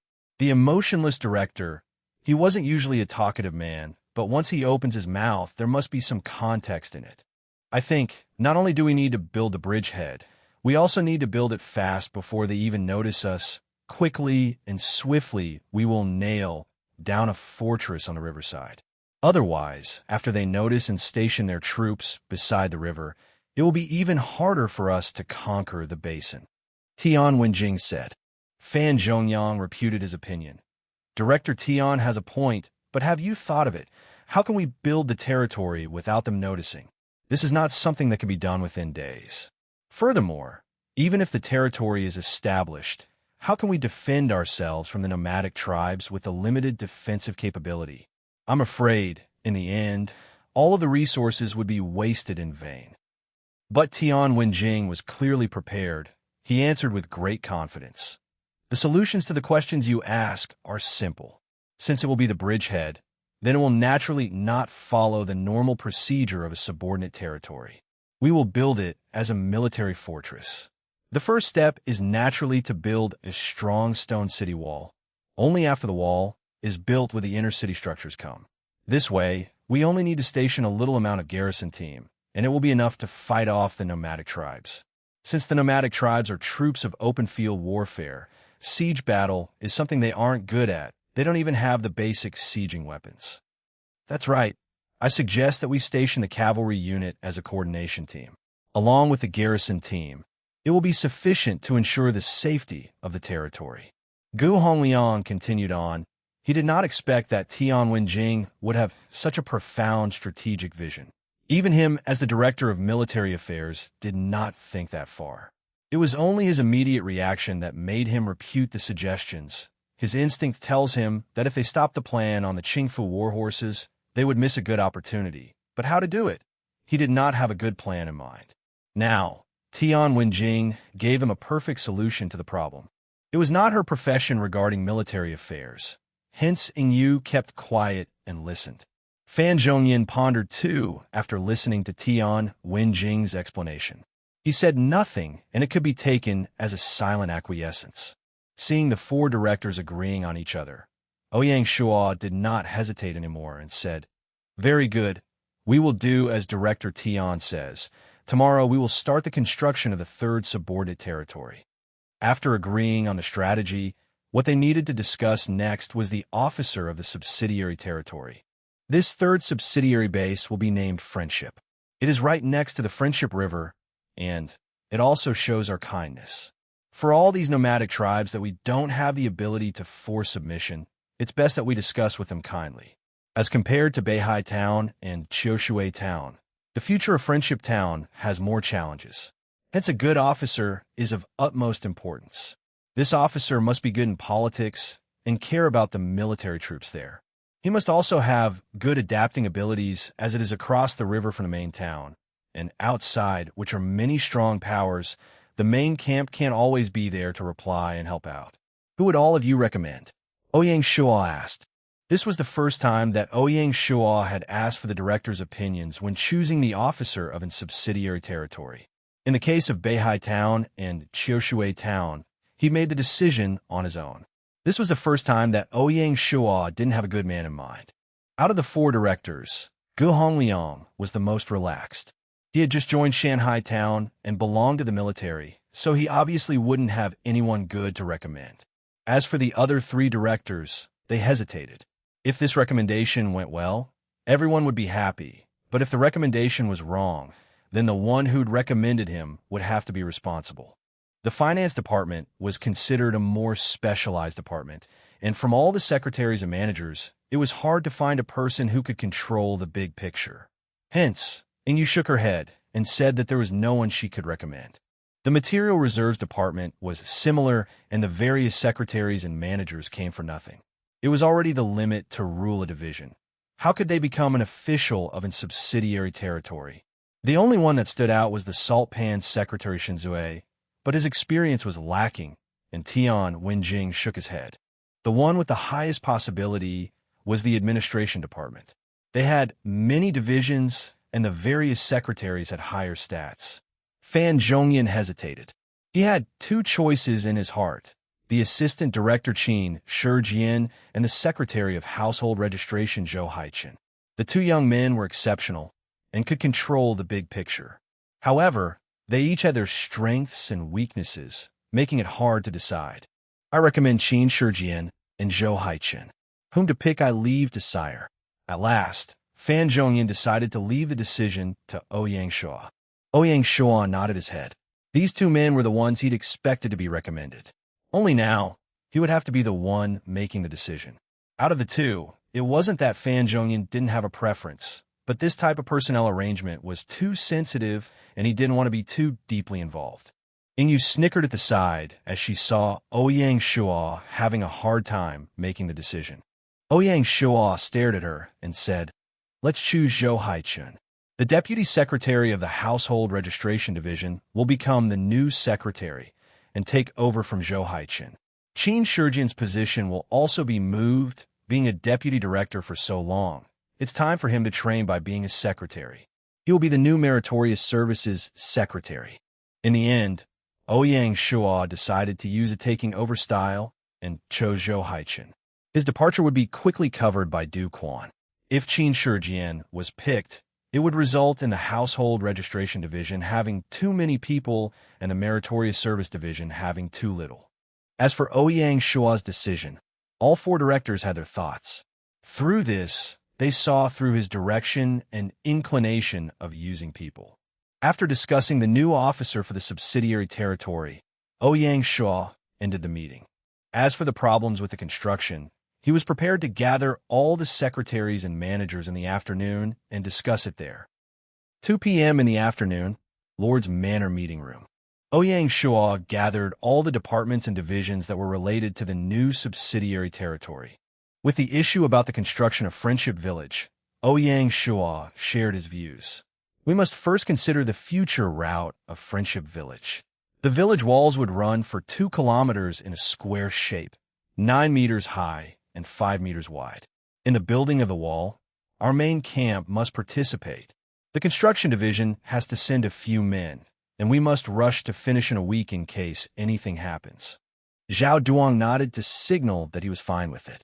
The size of the project was only half of the main towns. The most difficult part would be to transport the materials over the river. The villagers that are sent to Friendship Village must be chosen properly. The normal civilians will be herders, as the horse stables of the military will be built there in the future.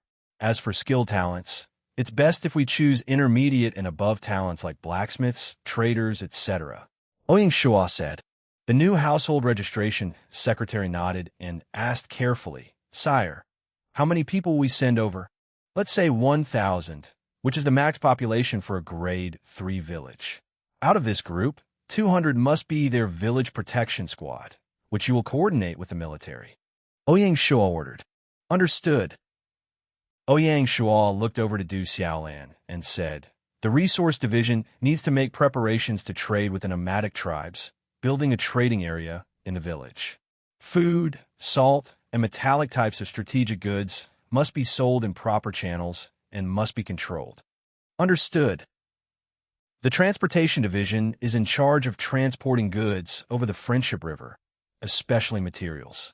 This must be carefully planned and executed. Ouyang Shuo said to Zheng Shanpao. Understood. We will complete the task. Zheng Shanpao said loudly.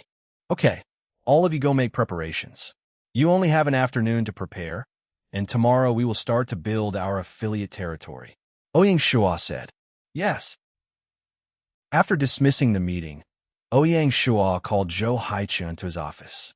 He wanted to have a deep conversation with his new officer to clear his doubts. The two of them discussed until 6 in the afternoon before ending. After going offline, Ouyang Shuo gave Song Jia a call. Sorry, the bandit operation didn't drop the village building token that you needed. At the opposite end of the phone, Song Jia didn't really put it to heart and was still smiling. Silly, what are you apologizing for? It was based on luck. Ouyang Shuo nodded. Actually, there's still a method. I don't know if your brother is willing or not to try. What method? Song Jia asked curiously. Think about it. Your family goal is to have their own territory, right? Obviously, if not, why would we want a village building token? Song Jia teased. Ouyang Shuo laughed. Let me finish. Okay, then, continue. If you want a base, apart from using the village building token, you can ask other players to transfer their territories to you. With this, not only can you reach your goal, but you also get a territory that is already built, even helping you catch up with the other players. In a past life, many medium-sized powers, upon hearing the news, had the wrong thinking that to build a territory, they needed a village building token. They didn't think that there would be another way. One reason was that they weren't familiar with the game settings and didn't know that territories could be transferred. Secondly, those that knew assumed that the Lord was new too and wouldn't be willing to give up the territories that they put in so much effort into building. Until one day, a player called Jia thought of such a method. It made everyone copy it, using credits which were useless in real life to buy player territories in-game, and under the assault of money, a large portion of the various lords' territories was conquered. Hence, these powers ruled the game world. This tragedy made one's heart sour. Because of the lack of information, those unlucky souls had lost their chance to make it big. He remembered the year after the news was released, the players who had transferred their territories tried to sue. Unfortunately, all the cases were thrown out as the lords that had transferred their territories had already received their payments. Hence I say, fate is so magical. You don't know when it will give you a sharp turn and catch you off guard. Only those that can keep a firm grasp on destiny will be the rulers of the world. Yet it was true, Song Jia exclaimed. Doesn't this count as completing the mission? Ouyang Shuo joked. Song Jia laughed. And you exceeded expectations. I'll treat you to a meal next time. I can't wait. Okay, let's talk next time. I'll tell this news to my brother. He was fretting over the village token for many days. Song Jia explained. And bye-bye. Bye-bye. Song Jia hurriedly ended the call and went to find her brother. March 25th, 9 a.m., Shanghai Ship's Dock Terminal. Ouyang Shuo led his officers and ministers to send off Zhou Haichun and the others. This time the military had chosen Lieutenant Hu Yibiao to set up the new territory's garrison team. The ex-infantry squadron lieutenant's mission was to establish a proper and reliable defense system. As for the nomadic tribes, the task was left to the cavalry unit that would be stationed there in the future. After all, only the cavalry unit could handle open field warfare against the nomadic tribes. After he came back from the dock, he took some time and visited the alchemy workshop. Ever since alchemist Magnus had been here, Ouyang Shuo was busy with the Grade 3 town advancement. He had yet to visit the alchemy workshop, which came from a different culture, a different nation, and brought a distinguished building architecture. Magnus, the man from far to the west, was always assessed curiously by Shanghai's residents. He had golden hair, white skin, thick hair, and was a non-fluent Mandarin speaker. Sure enough, these features were able to create gossip. Of course, there were a knowledgeable few that knew of the alchemist's origin, a Farong, someone of European ancestry. The alchemy workshop was intentionally situated in the northeast military district, right next to the weapon workshop, so to avoid disturbances from the residents. Rather than the traditional China Taoist priests, Shanghai Town had instead recruited an alchemist who originated from the far west. Hence, the alchemy workshop constructed was based on Western architectural building blueprints. It was a small house made of stone with 2 levels and a basement. The ground floor was the hall and warehouse, and the second floor was Magnus' bedroom and his study room. As for an alchemist's most important laboratory, it was located underground, under close watch and strict protection. With Magnus leading the way, the two walked into the laboratory. There were 5 or 6 oil lamps on the basement walls, with another huge complex-looking oil lamp on the ceiling. Their lights wiped out every single shadow in the basement. The basement was designed with the appropriate ventilation system. Otherwise, once the lamps had combusted all the oxygen, one would suffocate from lack of air. In the middle sat a big table used for experimentations with test tubes, distillation bottles, crucibles, and other experiment tools on it. On the side were a few shelves with lots of pots, cans, and bottles. Magnus, what field do you usually experiment in? Ouyang Shuo asked curiously while touring the workshop. The alchemy workshop's main focus is the distillation of liquids and refinement of minerals. Magnus answered in arrogance, not expecting his lord to understand any of his words, and he even looked down on Ouyang Shuo, pretending to inspect the experiment tools. Do you even know what those are and their uses? Oriental hipócritas. He whispered in his heart quietly.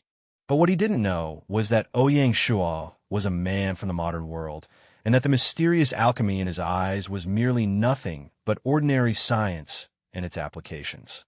The distillation you're talking about, is it the one that uses the backflow of condensed vapor to obtain a purified liquid, the steam distillation? Ouyang Shuo asked with a smile on his face while he randomly picked up a distillation bottle from the table. Magnus' eyes widened. He exclaimed in excitement, Yes, yes, it is. Oh God, your wisdom is truly amazing. It was true that Farangs were all frank and honest people. Once the alchemist knew that Ouyang Shuo wasn't a layman, he changed his attitude almost immediately, praising his lord. If that is the case, Magnus, if you have some time, you can visit the wine brewing workshop and make some improvements to their distillation technique.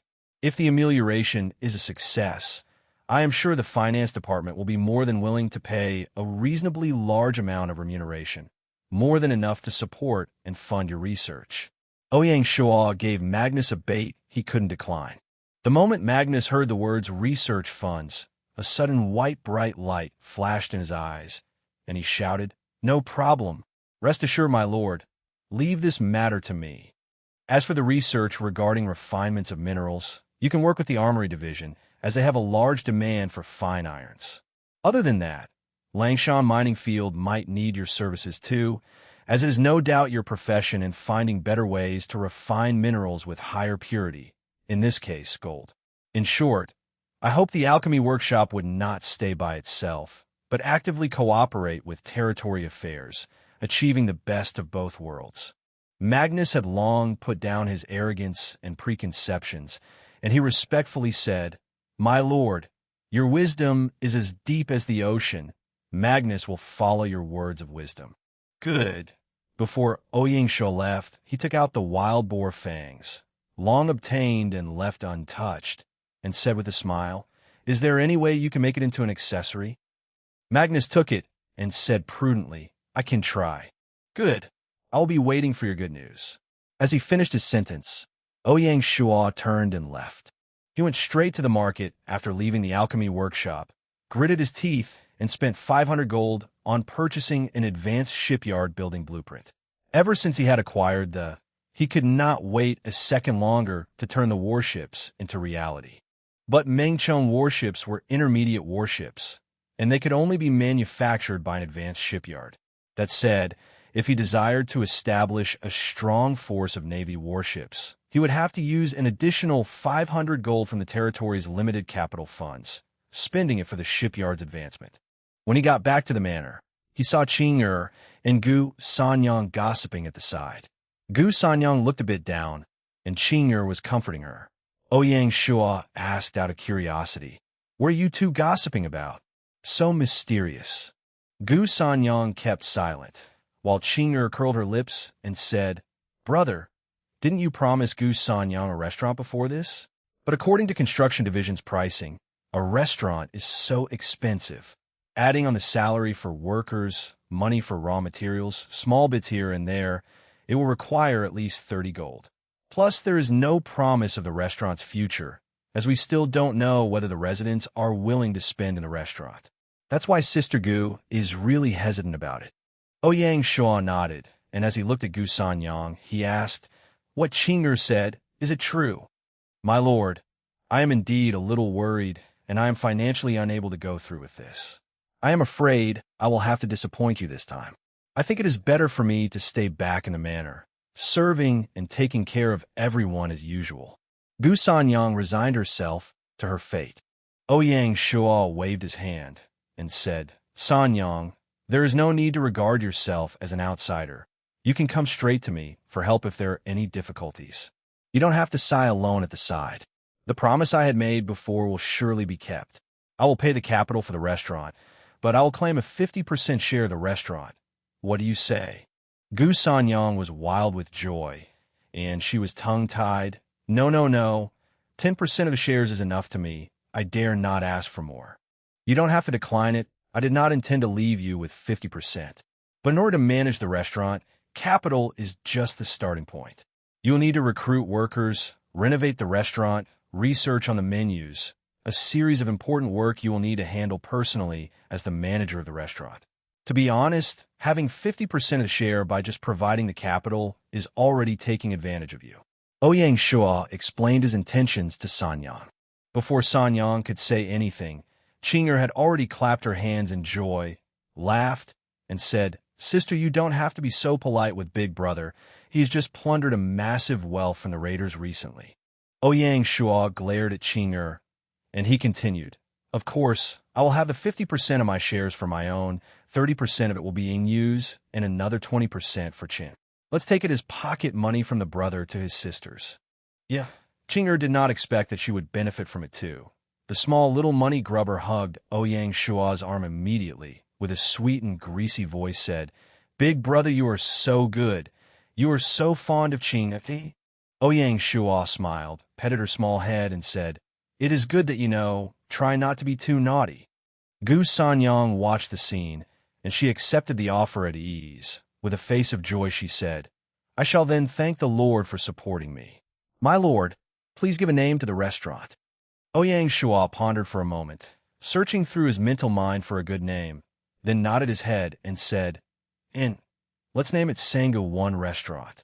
While it points out to whom the restaurant belonged to, it also carries the meaning of coming again, very suitable for a restaurant." "Great, this name is great." The little beneficiary voiced and clapped her hand. Sanyang, too, was happy with the name, and said, "Thank you, my lord, for the name. And one more thing. If I am leaving the manor to the restaurant, who would be in charge of the manor's kitchen?" "There is nothing to worry about. Once the official residence is completed, other than me, Qing'er, and the sisters, the others will dine in their own house. There is no need to cook a big portion anymore. Moreover, when the restaurant is done, if we are craving for food, we can go to the restaurant for free food. Please don't despise us for eating free food." Ouyang Shuo answered her question and made a small joke at the same time. "My lord, you will always be welcomed in the restaurant." Gu Sanyang responded to the joke with sincerity. "As for the new manor's chef, I will leave it to you to choose a successor. The territory was not like before anymore. There are now quite a few chefs already." Ouyang Shuo ended the conversation with a mission for Gu Sanyang. Yes, my lord. Sanyang nodded.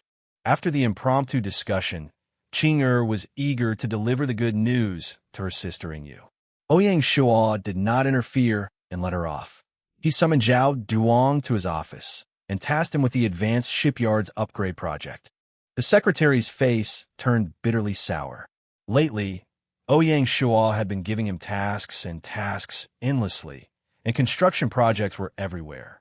First, it was the city wall and moat, which had recently just been completed, followed by the Grade 3 Territory Township Upgrade Reformation, which had just started not long ago. Then came the Friendship Village City Wall Construction Project. Just when construction builders had left this morning, Ouyang Shuo gave him a new task again to refurbish and upgrade the intermediate shipyard into an advanced shipyard. Another big project. Even if he had 3 heads and 6 arms, he still almost couldn't manage it all at once. Ouyang Shuo patted Zhao Diwang's soldier and said with great solemnity, "Thank you for your hard work during this period of time. I promise the construction division will surely be rewarded with bonuses after this." What else could Zhao Duong do other than accept his lord's orders with a bitter smile? One Sengusan Gu, part of Gu Sanyang's name, and carries another meaning of coming again 3 times. The next day, when Ouyang Shuo logged out of the game, Song Jia phoned him. "Hey, Woodsy One, the method you were saying really works. My brother had purchased a Grade 3 village in Lingnan region. It's called Tianshuang Village." Song Jia was really happy when she spoke of the news. "Congratulations, a Grade 3 village is really good already. How much did it cost?" Song One was really quick. It was only 1 day, and he had already purchased the territory. It was not a surprise that Song One had chosen the Lingnan region. Most of the Lord players actually preferred having their territory in the same region as their real world's living region. After all, with their native feeling for their homeland. "Guess," Song Jia said naughtily. Ouyang Shuo took the value of a Grade 3 village and translated it into gold coins, giving a rough estimation, and said, 10 million.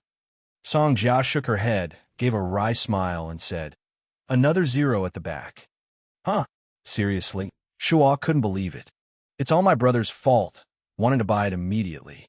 Ended up that the former lord gave an extremely unreasonably high price, yet he did not even bargain and straight away bought it. Even worse, he still thought he had benefited from the deal." Song Jia protested coquettishly to Ouyang Shuo of her brother's act.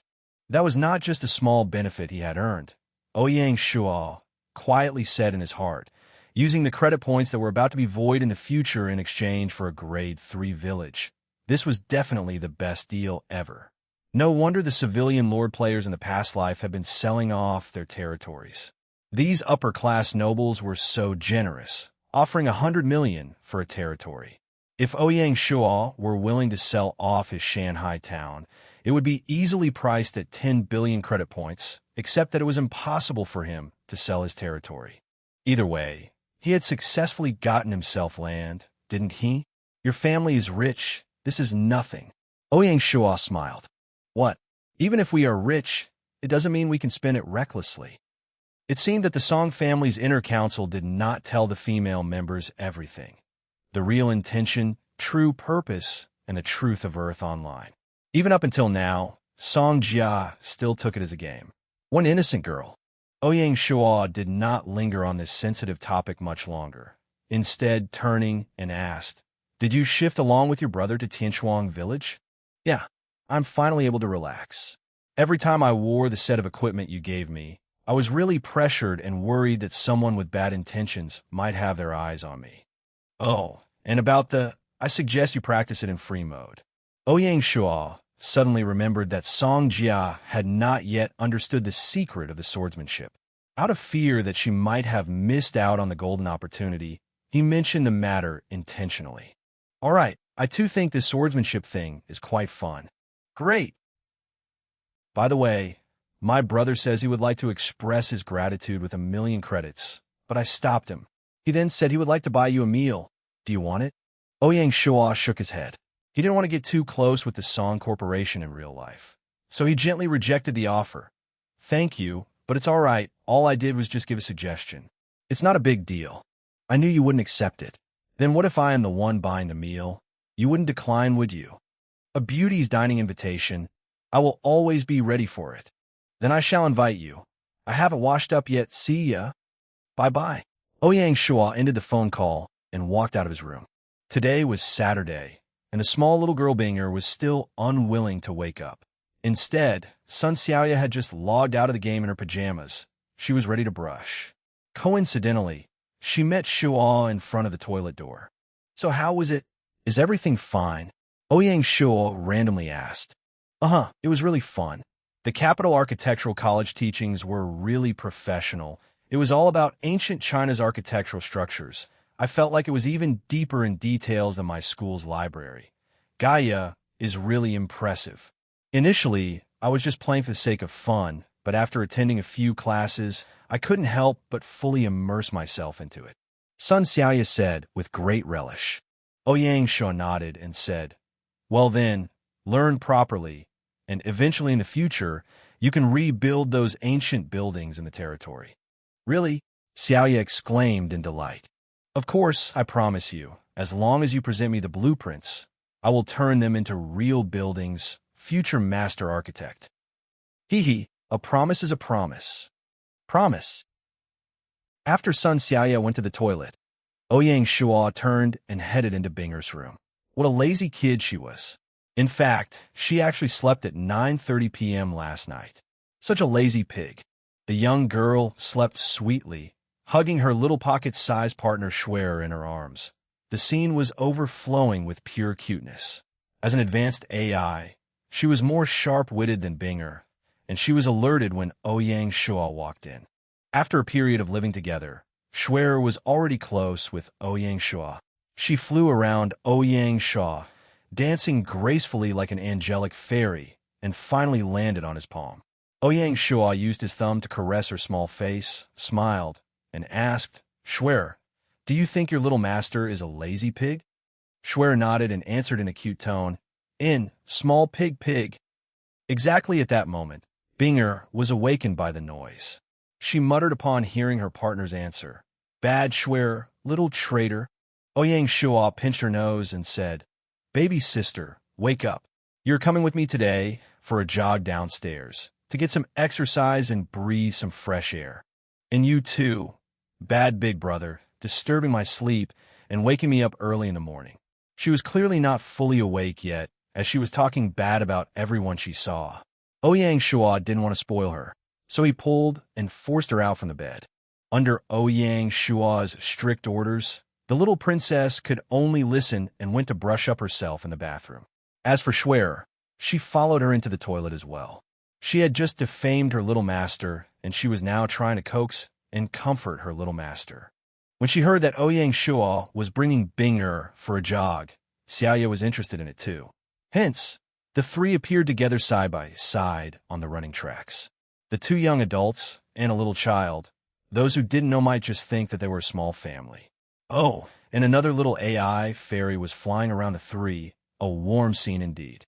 Binger followed her brother's back, running while having an envious eye on Schwer flying around. She said, How great would that be if I could fly around like Schwer? Ouyang Shuo shook his head while smiling. He didn't take his sister's words seriously. Because it was the weekend, Ouyang Shuo had pushed off Song Jia's invitation, changing the date to the following Monday. For a day's time, he spent the morning watching television with Binger and accompanying her while she did her homework. It had been a long time since he had spent time accompanying her while she did homework, so he felt a little guilty in his heart. On March 26th, Ouyang Shuo came online on time. As usual, he trained hard for 2 hours on his spearmanship and 8 extreme fists, and then took a rest before entering his office. On his table, he laid a letter from Qiushui town. It had arrived that morning. He opened the letter and took a look. It was written by Qiushui town's garrison officer Zhang Danius in regards to Qiushui's military expansion request. Zhang Danius wrote in the letter that due to the upgrade of Qiushui into a Grade 1 town, he requested to expand the garrison squadron to 200 men in order to cope with the town's very complex defense system. Ouyang Shuo nodded. Since the request was reasonable and fair, he had no reason to decline. Hence, he approved the request and wrote a note in the letter. Request permitted, Shui town given authority to establish a cavalry squadron. Present the captain candidate to the Military Affairs Department for approval. However, Shui will provide the funds by itself. After he finished, he summoned the concierge and ordered him to send a letter to the Military Affairs Department. During the process of handling the government affairs, the numbers of documents and paperwork were increasing more and more, day by day, on his desk. He realized that it was time for him to recruit a clerk to assist him in such matters. Ouyang Shuo immediately called over the secretary of the House Registration Division, Du Quan. He needed the secretary to recommend him a clerk. This was not just a simple task of selecting a clerk. It was also a test to the secretary's insights and perceptions. Du Quan knew of the test and had promised that only the best candidate would be proposed to Ouyang Shuo. A clerk's job was to work in an office to keep records and accounts, and to undertake other routine administrative duties. Their duties may have seemed very insignificant, even sometimes unnecessary, but in truth, it was one of the most desired positions. The nature of a clerk's work had decided that they would be handling most of the territory's core affairs, and it was a good position to gain experience. Naturally, the candidate must have strong communication skills, excellent management skills, and proficiency in strategies to a certain extent in order to provide well-directed suggestions and niche-targeted advice while conducting their administrative duties, so the Lord may give high considerations to their comments. Most of the famous prime ministers and chancellors from ancient history started their political careers as clerks or something similar. For example, Tang Dynasty's famous prime minister Feng Xianling was originally an official in King Qin's manor. Shanghai Town's first clerk, Gu Xiuan, had done a perfect job. Even after he was transferred to the House Registration Office, he still held a concurrent post as the clerk, and his service quality did not degrade, and Ouyang Shuo was still satisfied with his performance. However, ever since Gu Xiuan was sent away to establish Beihai Town, Ouyang Shuo had lost his valuable right-hand man. The following day, Du Quan had come out with a suitable candidate, and the two walked into Ouyang Shuo's office in the manor. Du Quan bowed, greeted Ouyang Shuo, and spoke with a joyful manner. "My lord, from the immigrants that came in today, I have found a young Jiren too. I have personally examined him, and I believe he will do a good job as the clerk.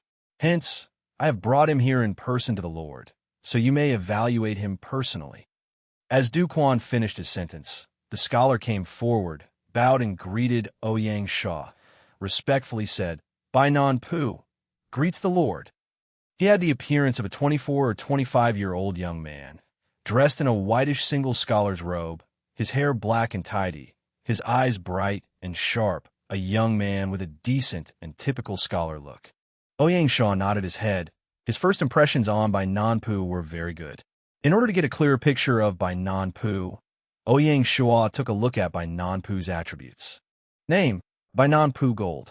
Identity: Clerk of Shanghai Town. Occupation: Civil Servant, Juren. Loyalty: 75.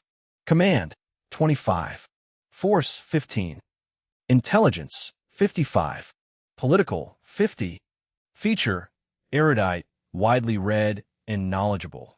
Increased territory administrative efficiency by 5%. Meticulous reading. Increased document handling speed by 15%. Evaluation. Scholar from a poor family, wide read, and knowledgeable. Skilled with strategies and tactics. A pure gentleman. Indeed, he was talented and well-suited for a clerk.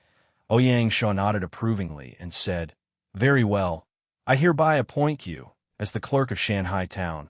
You will be assisting me in governing affairs." "I will not disappoint you, my lord." Woodsy 1, a nickname given to Shuo, saying that he is literally a wood. Jiren Tujin, literal meaning of recommended man, a qualified graduate who passed the triennial provincial exam in the imperial examinations, a civil service examination system in imperial China to select candidates for the state bureaucracy.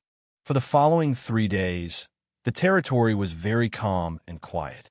In the blink of an eye, the system auction was nearing in, and Ouyang Shuo started to gather funds in his territory. Third month, 29th day, Shanghai Town's second sale of sea salt. The Northern Salt Works have been expanded twice since the last sales. The third expansion of the salt pans on the second month 26th day, its scale was 2,000 mus. The expansion on the third month third day expanded the salt fields to 5,000 mus. With an average of 500 units of salt per acre, minusing the time taken to build and expand the salt pans, the production of salt reached a staggering 3.5 million units. The market sold each unit at 20 copper, so 3.5 million units of sea salt would sell for 7,000 gold. With a 20% trade tax, he would receive 5,600 gold. Further deducting the costs of running the salt pans, the earnings were 5,000 gold. Ouyang Shuo thought about the heavy taxes, and it felt like his heart was bleeding. Third month 30th day, Langshan Mining Field presented its gold to the camp. The Langshan Mining Field currently have 1,500 miners, 1,000 of which were in charge of mining. The other 500 were involved in transporting and extracting the gold. The mining field could mine an average of 100 tons of gold, or extracting out 2,000 grams of gold, which was at least 100 gold. Deducting the costs of running the mine, in half a month, the earnings would be 1,500 gold coins. One mustn't look at the fact that the profits from the gold mine was lower than the salt pans and think that the salt pans had an advantage. The mine was set up for a shorter time of only half a month. The mines only had 1,500 people as compared to the 2,500 in the salt pans. Using the average profits of each worker, one salt pan worker made 2 gold every month, while one miner made 3 gold. This added with the fact that the Langshan mine didn't need to pay 20% tax, making it more profitable than the salt pans. As for the financial income of the territory, ever since the wine brewery was shifted under the finance department, the financial situation got a positive improvement. However, if one wanted to talk about profits, now wouldn't be the right time. One reason was that the territory was still in constant building and needed injections of money. Secondly was the business division using methods to stimulate the economy, hence needing cash to sustain it. Hence, as long as the finance department could maintain balance, Ouyang Shuo would be delighted. After all calculations, Ouyang Shuo had 7,570 gold on hand, making him confident for the upcoming system auction. At the current stage, even the richest Chun Shunjun wouldn't have over 1,000 in gold. It wasn't that they weren't rich, but their territories needed constant injections of gold. Even only the military also needed huge amounts of gold. Only Shanghai Town, with the 2 golden gooses of the salt pans and the gold mines, could have so much gold. Third month 31st day. Gaia finally announced the system auction and real-life exchange system. System notification. To celebrate 3 months of the game, the system will organize the first system auction on the 4th month, first day. There will be many rare goods available, so look forward to it. Reminder, players must upgrade market to intermediate grade before they can join. The moment the notification went out, all the lords from the strong powers wanted to fight for the best goods. They rushed all the men under them to get more gold, no matter what the price. Handan Town, Dichun asked Juedai Fenghua, "How much fun can we move now?" Juedai Fenghua frowned and said, "After we upgraded to Grade 3 town, we spent so much on buying building blueprints and upgrading to advanced barracks. The military doesn't have enough funds to expand. How can we have any money that we can move?" "Then how?" "According to my family news, a rare weapon and equipment making blueprint will appear, and we mustn't miss it. I'll go offline and try to gather some gold. Since there's 1 day left, maybe I can gather enough." Di Chun shook his head helplessly. That's the only way. Juedai Fenghua didn't have any other better method. Hill Sun Town. Chun Shinjun called the financial butler of the territory and asked, "How much gold have we gathered?" The butler laughed and said, "Lord, don't worry. After 2 months of building up, we can move 2,000 gold, and I believe no one else can compare." Chun Shinjun nodded his head, obviously pleased. Seems like not upgrading to a 3rd grade town was a right decision. Ever since the family got the news about the auction, we have prepared for 2 months. It's finally time to taste the fruits of our labor. Di Chun, that fool. He extravagantly upgraded to a Grade 3 town. He must be regretting so much now. Lord is smart, the butler said. In Swordsman Town, Feng Qingyang looked at his sister and asked, "Little sister, is there really no way?" Feng Qinghue said, "Big brother, although we have gotten large amounts of money from Qingyang Sword Sect, but these funds were used to buy secret techniques. In tomorrow's auction, we can only give up. We can only blame the family news for being too slow and not being able to find out about the auction early enough." Feng Qingyang was not willing. Originally, he had thousands of gold, but because of the lack of information, he used it in the wrong area. Why don't we sell some of the secret techniques to gain funds for the auction? We definitely cannot do that. Selling to the market will incur 20% tax. It's not worth it. Feng Qinghue rejected. Okay, I'll listen to you. Feng Qingyang could only accept his fate. Xiongba sat in the king town, asking impatiently, "How? Have you discussed with Wandering Magic?" An old man who sat opposite Xiongba nodded and said, "Lord, don't worry. Negotiations have went well. They agreed to lend all their gold to us, the conditions being after we create the equipment with the blueprints that Fallen Leaves Village would have the priority of buying." Good. He's a good brother. I can count on him on crucial times. How about this? We can't treat them too badly. Tell them, when we create the equipment, we will give them 100 sets. Xiongba happily said. He was an old fox and managed to think of such a method to raise funds. Lord is a genius, the old man said respectfully. Haha, to be the best, we need to be smart, Xiongba said with glee. In Consonance Town, the four sisters gathered. Elder sis, tomorrow's auction. What strategy are we using? The one who asked was Zi Luolan.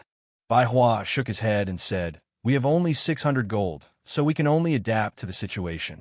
That's right. Tomorrow let's focus on one or two goods and items that no one wants and get them. As for the popular ones, then, let the big powers fight. And fourth sister's suggestion is good.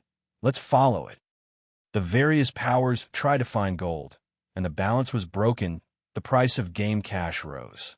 From the original 1 copper to 2 credits, it rose to 1 copper for 5. In the end, it actually went up to 10 credits, meaning 1 gold for 100,000 credits. If Ouyang Shuo sold all his gold, he would have instantly had 700 million credits. There was a period in time where he couldn't resist and wanted to sell a portion of his gold and buy it back when the price dropped. But in the end, he managed to resist. One reason was that he didn't know what would be on the auction, and secondly, it used a lot of energy which wasn't worth the time. System notification. To control the gold and credit trading, the system will open an item exchange platform on the 4th month, first day 2 p.m. Players could exchange real credits and items. The system will take 2% as fees. The opening of the item exchange could expand the trades and dealings in the game. Those powerful players could more conveniently buy more game coins through the platform. Ouyang Shuo knew that the various powers would want to directly exchange credits to game coins, but as it affected the game balance, the authorities declined. This item exchange platform was the end product of both sides taking a step back. Listening to the system report, Di Chun and Chun Xinjuan's faces turned green. The system lacked morals, purposely owning the system after the auction, not allowing them to sweep up all the game cash. 4th month, first day, 9:50 a.m. When it was just 10 minutes before the auction, Ouyang Shuo went to the wooden shed in the intermediate market. He opened the auction platform, and a system notification popped up. System notification. There is still 10 minutes until the first auction. Will you enter? Enter. System notification. Checking player's entry credentials. System notifications. Player must have more than 200 gold. Requirement fulfilled. Starting teleportation. A white light shone across, and Ouyang Shuo instantly appeared in the auction hall. The hall was like sitting in the galaxy. You were standing on stars and planets, and it was bright and magical, like the hall where Ouyang Shuo had created his character. In front of the auction hall was a lotus platform, and on it was a female auctioneer with heavy makeup on. She was beautiful and looked fresh like the fairy from the character creation hall. At the back of the hall were lines of seats, and everyone sat in the hall with no VIP rooms or suites. All the seats were chosen by luck. Ouyang Shuo looked around and found himself sitting in the middle of the 3rd row, a good position. His hands held two signs, one red and one white, with his number 76 written on them. In the last life, he didn't join the system auction, so he didn't know what the signs were for. In the hall, most of the players were already seated. When they saw his appearance, they didn't care, and most people just kept silent. Only a few of them were close to one another and talked softly to each other. Everyone in the auction hall had their looks and appearances fully exposed. The system did not waste time on any secrecy, such as giving everyone a mask or something. In actual fact, when the players created their characters, the system would make little changes on their personal looks.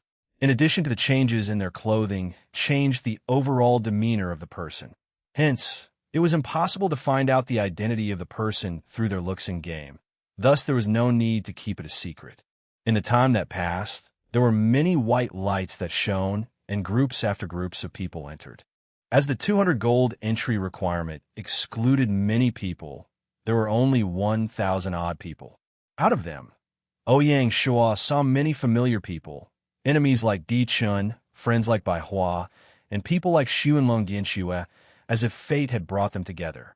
Obviously, right now, only Ouyang Shuo recognized them, and they didn't recognize him. 10 minutes later, the auction officially began. The auctioneer said, "Everyone please calm down. Before the auction begins, I'll explain to you the rules of this auction. There will be 10 items. Each and every one of them are items of high rarity. Before an item is auctioned off, the next item will not be released. Every item will have a starting bid, and the next bid will be no less than 10 gold.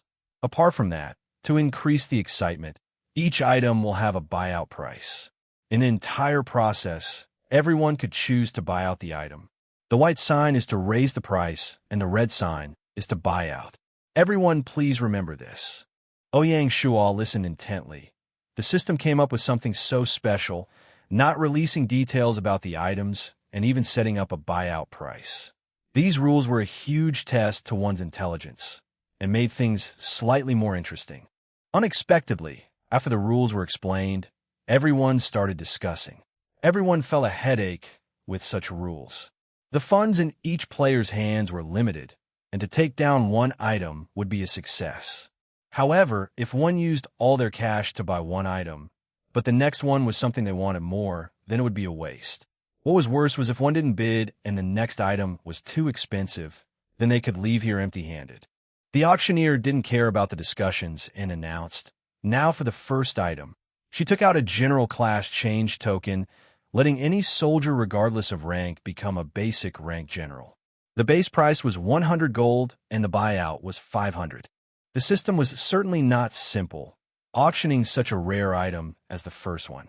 The general class change token was much rarer than the civil service one. It was even rarer, especially to those with no ability to raise barracks to advanced or lack generals. 500 gold was also the cost to upgrade to advanced barracks. Over 500 gold, obviously no one would be willing to pay. Ouyang Shuo did not have any need for it. So those who bid were the small and mid-sized territories. 110 gold. Someone bid. 120 gold. 170 gold. 220 gold. After 200 gold, everyone became more careful and started to weigh their choices. In the end, the token was sold for 240 gold. The auctioneer revealed the second item, only to see her hold a scroll and say, "The second item is... The base price is 200 gold and the buyout is 1,000 gold. Please bid." Ouyang Shuo was jolted awake. This was good. It could be used together with the Guangming armor. Others naturally knew this was a good product. As long as it had something to do with weapon making, it was something good. Hence, Ouyang Shuo didn't rush to raise the price, wanted to take a look before bidding. 210 gold. Someone reported. 240 gold. 320 gold. This bidding was more exciting than the first item. Before long, it reached 400 gold. 600 gold. The one that bid was Xiongba. He raised the bid by 200 gold, stunning everyone. It wasn't that other powers didn't have the money to fight it out, but this was only the second item, and they didn't want to make it too heated, hence giving up. Xiongba laughed in glee. His strategy worked. Just as he thought he won, Ouyang Shuo rose the white sign expressionately and said, 650 gold. Everyone was stunned. Xiongba was a famous player and one that many knew. Especially those powerful people. They knew each other. They thought that this auction would be controlled by their group of people, not expecting a random guy to pop out. Xiongba froze up, looking at Ouyang Shuo, and said uncertainly, "Are you Chiwe Wui?" Ouyang Shuo had made plans of being recognized.